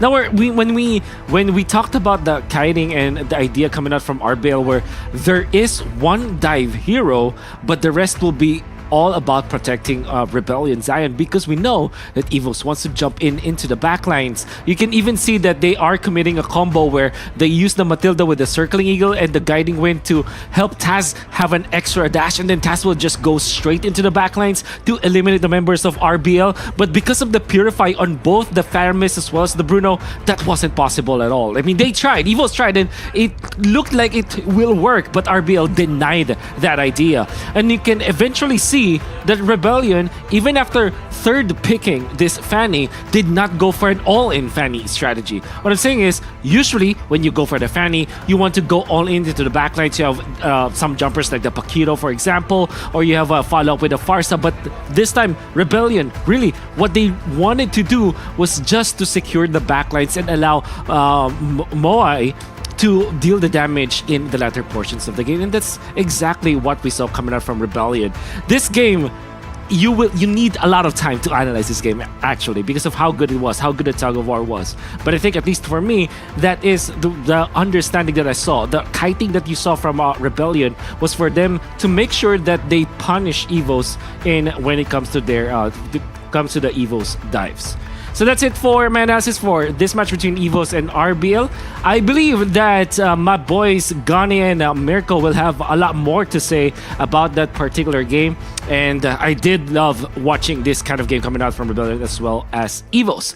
So yeah, that's it. Rebellion versus EVOS, with Rebellion winning in a very close match. Back to the casters. It's almost like Wolf analyzed the same game back to back, but just with different parts, different components, the same outcome, however. It's a very strange back and forth composition, a kiting comp, similar to BTR, and it's on Rebellion Zion's side this time around. With a Fanny, like he said, this is not a hero that you would usually expect to be a kiter, to be someone who goes back and forth. It's a hero you expect to go in, burst, and then run away. Hit and run. A hit and run hero, and Vincent finds the perfect balance. But that was the second match of Group C. We will have to see Echo and Rebellion, which team will grab their second win of today. Remember, Echo did not win against BTR, rather. They did not. They lost against BTR. So with this match coming, will they find their first win, or will it be Rebellion securing their second? It's the same matchup again. Burst versus Kite. Let's see if Rebellion can do it against Echo, or will Echo be able to find their first win in the group stage? Ladies and gentlemen, in 10 minutes we will find out. Gani and Mirko signing out. I'm Gani, he's Mirko. Exactly. That's it.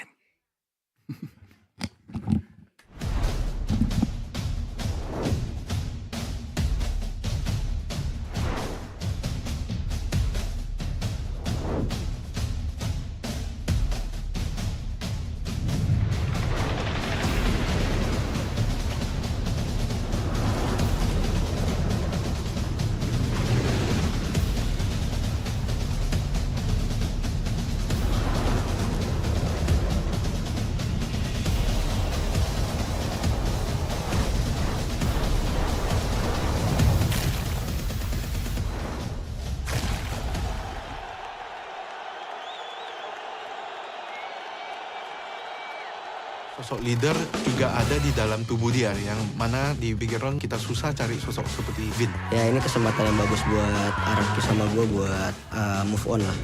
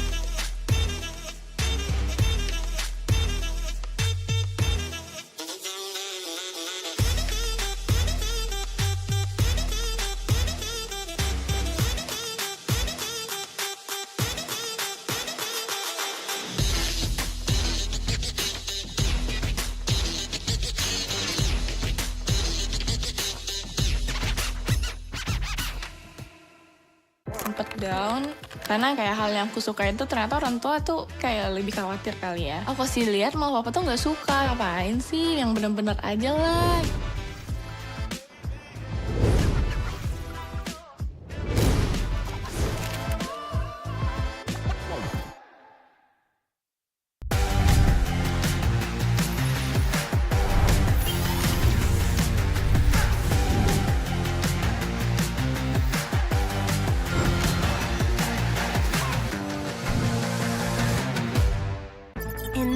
age of technology, martial arts has evolved too.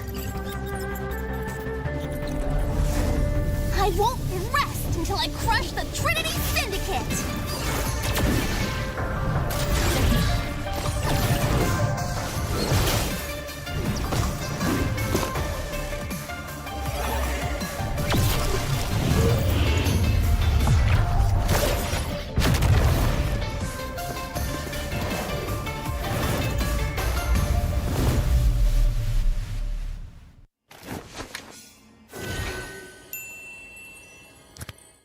Sosok leader juga ada di dalam tubuh dia, yang mana di Bigetron kita susah cari sosok seperti Vin. Ya ini kesempatan yang bagus buat Araki sama gue buat move on lah.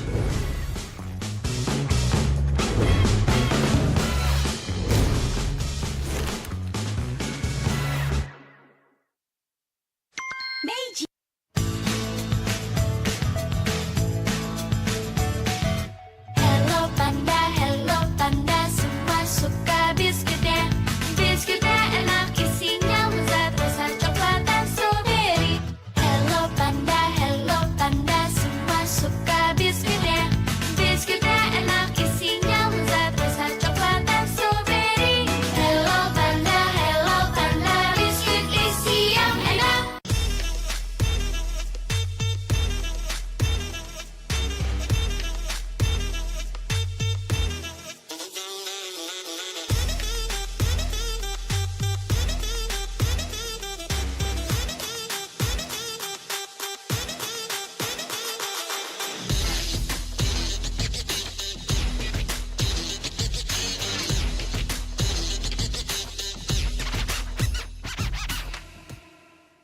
Sempet down karena kayak hal yang aku suka itu ternyata orang tua tuh kayak lebih khawatir kali ya. Aku sih lihat malah papa tuh nggak suka, ngapain sih yang bener-bener aja lah.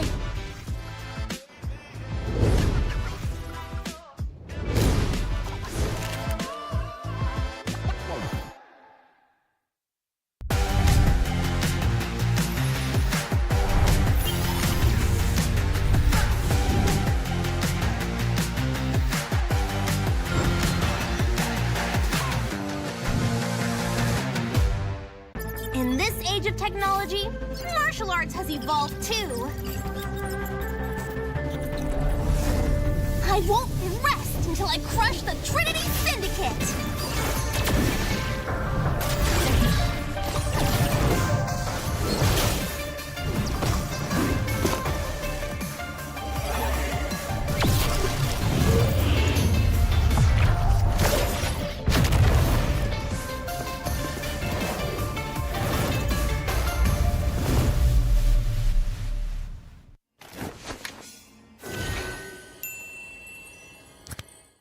Sosok leader juga ada di dalam tubuh dia, yang mana di Bigetron kita susah cari sosok seperti Vin. Ya ini kesempatan yang bagus buat Araki sama gue buat move on lah.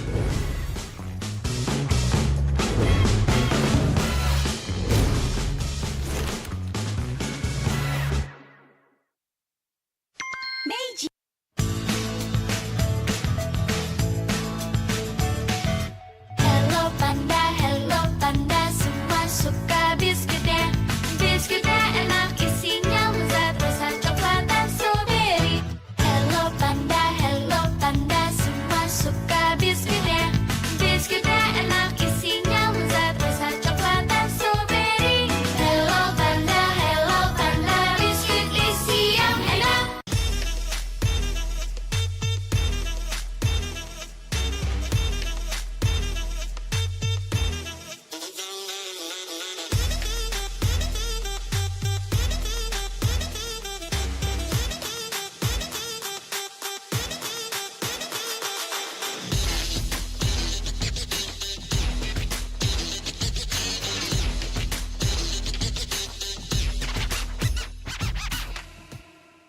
Sempet down karena kayak hal yang aku suka itu ternyata orang tua tuh kayak lebih khawatir kali ya. Aku sih lihat malah papa tuh nggak suka, ngapain sih yang bener-bener aja lah.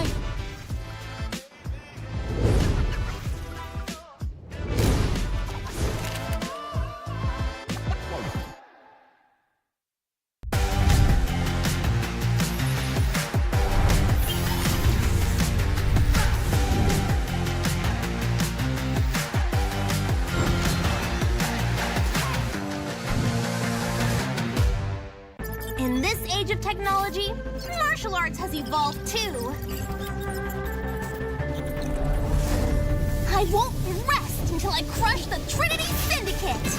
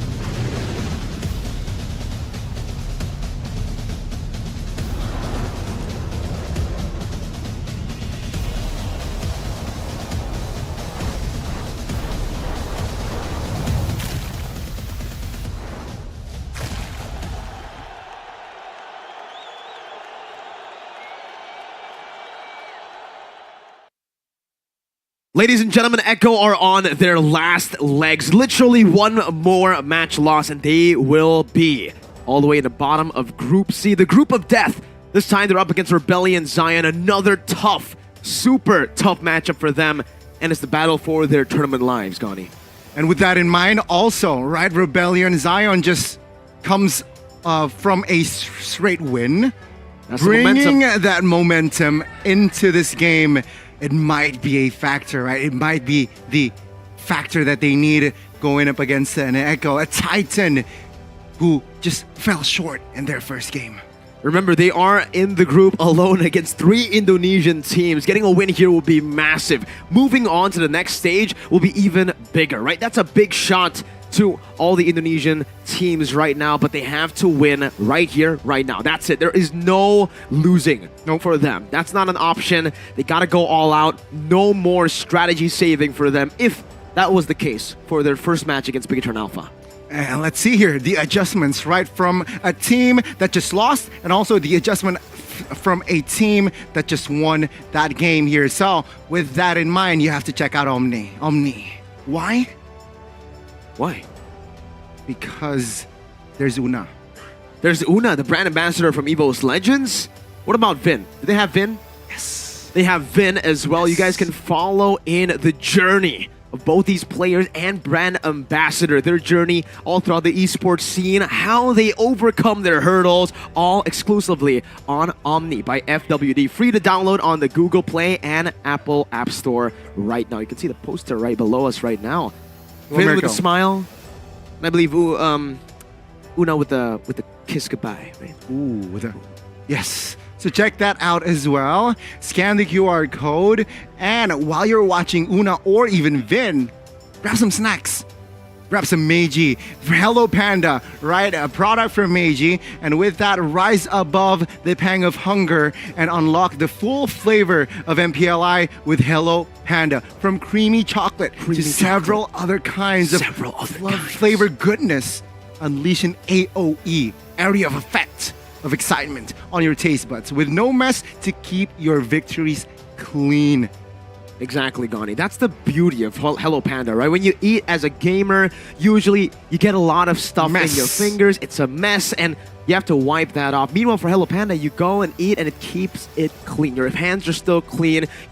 All your gaming peripherals stay clean. Your phone stays clean. And while your phone is clean, you then can utilize it with no delay to open up the One Esports app. Exclusively on Samsung. Download now, Google Play, and also Samsung Galaxy Store. Why? Why do I need it, Mirko? Well, you guys can get breaking news, exclusive interviews with the players, with the teams who are fighting right now for the MPLI trophy. And let's say, all right, the app. That's a bit too long, right? I'm downloading it. What do I do while I'm downloading it to catch up with all the esports goodness in the world? Follow their social media. Right? But I only have Discord. Sure, we have Discord as well. Oh, never mind then, I only have TikTok. We have it. Every social media platform out there, One Esports got it for you, right? Threads, Instagram, Facebook, YouTube, Twitch. We have it all. Just follow for more info, news, future tournaments. Tournament now, that is ongoing tournament. We have it all. Just follow our social media to also see Mirko's hot takes. Exactly. Or hotcakes. Hotcakes. You are selling hotcakes. Hello Panda. It's not a cake, it's a biscuit. But for you guys, maybe you want to just get some rewards, right? On top of obviously following in with a lot of the events from One Esports. Name That Hero is an event that Gani is horrible at. He's guessed Bauman twice, and he's gotten it wrong 3 times. Say that. I mean, I think, I know for sure that's Bauman. If you say otherwise, then I don't know what to tell you, You're Gani. the joke. He'll double down on the Bauman instead of trying to guess something else, even though he's already been told many times that he is wrong. It's okay, though. That leaves more diamonds for the rest of you guys and less for him, because you guys can go and win that 4,000 diamond by guessing the name of the hero all the way, because the contest ends on the 19th of November. Hey, it's too hard. I'm also guessing Bauman, Mirko. I don't know what you're saying. It has to be Bauman. If that's the case, if that's exactly what you are saying, give up on naming the hero. Go ahead and register for updates to get the same amount. Win 4,000 diamonds. Scan the QR code down below, right here. If you want the easy way, if you want the harder way, you can obviously just check out One Esports, the website. Register right now for news, updates, exclusive interviews, and in-game guides. Exactly. Follow There's a new hero. Register. How do I learn it? In-game guides. There, in-game guides. Scan the QR code to have a chance of 4,000 diamond. With that being said, we need to focus on the next match, Echo, and as well as Rebellion. I want to see who will play for Echo. Is it still the same lineup? Let's see in the teaser for the lineup.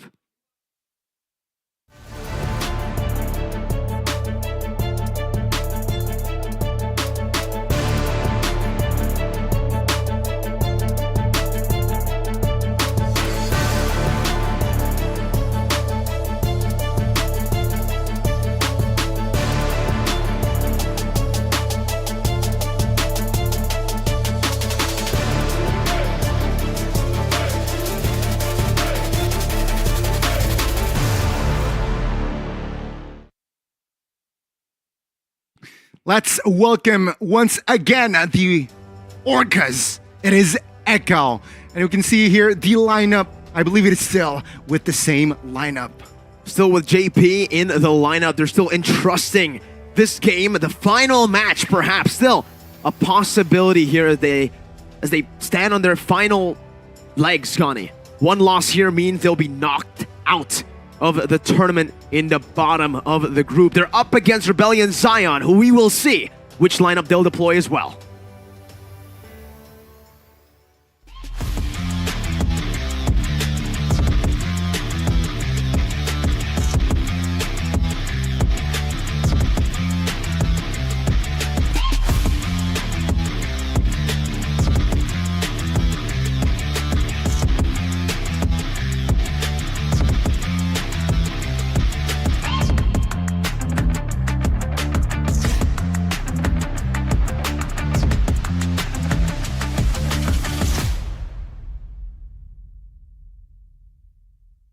On the other side, let's welcome the Blue Bulls, Rebellion Zion, who will still also have Moai in their lineup. Heisen Moore needs to sit down after seeing Moai's performance in the last match. After a big win in match number 1 for them, just earlier up against EVOS Legends, they gotta keep this man in the lineup, man. Such an incredible impact to the team with his disciplined gameplay and such a force to be reckoned with. That's not the word I'm looking for. Such an unnatural level of composure, right? As a new player, as a rookie in his first ever international competition, you wouldn't expect the level of composure he had in that game. He was holding his Purify for the final moment, buys the Immortality late into the game with the buy and sell to actually turn the tides once again. These clutch level plays that are made by a rookie when you expect it from from the veterans of the game, not from the rookie. I agree with you. I mean, this kid has potential. Still so raw, but we saw how this kid can be shaped, right? Perfect mold, or perhaps, let's see here, a prodigy indeed. Let's see, though, in his second match on an international stage, will he be able to keep things up? Again, Chico in the helms. Great draft. This time against the world champions, though. Still defending world champions, this time in MPLI 2023, looking for a better result compared to their result in MPLI 2022, where they were knocked out by EVOS Legends. Funnily enough, the team that Rebellion just beat in their first match in Group C. Ladies and gentlemen, Rebellion Zion into the blue side, Echo on the red. Let's see. Rebellion Zion, Arlet banned out, and Echo. Wow, the insta respect. Yeah, they respect that Fanny from Vincent, and they just banned it out completely, even though they have the red side. With the Arlet banned as well, though, Rebellion have definitely kept a very, very good eye on Echo in their match against Bigetron Alpha. That was one of the picks that gave Echo a way back into the game so late. The final slash by Sanford, a game changer. Unfortunately, not game changing enough to get them that first victory in the group stage. But with the Fanny ban, we all know what it is for. Vincent had a phenomenal game on this Fanny just earlier. Still gonna be the 1-1 as well, though. Respected over from Benny Cutie. And also Rebellion here. What will they try on for that first pick, right? Looking at their options now, perhaps Novaria comes to mind here. Though Suelo doesn't really rock the Novaria. Let's see the adjustments, right, Echo? They banned out another hero that can be filled in that jungler position. Joy banned out. Rebellion with their last ban will opt for a Nolan ban, even though their first pick. Seems like the Nolan just doesn't fit in their strategy. Doesn't fit in their hero pool, maybe even. Vincent, we know him more for the utility junglers that he brought in MPL Indonesia Season 12, but if you follow him from MDL, he's always been an assassin. He's always wanted to play the damage-dealing heroes, and I think in this meta particularly, that's why you're seeing so much respect placed onto Vincent. With the Fanny ban, with the Joy ban, I'm really excited to see what other heroes, damage-dealing heroes, Vincent can utilize, or maybe he'll go back to the MPL Indonesia Season 12, Vincent. Utility, Fredrin, Baxia, the heroes that we usually see from him. Let's see what will Rebellion cook here for their first pick. With the Faramis ban, it's just very clear, very straightforward here from Echo. Faramis, Fanny, respect man, right? Seeing their performance earlier, it seems like it was the main nuisance. Rebellion, they offer Guinevere first pick. Why not? I literally just had a discussion with Homebois, Indonesian caster, earlier as to why the Guinevere has had such an abysmal win rate so far in MPLI 2023. He says personally, he doesn't like it. Okay. It feels like, sure, you have a lot of CC, but in terms of damage, you have to rely on your teammates. And in a lot of these scenarios, in a lot of the situations, especially up against kiting compositions, you're not able to get enough damage to burst these frontliners down. And so far, looking at that Guinevere pick, Echo have adjusted properly to it, right? Instant burst, instant damage is what Rebellion needs to do to go for after the Guinevere pick. And for Echo, they want to kite back. They want to utilize that sustain to play a long game. And that's what Rebellion go for. They're adding, doubling down into that initiation that the Violent Requiem and the spatial migration from the Guinevere can provide. Echo say we can go for a little bit of burst ourselves. The Kadira, a signature pick for Sanji, locked in for Echo.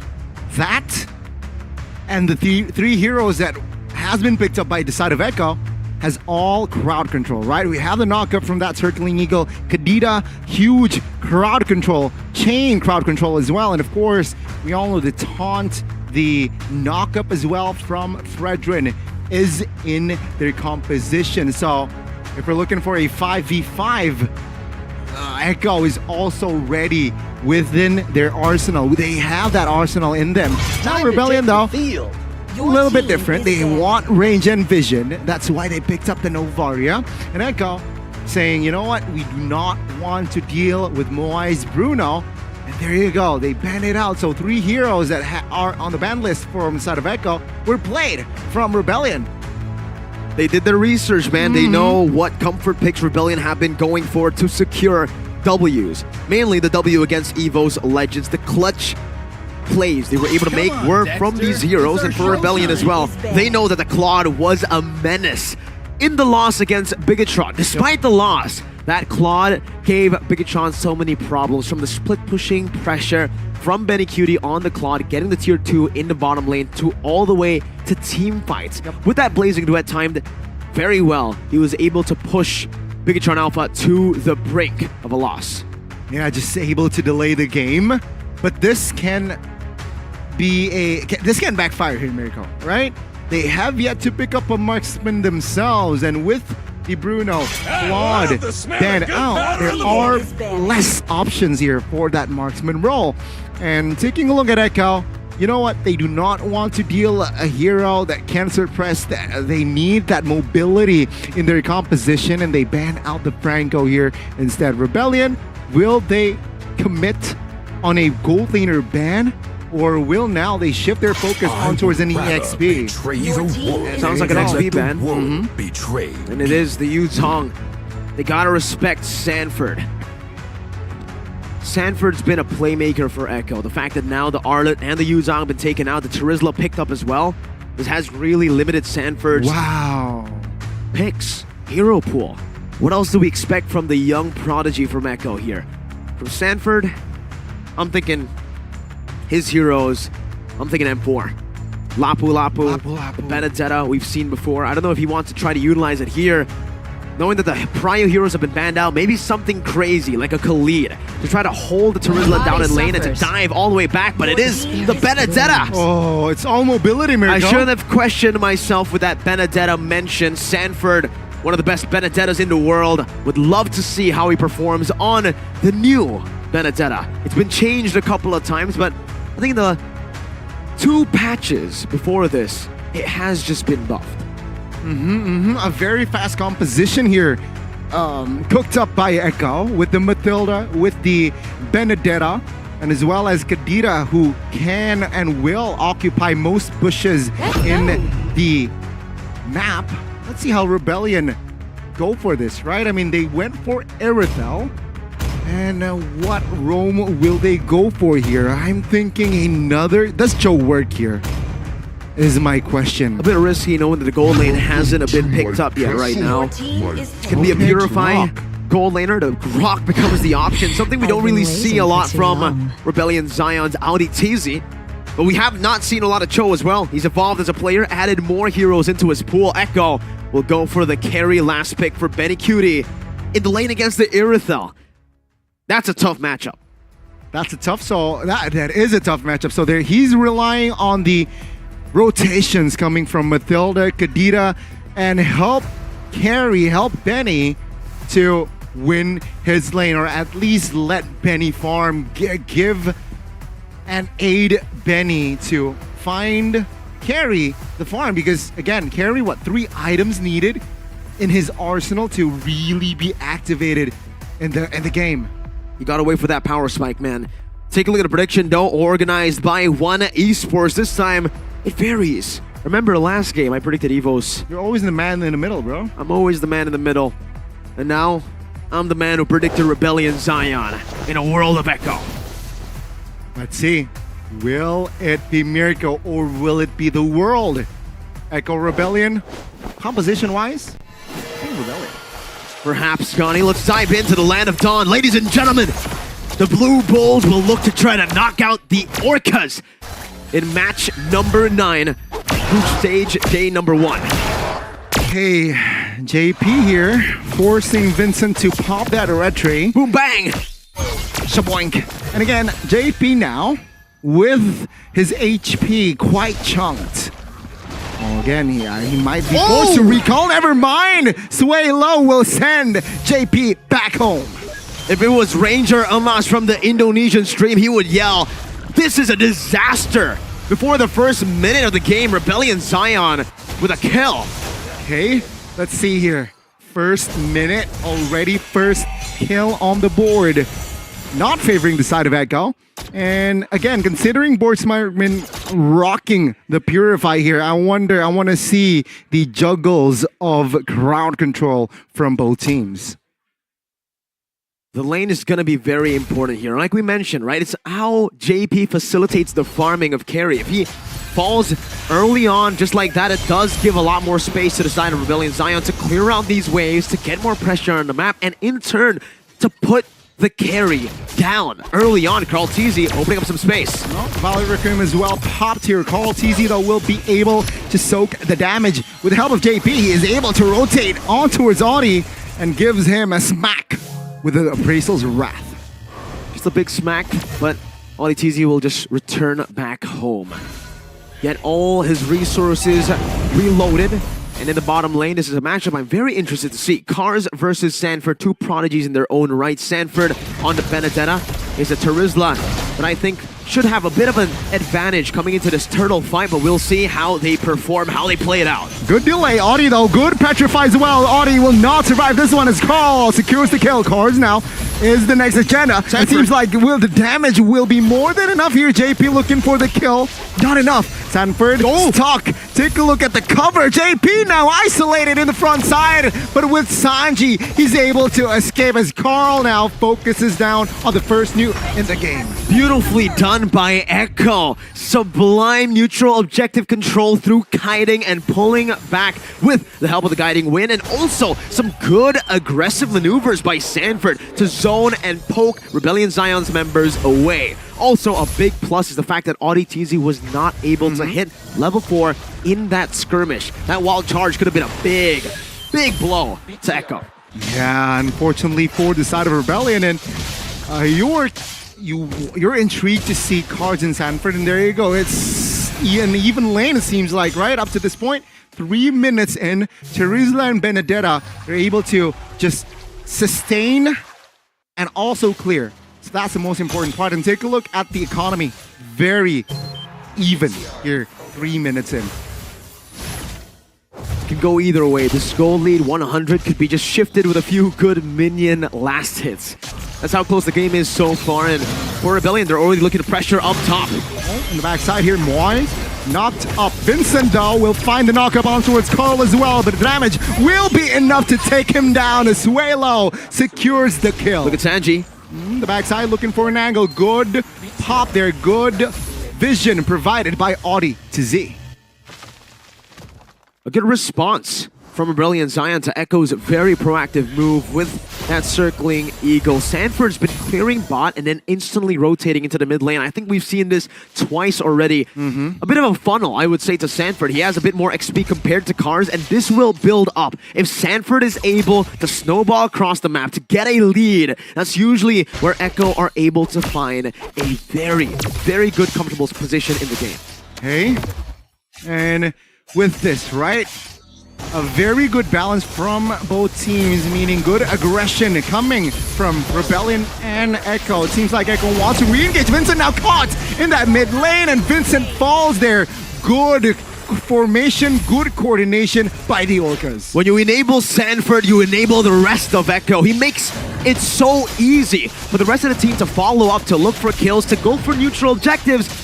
And he did it again. A good petrify initiation. Something you wouldn't expect if you were Rebellion Zion or random Benedetta on a Ducati. Just yelling out, what color's your Ducati? Well, Airthel has a Ducati as well. And now Rebellion, well, Vincent will calmly secure the purple, even though almost it was a full invade by Echo. 5 minutes in, very equal. Benny, though, a little bit in a bit of a pickle there. Audi does not want to show that he's in top side just yet. You're right. There is another Ducati on the other team. Exactly. It's a different kind, though. It's like a Monster and a Panigale, right? In the mid lane, Sanji. Oh my goodness, what a pickoff! Crowd control, petrify, perfection. Right, Echo with the pickoff kill. This is why Echo has more dynamics to their composition. 5v5 can, but also with the push control that Sanji provides, also can. Also can. Rebellion Zion now, they need compensation. They need to somehow defend the top lane here, as Benny is looking for a key trade, perhaps. No, does not find the right opening to really commit on towards its ult. A good 2k gold lead built up. Oh, wow! The mid lane again, Sanford now caught. Good initiation by Vincent there, as Sanford wasn't able to get out. A big stop from Rebellion Zion. With Sanford down, that's a lot less playmaking Echo can do in the next few seconds of the game, but the Circling Eagle still committed down by JP. He jumps in. Vincent misses the knockup, but it seems like now Carl looking for the re-engage. The damage, though, will not be enough to take him down just yet. And Echo, they will again shift their focus on towards the lanes, and specifically the turtle here that will spawn in 5 seconds. Take a look at the GOAT. 2 levels ahead of Vincent here on this Fredrin. Should still be having a bit of an advantage coming into the next neutral objective battle, unless Rebellion are able to look for some chain CC to lock Carl TZ down. Circling Eagle will be committed on towards Cars. Cars providing vision in that HP of that turtle. Seems like the marksman will not join the fight here from both teams. Good knockup. Vincent caught, and the Princess Wrath, and JP secures that kill. Cards quite low, petrified, and he will not fall just yet, as Echo will secure the turtle and also Vincent. Another brilliant neutral objective secured by Echo through their kiting and through their poking. Sanji just finds a moment, a window to collapse. Oh, they want more. Audi, quite low. Carl TZ, though, has not enough resources to take him down. And there you go. They will shift their focus on towards the jungles now, Mirko. 3.5k gold lead, only with 7 kills in the game in total. Carl TZ absolutely obliterating the Guinevere in the jungle, 2 levels ahead. He's building towards an even bigger XP gap between the two as he collects everything in his jungle for a full clear. Okay, good spot. Oh, good catch as well. He will commit, but not enough damage. Benny, though, will be forced to recall as Rebellion Zion failed to assassinate the marksman. And they're just chilling right now. JP flying by all around just to get some pressure down, and Sanford just walking up, man, on that Ducati, chilling and grinding. Carl TZ wants to go for the purple buff, Gani. Finds the taunt. Cars, though, will delay. Good penalty zone as JP and as well as Carl in trouble. Good knockup. Audi breaks it down with the help of Sanford and Sanji. Now in the mid lane, Benny pops a Purify to escape, and there you go. Enough resources to survive. All that without Sanford's Petri, who has been really good this game. The double Petri from Sanji and Sanford has been connecting like crazy. And Echo now 4,000 gold lead. That is somehow a very, very big gap considering we have yet to enter the 10th minute of the game. It's a slow roll again. Echo knows how to utilize a gold lead. They can transform a snowball into a death ball just as good as the other crazy team so far in this tournament. I would say just as good as Homebois this tournament so far, right? The way that they are able to utilize the early leads to channel it into crazy fights, crazy skirmishes, even objective control. And also with calculations, right?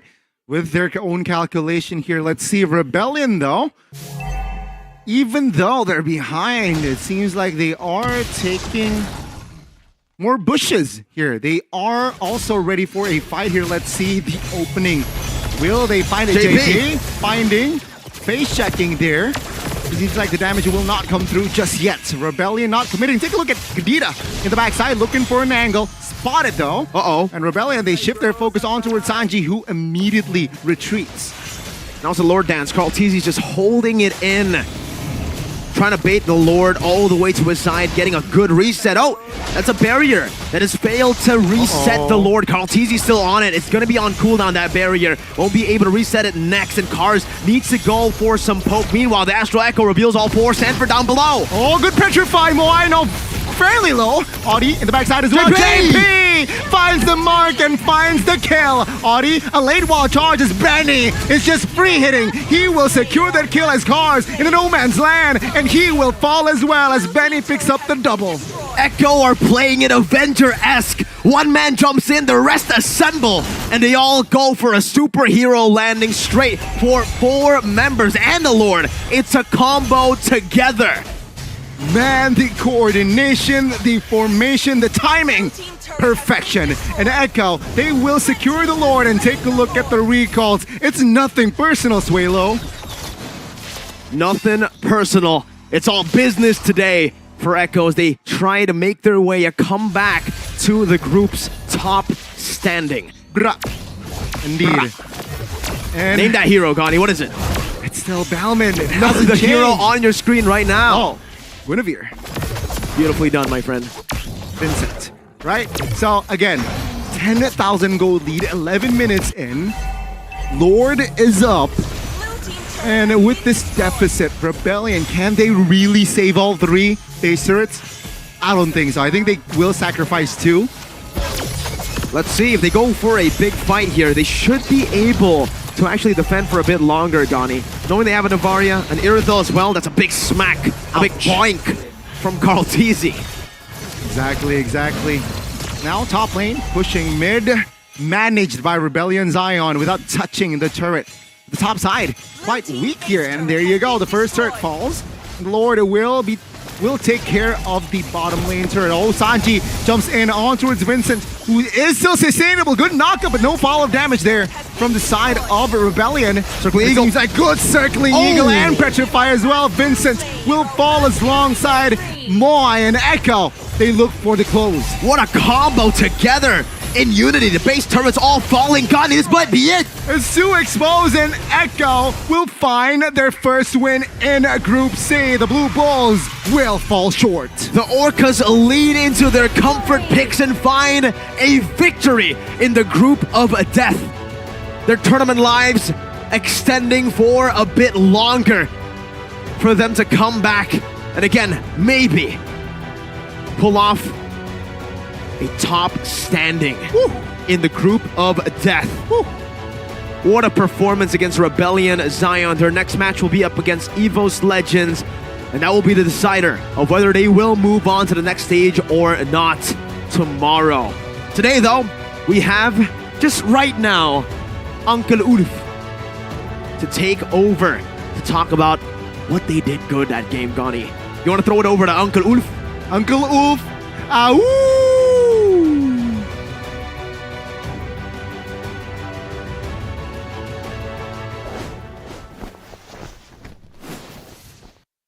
I could copy your howl, but not today. Maybe later.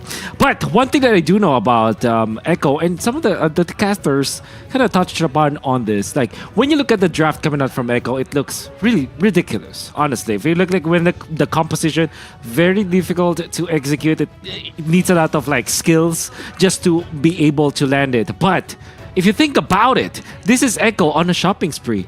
It's like, hey, what do you want to pick up? What's your signature hero? Let's pick it up. That's going to be Carry for Benny Cutie, one of his longest signature hero picks. Maybe stemming from even Season 6 when he was really good at this hero. Then you look at the Sanji special, the Kirita, that even after being nerfed, it still is a specialty for Sanji and the entirety of Echo. Now you look at Carl. If you ask Carl, hey Carl, what's your favorite hero? Surely he will answer Lancelot, but he will also say that my winningest hero is going to be the Fredrin. But the hero that put Sanford on the map before his pro debut and in the entirety of his professional career, it's the Benedetta. And he played so well in this game. In fact, I'm not gonna lie, when I was talking to Miracle, it was done off cam. When I saw the draft, I thought for sure that it will be Echo losing this game because it's so difficult to execute.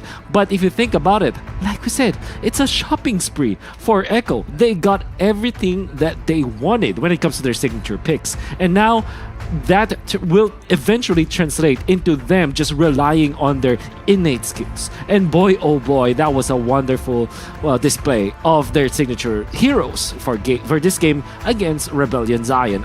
Eventually, the MVP is Sanford, and he was so impactful from minute 0 up until the end. He was able to win his lane by clearing the lanes much faster than his opposition, and this allowed him to have a lot of influence in the mid lane. We are going to see it in this case, for example, it's a minimap 48 seconds in, he's already in the mid lane. Now, 4 minutes into the game, he will leave the Teresa tending for the bottom lane wave while he is already in the middle, making sure that this Impure Rage and this Petrify will have a lot of impact. Now comes Sanji, knows that the Novaria is always frail when it comes to these situations because of the lack of the Purify, and once again they will continue to do this Avenger-esque kind of a gameplay that we know of. Echo Express is built on this. Superhero landing after superhero landing. It's as if they are doing an exhibition of their skills. Look at that. Somebody goes in, others come in to support them. And it's the chain CC that allowed them to have a wonderful lead in the early stages of the game that then translated into the mid game. Come the mid game, it's all about the spells now, and now it's JP's turn. He finds the Irito utilizing the second toggle onto that circling eagle, and then eventually finds another good play which will eventually end the game for the team. Like we can see another good initiation coming out from JP. This guy knows how to utilize that second toggle of the circling eagle to its full potential. Now we talk about like the Fredrin, for example, coming up from Krautizi, very perfect when it comes to him knowing his limits as the Fredrin and also taking care of the neutral jungle. And now in this particular game, you don't even talk about Benny Cutie because everybody else from Echo is already doing their job, and now it made it so that even the carry going up against Teresa, going up against the Guinevere with the Navaria, as well as the Grok. Literally, Rebellion had a draft to kind of answer this carry, but it didn't look that way. Echo, the shopping spree kind of draft. And if you think about it, they drafted actually very quickly. If you rewatch that draft, they pick heroes after heroes. That it's as if they're not even thinking. We have a we call this drafting style coming from Echo the Blitz draft in the Philippines, and it's even an even faster Blitz draft there. It's as if Echo, their mood today is just to pick their signature heroes, and they got probably their most comfortable heroes. And you can see Echo became champions because of this playstyle, and they were very comfortable looking into their game against Rebellion Zion. Even after Rebellion Zion gets good heroes. For example, the Dewa as well as the Guinevere. These are the heroes that we know works in the meta game right now, in and out of the professional scene. Echo were still able to answer it. And it's mainly because of how fast they are playing. So if you're looking at the X lane, for example, you have the Benedetta clearing the waves much faster. That means that a lot of pressure is put onto the mid lane, and that means that the influence of the Benedetta is spread across half of the map. That also means that if they do clear out the mid lane, it will allow Sanji on this Kadira to get into the bush, because he doesn't need to really stay in the mid lane for a long time despite being a Kadira, so that the wave clear even in the mid lane is also faster because of the influence of other heroes of Echo. That means that he doesn't need time to be in the middle, which also then translates to him having a lot of impact in the bush play coming out from Echo. The vision as well as extra annihilation because of Sanji leaving the mid lane much faster than he would when it comes to other types of compositions. And despite this Kadira being nerfed, we know that he can assassinate the members of Rebellion just because of the lead that they have. So because he has a lot more items compared to his opposition, there's not much tankiness that RBL can have to actually take care of this Kadira. So many good things that we saw coming out from Echo, and this is the classic Echo Express, a shopping spree of heroes that we saw, the Blitz draft even. This is as comfortable as Echo could get in an international tournament. And even after losing their first game earlier today, now they have recovered. The best thing about it is that they defeated a team that also went on fire from their previous match. That means that the group of death is actually the group of death, because everybody just wants to take wins off of each other, and they will have another match for sure. For now, our RBL will have to go back to the drawing board, and Echo will celebrate this win. They both are 1-1 in the score of their group. That means that they are in a much comfortable spot compared to their opposition heading into the playoffs. I'm very excited to see who eventually will win in this matchup, but we will have to wait, as both Rebellion and Echo will no longer have any matches today. For now, that is Echo versus RBL. That's the third. Technically that's the ninth game. Could you imagine? We already have 9 matches today. For now, we're gonna be throwing it over back to Gani and Mirko.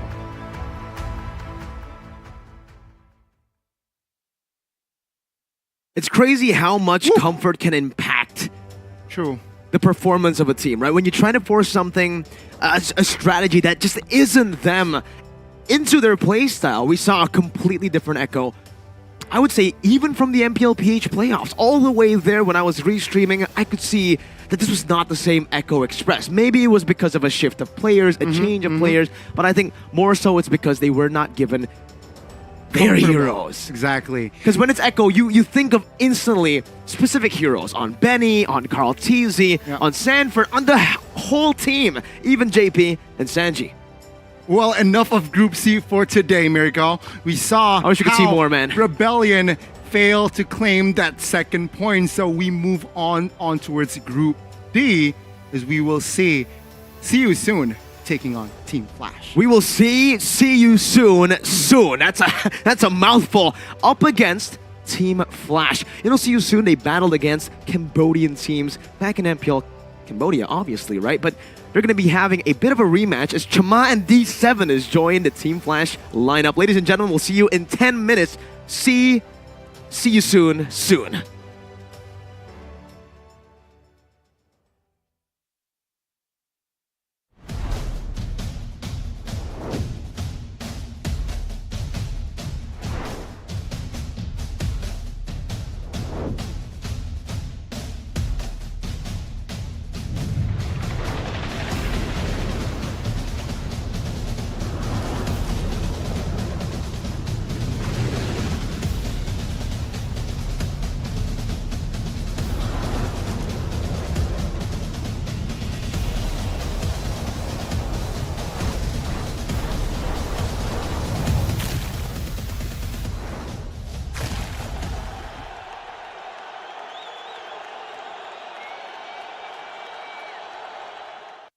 Sosok leader juga ada di dalam tubuh dia, yang mana di Bigetron kita susah cari sosok seperti Vin. Ya ini kesempatan yang bagus buat Araki sama gue buat move on lah.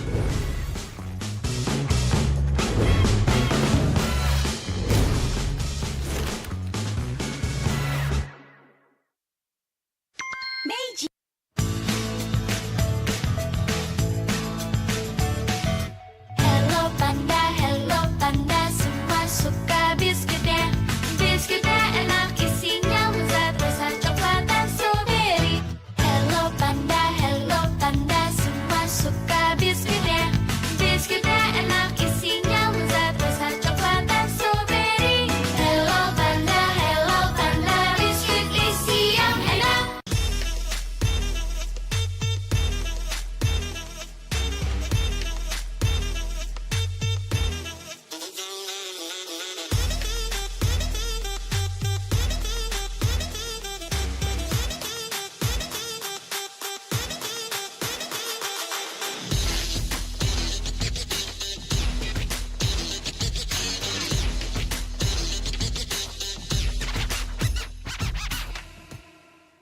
Sempet down karena kayak hal yang aku suka itu ternyata orang tua tuh kayak lebih khawatir kali ya. Aku sih lihat malah papa tuh nggak suka, ngapain sih yang bener-bener aja lah.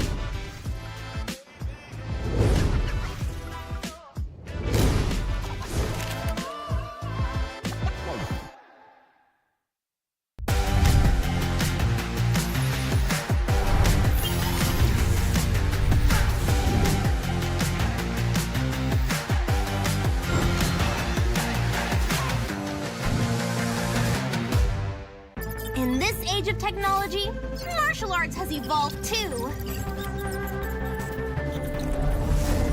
I won't rest until I crush the Trinity Syndicate!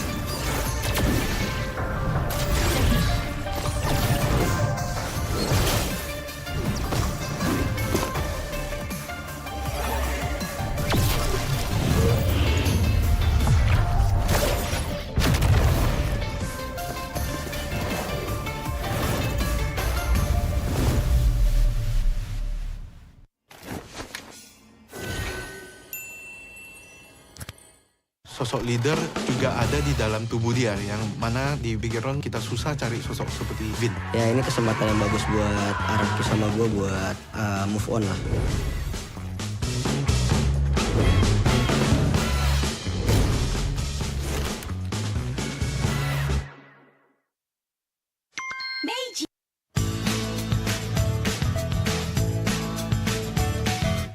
Hello panda, semua suka biskuitnya. Biskuitnya enak, isinya lezat, rasa coklat dan strawberry. Hello panda, semua suka biskuitnya. Biskuitnya enak, isinya lezat, rasa coklat dan strawberry. Hello panda, biskuit isi yang enak.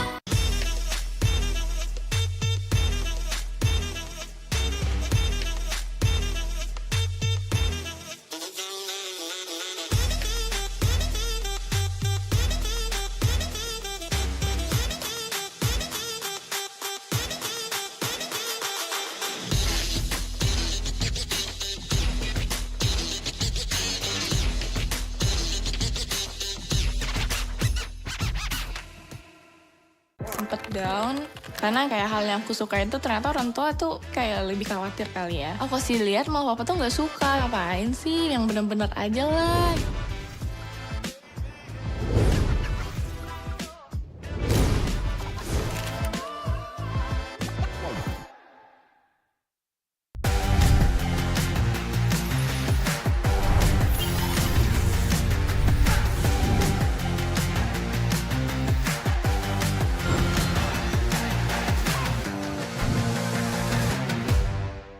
In this age of technology, martial arts has evolved too. I won't rest until I crush the Trinity Syndicate!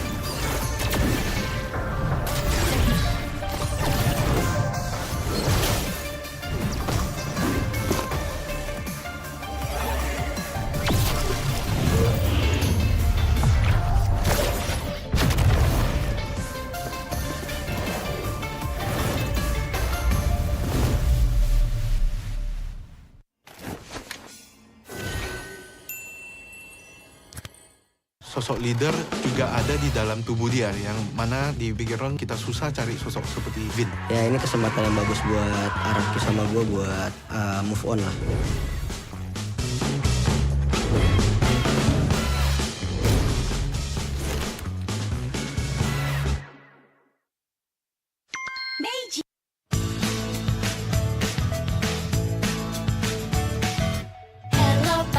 Hello panda, semua suka biskuitnya. Biskuitnya enak, isinya lezat, rasa coklat dan strawberry. Hello panda, semua suka biskuitnya. Biskuitnya enak, isinya lezat, rasa coklat dan strawberry. Hello panda, biskuit isi yang enak.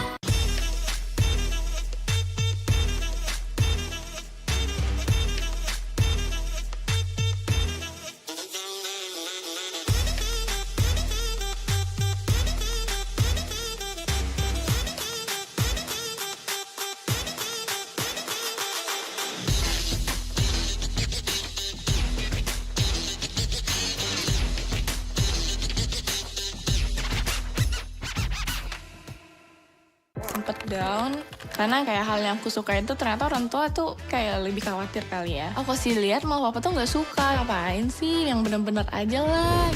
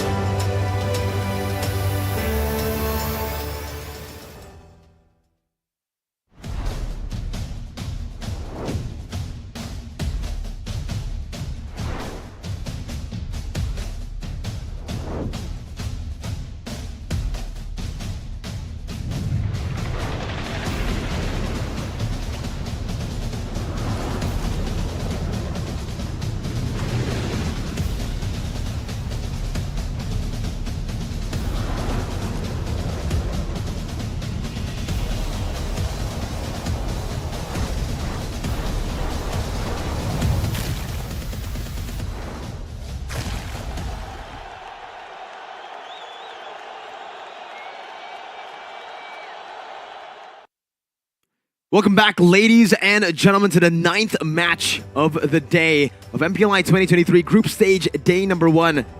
This time, it's a bit interesting in a way where there is a chance that we get a Kamai rematch, Gani. D7 and Chama are new, what will we call it? Reinforcements from Burnex Flash in Cambodia, now brought to Team Flash, which is the Singaporean branch. And hey, they were able to become champions through a big blunder and a full capitalization for the rest of the team. This time, I actually wonder which player is actually going to get the time to shine in the main lineup. They have so many new players in the lineup with Chama, with D7. Do they play their Cambodian reinforcements, or do they stick to what worked in MPLSG? And again, they have the mix. Kamai, they have PH players as well, and they also have their own homegrown players as well from SG. So again, it will be the question, who will play, who will fight, going up against See You Soon. A team that is very strong, and also they're on a roll, I believe. Definitely are, man. I mean, for See You Soon, they were such a dominant force in the regular season all throughout, even in the playoffs. They were able to have such convincing victories, mainly through, I mean, their trio mid mostly, but even in the gold lane, they had some stellar performances there, where now, I honestly feel like, Gani, you know what? I just want to watch some Omni by FWD. I want to see the journey of both BTR's Vin as a player. How did he go through the hurdles of being a pro player? And even for the brand ambassador, I'm very curious as to how, brand ambassadors do their business. Exactly. So if you want to catch them, check out Omni to perhaps inspire you to become a brand ambassador, or to inspire you to become a pro player. It's exclusive on Omni by FWD. It's free to download as well on Google Play or Apple App Store. So check it out, and again, be ready to be inspired by watching them. Get motivated, get inspired, not just by Omni by FWD, but also by Hello Panda. Get some solid snacks while you're eating. Yum. Well, you can't eat snacks while you're eating as well. You technically can. You can mix and mash different snacks, but obviously with Hello Panda, I like to enjoy it solo. Gani taking everything, the whole stash for himself right now. Gani, you want to put that in, stash it in your suit? Exactly. This is how you do it. This is how you do it, folks. If you want to enjoy as much Hello Panda as Gani here, he usually goes and eats it whatever he does, right? He plays Mobile Legends. He can stay clean because it doesn't really leave any crumbs. It doesn't really leave any residuals. And you're still able to have a clean gaming experience with no mess whatsoever. And you can also unlock the Pang of Hunger, or rise above the Pang of Hunger, and unlock the full flavor of MPLI. You're watching MPLI, you're watching these crazy matches, but it just feels incomplete without Hello Panda in your hands, Gani, and in your mouth. An area of effect of AOE. taste. AOE. And with that, you also... OEA. OEA. One esports app. Exactly. AOE, OEA. Stay on top of trending news and, of course, exclusives with the One Esports app. Download now, Google Play, or anywhere, and you can just dive deeper into the meta. Plays, builds, contents, Mirko's hot takes. It's all there in the app. It's not just anywhere. It's specifically the Samsung Galaxy Store and the Google Play Store that you guys can find it exclusive. Not only is the interviews or the content exclusive, but it's also the app that is exclusive to Samsung. Go ahead and check it out right now, ladies and gentlemen, especially if you have a Samsung phone. Hey, Mirko, I want to follow some of the social media as well, some of the news as well on different platforms, man. I only have YouTube, we've got you. I only have X, we've got you. I only have Instagram, we've got you as well. Anything you can think of, we probably have it, man. Discord, TikTok, Instagram, X, Facebook, YouTube, and even Twitch. We have it all. So if you have all platforms, you should follow on all platforms too. Again, stay relevant with One Esports. I like that. Stay relevant with One Esports. Get your daily news, get your in-game guides, find memes as well. My favorite meme on One Esports is the one where the graphic designer one. Our graphic designer is on vacation, but we still had to sell tickets. They made an MS Paint thing. That was a bit too professional for a random guy to do it. That guy is definitely artistic. I like it. The creativity. And of course, you can be also creative like me and just name that hero. Win 4,000 diamonds. What hero is it? Starts with a B, ends with a D. Balmond. What other hero? Balmond. It's Balmond. It's really Enough not. said. It's the axe, the hair. Nothing else I can say. Where did you find the axe? I can't see the axe. I have to be a little creative, Mirko. There. It's a bit too creative, in my opinion, the way that you can forge an axe from that.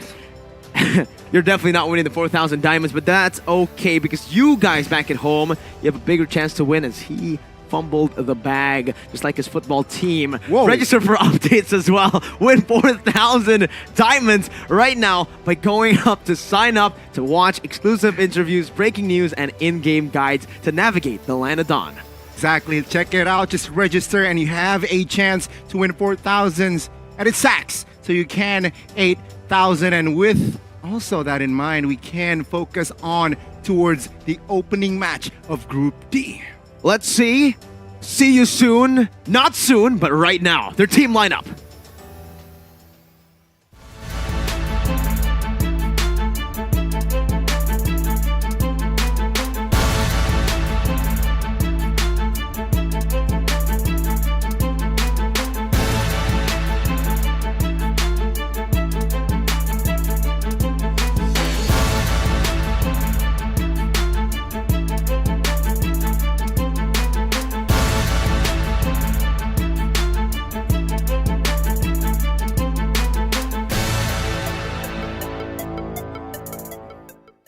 Let's welcome See You Soon as we take a look at their roster here again.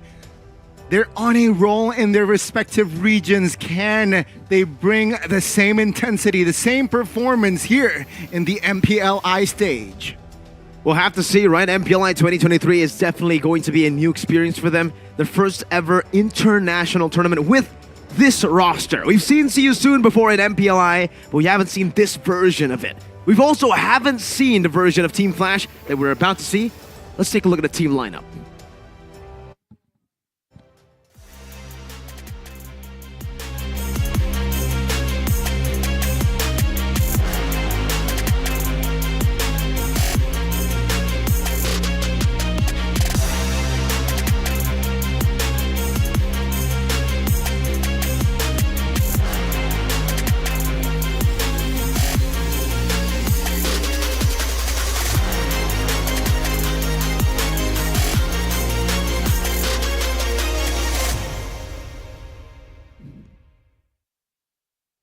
Let's welcome here the representative from Singapore. It's Team Flash. It's D7. Let's see if it's going to be Chama as well in the jungle. The reinforcements from Cambodia. Drum roll. It's still Adamir here that I am seeing. Is it going to be Chama? And it is Chama and D7. Ooh. The reinforcements from Cambodia here in Indonesia playing for Team Flash. No Hades this time around. Let's see if they can get the dub without him. Let's see. Again, with their information, right? I think they can use it to their advantage here. 40 seconds on the clock for the draft. And my expectations here, we can get a 25-minute game, Mirko. 25 minutes seems a bit too short for two titans like this. 40. Make it 70, Gani. Why the heck not? And again, rise above. Rise above. And See You Soon. And Team Flash, what will they cook in their draft? I sniff a Guinevere pick again. Guinevere has been having a horrible time at MPLI 2023 so far. Doesn't stop really them to enjoyable. Guinevere has just been bashed in the head almost every single game it's picked up. I think the only win that Guinevere got was the one where Blacklist International actually used it against Team Falcons. That was the only win for Guinevere. Whoa. So it's crazy to think, right? A hero that's so prio, so quote-unquote meta, having an abysmal win rate, abysmal success rate at MPLI 2023. Let's get into the draft to see whether or not we're going to see the Guinevere pick here, as See You Soon will be in the first pick. Team Flash on the second pick. Okay, let's see here. What will be the Pariah bans from See You Soon? And it seems like the answer is very honest, very straightforward. Diggy ban in the first phase. What they're saying is they will bring some heavy crowd control perhaps in their Time to drop composition. the beat of the And flash. Team Flash, they opt for a joy ban here, which just is the staple ban, considering that they will not have the first pick.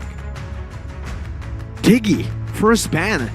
A very interesting start already to See You Soon's draft, something we don't see that often in the first phase, in the very first slot. But it already signifies that they want to go for some heavy CC, some heavy initiations up against Team Flash. For D7 as well, knowing him, especially watching him at MSC 2023, I look at him as more of a initiation aggressive type of roamer compared to the one that stays in the back with the Diggy, with the healers. But it might have changed with the new season. And earlier I called out a Gwyn to be picked up again, but See You Soon denied it. See You Soon actually banned the Guinevere out in this game or in this match.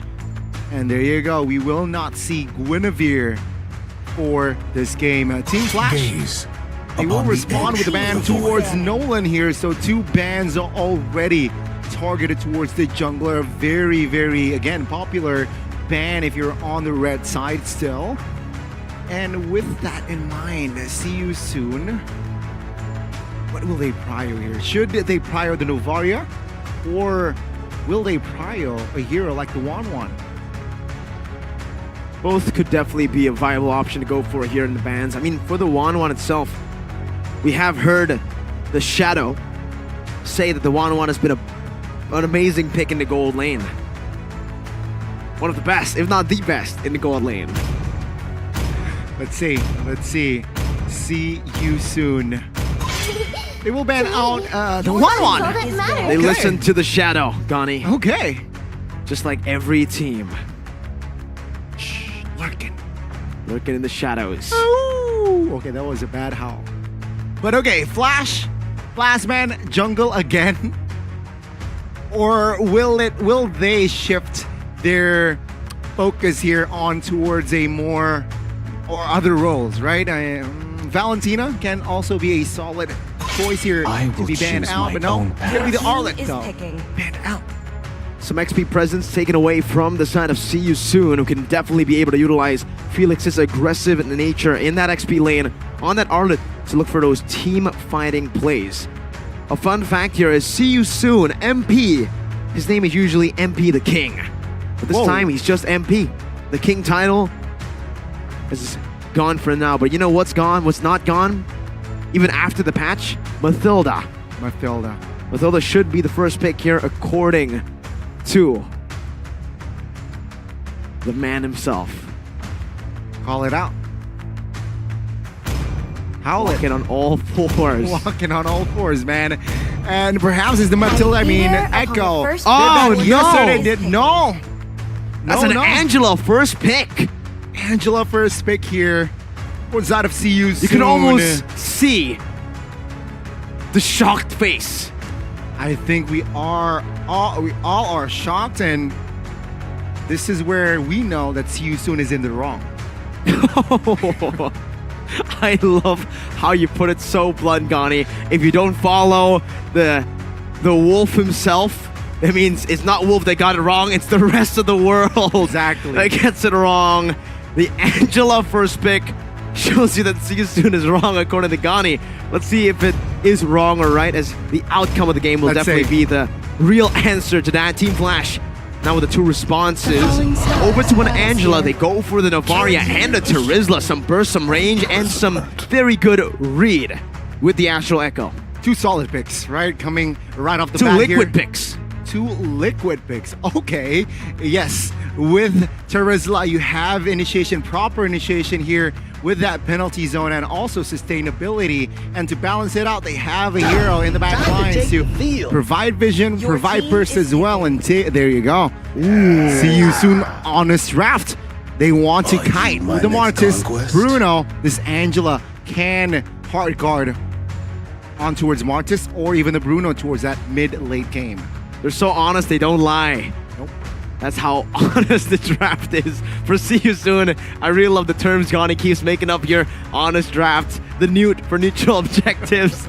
Absolutely phenomenal stuff from GONIE. So Team Flash will go for pretty honest draft themselves as well, right? With the Astral Echo giving a lot of the hitboxes or enlarging the hitboxes, something like a Brody.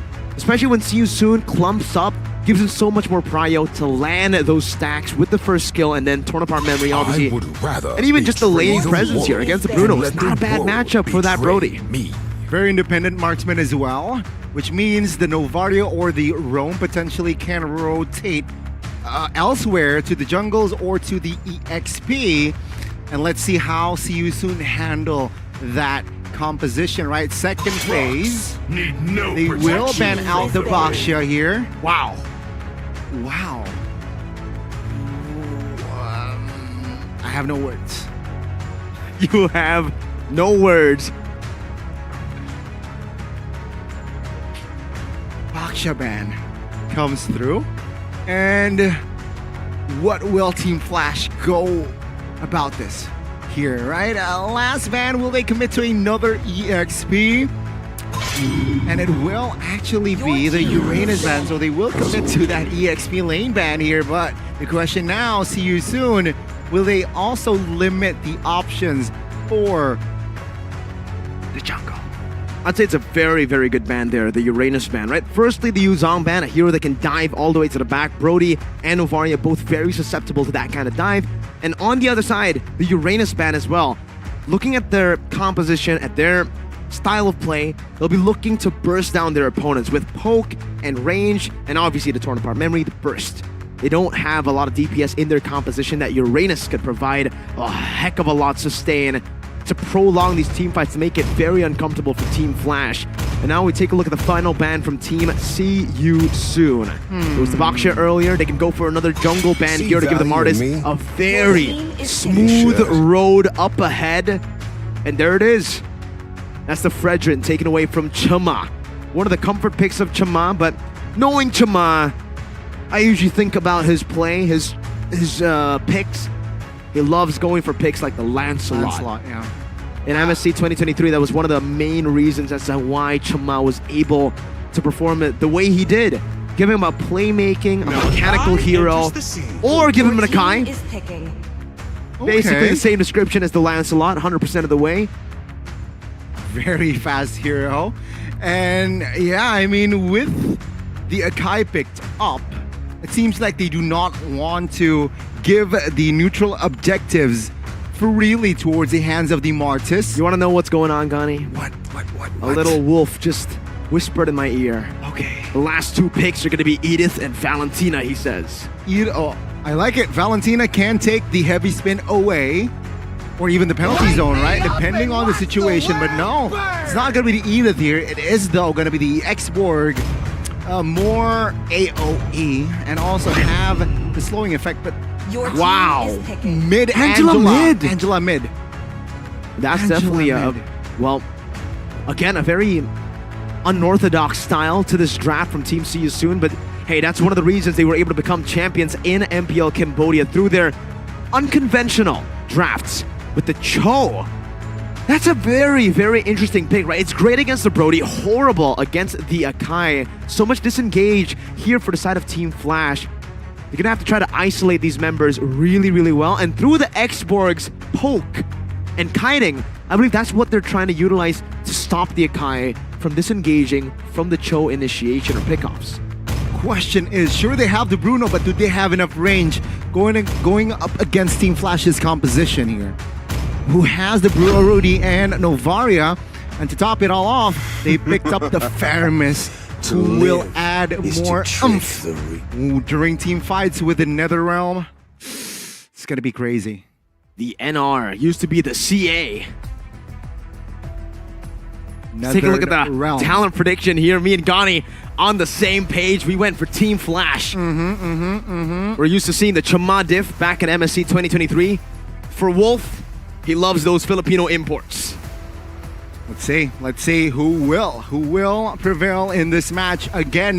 This is going to be the opening match of Group D. So Let's see who will have the first momentum within that group. Boxy, MP, Ra, Felix, and Kusei. Chama, Innocent, Jay, Adamir, and D7 will rock for Team Flash. Ladies and gentlemen, the battle, the rematch of Chama versus MP the King. This time not in MPL Cambodia, but in MPLI 2023. Welcome to the land of Dawn. Wow, immediately, what is interesting to me is the 4 flickers from both teams, right? It seems like they do not care for other spells. They want to either close the gap or they want to escape. It's all in or nothing, they say, right? They double down on no Purify. If you want to try to kick us, we'll try to flicker before you flicker and kick us. Chama and MP. We've seen throughout the regular season of MPL Cambodia that these two junglers have been going at it. But MP got the better of Chama for the most part in MPL Cambodia. Ra on this Angela mid though. Honestly, especially after the nerfs towards Angela, not too big of a fan of the Angela mid anymore. Yeah. Really like it more as a roamer, as just pure utility. Going for the mid laner, especially here, means that Seasoon will have quite a big drop in terms of their scaling towards the later stage of the game. Team Flash can itemize very easily against Seasoon when it gets to that point. They need to somehow assist Ra in clearing the waves, right? Either the Cho or the Export needs to rotate actively towards the mid side to help. And take a look at this. Already active, very active at the early stage. See you soon trying to somehow disturb Chama's rotation pattern. But seems like they will have enough cover for Chama to get out of that healthy. You don't gank the Dragon Warrior. The Dragon Warrior ganks you. I like it. And again, the first minute here, 10 seconds towards the first turtle of the game. It seems like it's just all even, right? Rotation-wise, setup-wise, no clear winner yet. But see you soon, we'll have a better clear with the help of MP here. Interesting choices of the emblems here. If you guys can see, Adamir, a very, very active XP laner, and it shows through the power, the Wilderness Blessing. Team Flash has 3 Wilderness Blessing. They want to look for more setups around the map, and Chama is already first onto this turtle. Remember, Mortal Coil is an anti-CC. Chama, if he uses that heavy spin, can be cancelled out. Oxy, chunking in the backside. Use it. Mortal Coil, fuse J, very low, but it will buy enough time for Akai to take the first nuke. Jay in the backside, looking for a cover, but Chama isolated in the front, and he will fall as Felix barely survives that one. You don't want to be giving away kills into a Martis early game. I would say, even though Team Flash were able to get that turtle, it's still worth it for Seasoon because they were able to get a kill on MP. Martis gonna be such a big snowballing force as we enter the mid stage of the game, and if he gets another kill here, we've seen what Martis can do today, Gani. Yep. Absolute domination. Okay, let's see, will it happen again in this game? And after the first kill and the first turtle, seems like all is okay. Tempo very slow, and perhaps both teams now will rotate towards that goal here, but no, MP wants to somehow steal away the jungle camps from Team Flash. Good invades, man. Really a good way to stay on top of the game, on top of the enemy XP laner as well. Even here against D7, who has already used the Astral Recon. Now MP's gonna be brought back to the team by the penalty zone as well. Active XP laner Adamir. The Wilderness Blessing pays off with a big kill onto MP. A very good recovery there from Team Flash, right? And see you soon. No competition whatsoever. They managed to take down MP, the jungler who has been on a roll rotation-wise. And with that kill, with that pickoff, it actually sits him down a bit. Now it's back to the slow roll. Because for See You Soon, they're the ones looking for a snowball. Team Flash can play the long game. They can, well, not necessarily the long game, but they want to play for the mid game. That's when the power spike for most of their heroes actually hit. And if Boxy opens up like this. Oh, face checking here. Gets the Jet Kundo, but good start. Oh, flicker, Way of Dragon connecting onto his Innocent. But the damage will not be enough as the heavy spin will try to somehow find space. Felix, though, good angle with the last Insanity finding and killing Innocent. That's a 1-for-1, but it's a gold lane traded in for a roamer. Not too sure if it's worth it at all for Team Flash. MP still free farming in his own jungle, but Adamir. Oh, looking for being a nuisance, constant nuisance here in the jungles of See You Soon. As Chima now focuses down on the turtle. Let's see here with the help of hard guard here. MP looking for the steal. D7 though will find the turtle, as it seems like Akai was pinned down in the turtle pit and gets taken out. He had a retry advantage, but it did not matter. Siu Soon just barged in. They knew they wanted to just go for the team fight. The neutral objective was never in their sights. It was all just the kills for MP. And heck, he got the second one here. Adamir. He's all alone. No mortal coil, and the penalty zone was on point. D7 will secure that kill. Adamir. As MP now a little bit to overextend there and was clearly punished by Team Flash. A big smack of the hammer onto Felix's head just earlier here. Team Flash equalizing quite well. Innocent. Heavy spin on towards just Boxy though. Trying to find space here for Innocent. With the help of Jay here, I think they have enough damage resources to take him down. Wasted a hard guard in that play, and Innocent will grab the 200. A solid kill. This time for the Brody. Kind of the same vibe you get from the Brody and the Martis. Both these heroes looking to snowball. For the Martis, though, falls off a bit, well, way harder in towards the late game. Innocent still holds a lot of value into that late game. A siege down below, Gani. Oh my goodness. What? Oh, the nether realm comes in clutch, though the damage will be enough to take him down. But what the heck was that? The piercing shot from D7 finds two members of See You Soon. That was such a beautiful combination. I hope we get a replay of that. That was a torn apart memory and an astral spear shot down by D7. It was split in two, literally. It wasn't a double kill. Innocent killed the guy in front for the astral spear to hit the back. One. We need a replay of that. Wow. We definitely need to see what happened in slow motion. I thought it was a piercing shot, but man, what?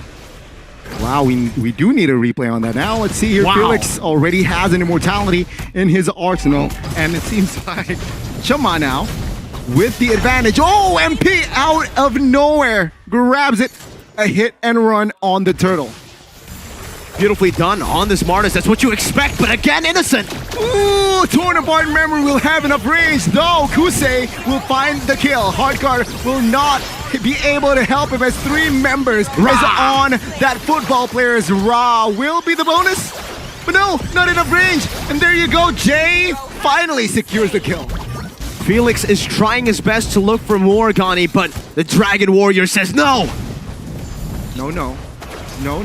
Let's take a look at the economy here. It's quite even, actually. It's very even, considering that there's been a lot of fights. Remember, MP still able to be... Well, he has been able to secure these neutral objectives, to secure some kills, to stop it. Let's take a look at the replay here. What exactly happened, right?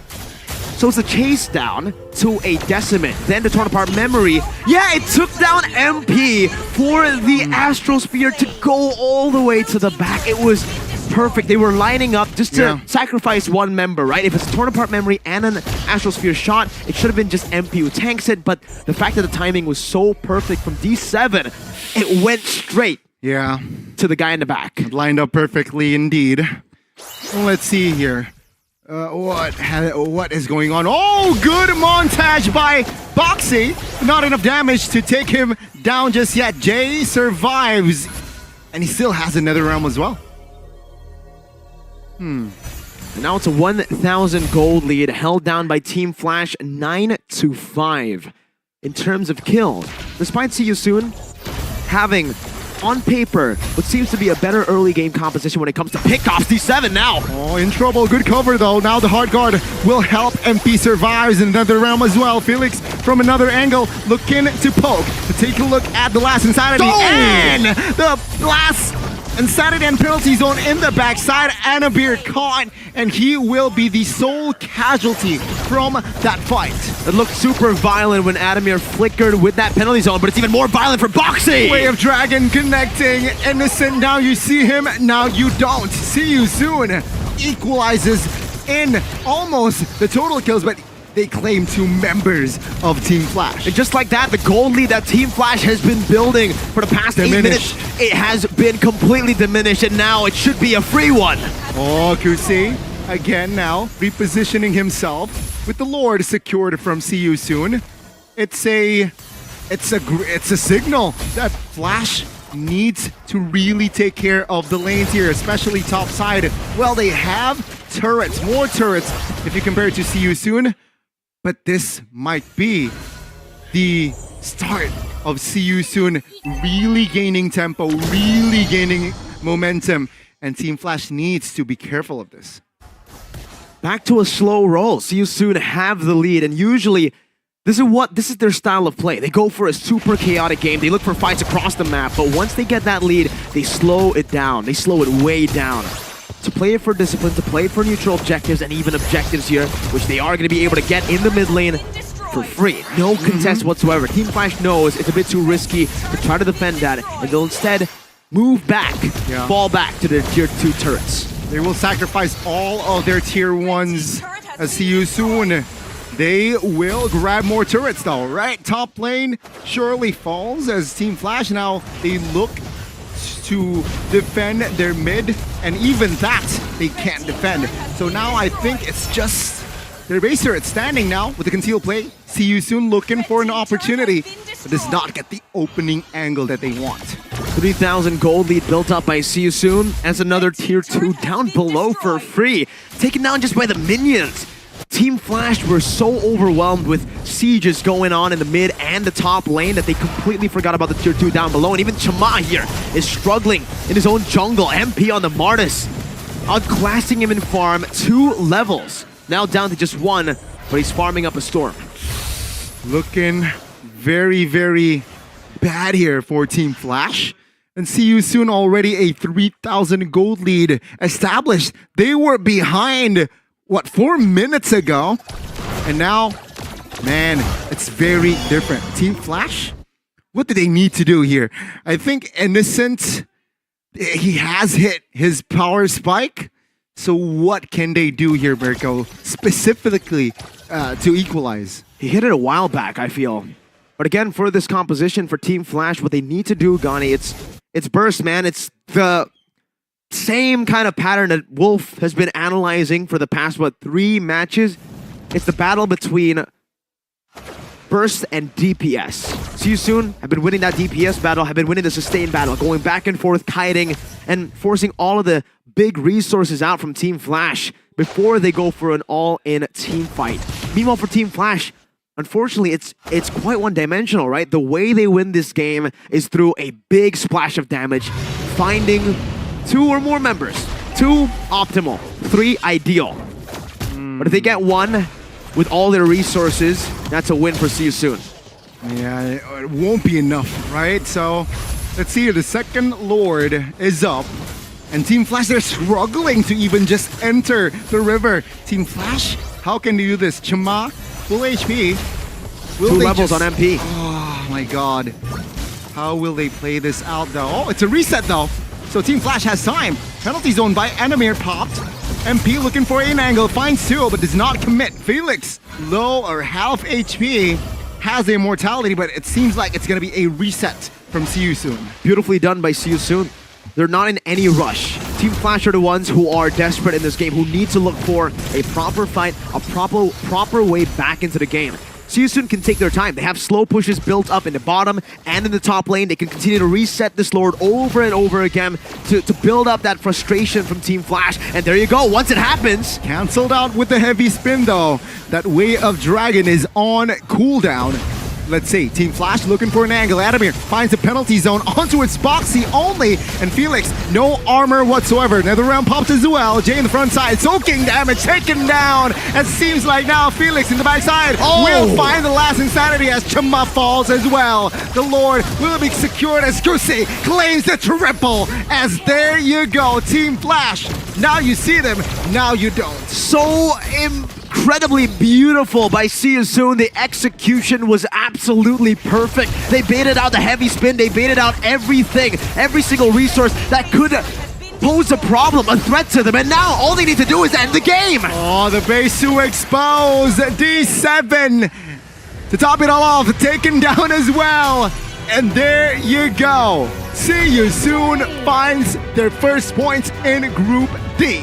Amazing mechanics, intelligent decision making, and on point macro. That's what you get when you see you soon in this game. They make it chaotic all to the point, up to the point where they don't need to anymore. Once they get that gold lead, you can see a complete shift, a 180 completely.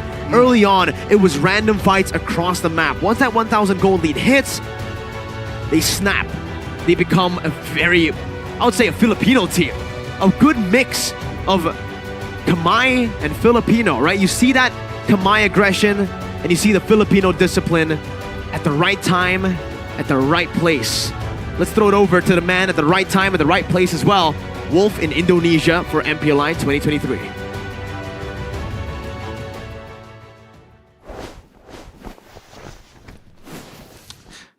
Thank you so much, Mirko and Gani.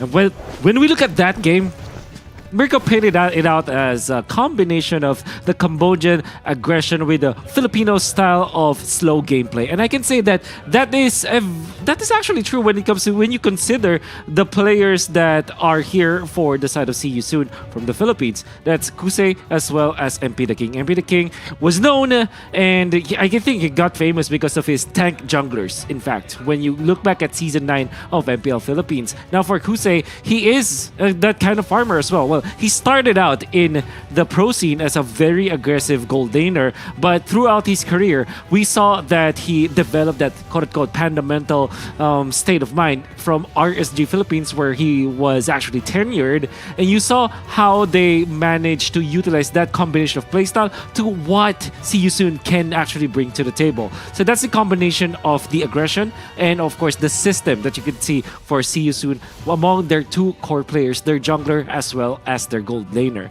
Now, how did that happen? In fact, you can see that Team Flash wanted to go for the playstyle that actually made them successful in Singapore. The championship run that they did, the miracle run that they were able to do because of their aggressive and very, I would say, high risk, high reward kind of playstyle.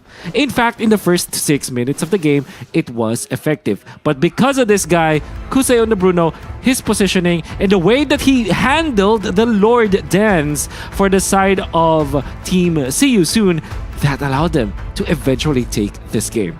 Again, first 6 minutes of the game, you can see that it was absolutely Team Flash's game already. Their aggressive playstyle allowed them to control and get many kills into the side lanes.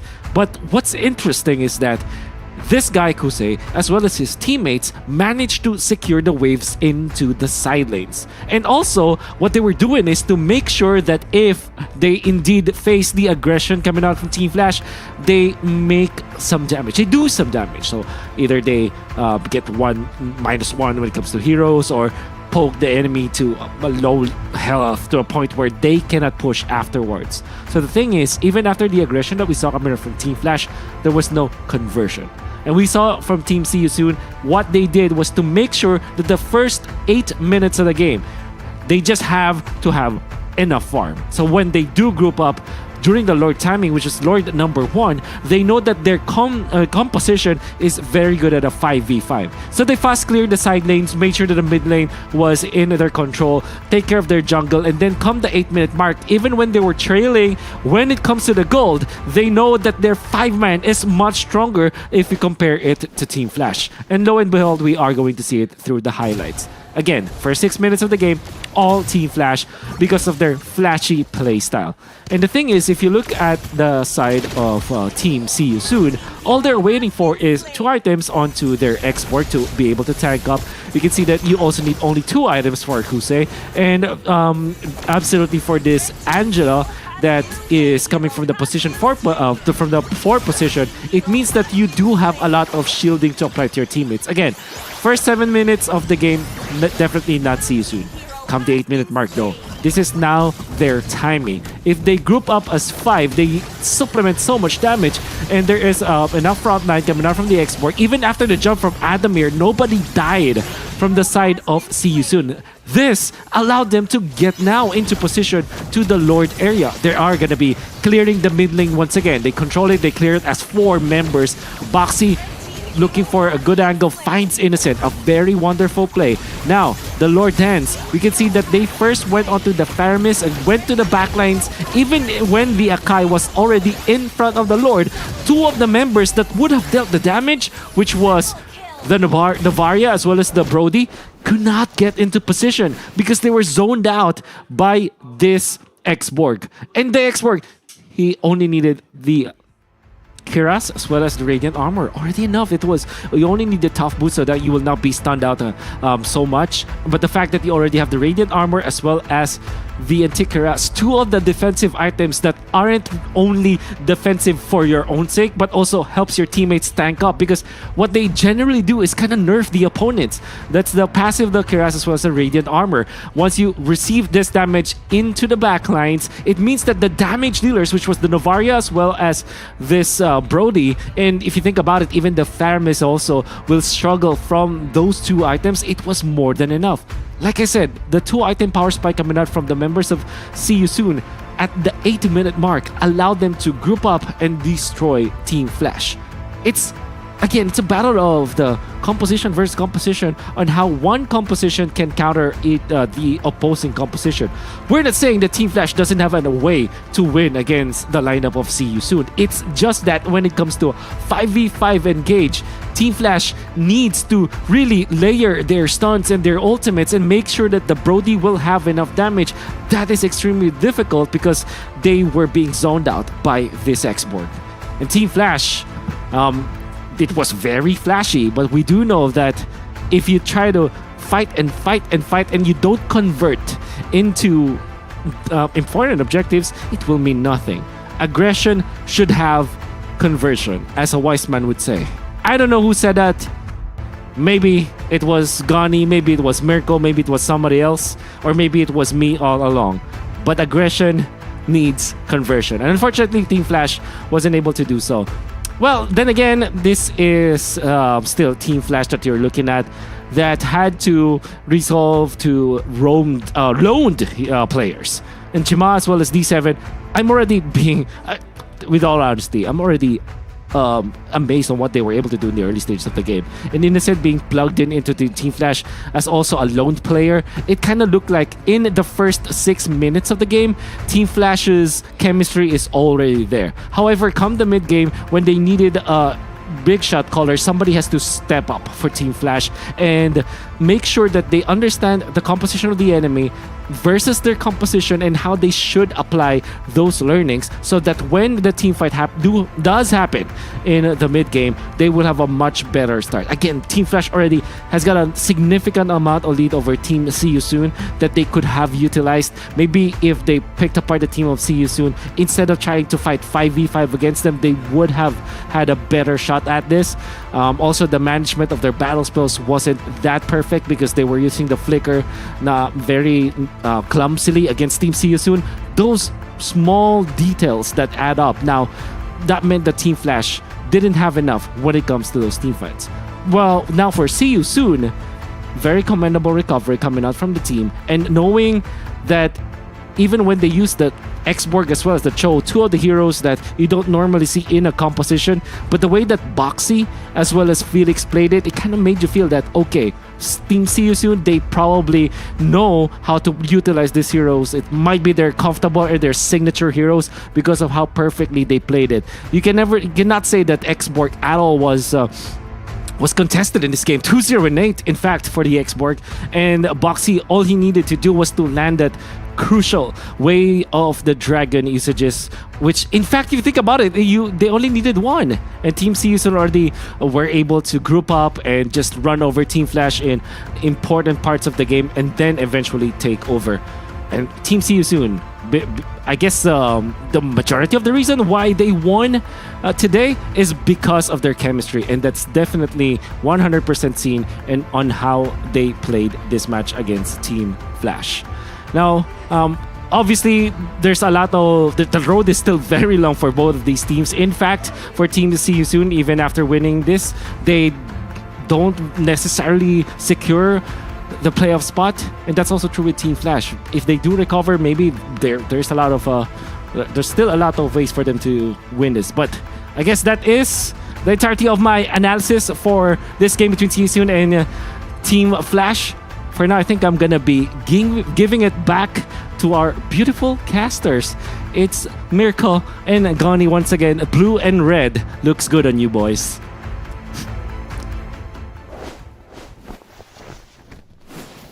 And beige looks better on you, Wolf. I did not expect the compliment, Wolf, so thank you. Thank you as well, Wolf. And you're welcome for that compliment back to What? Mr. Wolf. Right? I mean, Yeah, I said true. beige looked better. We True. gotta, come on, W Wolf, but also True. W Mirko, W Gani, right? We gotta take that Three W. dubs. And Dubs. Soon just got a good W there, man. I was really impressed with their performance. A lot of people were already counting them out when they were placed in the same group as a certain favorite in the tournament, M5 later on. Makes it a little bit more hype now, the fact that Soon has performed so well and has a very unique style. I'll say that much, right? The combination of both Kamai and Filipino players is a pretty good mix. Very solid mix. Very solid mix. And let's add another match, right? Another mixed Group D action here. The two R's will go at it. A classic Indo VPH. We'll have to witness together. RRQ taking on RSG PH. The Raiders against the Kings of Kings with two very different lineups to what we are usually What we are usually accustomed to, right? I mean, looking at Demon Kite coming back in and a few new recruits from the MDL team of RRQ. Let's see what will happen after the 10-minute break, and we'll see you then. RRQ versus RSGPH.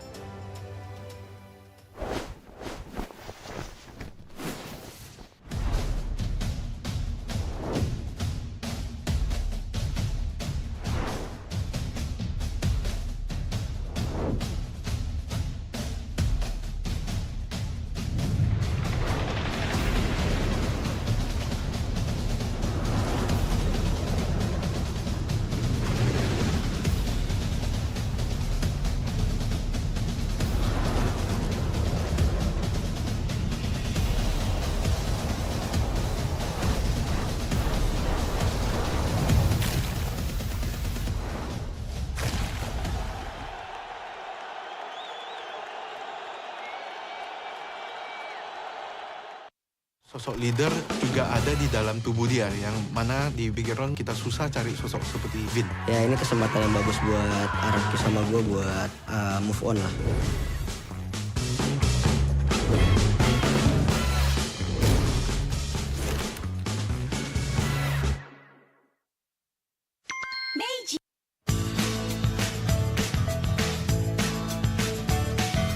Hello panda, semua suka biskuitnya.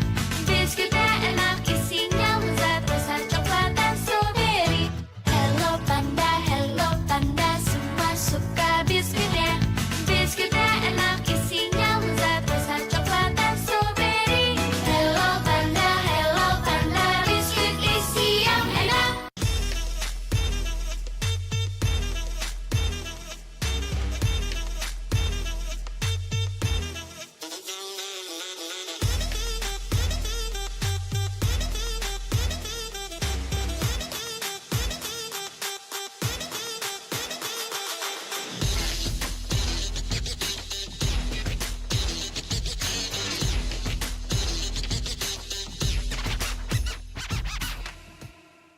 Sempet down karena kayak hal yang aku suka itu ternyata orang tua tuh kayak lebih khawatir kali ya. Aku sih lihat malah papa tuh nggak suka, ngapain sih yang bener-bener aja lah.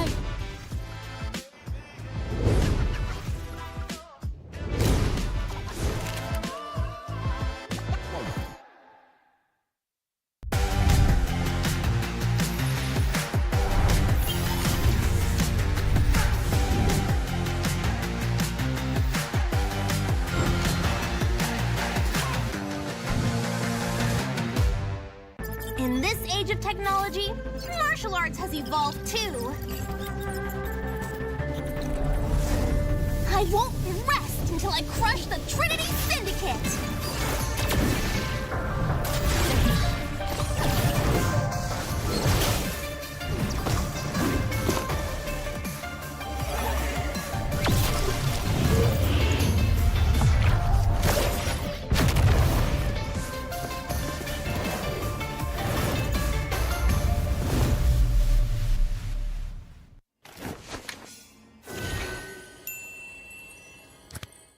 sosok leader juga ada di dalam tubuh dia, yang mana di Bigetron kita susah cari sosok seperti Vin. Ya ini kesempatan yang bagus buat Araki sama gue buat move on lah.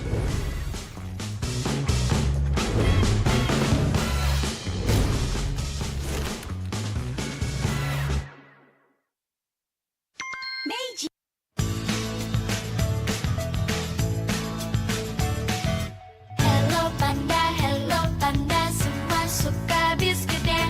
Biskuitnya enak, isinya lezat, rasa coklat dan strawberry. Hello panda, semua suka biskuitnya. Biskuitnya enak, isinya lezat, rasa coklat dan strawberry. Hello panda, biskuit isi yang enak.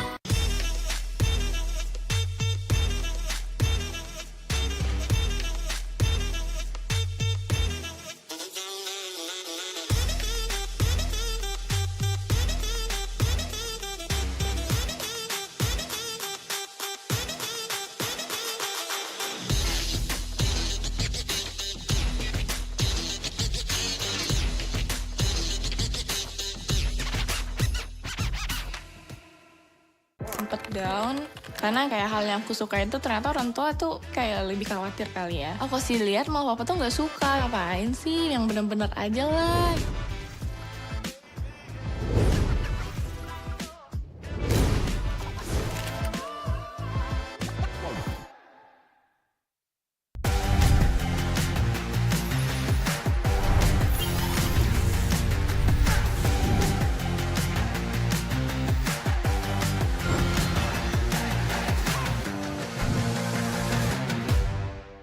In this age of technology, martial arts has evolved too. I won't rest until I crush the Trinity Syndicate!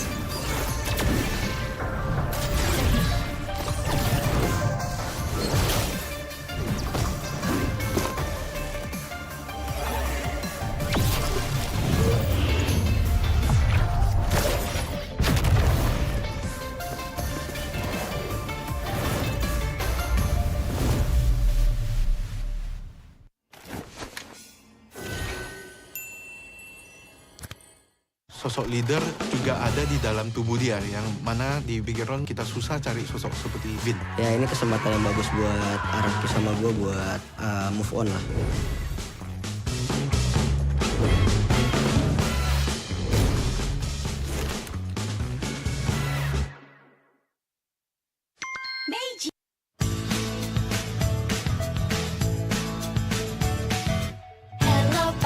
Hello panda, semua suka biskuitnya.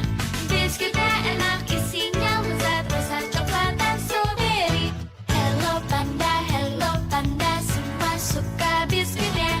Biskuitnya enak, isinya lezat, rasa coklat dan strawberry. Hello panda, biskuit isi yang enak.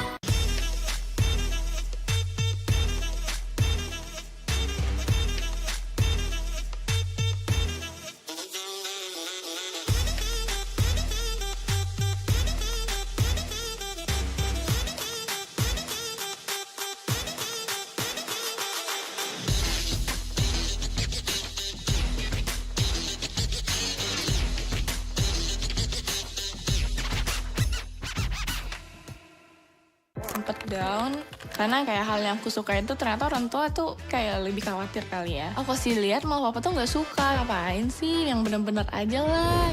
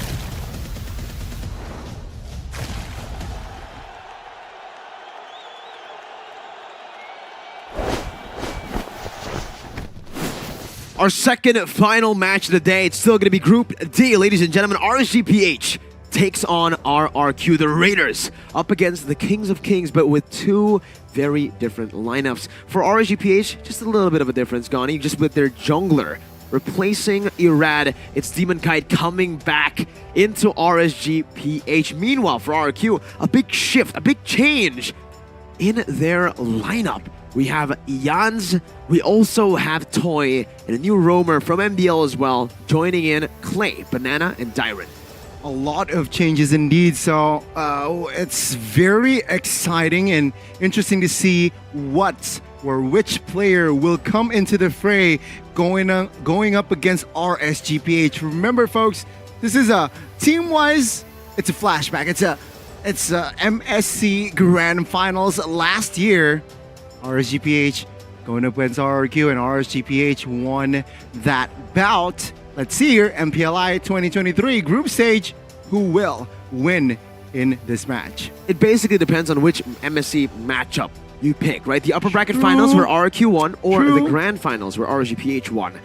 You guys can choose whatever you want when you're on Omni though. So the choices become much easier, right? You don't have to pick either one. You can watch both the Una mini documentary or even check out the BTR Vin, his journey from RRQ and when he was at BTR as well, Gani, in the mini documentary in Omni by FWD. Question is, Mirko. Question is, are you in that documentary? No. No, I don't care. I will still download Omni and check it out. Scan the QR code beside Vin to have more details. And of course, with that also, watching Vin, watching Mirko, we need a snack.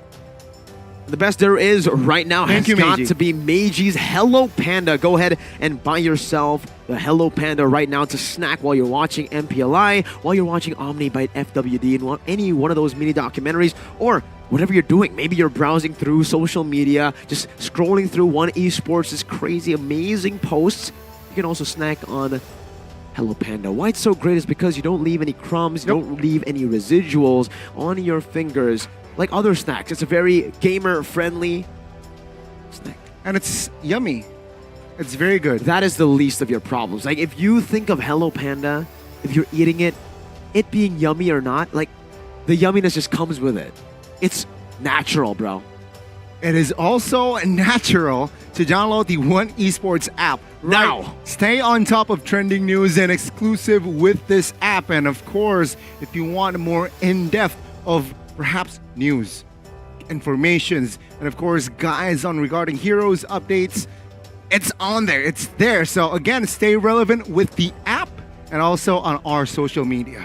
Follow the social media of One Esports as well, right? You already got the app on Google Play or on Samsung Galaxy Store. You can also just follow us on social media. Whether it's Discord, TikTok, Instagram, X, Facebook, YouTube, or Twitch, we've got you all covered with incredible posts every single day. There's memes, there's news, there are roster updates, basically everything you need to know in the world of MLBB Esports. Very simple and very fruitful discovery if you perhaps follow One Esports, right? You will be inspired within esports, and also I think a lot of creative posts is on that social media Creativity Creativity is the least. It's something that you will always find in One Esports. Even when they're selling tickets, the graphic designer isn't there, right? It is on vacation. They can still make a way to make it interesting. Just like how this is interesting. Name that hero. 4,000 diamonds, all for you guys. Because Gani and Eterna, they suck at this game, man. Go and vote. Go and try to guess. If your eyes are as good as Leslie's, snipe it down. What hero is that? Name that hero, and you guys can get a chance to win 4,000 diamonds. And it ends in the 19th of November. So the last day of MPLI will be the last day that you guys can win 4K diamonds. And so easy, very straightforward as well. 4,000 diamonds, they're waiting for you. So again, grab that chance. And if you want to stack it up, there's also a way for you to get another 4,000 diamonds. And after guessing Balmain, you just register where, Miracle, is the question? No, you're not. You gotta get it right, but if you miss that hard when it's a clearly not Bauman and you guess Bauman, maybe you're just not good at that. It's fine though, it's fine. Maybe you're good at registering for updates, following the news, and then utilizing that later on, right? Breaking news, all the latest guides, in-game guides to navigate the land of Dawn, and even exclusive interviews with all the teams, players who are now fighting for that MPLI throne. You guys can get a whole lot of that by registering for updates using the scan right here, the QR code right here. Scan it, and you get a chance to win 4,000 diamonds as well. Getting the bag, man. Again, 8,000 diamonds. They're waiting for you if you just register and guess the hero. Very easy. As easy as that. Very simple again. And with that, so let's talk about our 11th match of day one. RSG, PH, RRQ, the two R's here. Who do you got? You'll see in the prediction later, Donnie. We have a time and we have a place for that right now. Looking at these two teams, though, we did mention that there has been a change in the lineups. Now, I'm very curious to see who exactly will play for RSGPH and for RRQ. Let's start with the home team. Ladies and gentlemen, RRQ. Which lineup will they deploy in the second final match of the day?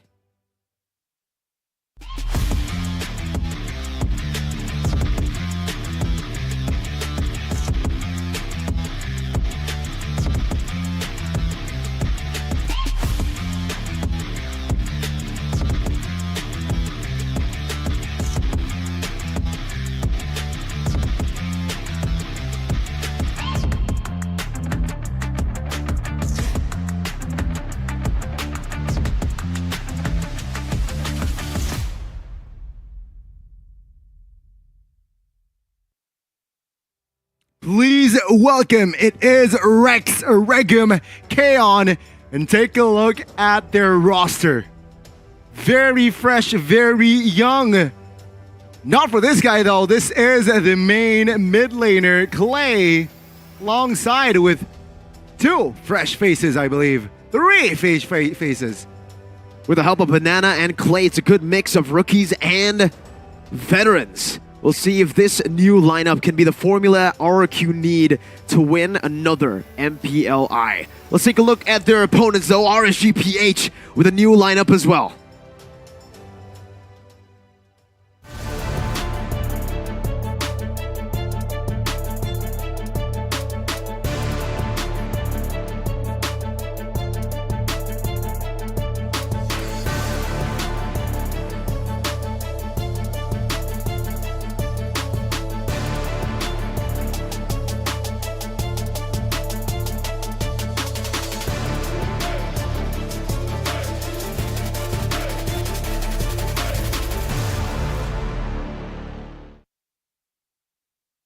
And this is RSG Philippines with Demon Kite in the fray. And let's see here, it seems like with the also a fresh face in the side of RSG, do you think RSG can win this battle? They only have, well, I don't even think we can say it's like a fresh face, right?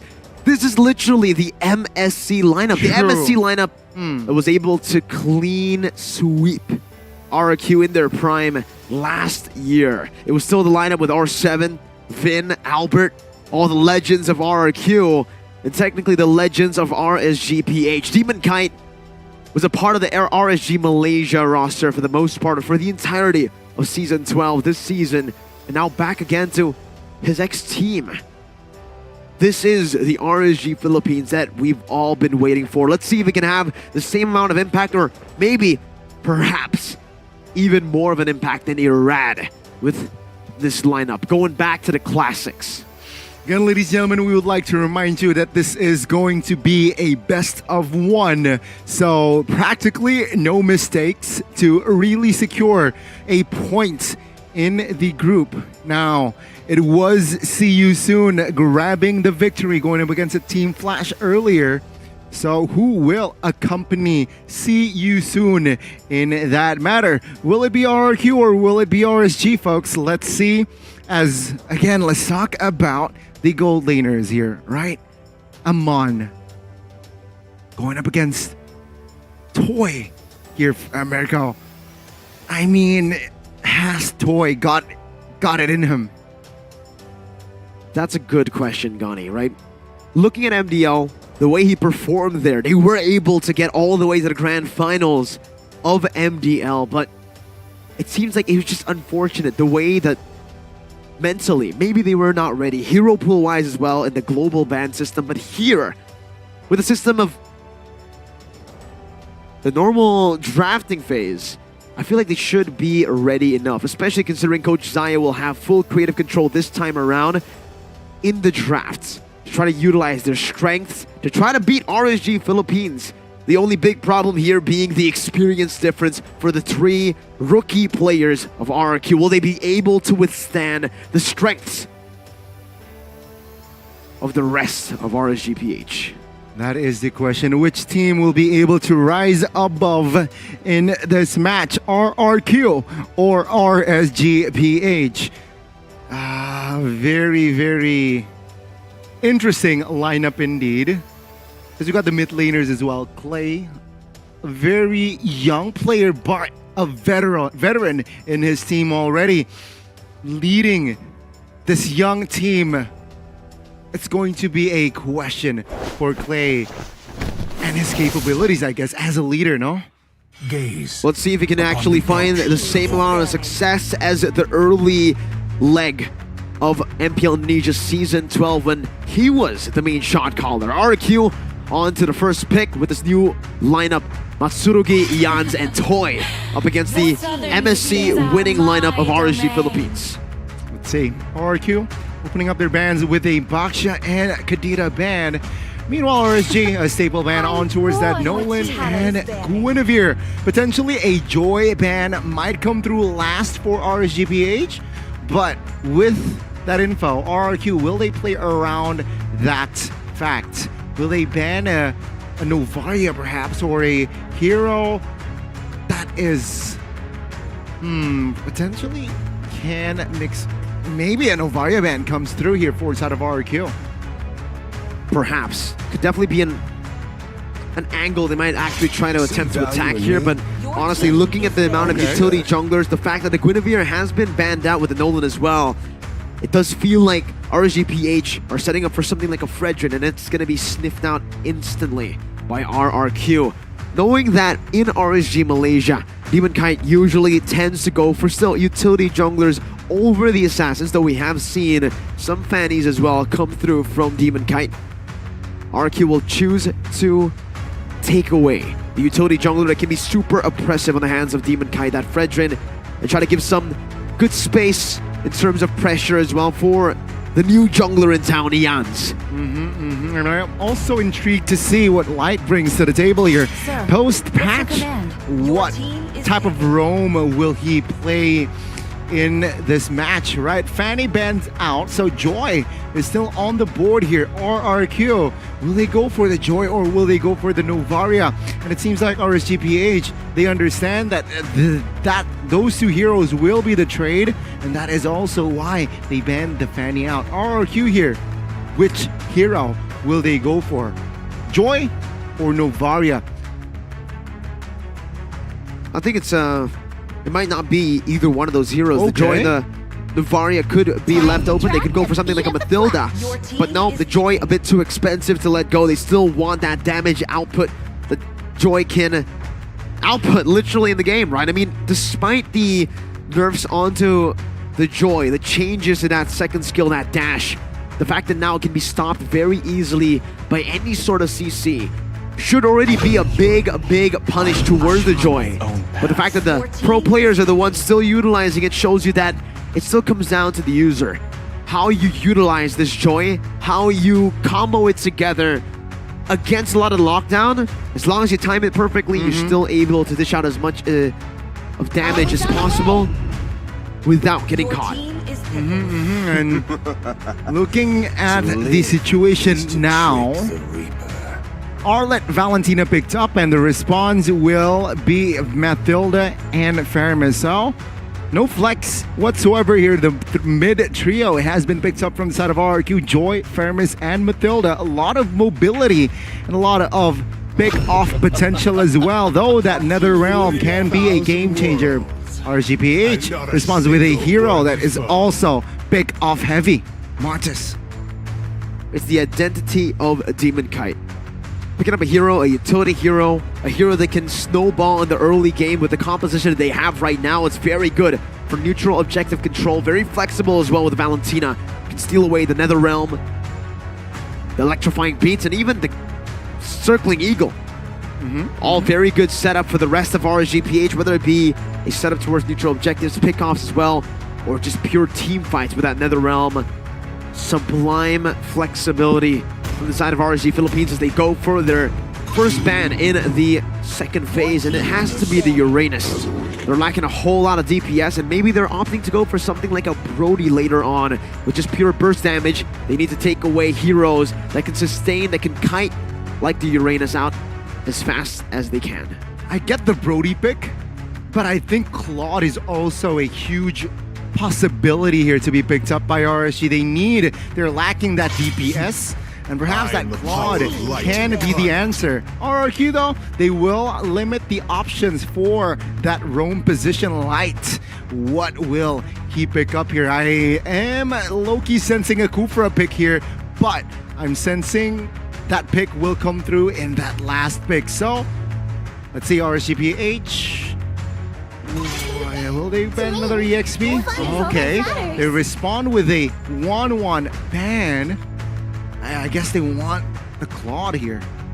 They can go for the Claude. There's a lot of different heroes as well that would actually fit RSGPH. Again, the 1-1 ban. 1-1's really good against the Brody. It's already signified with the Uranus ban that they might want to go for more burst. They can even go for the Bruno. The 1-1 ban might just be another deny away from the RRQ gold laner Toy, who we've seen in the MDL as well get countered through his, I wouldn't say shallow hero pool, but with the hero pool that he has, it's definitely something that can be exploited here by RSG Philippines, knowing that Iman is such a dynamic gold laner, play a whole lot of different heroes. Hey, they might even be, this is a bit risky, honestly. The Ixia, I don't think is going to be shown here. I was thinking about it, but then I look at the Joy again, look at the Fermis again. The Brody, the Bene, the Bruno, all up for grabs. They go for the Bruno. Okay, more range, also more balance, right, within their composition. They have someone that is strong in that early. They also have someone that can be a force to be reckoned with in that mid and late. RRQ with this, what do they respond with here? Perhaps the Terizla, okay, crowd control, and as well as an initiator and the Brody responds. And now, RSG, I don't mind them picking up the Kufra. Signature pick for Light as well. It's a good choice up against this Joy. The bouncing ball now can be used to cancel the Joy's dash. It's also very, very good against the clumped up composition that they, RQ, might be looking to go for right now with that Fermis pick. Once he pops that Nether Realm, it should be a pretty easy initiation for Light on the Kufra. But aside from the Kufra, what else could come out here? Against the Brody as well, they can definitely go for... Adventure starts. Whoa, what? That's definitely not a Light pick. I have not seen Light on this kind of hero ever. I haven't seen it ever. I wanted to see... I've seen it once. Very rarely do I see it. No, I haven't seen it ever from Light. It's not very Light to pick a hero like this. Which is very interesting, right? Already adjustments from Light. Picking up the Florian last, and let's see what impact will he bring to this match. Again, folks, it's Ian's, Banana, Matsurugi, Clay, and Toy. I still can't believe it. It's Light on a healer. A Florin out of all the healers here. A Florin. Some changes in his gameplay, trying to evolve the RSGPH playstyle. Let's see if it can work out against the new, young RRQ lineup. 3 members from the MDL making their international debut. Into the land of Dawn we go for RRQ versus RSGPH. Again, it's going to be the floor for flickers from both teams. And let's see here who will be able to utilize that flicker to its utmost potential. Demon Kite and Ians will start on the opposite buffs. Purple for Ians, orange for Demon Kite. And let's see the rotations. Nothing too aggressive, it seems like. And yeah, it's all chill here for the first minute of the game, though Nats chunked to a half HP.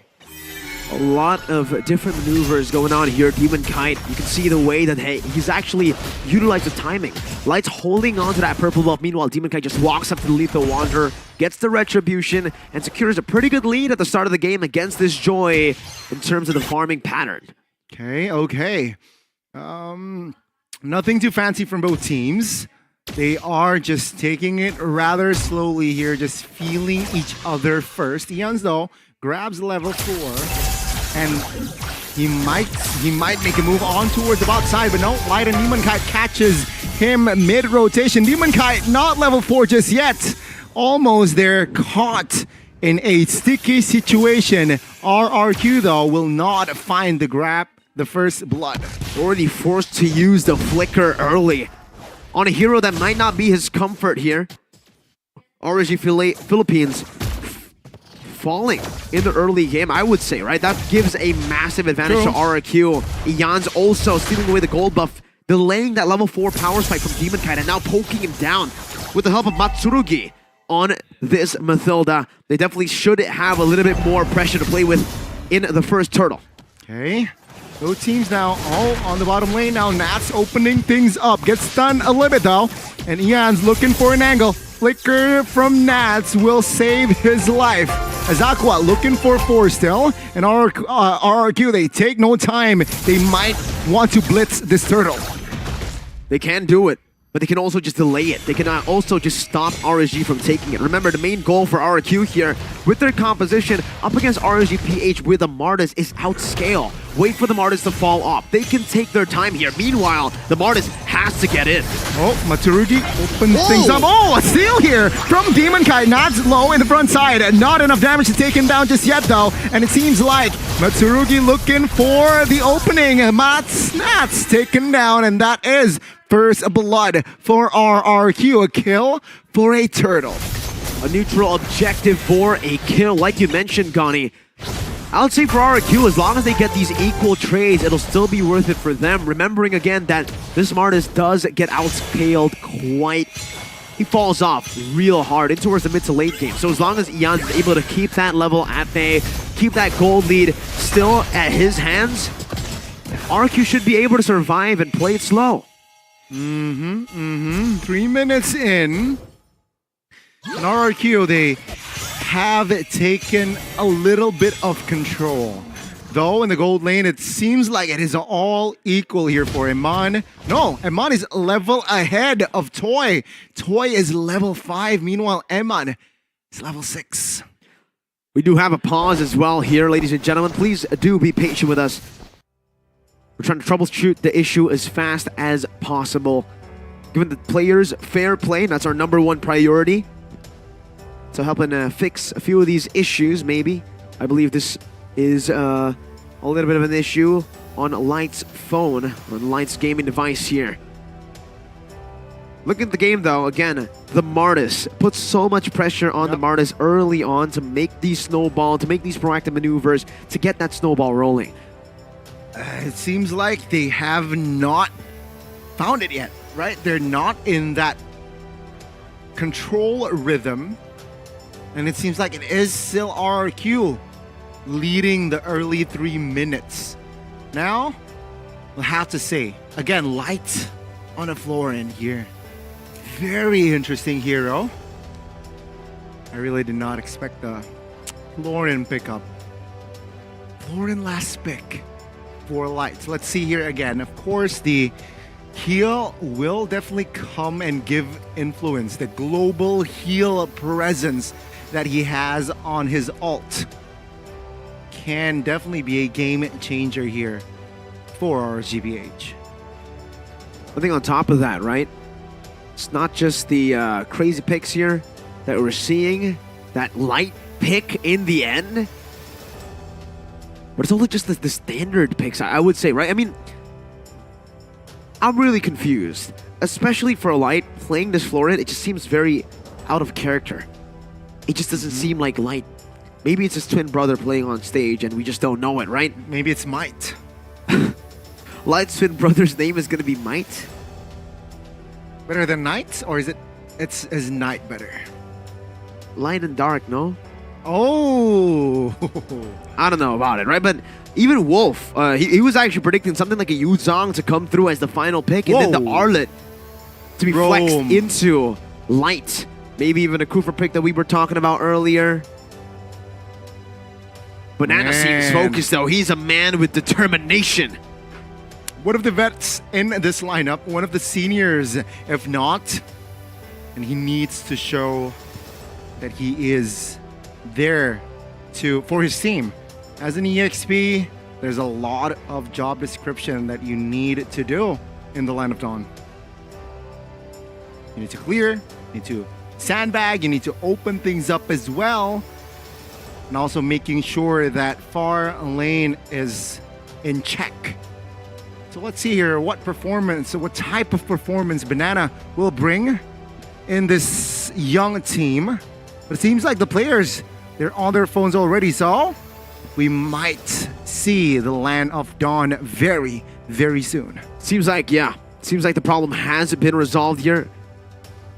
But with that, maybe another pause has been ensued, and the problem may not have been resolved just yet. We'll have to wait for the game to get all the way into the Land of Dawn before we actually can say the problem has been resolved here. It does look like they are already in the game though, so we'll see. I guess they're just testing it out before we get in, just to see if there's going to be another pause with the troubleshooting there disappearing. That's a sign, ladies and gentlemen, the green light for us to get back in the game. As a recap, RQ still holding the gold lead. Demon Kite putting some pressure down up top in the gold lane. Toy, gotta respect this.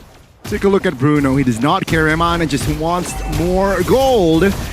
As Clay cut off mid-rotation by Aqua. Good farm there. Set it up by RSGPH. Iman got a few good hits onto that turret plate, man. It's going to be very, very good for him. The long run scaling up to that late game as well. Sure, the Martis will fall off, but as long as the Bruno gets to a comfort point, gets to a power spike, it should still be all good by RGPH. But in the early game, they certainly still want to look for this pressure around a neutral objective. They were able to secure the first one here, and the Joy is not on the turtle. You can see that Banana's doing a good job at trying to reset it, but Demon Kite has held his ground, taking control of the turtle, and they're going at it, Gani. Banana will not force this one just yet. He has the penalty zone. Demon Kite, though, will find the turtle. Eon's just a little bit too late there to find the steal. A good secure from RGPH grants them the win here, and also the goal lead going back towards RSG Philippines. RQ still playing the game super slow. They're holding on to that mid-game power spike. I mean, that's the only thing they're looking for at this point, right? The Brody, the Faramis, the Joy even, and the Terizla. Once they hit that in the 8th minute, 9th minute, 10th minute is the optimal, the ideal time to look for a real team fight across the map against RSG Philippines. But looking at this, they're going at it early. Okay.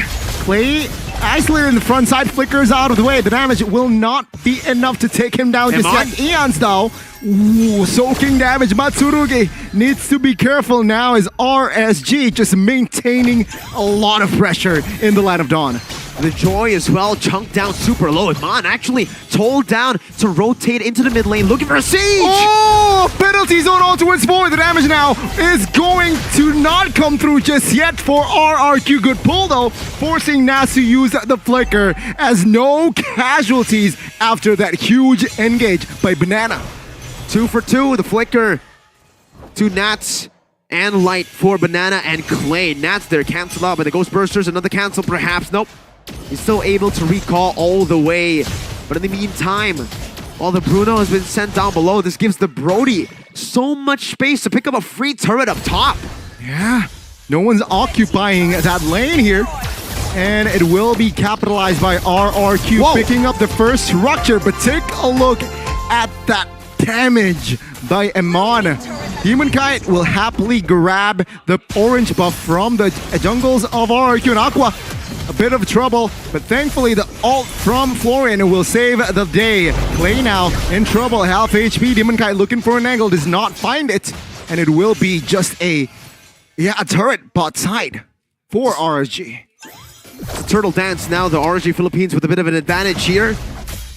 Flicker not ready for both these XPs, but Nats with the final slash should be able to lock him down. Banana quite low, good! Final slash as well, on towards two there. Banana trying to, recall seems like, and Clay caught Netherrealm pops as Eons finds the skill and the steal as well. The turtle will be secured by RRQ. A drive-by from Eons.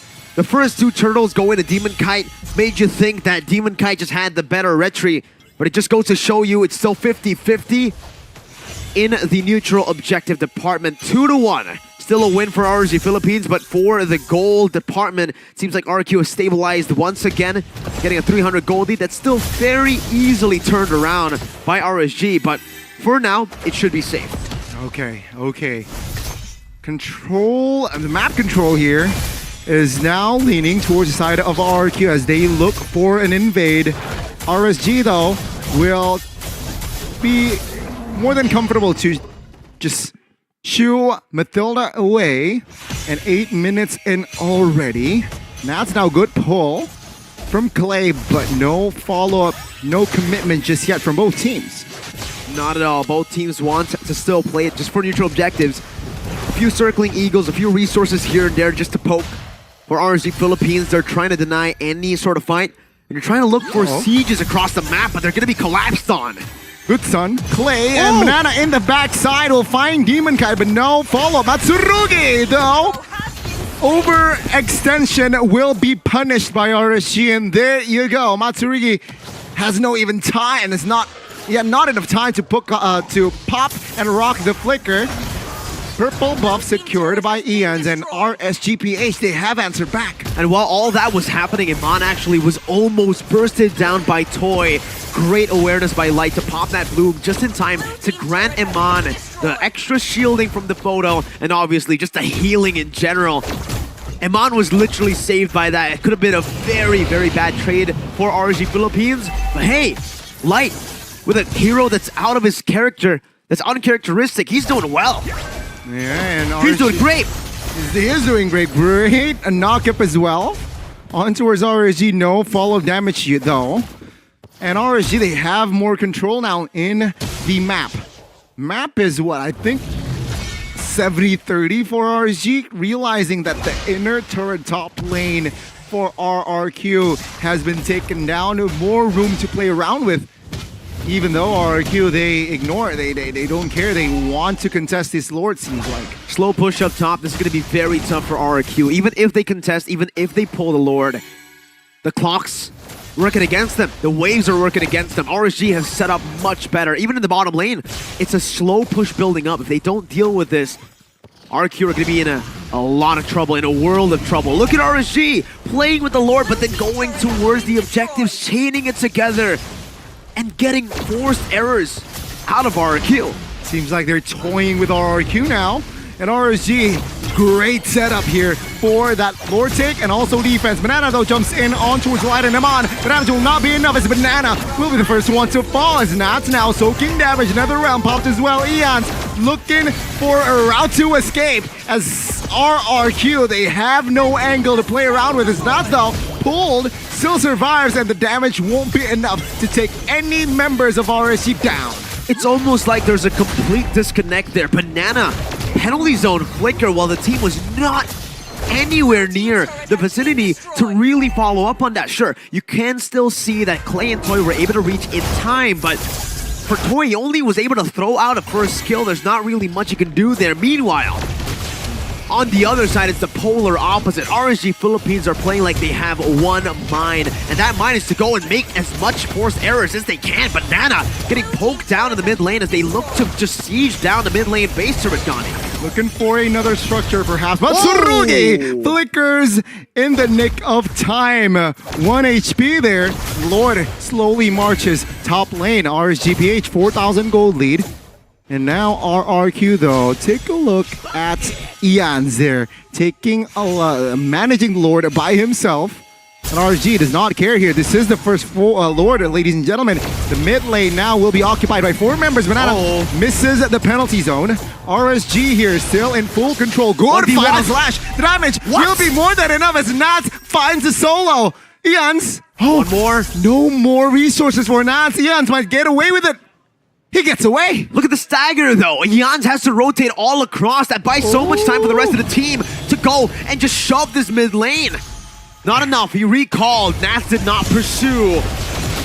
And it seems like now RRQ looking to defend their base turrets. Matsurugi caught and he will fall. Let's see RSG. Will they want more? Will they get greedy? RRQ defends their base turrets. Though top lane quite exposed. But no, it still will stand.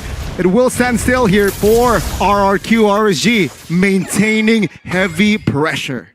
Such a chaotic formation in the way that RQ defended, but hey, it worked out for them for a while. Still though, the mid lane, I think you can no longer stop the brute force push, the brute force siege of the Raiders. They're gonna go for the bottom lane as well. Oh, flicker banana again, no follow-up damage, no coordination here from the side of RRQ. Let's take a look at the stun. It was huge. RRQ Netherrealm popped, and again, they can find more as Matsurugi. He was just there for the fight and he got taken out. Now they can still maintain pressure. They have flickers, so they can play more on their resources. No penalty zone, Donnie. This might just be RSG taking away another base turret, maybe even the game. It's exposed again. Banana very low. He has his backside though. Will try to lock and find Aqua. Does not get it as RSG. They're waiting for a wave, perhaps in that mid, but they will decide to back off and regroup as the Lord now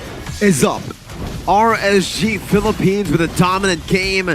Number 1 in this match, the only game that we are going to get to see in a best of 1.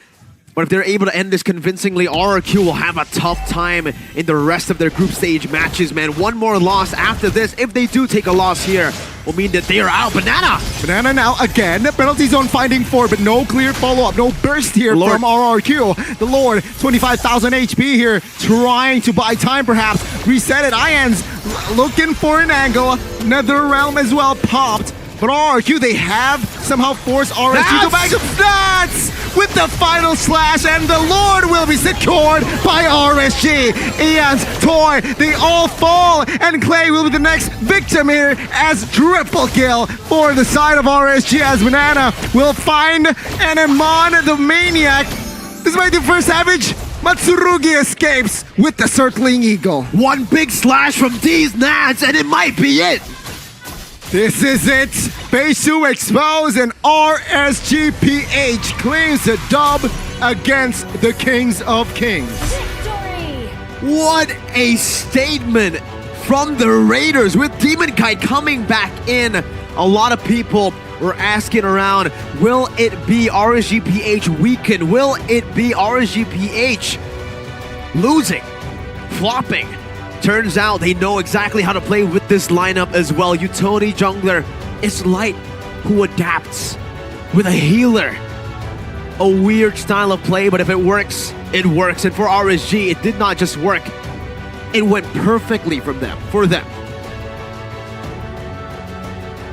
Man, what a match from RSG.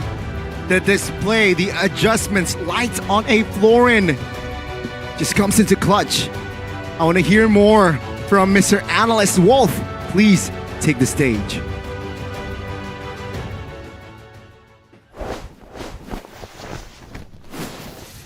And in a snap, it was RSG to take down the Kingdom. You saw how systematic this was. The fundamentals still very visible for side of RSG Philippines, despite them not having their coach, Panda himself, not here. I mean, we got a lot of hello Panda, but unfortunately, Panda is not yet in the building. But they still they still showed us how the MSC lineup was so in sync with each other that they are focused on a goal. This is probably one of the most systematic that we can see RSG PH play. Back when Irad was playing during the MPL playoffs earlier, just a few weeks ago, you know that it's very chaotic. It's all about the skills because Nats was very skillful with the hero. It now attracted Light to be depending on skill-based or skill shot-based kind of heroes. That's very true with all of the players out there. But now there's a flip of the switch. Now they're back at the fundamentals. And one thing that I want you to look at that game, and I've said this before, it was the RSG box back in Season 9 that was mastered by this squad itself. It was so well done coming out from RSG Philippines. Let's look at the main man, though, of this series. 5-0-4, 100% team fight participation. In fact, 4 members of RSG Philippines have 100% kill participation at the 6-minute mark of the game, even at the 12-minute mark of the game. So, the moment that they grouped up, they already know that they can kill people. There was a time when they were pushing that they only had 4 kills, and 4 of their members are part of that, except for one player. That is actually Nats, and his job was to actually divert the attention. It was a systematic approach coming out from RSG. So what is the RSG box, or I would say the Filipino box, because Blacklist International also did that with a different squad in the MPL PH playoffs. Put simply, it is where you have a lot of influence between all of your players at any given situation. So it's sort of a positioning or a formation kind of tool, right? So you see Eman in the middle of the box, you see Nats on the opposite side of it. Florine was there to aid him, and of course the support coming out from Aqua. If you combine this all together, it means that no matter who the Joy or any dive composition goes into, there's always support for it. I mean, of course, obviously the Florine ultimate is quite global, so the positioning itself himself will not matter so much for Eman. But the thing is, if there is someone that goes in there, the Florine can still stun and can still apply significant utility during that moment. And that's very true for the other members in this composition that we saw from RSG Philippines. You are going to see it through the highlights. The box that RSG have mastered, right? So it's always about like area of influence. And the nature of the draft coming out from RQ is they want to eliminate people as soon as possible. You have the dive coming out from Banana with the Flicker. You also have the Joy as well as the Matilda. Then if you combine it with the torn apart memory, the idea is very simple. Eliminate the person as soon as possible and then transition from there. That wasn't even possible for the side of RRQ because RSG's box was so intact. You're gonna see it. Somebody goes in with the ultimate, the Clay goes in, for example, duly punished. Matsurugi tries to poke, eventually being punished. Anybody that tries to go into the box that RSG built, they just get eliminated. And it is partly because of the sustain that you can see coming out from RSG. Nobody gets taken out. Nobody is even poked. And if there's someone from the side of RRQ that gets into that box that RSG built, is immediately taken out.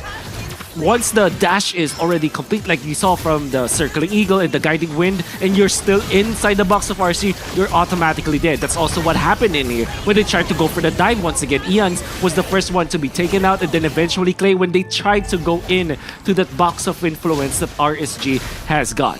And eventually, it was a Mania coming out from that Bruno. He tried to go for the Savage and he didn't even die because there's just an immense amount of economy coming from RSG Philippines that they can throw into RRQ, and at the same time there's really nothing that RSG needs to be careful of because they have the Valentina that can copy the Nether Realm. That's added sustain if you think about it to the Florine. So there's so much that RSG Philippines can do to take care of that box. this is RSG Philippines like top form during their MSC run, and because of the changes in the meta game that you saw from season 10, 11, and then 12, RSGPH had to adapt. Even Demon Kite is no longer part of the RSG Philippines main 5 in the previous seasons, but now that they're back and they're in a different country once again, representing the Philippines and for MPLI with Demon Kite back, it kind of feels like, okay, RSG Philippines, they definitely have missed it. And if you look at the post-game celebration from RSG Philippines, they look very, I'd say, I guess the ambience is light, pun intended. And RSG Philippines are just very happy about their performance. And that's also what you can see from their non-verbal cues in their in-game movements as well, because they're very confident. Nobody is overextending. There always is a plan on their positioning, and Demon Kite even commits the retribution onto Matsurugi to chase him down, and nobody gets punished. RSGPH are calculated in this game against RRQ. It's partly because of the draft, but also it's mainly because of RSGPH's mastering this box style of gameplay.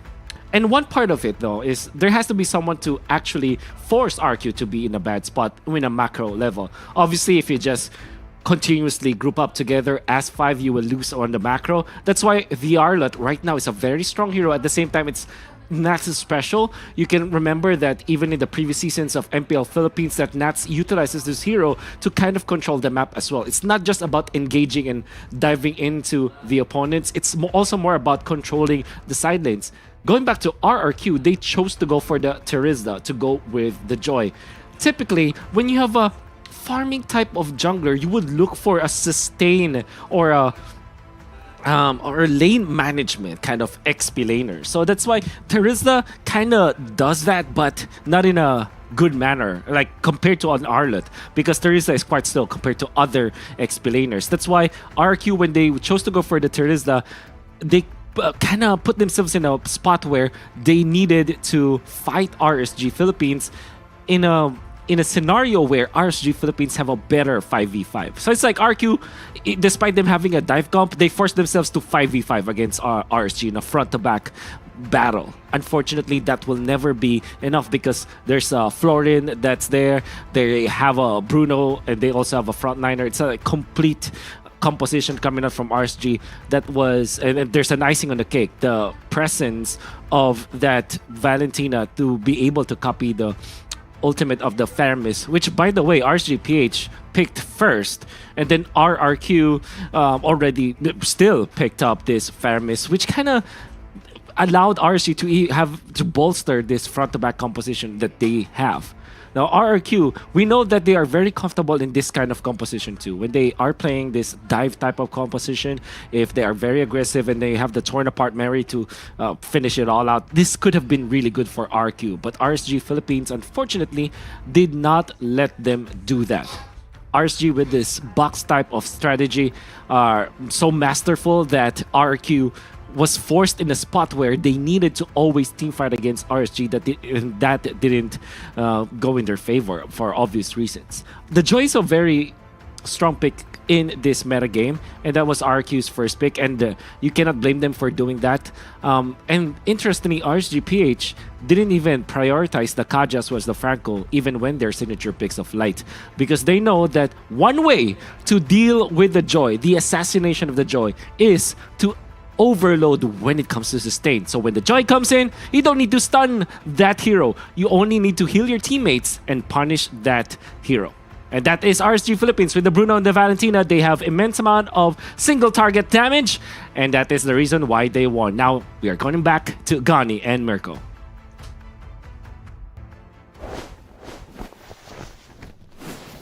Welcome back. It's Gani and Mirko on the caster stand, back again for the second final match of the day, man. RSG Philippines, they're able to go back to their MSC 2022 form, and they did exactly what they did to the same team, this time with just a different lineup. For RSG, same lineup as MSC 2022. It's strange how this team has gone through a lot of different variants of the same roster. We've seen Irad in, we've seen Exort in, we've seen even Kusei in this lineup for a bit, but they all it all comes back down to the same roster that won them MSC 2022. It's very poetic if you think about it. It is very poetic. And this is going to be the final match of today. See you soon. Will go up against RSG. Both teams having a point. 1-0. 1-0 now. We will see one team topping the group for today. Will it be See You Soon or will it be RSGPH? Now it's the test, right? 1-0-1-0. It was Team Flash and it was RRQ. Now the two best in the group so far will be going face to face.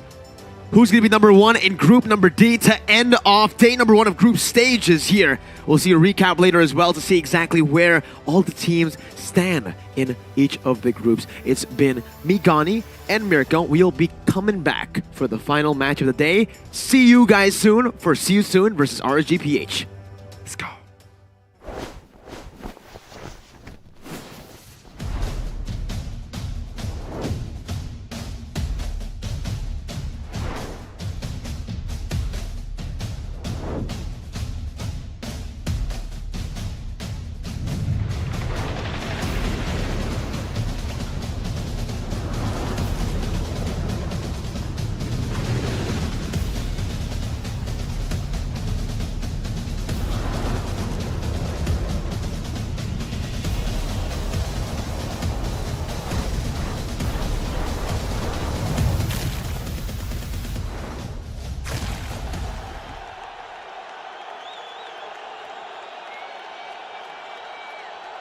Sosok leader juga ada di dalam tubuh dia, yang mana di Bigetron kita susah cari sosok seperti Vin. Ya ini kesempatan yang bagus buat Araki sama gue buat move on lah.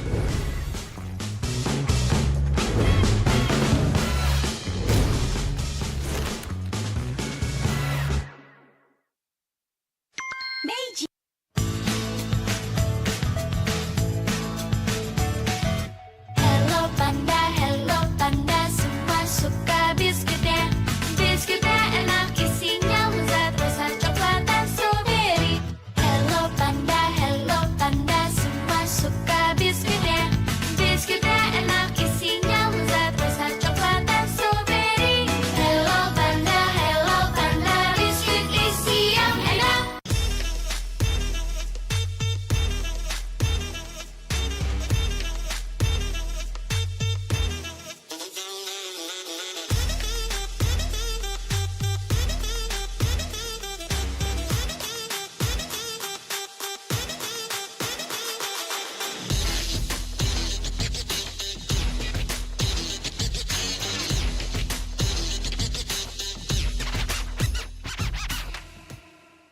Sempet down karena kayak hal yang aku suka itu ternyata orang tua tuh kayak lebih khawatir kali ya. Aku sih lihat malah papa tuh nggak suka, ngapain sih, yang bener-bener aja lah.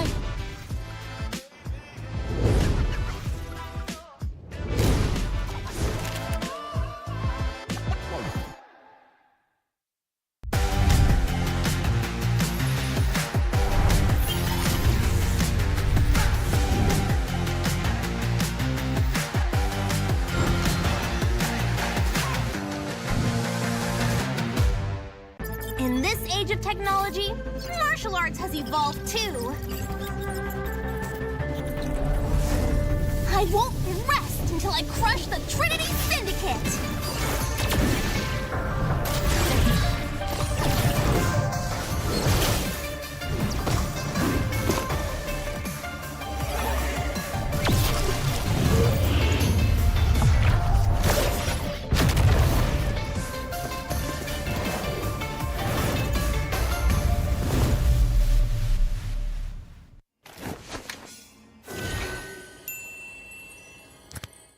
Sosok leader juga ada di dalam tubuh dia, yang mana di Bigetron kita susah cari sosok seperti Vin. Ya ini kesempatan yang bagus buat Araki sama gue buat move on lah.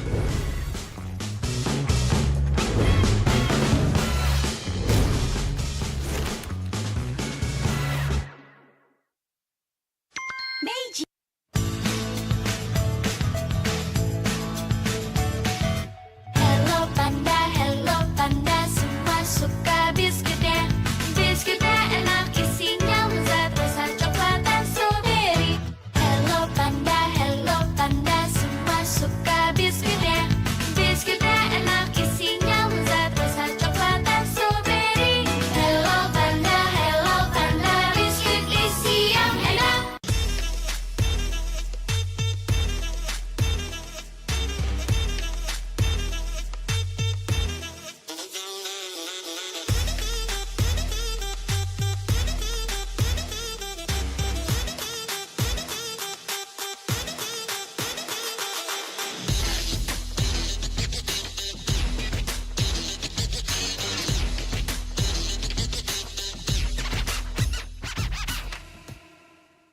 sempet down karena kayak hal yang aku suka itu ternyata orang tua tuh kayak lebih khawatir kali ya. Aku sih lihat malah papa tuh nggak suka, ngapain sih yang bener-bener aja lah.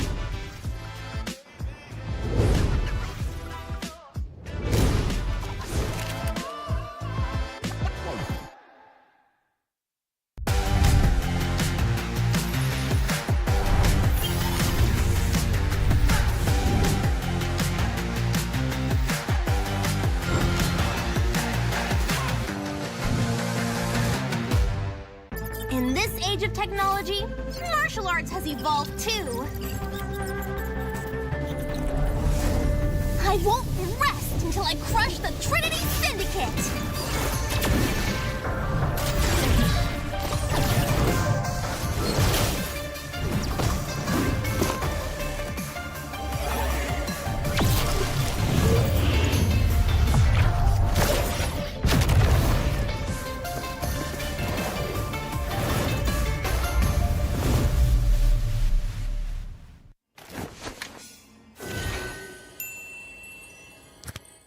Sosok leader juga ada di dalam tubuh dia, yang mana di Bigetron kita susah cari sosok seperti Vin. Ya ini kesempatan yang bagus buat Araki sama gue buat move on lah.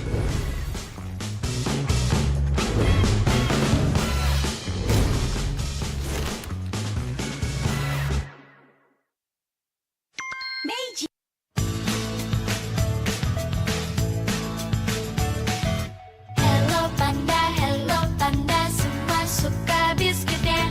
Biskuitnya enak, isinya lezat, rasa coklat dan strawberry. Hello panda, semua suka biskuitnya. Biskuitnya enak, isinya lezat, rasa coklat dan strawberry. Hello panda, biskuit isi yang enak.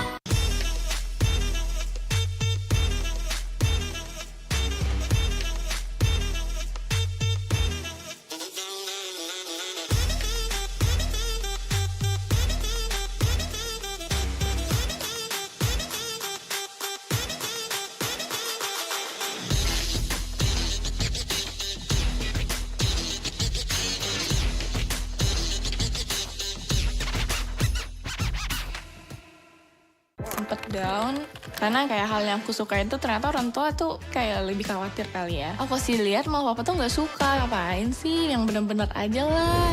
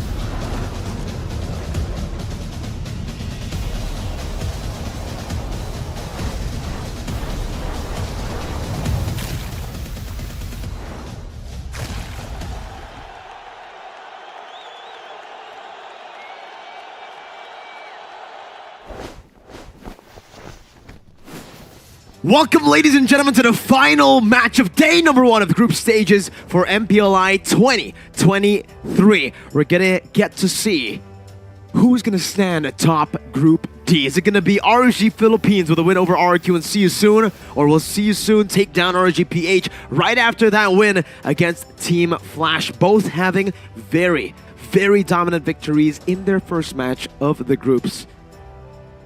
Who do you think takes it, Gani? You know what? We need to see the draft, but if I have Intuition, bro. my money's on seeing their performance, RGPH. I gotta say, I love that. I mean, I agree. RGPH seemed like the better team on paper, but that's where See You Soon comes in, right? That chaotic playstyle, all towards one point where they're actually able to stabilize and then stay disciplined, use that lead to channel in, to control and chain in more objectives, gold leads, and snowball all the way to the victory. That's something that I think See You Soon has in their arsenal to try to make RGPH sweat a little. So I'm excited. Gani as well, 100% excited. We are going to bring you guys the final match of the day. But before that, Gani, we gotta take a chill pill, right? Let's stay patient, guys. We want to get into the match ASAP as well before everybody watching back at home. Let's see. And again, ladies and gentlemen, of course, you guys need to check out Omni by FWD. You want to learn what it takes to play MLBB at the pro level and inspire communities through gaming content? Get inspired by Process, the mini documentary series available on Omni by FWD, where the struggles and uplifting journeys of pro players like Vin, and as well as Bigetron, and of course the brand ambassador of EVOS Legends, or EVOS Una, right? You can be inspired by watching their mini documentary series. Watch them exclusively where Omni FWD. Free to download on Google Play and Apple App Stores. Completely free. And while you're already enjoying some free exclusive content, you guys can go and buy yourself some Hello Panda to keep you accompanied all the way through lonely nights to even nights with your friends and family. You can all snack on Hello Panda. It's no mess at all when you enjoy Hello Panda. Keeps your victories clean, keeps your entertainment days, anything you do, absolutely clean. Can do it while you're working, while you're playing, while you're eating as well, right? Eating snacks. Exactly. Double down on Hello Panda. Thank you, Meiji, by the way, and it's really all worth it. Check it out, ladies and gentlemen. Hello Panda. And with that, right, we got the series, we got the snacks. What else can we get? Well, we can get the app, right? Especially when you're on that Samsung phone. Why not check out the exclusive One Esports app on the Google Play Store or the Samsung Galaxy Store. Either one is fine as long as you download it now and check out all the latest breaking news, exclusive interviews with the athletes fighting for the MPLI throne, and even check out those hero guides to elevate your gameplay in the Land of Dawn. And again, in case, you know what, while you're waiting that application to install and download, check out One Esports, our social media. We have Discord, Twitter, Instagram, X, Facebook, everything you YouTube, can think of, everything Twitch, you're using, everything. We got it all. So check it out. Follow us to stay relevant, and as well to follow Miracle, because your hot takes will be there. Follow Gani as well, right? Or Every single one. Oh, all the hot takes, all the good stuff right there, from the memes, all the way to news, all the way to scheduling as well for MPLI. I've had a lot of comments in my channel. They're like, Mirko, where do I check the schedule? Go and check the One Esports social media. And on top of that, you can go also join in a lot of the challenges that One Esports has. To name one of a lot, it's Name That Hero that Gani is horrible at. Very simple. Use your creativity, and you can agree with me. Just use your eyes. Don't use your creativity for this one. It's not a battle of creativity, it's a battle of accuracy. So if you've got eyes like Leslie, you should be able to see what hero this is and win 4,000 diamonds. And this will be going on all the way to the end of MPLI, which is the 19th of November. So if you don't want to do it today, you can always just do it tomorrow. Just don't procrastinate till after November 19th, because that's when the event ends. And again, in case you miss that hero, in case you get it wrong, Oh, no. there's also a chance for you to register for one esports upstate to Scan get the breaking QR news, code. scan the QR code to get a chance to win also another 4,000 diamonds. 4,000, that stacks up. You name the hero, you get 4,000, register, get another 4,000. That adds up to, a turnout usually says 9,000. I'll say 7,000. What's the right one, Gani? 11. There you go. 11,000 diamonds are waiting for you if you get both of the campaigns right. Yeah, 100%. For sure, that was accurate by Gani. What is also accurate is what we're going to see from the lineups for the home team. Let's give it up for See You Soon.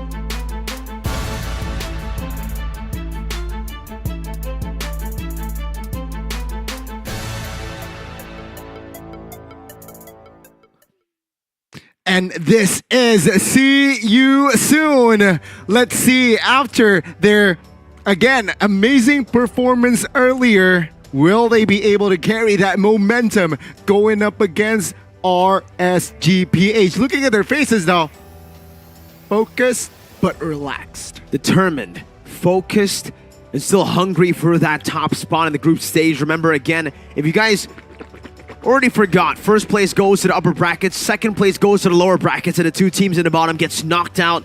And without further ado, the final match, the opposing team to See You Soon. Let's take a look at RSGPH's lineup.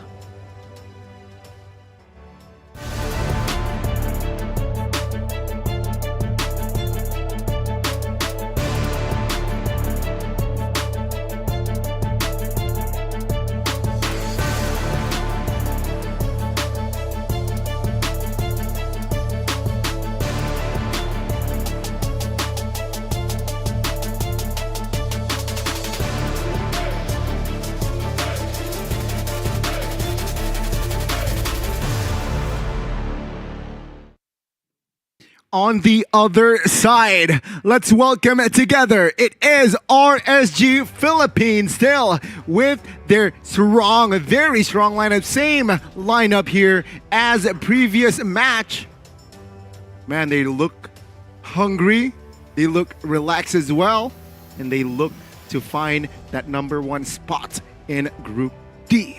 A very important win lies ahead of both See You Soon and RSGPH. Getting the upper bracket slot will get you basically another chance in the knockout stages. If you lose, if you make a mistake, you still have that lower bracket to go to. But if you just qualify through second place, it's going to be a bitter pill to swallow. Even worse if you get taken out completely in the group stages. Remember, 2 teams from every group will be eliminated. Yeah, which team here will rise above? We will witness it together. Will it be See You Soon or will it be RSG? Again, seeing based on their previous performance, RSGPH is looking like a very, very sharp team, Mirko. Both. I would say even See You Soon. Both are very, very sharp. They just have different styles as to how they approach the game. For RSGPH, it's a bit more disciplined, right? Not as chaotic, though sometimes they can be more chaotic if the enemy team pushes them to those places. And See You Soon is definitely a team that has the potential to do that. Ladies and gentlemen, let's take a look at the drafting phase that will set in stone the play style and the gameplay they will need to try to execute against one another. See You Soon!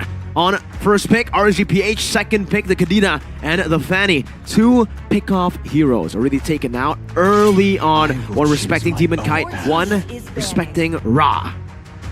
Yeah, and Arlet follows up next here. A hero that can be flexed to the Roam and EXP. RSGPH, very, very I want to say template ban as a second pick here. Nolan ban comes through again. Will they leave the Joy out though is the question. They did that going up against RRQ. Jans was unable to find the Joy to its utmost potential, but we'll see you soon. If left open, will they pick it up or not? I think the Joy is a bit too expensive to let go. We've seen so many teams pick it up in the first pick, but honestly, looking at both See You Soon and RGPH, it may be the battle of who to give the Joy to. RGPH may try to bait it out from See You Soon. Go and pick it up. We know how to counter it. We just faced the Jans on the Joy earlier, and we got a dub. Maybe a Guinevere ban might come out as well. That's a ban that we have seen from RGPH against RRQ. And then the Fredrin ban soon followed from the side of RRQ. This time, it's a Nolan, it's a Kadita. It might be another Guinevere. It might just be a Joy as well, knowing that the Fanny, the Arlet, and the Mathilda has been banned out. A lot of different approaches to go for here. It'll all lie on Coach Theo. Who do they want to go for? I mean, Fredrin is also on the board. So RGPH taking their time here with their last man, and it will be the Joy here. So a different approach already going up against See You Soon. Now with this, See You Soon, will they pick up a hero such as Valentina or Fredrin or Wanwan? The Wanwan has actually been banned out for the most part today. We haven't really seen a lot of Wanwan. We've seen one from Saken with a victory. We've seen a loss as well on the Wanwan. See You Soon. Did he want to just pick up something like a Bruno away from RGPH? Or, hey, they picked up the Angela first pick just last time against Team Flash. If it ain't broke, don't fix it. See You Soon. Go for the Angela again. And this gives the option for a Valentina pickup and a Fredrin perhaps from the side of RGPH. But no, it will be the Guinevere and Valentina coming through. Coach Theo knows what to do. Coach Theo. I like that. There's a coach in his name, and his title is already coach, so it's Coach Theo, just like Coach Yeb in MPL Indonesia. See You Soon. The last time they went for an Angela here, they also went for the Martis pickup for their team, and even, I believe it was a Bruno for Kusei, right? The Bruno could definitely be a choice to go for here with a Purify as well, going up against the Guinevere. That's exactly... It's a very good option to go for. You can bring the Purify in case you get engaged on, and that's exactly what they go for, man. The Bruno and the Martis called just like that. Of a perfect balance here from See You Soon. 3 heroes that was picked up, that is now picked up right early. Martis, mid-late, we got Bruno, and we have sustainability with that Angela. RGPH, how do they respond to this? They have burst, they have crowd control with that Guinevere as well. Will they go for a early Brody pick here in the first phase? I don't think they want to go for something like a Brody up against a Martis and an Angela. We know that the Brody has been very underwhelming against sustain, against DPS compositions. That burst, not enough. They might try to go for, a tank first, and then later on... Win Rome! Are you sure about that? Whoa. It may just be, the safest choice is to go for Gwyn Rome. And then maybe pick up a gold laner. Like an Iritha, perhaps. They'll ban out the X-Borg, I believe. Yeah, the X-Borg. Knowing they have 2 very tanky frontliners that can be poked down, that can actually get bullied hard by the X-Borg. That's a good call. Was about to say, man, with such solid frontliners already, the fact that See You Soon don't have anyone who can dive, the Ixia could have been an answer. An answer that Iman always loves to go for. Very good spot there. They were able to locate that Ixia pick. And also remember, right, the Baksha somehow negates the healing, the shielding that Angela provides here naturally. So free dominance ice practically for RGPH. And RGPH responds with a hero that is very good countering that Baksha. A hero that is Tyroth banned out. And See You Soon, will they commit to another marksman ban here? Is Claude pickable here for RGPH?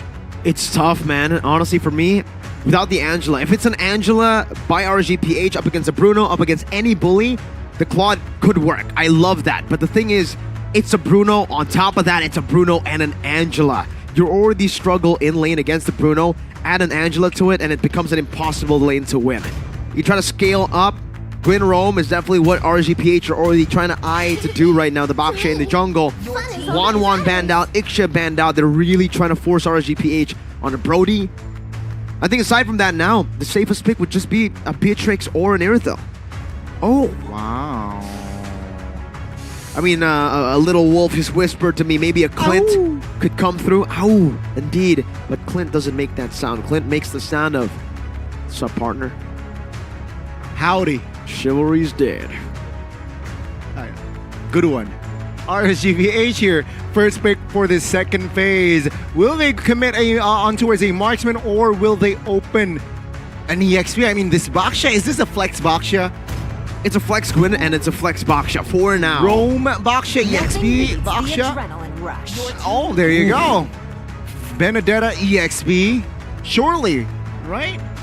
I think this should be EXP for Nats. Baksha jungle. Whatever, Baksha jungle. The response could be Yuzong. Okay.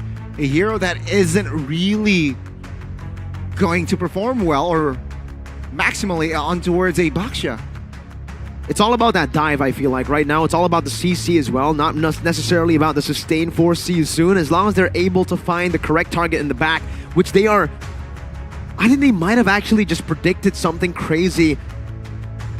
Like maybe a Leslie or a carry in the back, something that is very vulnerable but does so much DPS in the back against these frontliners. See You Soon to round up their drafts with an Angela. They usually go for an Angela mid and pick up a roamer. And that's exactly what they do here as well. Franco to end the drafts with a Bruno, with a good execute on the Martis as well.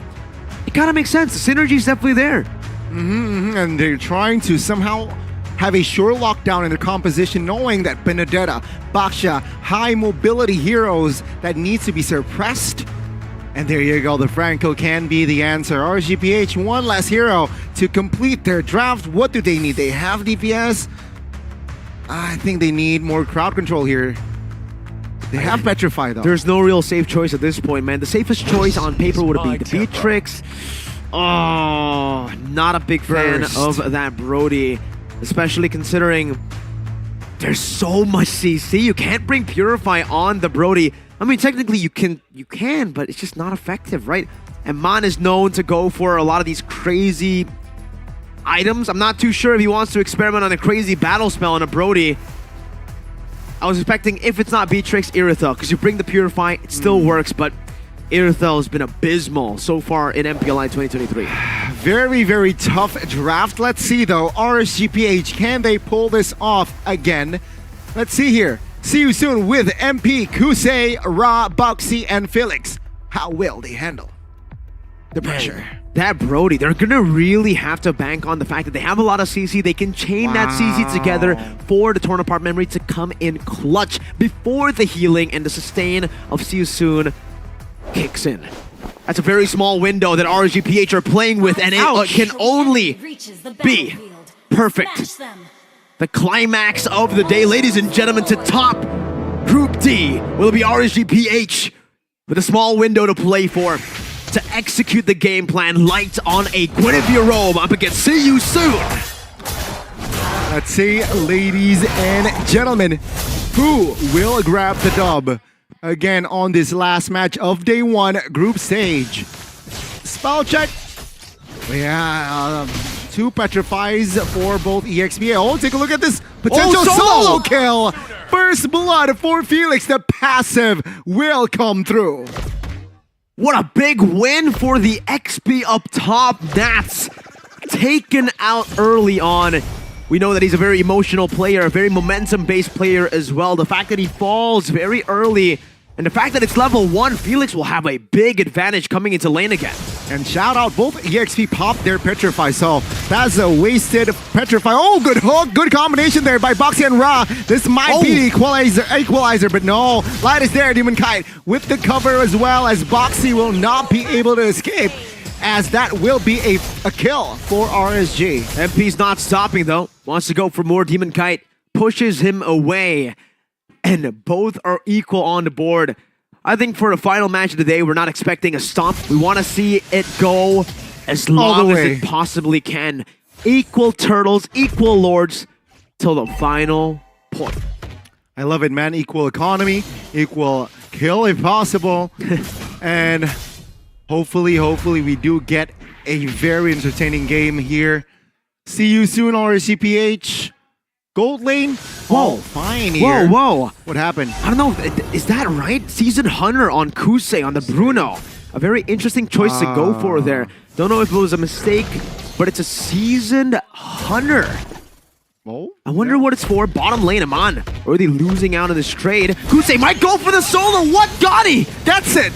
Right, and take a look at the turtle. Felix pops up the Black Dragon form. Good! Petrified Demon Kite, though, will find the retreat, as it seems like the damage will come through. Felix taken out. Another member will fall as well as Ra in the bag now. Help that little girl. No, says RSG, grabbing the 3 kills.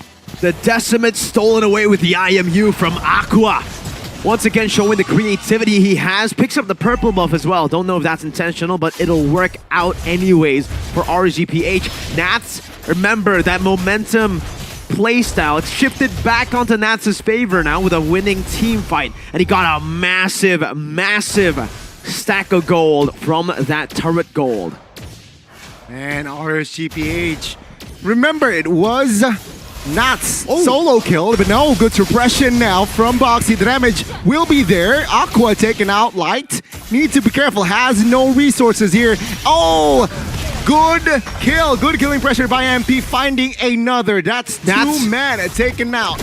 The bot side. Eman with the outplay, torn apart memory to save the day. Straight fire back and forth, bottom lane, up top, jungle, every lane. There's always a skirmish happening, and it's an equalizer in terms of the solo kill. Kusei thought he had more damage. The torn apart memory ends up bursting him down a bit too fast, then he can get that final basic attack off, and RSGPH are on a roll. Nats even now in another 1v1 against Felix. Let's see, Petrifier is there for Nats. Felix also still holding on to use that Petrify, but no. This time, Nats no better. It's an iron hook that does not connect. Aqua actually goes in for the bloody hunt steal, probably setting up for the neutral objective here. That's going to be spawning in 10 seconds. Looking at the ultimates, Ra has already burnt out that hard guard. Should still be up by the time the turtle spawns, but if it doesn't, RSGPH will have a big advantage coming into it. Okay, the second turtle now is up, and Baksha is already in Felix and poking the turtle up. Now, Felix popping the Black Dragon form here, almost diving under the turret. But with that, Demon Kite will reset the turtle. An interesting usage of the Black Dragon form there. Used up just to actually poke. Oh, in the backside, Aqua petrified, but the damage will not be enough as he is actually now trying to find the kill on towards Felix. With the help of Ra, he sustains. And RSGPH with another win now, trying to translate it over to a neutral objective take. Meanwhile, up top, it's a 1v1. Oh, Kusei, not. Wow. It will be Kusei with the balls, finding the solo. The turret and Kusei taking Nats down. He tried to go for a very risky play. It did not end up paying off, but hey, it was minimal risk because RSG were able to find a trade down below. However, MP always looking for trades around the map, never giving anything for free to RSGPH. Eman claiming the first structure in the game as RSG. Very healthy lead here, 1,500 gold, almost. Human Kite with the shield unity looking for a member. Does not get it though, so it will all be calm now. 7-5, 5 minutes in, good hook. And the hunt as well. Nats now soaking damage, but with the eye for an eye, he escapes. The whirly wasn't enough to take him down just yet. That was close. Boxy! Oh, another hook and the Petrify Aqua! This time will not escape. What an engage. I was about to say Boxy was accurate. This has been accurate all throughout, but it ended up just being a play. Right as I mentioned his name. What an absolutely lethal Franco. And he almost finds it again. If Iman didn't go for the corrosive strike there, he would have gone hooked in. very precise, this Franco, 6 minutes in. And that really just sets the tempo for See You Soon and RSG. Their tempo that they were trying to build, trying to maintain at least, crumbles in the hands of Boxy himself.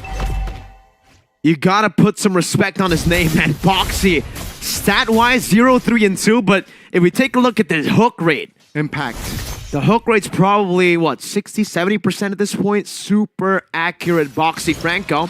Just as they say that, though, Caster Curse. Well, it was a blind hook on towards a bush, Miracle. So, well, it's okay. Now, 7 minutes in RSGPH. Let's see here. It seems like they will fill that pit, the turtle pit top lane, as Nats, man, on this Benedetta, causing a huge nuisance as the turtle now will be secured. Good knockup by Light, finding two. With the help of Hardguard though, Kusei will escape as the hunt locks one member down. Felix though on the front side will not be able to survive, but Boxy will fall first. Demon Kai looking for a kill on towards Felix. Felix will have no resources to escape and he will be taken down as well. And just like that, the goal lead gets multiplied by 2 for RSGPH, who are now just rolling on the board, using the snowball to get even more. Now trying to invade into the enemy jungle while the rest of the team goes in for objectives around the map. MP's got to choose. Does he want to defend the mid lane turret or his purple buff? And he decides to go for mid lane. Eman though, very free top lane. No one's occupying that lane. Boxy here can't really. Oh, good catch. Good knockup as well. And damage will definitely come through. Eman finding the kill. Felix a little bit late to the party, but they will defend their inner turret. 3.8k gold lead and they're still going. MP forced to use a red tree down below. And Nats is just distracting, acting as a nuisance here. An absolutely annoying distraction for See You Soon. Again, Nats Benedetta, it's so agile, so effective, and still has that killer instinct in him. And take a look, bottom, it might fall. Maybe with the minions here, definitely a lot of pressure. See You Soon looking for an answer. A way back in the game, that's a conceal! Oh, good hook as well. Finds only Light though. Cancelled as well. Let's take a look at the backside here. Good Petrify. Light taken out. Now MP jumps into the fray, looking for a kill on towards Eman. Eman, will he have enough space? The answer is yes. Eman finds the kill as well. Beautiful spacing from Eman to find a torn apart memory that executes a member, and Demon Guy goes in! Nuts in the mid lane, looking for the Petrify. Under the turret, a little bit too ambitious there as he will be taken out. The miss with the Electo final blow, that's why he had to save onto that Petrify, and he still just banked and doubled down on that initiation as Eman now has got to be careful. Boxy's been on point. Not this time. And now, See You Soon, they have, again, controlled the fight rather well. Though, economy-wise, it is still RSGPH leading. Let's see though, Boxy with the hooks. RSG really needs to be careful on their positioning. It's so interesting to see this game right now because RSGPH, it looks like they have the gold lead. On paper, 3,000 gold lead, but See You Soon has been the one proactively looking for plays around the map, looking for these concealed plays, and actually winning out on a lot of these pick-off team fights around the map. 10 minutes in, and this should be where RSGPH find the most, most effective playstyle. That's a mid-game power spike, Boxy! Oh, flicker, hunt, hook. Sign, seal, delivered. Light taken out. Now they want more. Eman isolated in the mid. Still able to escape though. Holding on that flicker. Finally using it. Oh, they will shift their focus on towards Aqua. He will fall as Nats looking for an angle, looking for an MP who is quite low. Nats, again, good Petrify, but the damage will not come through as he was taken down. RSG, good hook, and Eman this time will not be able to survive as that is bang, bang, bang. 4 members taken out. Give the MVP title to Boxy for this game. Hook after hook, the game-saving play, the game-changing play, the hero play has mostly been Boxy. What a turnaround! A 3.8k gold lead turned around with a solid hook over the course of a team fight. How many has he landed? Viewers, count how many hooks Boxy have hit. And now, the Lord will be a giveaway Lord. They're looking to go for the turrets first here in the bottom lane. It shouldn't be a complete giveaway. They should be able to find tier 2s on the side, but Nats doing a good job at clearing it out, Gani, with that Electo final blow. Yes, this mid lane will not be able to be threatened at all, but they get a tier 2. They need to take it step by step. Remember, RSGPH had a 4,000 gold lead before this. It's See You Soon who had to climb back, and with a few turrets, they did. 1.7k now for See You Soon. Oh, goodness. Now, you can see here, the tempo has completely gone down. Item-wise, whoa, okay. A leather jerkin there for Bruno, perhaps to have more sustainability for that physical, but ooh, halberd for Brody. Already building towards a wind of nature as well, Kusei.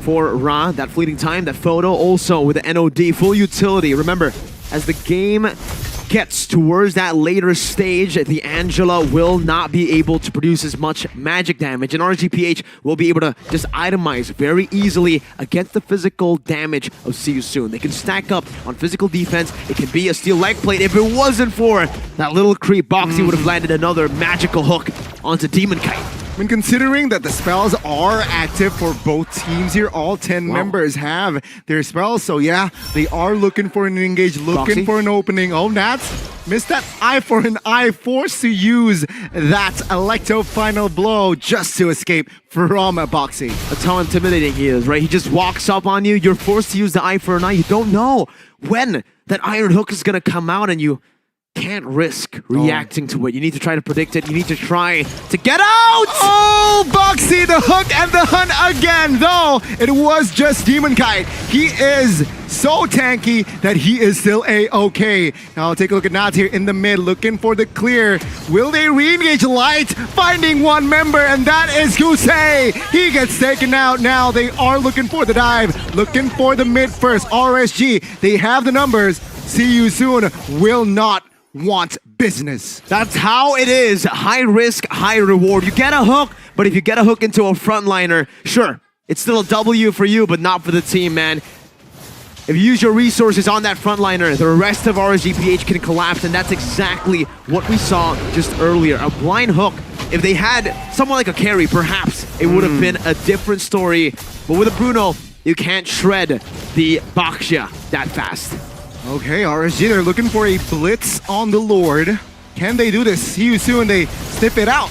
MP looking for engage Light, finding the Yuzong, and the suppression comes through as well. Felix will be out of the board with a man advantage. It seems like RSG will comfortably secure the Lord, as See You Soon will not find any compensation. In the 14th minute of the game, this is an enhanced Lord for RSG Philippines that they will try to utilize to break through the base turrets. Not just the tier 2. At this point, they gotta look for a bigger win than that, because the later the game goes, sure, See You Soon does get outscaled, but Boxy's playmaking will only be elevated towards the late game. Once you get picked off, that one member picked off in towards the later stage, it's a lot of big death timers.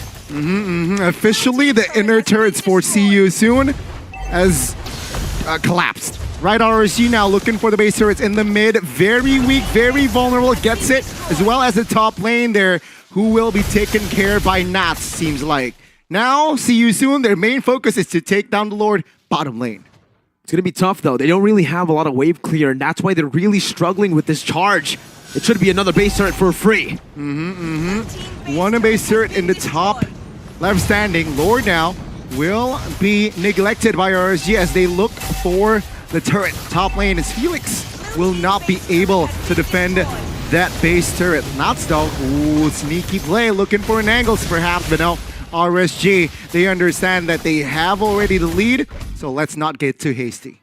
It's all the base turrets that they can ever wish for. It's 3 on the board, taken away by RSGPH, who is now back to the goal lead that they had before Boxy landed those hooks. You know how crazy that is? 4K down to 1.7K for See You Soon, and then they have rebuilt. Exactly. Boxy, though, still remains the key factor for See You Soon. If he gets a good hook, they can win the game. If he gets a bad hook, they lose the game. If he doesn't get a hook, it's also a loss. I think the only member that can somehow take the hook is Demon Kite here. Right? Perhaps Yeah. light, sure, but without lights, there's no clear Yeah. tool of engage from RSGPH. So yeah, the only member that can really somehow take the hooks is only Demon Kite. The best possible target should be either Eman or Aqua, right? Yeah, for but sure. even if they get Nats, it should be a W for them. They should be able to utilize that to burst him down as fast as possible. But yeah, if they hook Demon Kite, they're going to be in a whole world of trouble. As Demon Kite can just pop in that Turtles' Poisons, get that damage reduction, and Yeah. prolong He definitely- that death. For the rest of RSG to just collapse on, and Light already has that blade armor, so even Kusei is going to struggle melting him down. Yeah, let's see here. How will See You Soon approach this next coming Lord in 15 seconds? As RSG, of course, they will take their time here in taking and committing towards the Lord. And you can see, they really want the purple buff first. Then they shift their focus. Oh, even. Demon Kite still gets it. Without Retry? Without Retry, it was the burn effect. Whoa, okay. RSG setting up. See You Soon. Will they gift this Lord away? I think it's just do or die here, no? Look at Nats. The first error can be created by Oh my RSGPH. God. See You Soon will have to answer to one. There's a split push segue threat. Up top, there's also RSGPH on the Lord that they can completely just reset again for the evolved version, and that's what they do. 18 minutes in, this is going to be an evolved Lord that RSGPH are threatening to take, but it didn't reset completely, no. They didn't let it evolve just yet, and they might actually just be using this to, again, reset along. Lord Dance, try to bait See You Soon outside of their base. Okay. See here, RSG. They can play this around. They can play this with time. See You Soon, though. What can they bring? What can they do? They need a miracle hook from Boxy. Can they do it? They can only send the Angela to defend up top, but if Nats finds an angle to go in, getting the Petrify, it should be the Angela bursted down completely. Meanwhile for RSG, oh, it's a hook! Oh, in the jungles, Nats loses his immortality. Good stun as well to buy time. Felix with the black dragon form. Is this a limit to greedy now? Petrify wasn't connected just yet. Oh, it has been committed. What? Felix now in a no man's land. Petrify everything. He will lose his immortality. And that was a huge gamble that it took. Now Demon Kai soaking damage. Light in the backside. Finding three, knocking three up, and Felix falls as well. See You Soon. This might be the end. For the longest time, the Raiders have relied on one game plan. Follow the light, and it happened again! RSGPH, the base wide open. They want to man first. They want to take every member first. Then they take the base. RSGPH stands strong in Group D. Never pay attention to the KDA Nats. 1-5 in this game, but had the impact, that final impact to nail the game down, to seal the game for RSGPH, for them to be number one in the standings for Group D. That bait, he brought Felix all the way, baited out the Petrify, Too greedy. all the resources in. And that's what created the opening for RSGPH to capitalize, to punish, and to take number one in the standings. What a performance by RSGPH, the Raiders. Man, what a match indeed. Let's take it to Wolf here, what he has to say for this match.